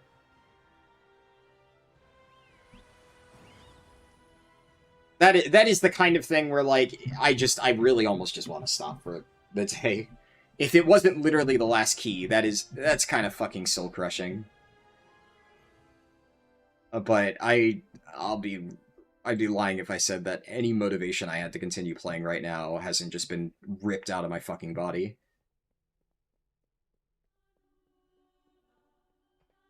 Especially failing after that. Like, that's not even an early fail. That's a fucking 20 minutes on. That really... That's... that... yeah.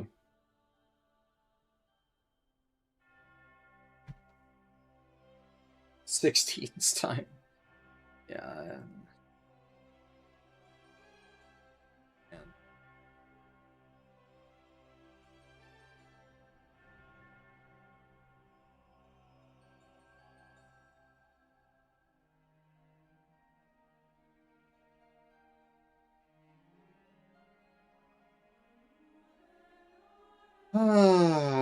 And that was like just that was a terrible group and such a timeable key. I fucking hate players like that Warlock. Honestly, the Warlock pisses me off almost as much as the Demon Hunter. Just completely willfully ignorant. And like he was even joking at the start about I hope we +2 my key. And yet he doesn't know any of the fucking boss mechanics. Just standing there, not doing the fucking absorb shield, like how fucking hard is it to understand basic boss mechanics when you're doing, like, anything above a 10? It's just absolutely disgusting behavior. I really cannot fathom how players manage to even get to this point without getting a tiny bit of understanding of how the fucking game works through osmosis. It's just so fucking annoying.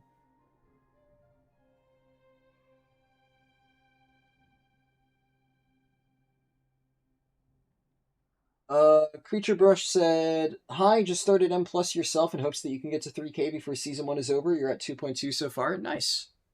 I mean, if you keep at it, you know, absolutely can. I mean, hopefully this goes to show that you definitely can. It's just a matter of practice and, like, you know, being willing to drag yourself through the pits of fucking hell that is Pug M+. I mean, I don't even know what the fuck that group was. The healer did fine, I guess. Everybody else was just a fucking train wreck.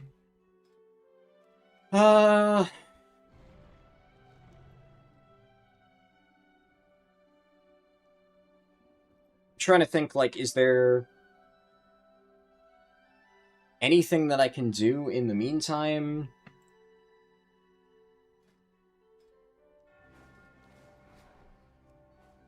I mean, I guess if I'm literally just sitting here doing nothing, I may as well just, like, I guess do a pray or something. Because this gives me 10 champion crests, 5 hero crests. Like, I can upgrade my belt to 263 for free with the 10 champion crests. 5 hero crests gets me to a round number for upgrades. So, like, I may as well do PvP.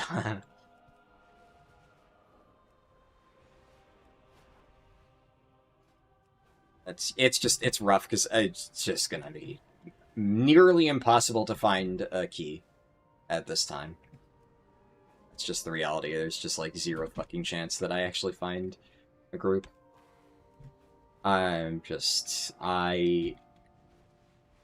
It sucks ending on this note, too. I mean, I'm gonna keep going, but just, I'm going to be incredibly disappointed, right? My projected time was around 15 hours, which, like, I will take that as, like, a spiritual victory, because, like, I effectively did, and I have gotten just turbo fucking griefed in so many ways across the entirety of this challenge. It's just really unfortunate. There have been so many things that just, like, catastrophically went wrong. And I mean, literally none of them were at even remotely tiny bit in my control. So, my projection was at least a reasonable one. It fucking sucks that I'm gonna always remember how I just got completely fucking griefed on this stupid fucking challenge.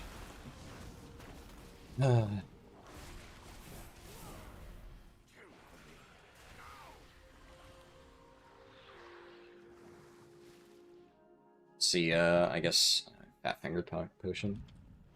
We'll see how long it takes to find a group.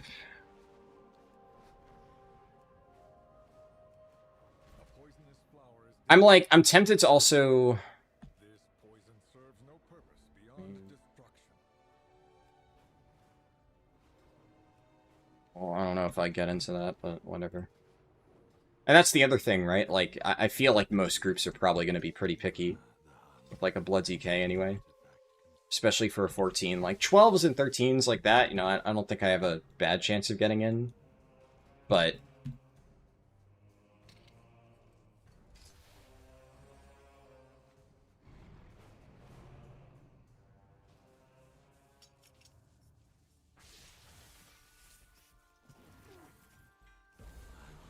oh, okay, that was fast.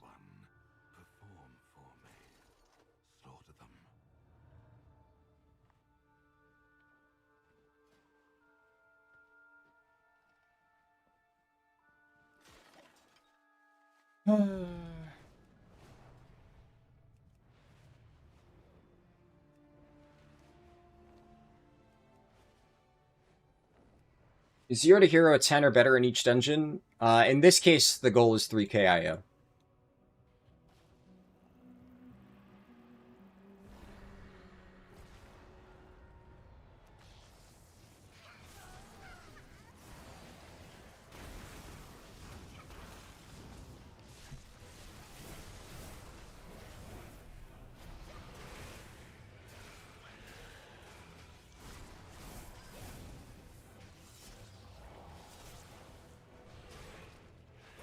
Yeah, there we go.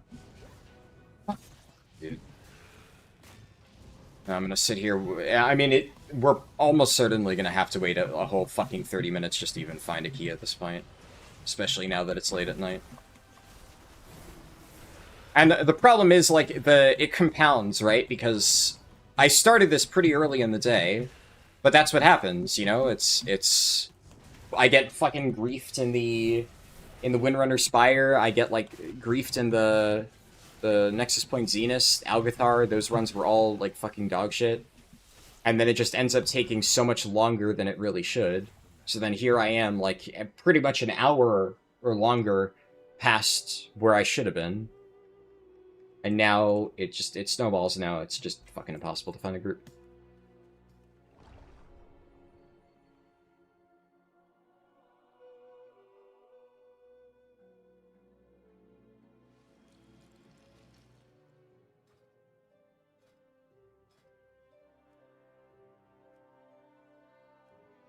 I mean, fingers crossed, I guess. Thank you, Mr. Evoker. Are we a turbo rat? I mean, they're 3.4K, so surely... Okay, they're actually geared. Surely that means they,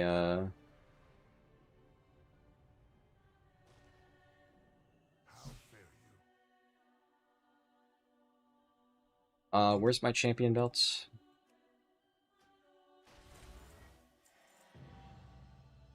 Yeah. And I'm barely off being able to upgrade this one more time. I could do a singular delve, right? The problem is, invasive glow is not up. I could run a calamitous, honestly. Thing is, I don't know if I have time to run T11 calamitous before this group fills, but I could do that. I'll do that. Oh shit. They took a Russian 3-stack. All right. Interesting.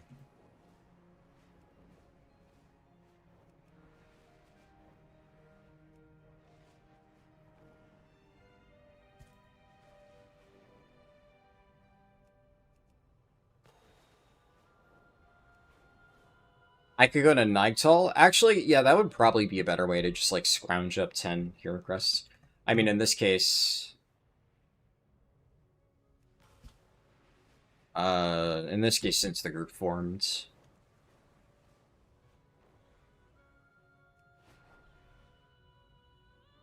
Yeah, I guess, like, killing a rare mob or two would probably have been the best way, in theory.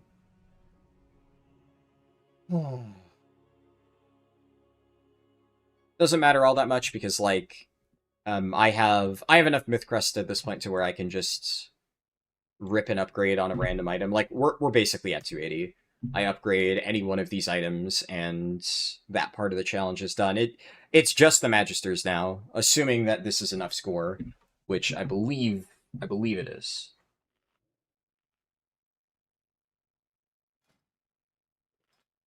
It should be guaranteed. Even if this is somehow, like, barely +1, which I'm hoping it's better than that, I think we still have enough score.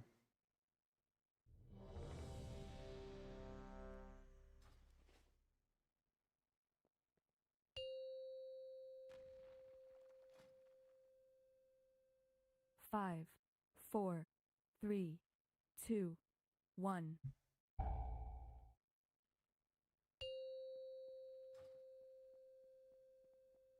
Five, 4, 3, 2, 1. Alright. You run it back. Although, presumably, easier this time.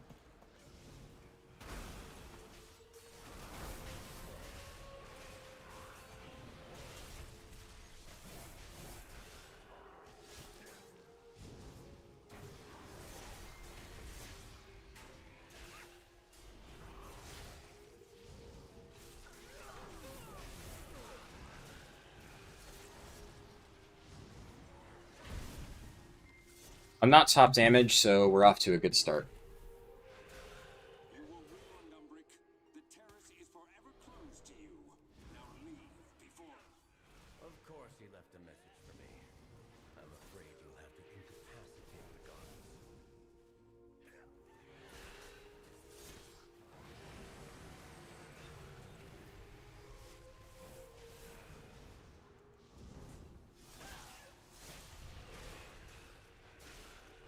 Okay, and the Devourer DH, which I was beating on the last pull, was clearly saving CDs, or building a Collapsing Star. Alright, we have a good group. Oh, thank goodness. I'm saved.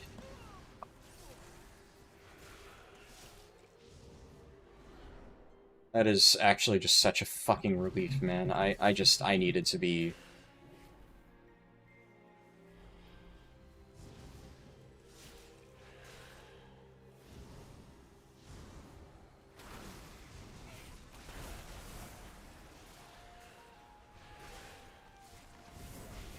Yeah, the evoker did whatever their flight ability is. The Og Deep Breath into the fucking circle. Unfortunate.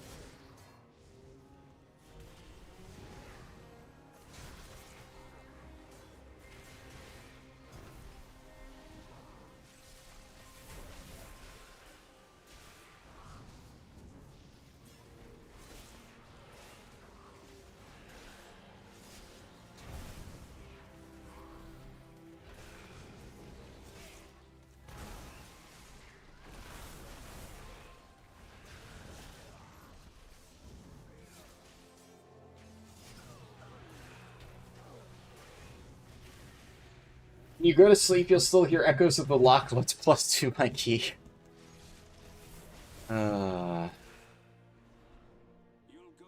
Honestly,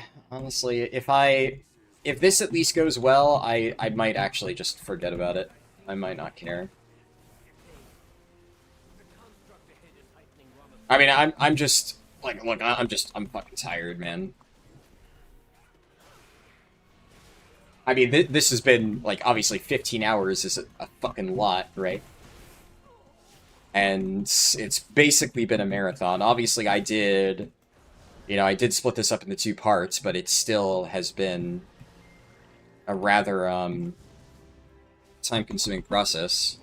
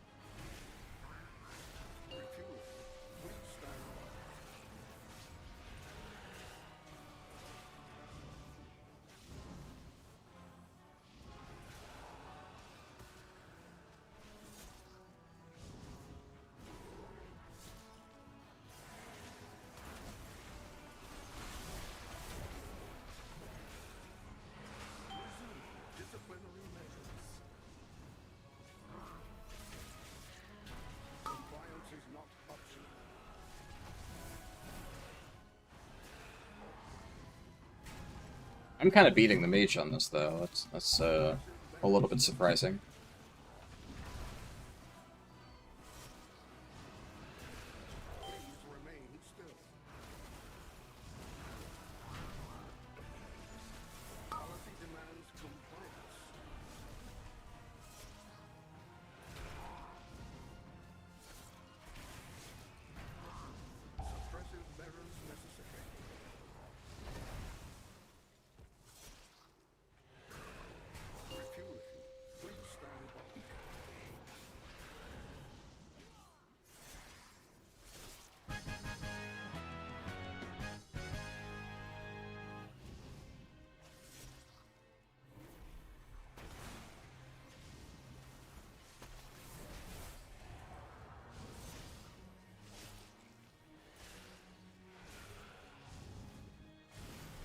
Oh, okay. Let's all pretend I timed that AMZ perfectly. I'll be honest, I thought they were gonna kill this a lot faster. The the mage kind of did, like, no damage there. Whatever.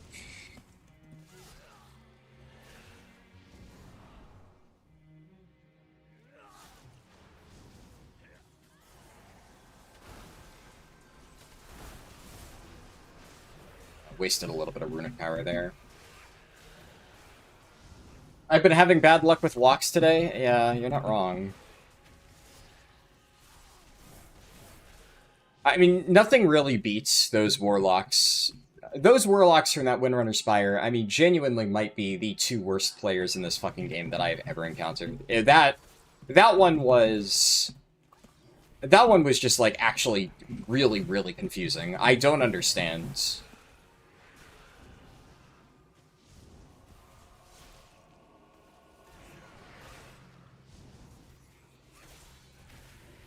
I don't even understand how people like that get their hands on a plus 12 key in the first place. Unless they just bought it, which, like, actually, honestly, might have been what happens. But usually when that happens, like, I have definitely run into people who bought 12 keys, right? Like, speaking of which, fucking another Warlock, right? Remember the Warlock in the Magisters? From, which one was it? Like, Discreased Keystone Hero? And then I checked them later and they bought a bunch of 12s and they were just, like, trying to sneak their way in. So it happens, but usually it's that, right? It's an isolated incident. I also just realized it's actually so fucking crazy. Right now, it feels so late. It's only 9 PM my time. What the fuck?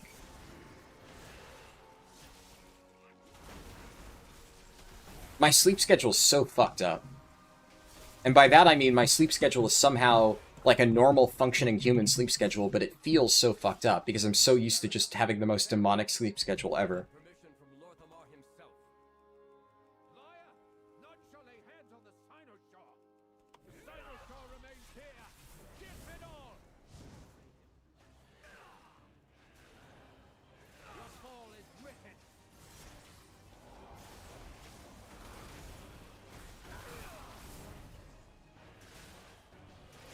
Speak no more!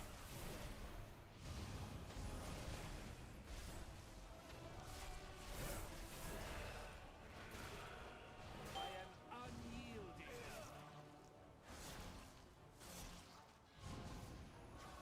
You're beginning to have a Europe internal clock now? Well, in fairness, I've kind of always had a Europe internal clock.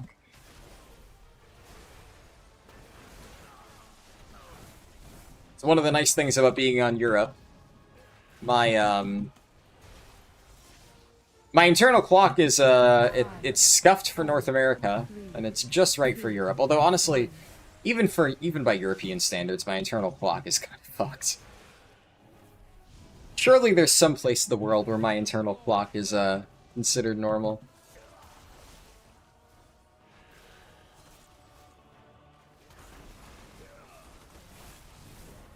Speak no more!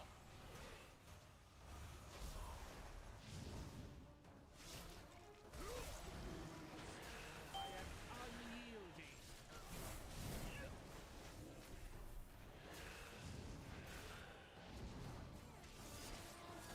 Mark for defeat.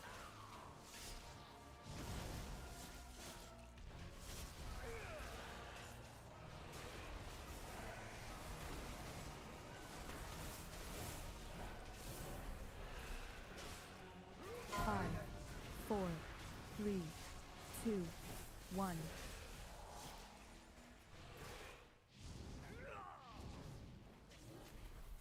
Okay, I'm gonna be real. The mage has kind of lost my faith a little bit. Brother, that's an Ogvoker beating you. How do you lose to an Ogvoker? Oh. God. At least the Demon Hunter's doing damage. The mage showed up for the ride? Yeah, pretty much.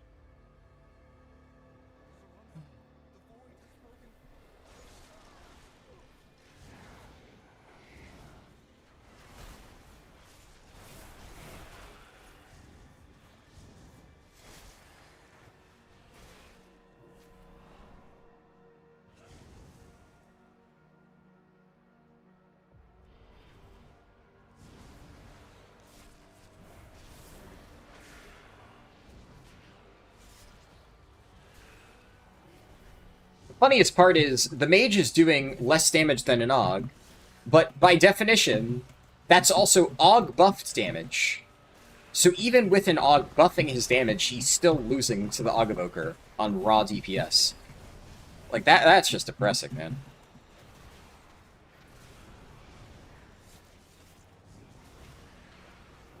I mean, at least, like... At least the mage is doing damage in some fucking situation here. Like, he's doing more than me on AoE. I'll take what I can fucking get at this point.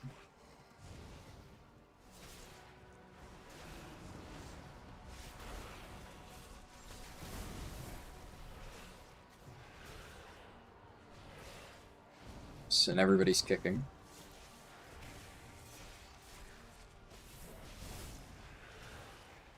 You would say he was brought for lust, but the AUG exists, yeah. Well, to be fair, the AUG's the group leader, and the AUG is very, very, like, high IO. AUG, from what I can tell, is doing well. But the AUG just invited the Russian 3-stack, so...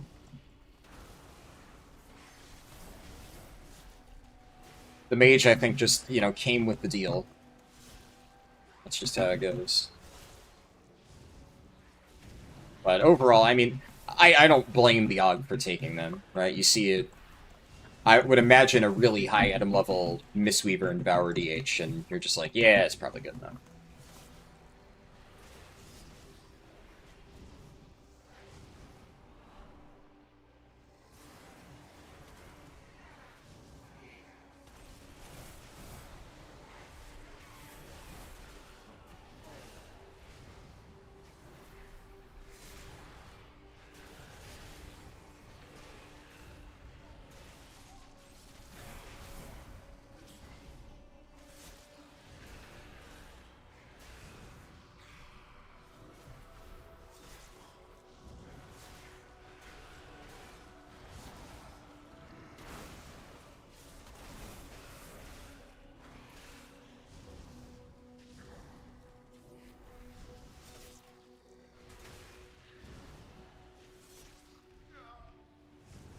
Well, we're back to where we left off.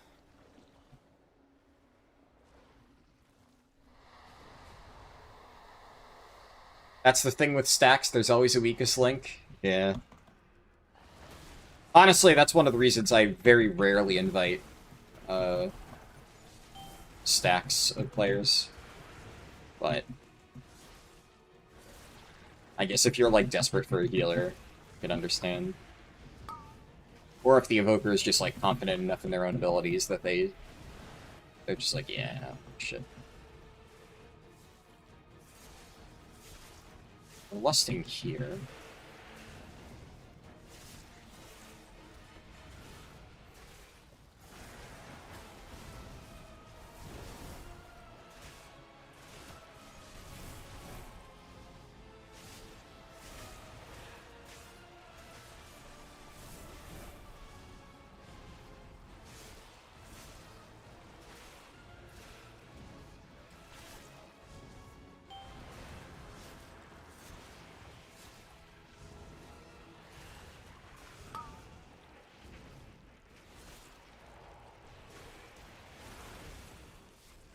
Love that you can just AMS that. That's... Fucking love Blood DK so much, dude. It's honestly... It makes me really happy that Blood DK is, like, fun to play again.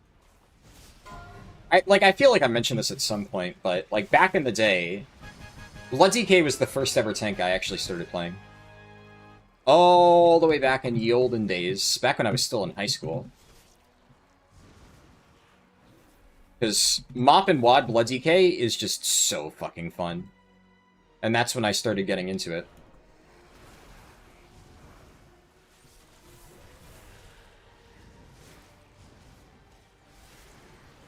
And I learned Brewmaster second, but I was like, I loved Blood DK, and then the Legion changes just completely killed Blood DK for me. I still think that the changes to make, like, Bone Shield the way it is are a mistake. But I think, like, one of the things that I've always felt is, like, Bone Shield as a generic mechanic exists. Bone Shield is something that you have to actively play around, just feels bad. And you definitely had to engage with it way more back in the day, and it just was not fun. One of the things that makes Deathbringer feel really good is that Bone Shield is basically just an afterthought, right? You still have to keep it up, but, you know... It's not something that you're really working super hard to make sure you do. It's relatively passive. And I think that's a really nice compromise. But it just feels nice because outside of, like, obviously, you know, you tank at a cutting-edge level, even when I was in, like, much lower-level guilds, it was still expected that I had a Blood DK on standby for fights like, you know, Soulrender Dormazane in Sanctum of Domination. And I killed, on our Anduin Frog kill, I played Blood DK because he needed grips for the downstairs phase. So, like, I've been playing it on and off for specific bosses for a while. It was fun in Sepulchre. I did actually like that version of it. But for the most part, I've not been a huge fan of it. And really, it started in War Within for me. I was not a fan, because, like, fucking Dragonflight Blood DK was, well, I did kill Fyrak as Blood. And I'll be honest, I did not really enjoy it all that much. I actually was not having a good time. So even though I did actually play it for Cutting Edge there, it was just not... I didn't have fun playing it for Cutting Edge. Whereas, like, playing Blood DK for Lura CE, Lura might be one of the most fun prog bosses I've ever done. Progging Lura as a Blood DK actually just so much fucking fun. Definitely, like, one of my most enjoyable, like, kill experiences. This time the aim is...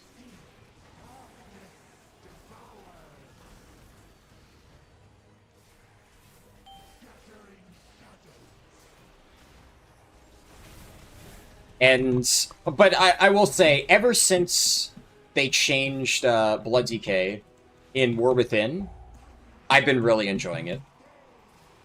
Like, I was really annoyed at first that, like, oh, you know, Brute Twister Ovanax requires Blood DK, and then I'm like, wait, actually, Deathbringer kind of fucking owns.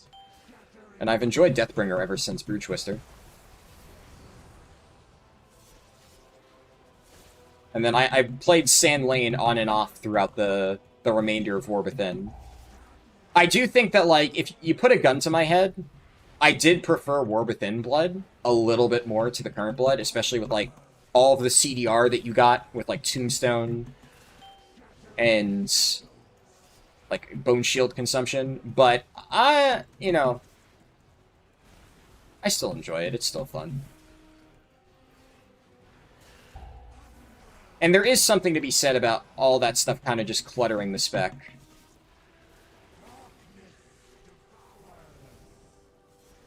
I think I still prefer it, but I understand why they changed it. And I think, compared to, like, a lot of the pruning they did, like, they fucking gunned Brewmaster down.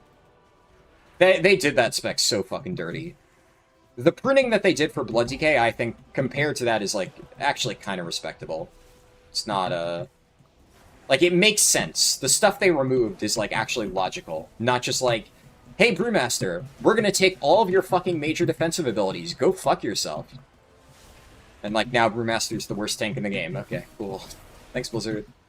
I'm so glad that one of my favorite tanks has just been completely fucking murdered for absolutely no reason.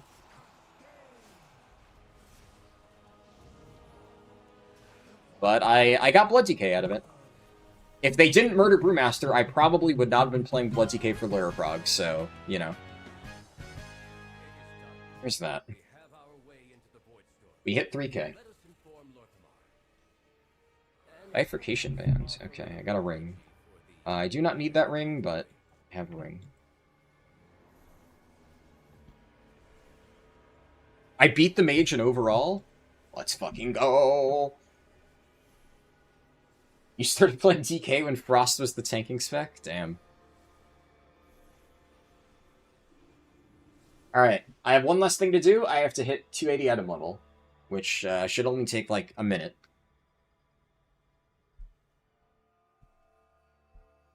12s and new 10s, just take whatever you can get? Yeah.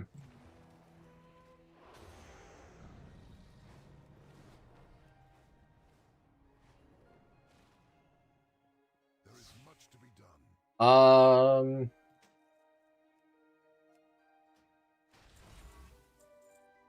280. I'll equip the helm just for good measure. 280. Oh yeah, and time stops. Alright.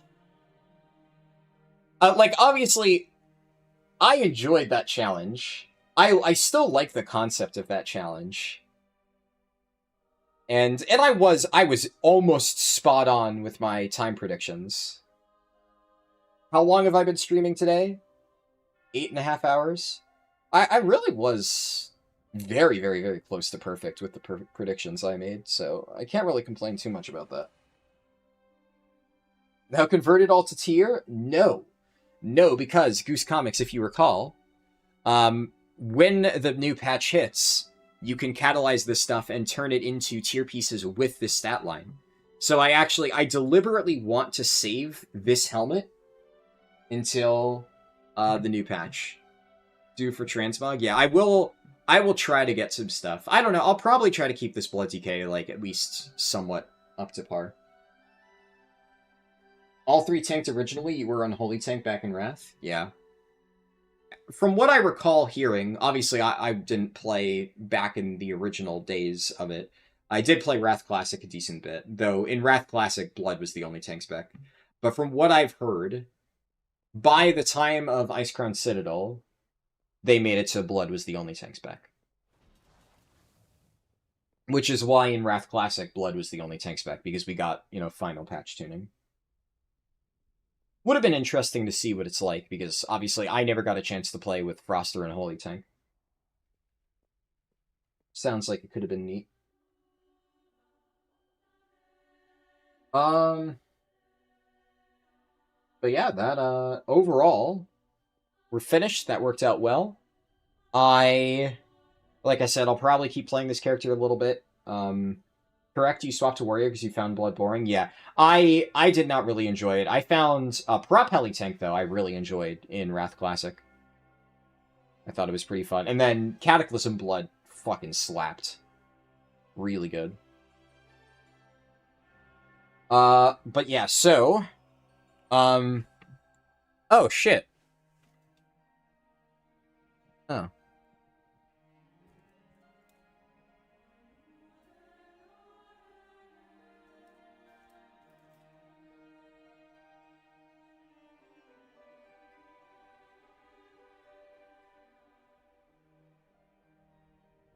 Apparently the Evoker is a viewer. I guess that actually kind of makes sense in hindsight. The Evoker must have seen that I was looking for a Magisters and listed the key.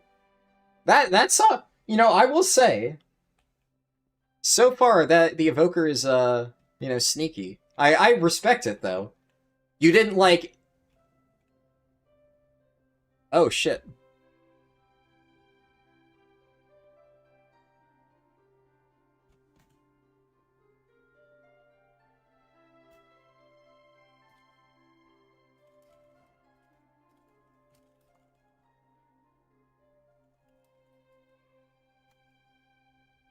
Yeah, the Evoker said, I like what you're doing, keep it up, man. Your add-on helped me level 9 alts and made leveling fun. Much love. And I guess they saw I needed a Magisters, they logged in, opened their vault, and they happened to pull a 12 Magisters out of it. And so they threw it up there. Though, honestly, I appreciate that they just threw up the Magisters. They didn't, like, directly whisper me and be like, oh, hey, join my key. So... I guess they did end up helping me out, but I didn't know until after the fact. Well, I appreciate it. I was gonna say, like, it did feel strange that, like, somebody who had timed 18s and 19s and stuff was doing a 12. That makes more sense, but I appreciate it. And frankly, considering I basically got completely robbed on that other Magisters, I'm not gonna complain anyways.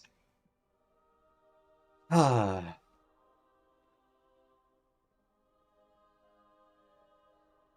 Very cool project. Love jumping in and watching throughout the last 2 days. Yeah, it's...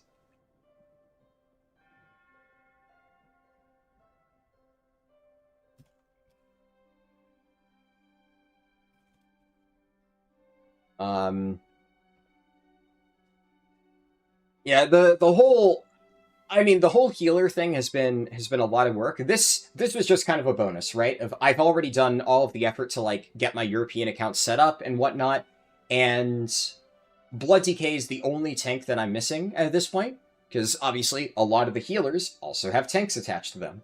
So even though I didn't necessarily do tanks on Europe yet, I now have geared tank classes in many cases. And we just, I so happen to have a warrior and a demon hunter. Warrior, because it was the first character I ever leveled on this account. And demon hunter, because it was the character I leveled during Legion Remix. Because I wanted to do the fresh account test, so I did that on Europe. So I already had those two.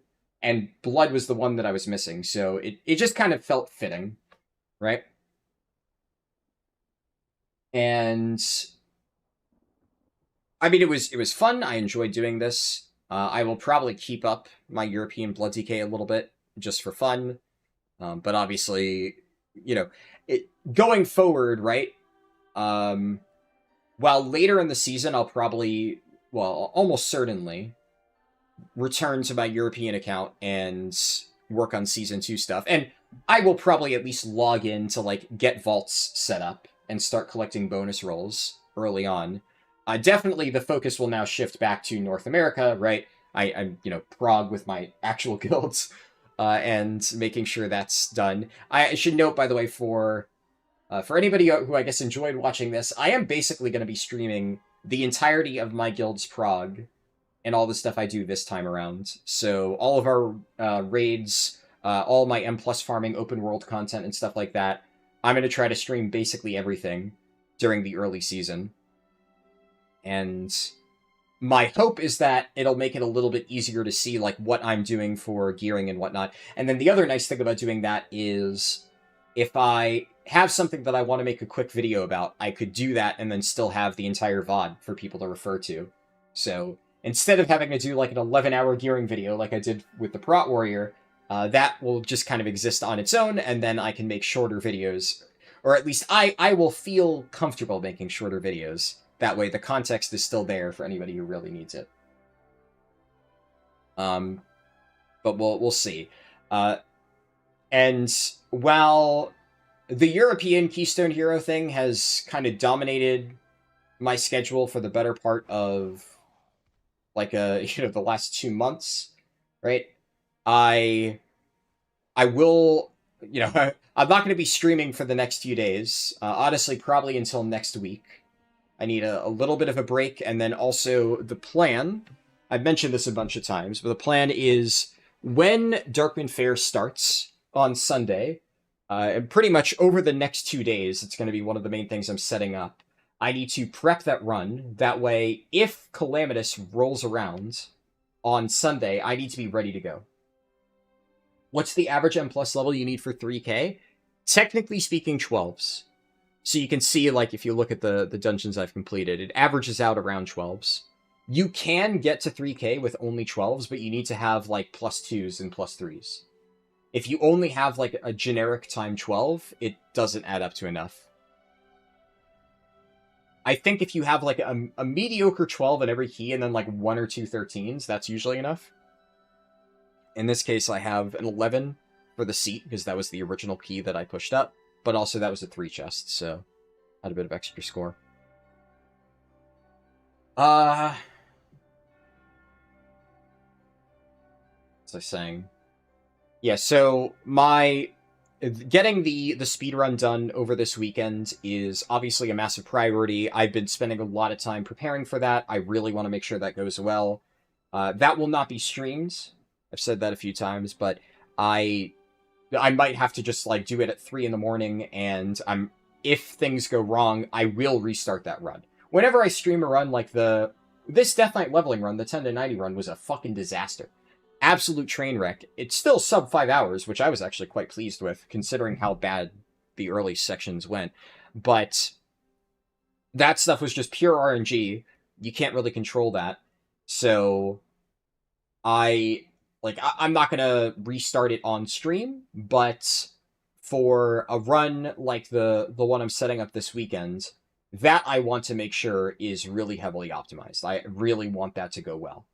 So I'm doing it off stream. I'm going to obviously record it. I will post the run when that's done. And I probably at some point, like on Friday or Saturday, I will have a shorter video up on the main channel, which is like a mini gearing guide based on this challenge. So I'll walk through all the stuff I did. The format for that, by the way, I kind of talked about this in a previous stream. So this will be a little bit of an experiment. We'll see how the video does. Hopefully it does well, right? You always want to hope it does well, but I guess if it bombs, like maybe I'll take that as a sign that this idea is not good.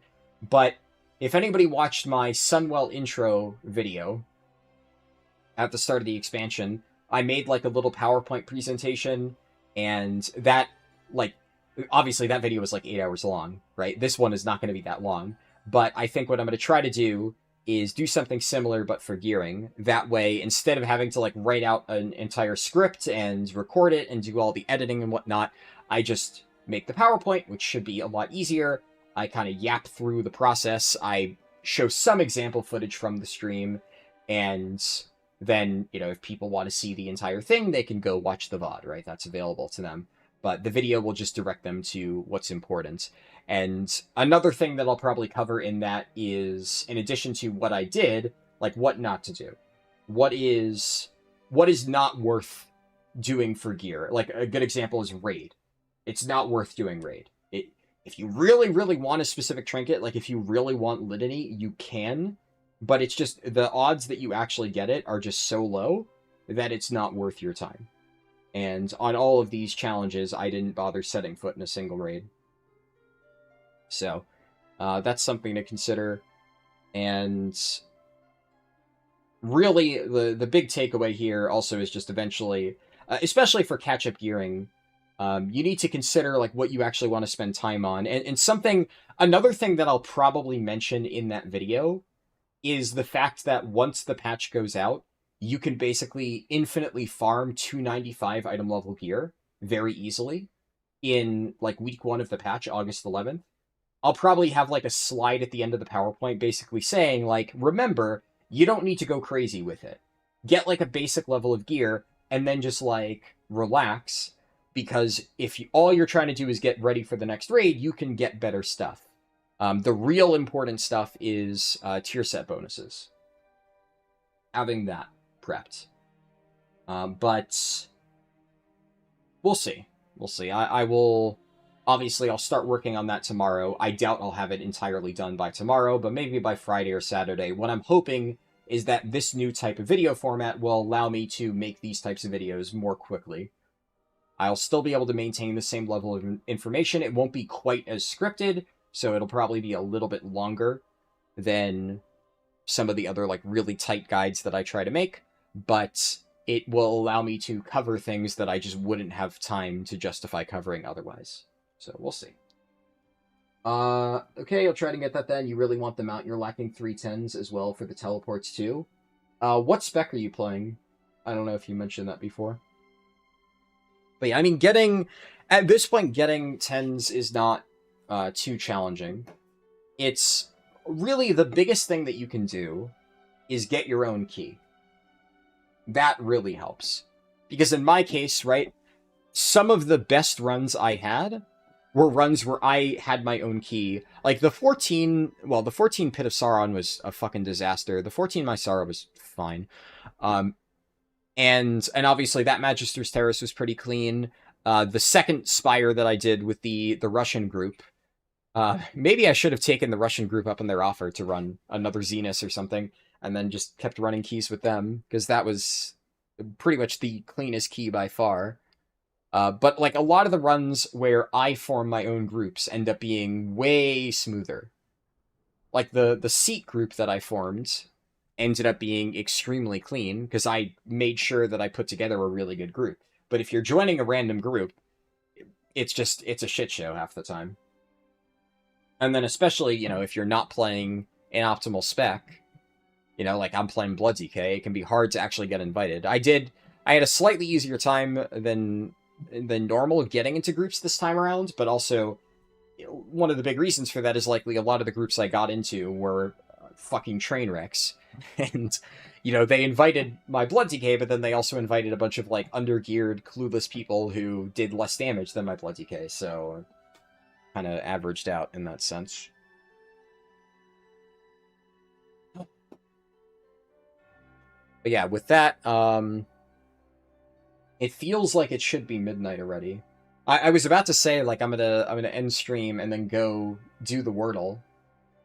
Because it feels like it's midnight, but it's actually 3 hours until the new Wordle. Fucking hell. I can't believe I might actually end up going to bed at a reasonable time. This cannot be. But yeah, I will stop it there. Thank you for watching. And I will...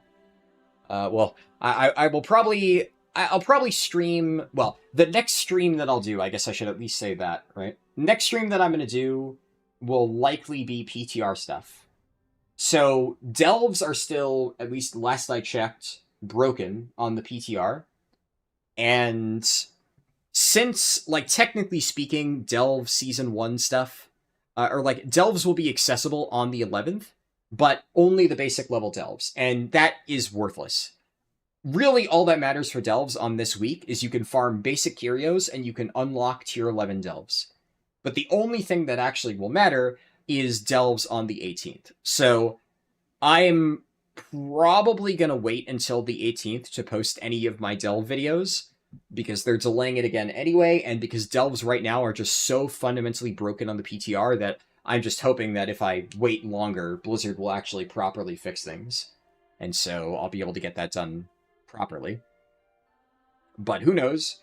One of my top priorities for PTR testing before live servers is I'm going to try and get the entirety of the 12.1 campaign into Follow the Arrow. And there's a bit of testing that I want to do for open world gearing and the Zul'jin's forces rep. So I'm going to have probably 2 videos around the launch of the patch. One will be a Zul'jin's forces rep guide, and there will be like a Follow the Arrow route to walk you through the entire campaign and any relevant side quests that give rep. So you can just follow that if you are unsure what to do. And then I'm also going to have a video on like what to do to get gear. How to optimize like the open world stuff. And I don't know exactly what that'll entail. There's a few things I know that are going to be pretty important, and I want to make sure I include that, but I still need to do a little bit more testing, because obviously you don't know what you don't know, right? If there's something that I've overlooked, I want to make sure that I figure it out on the PTR so that I can include it in the video. And I will stream some of that PTR testing next week, most likely. But next 2 days, the focus is going to be on the speedrun and then on the mini gearing video. But yeah, I will see you then. Hopefully you enjoy the speedrun video when that comes out, because I am very excited for it. I think it's going to be a fucking crazy route, and I'm hoping most people will enjoy seeing what I've cooked up for that. But yeah, I will stop it there. Thank you for watching. See you in the next one. Peace.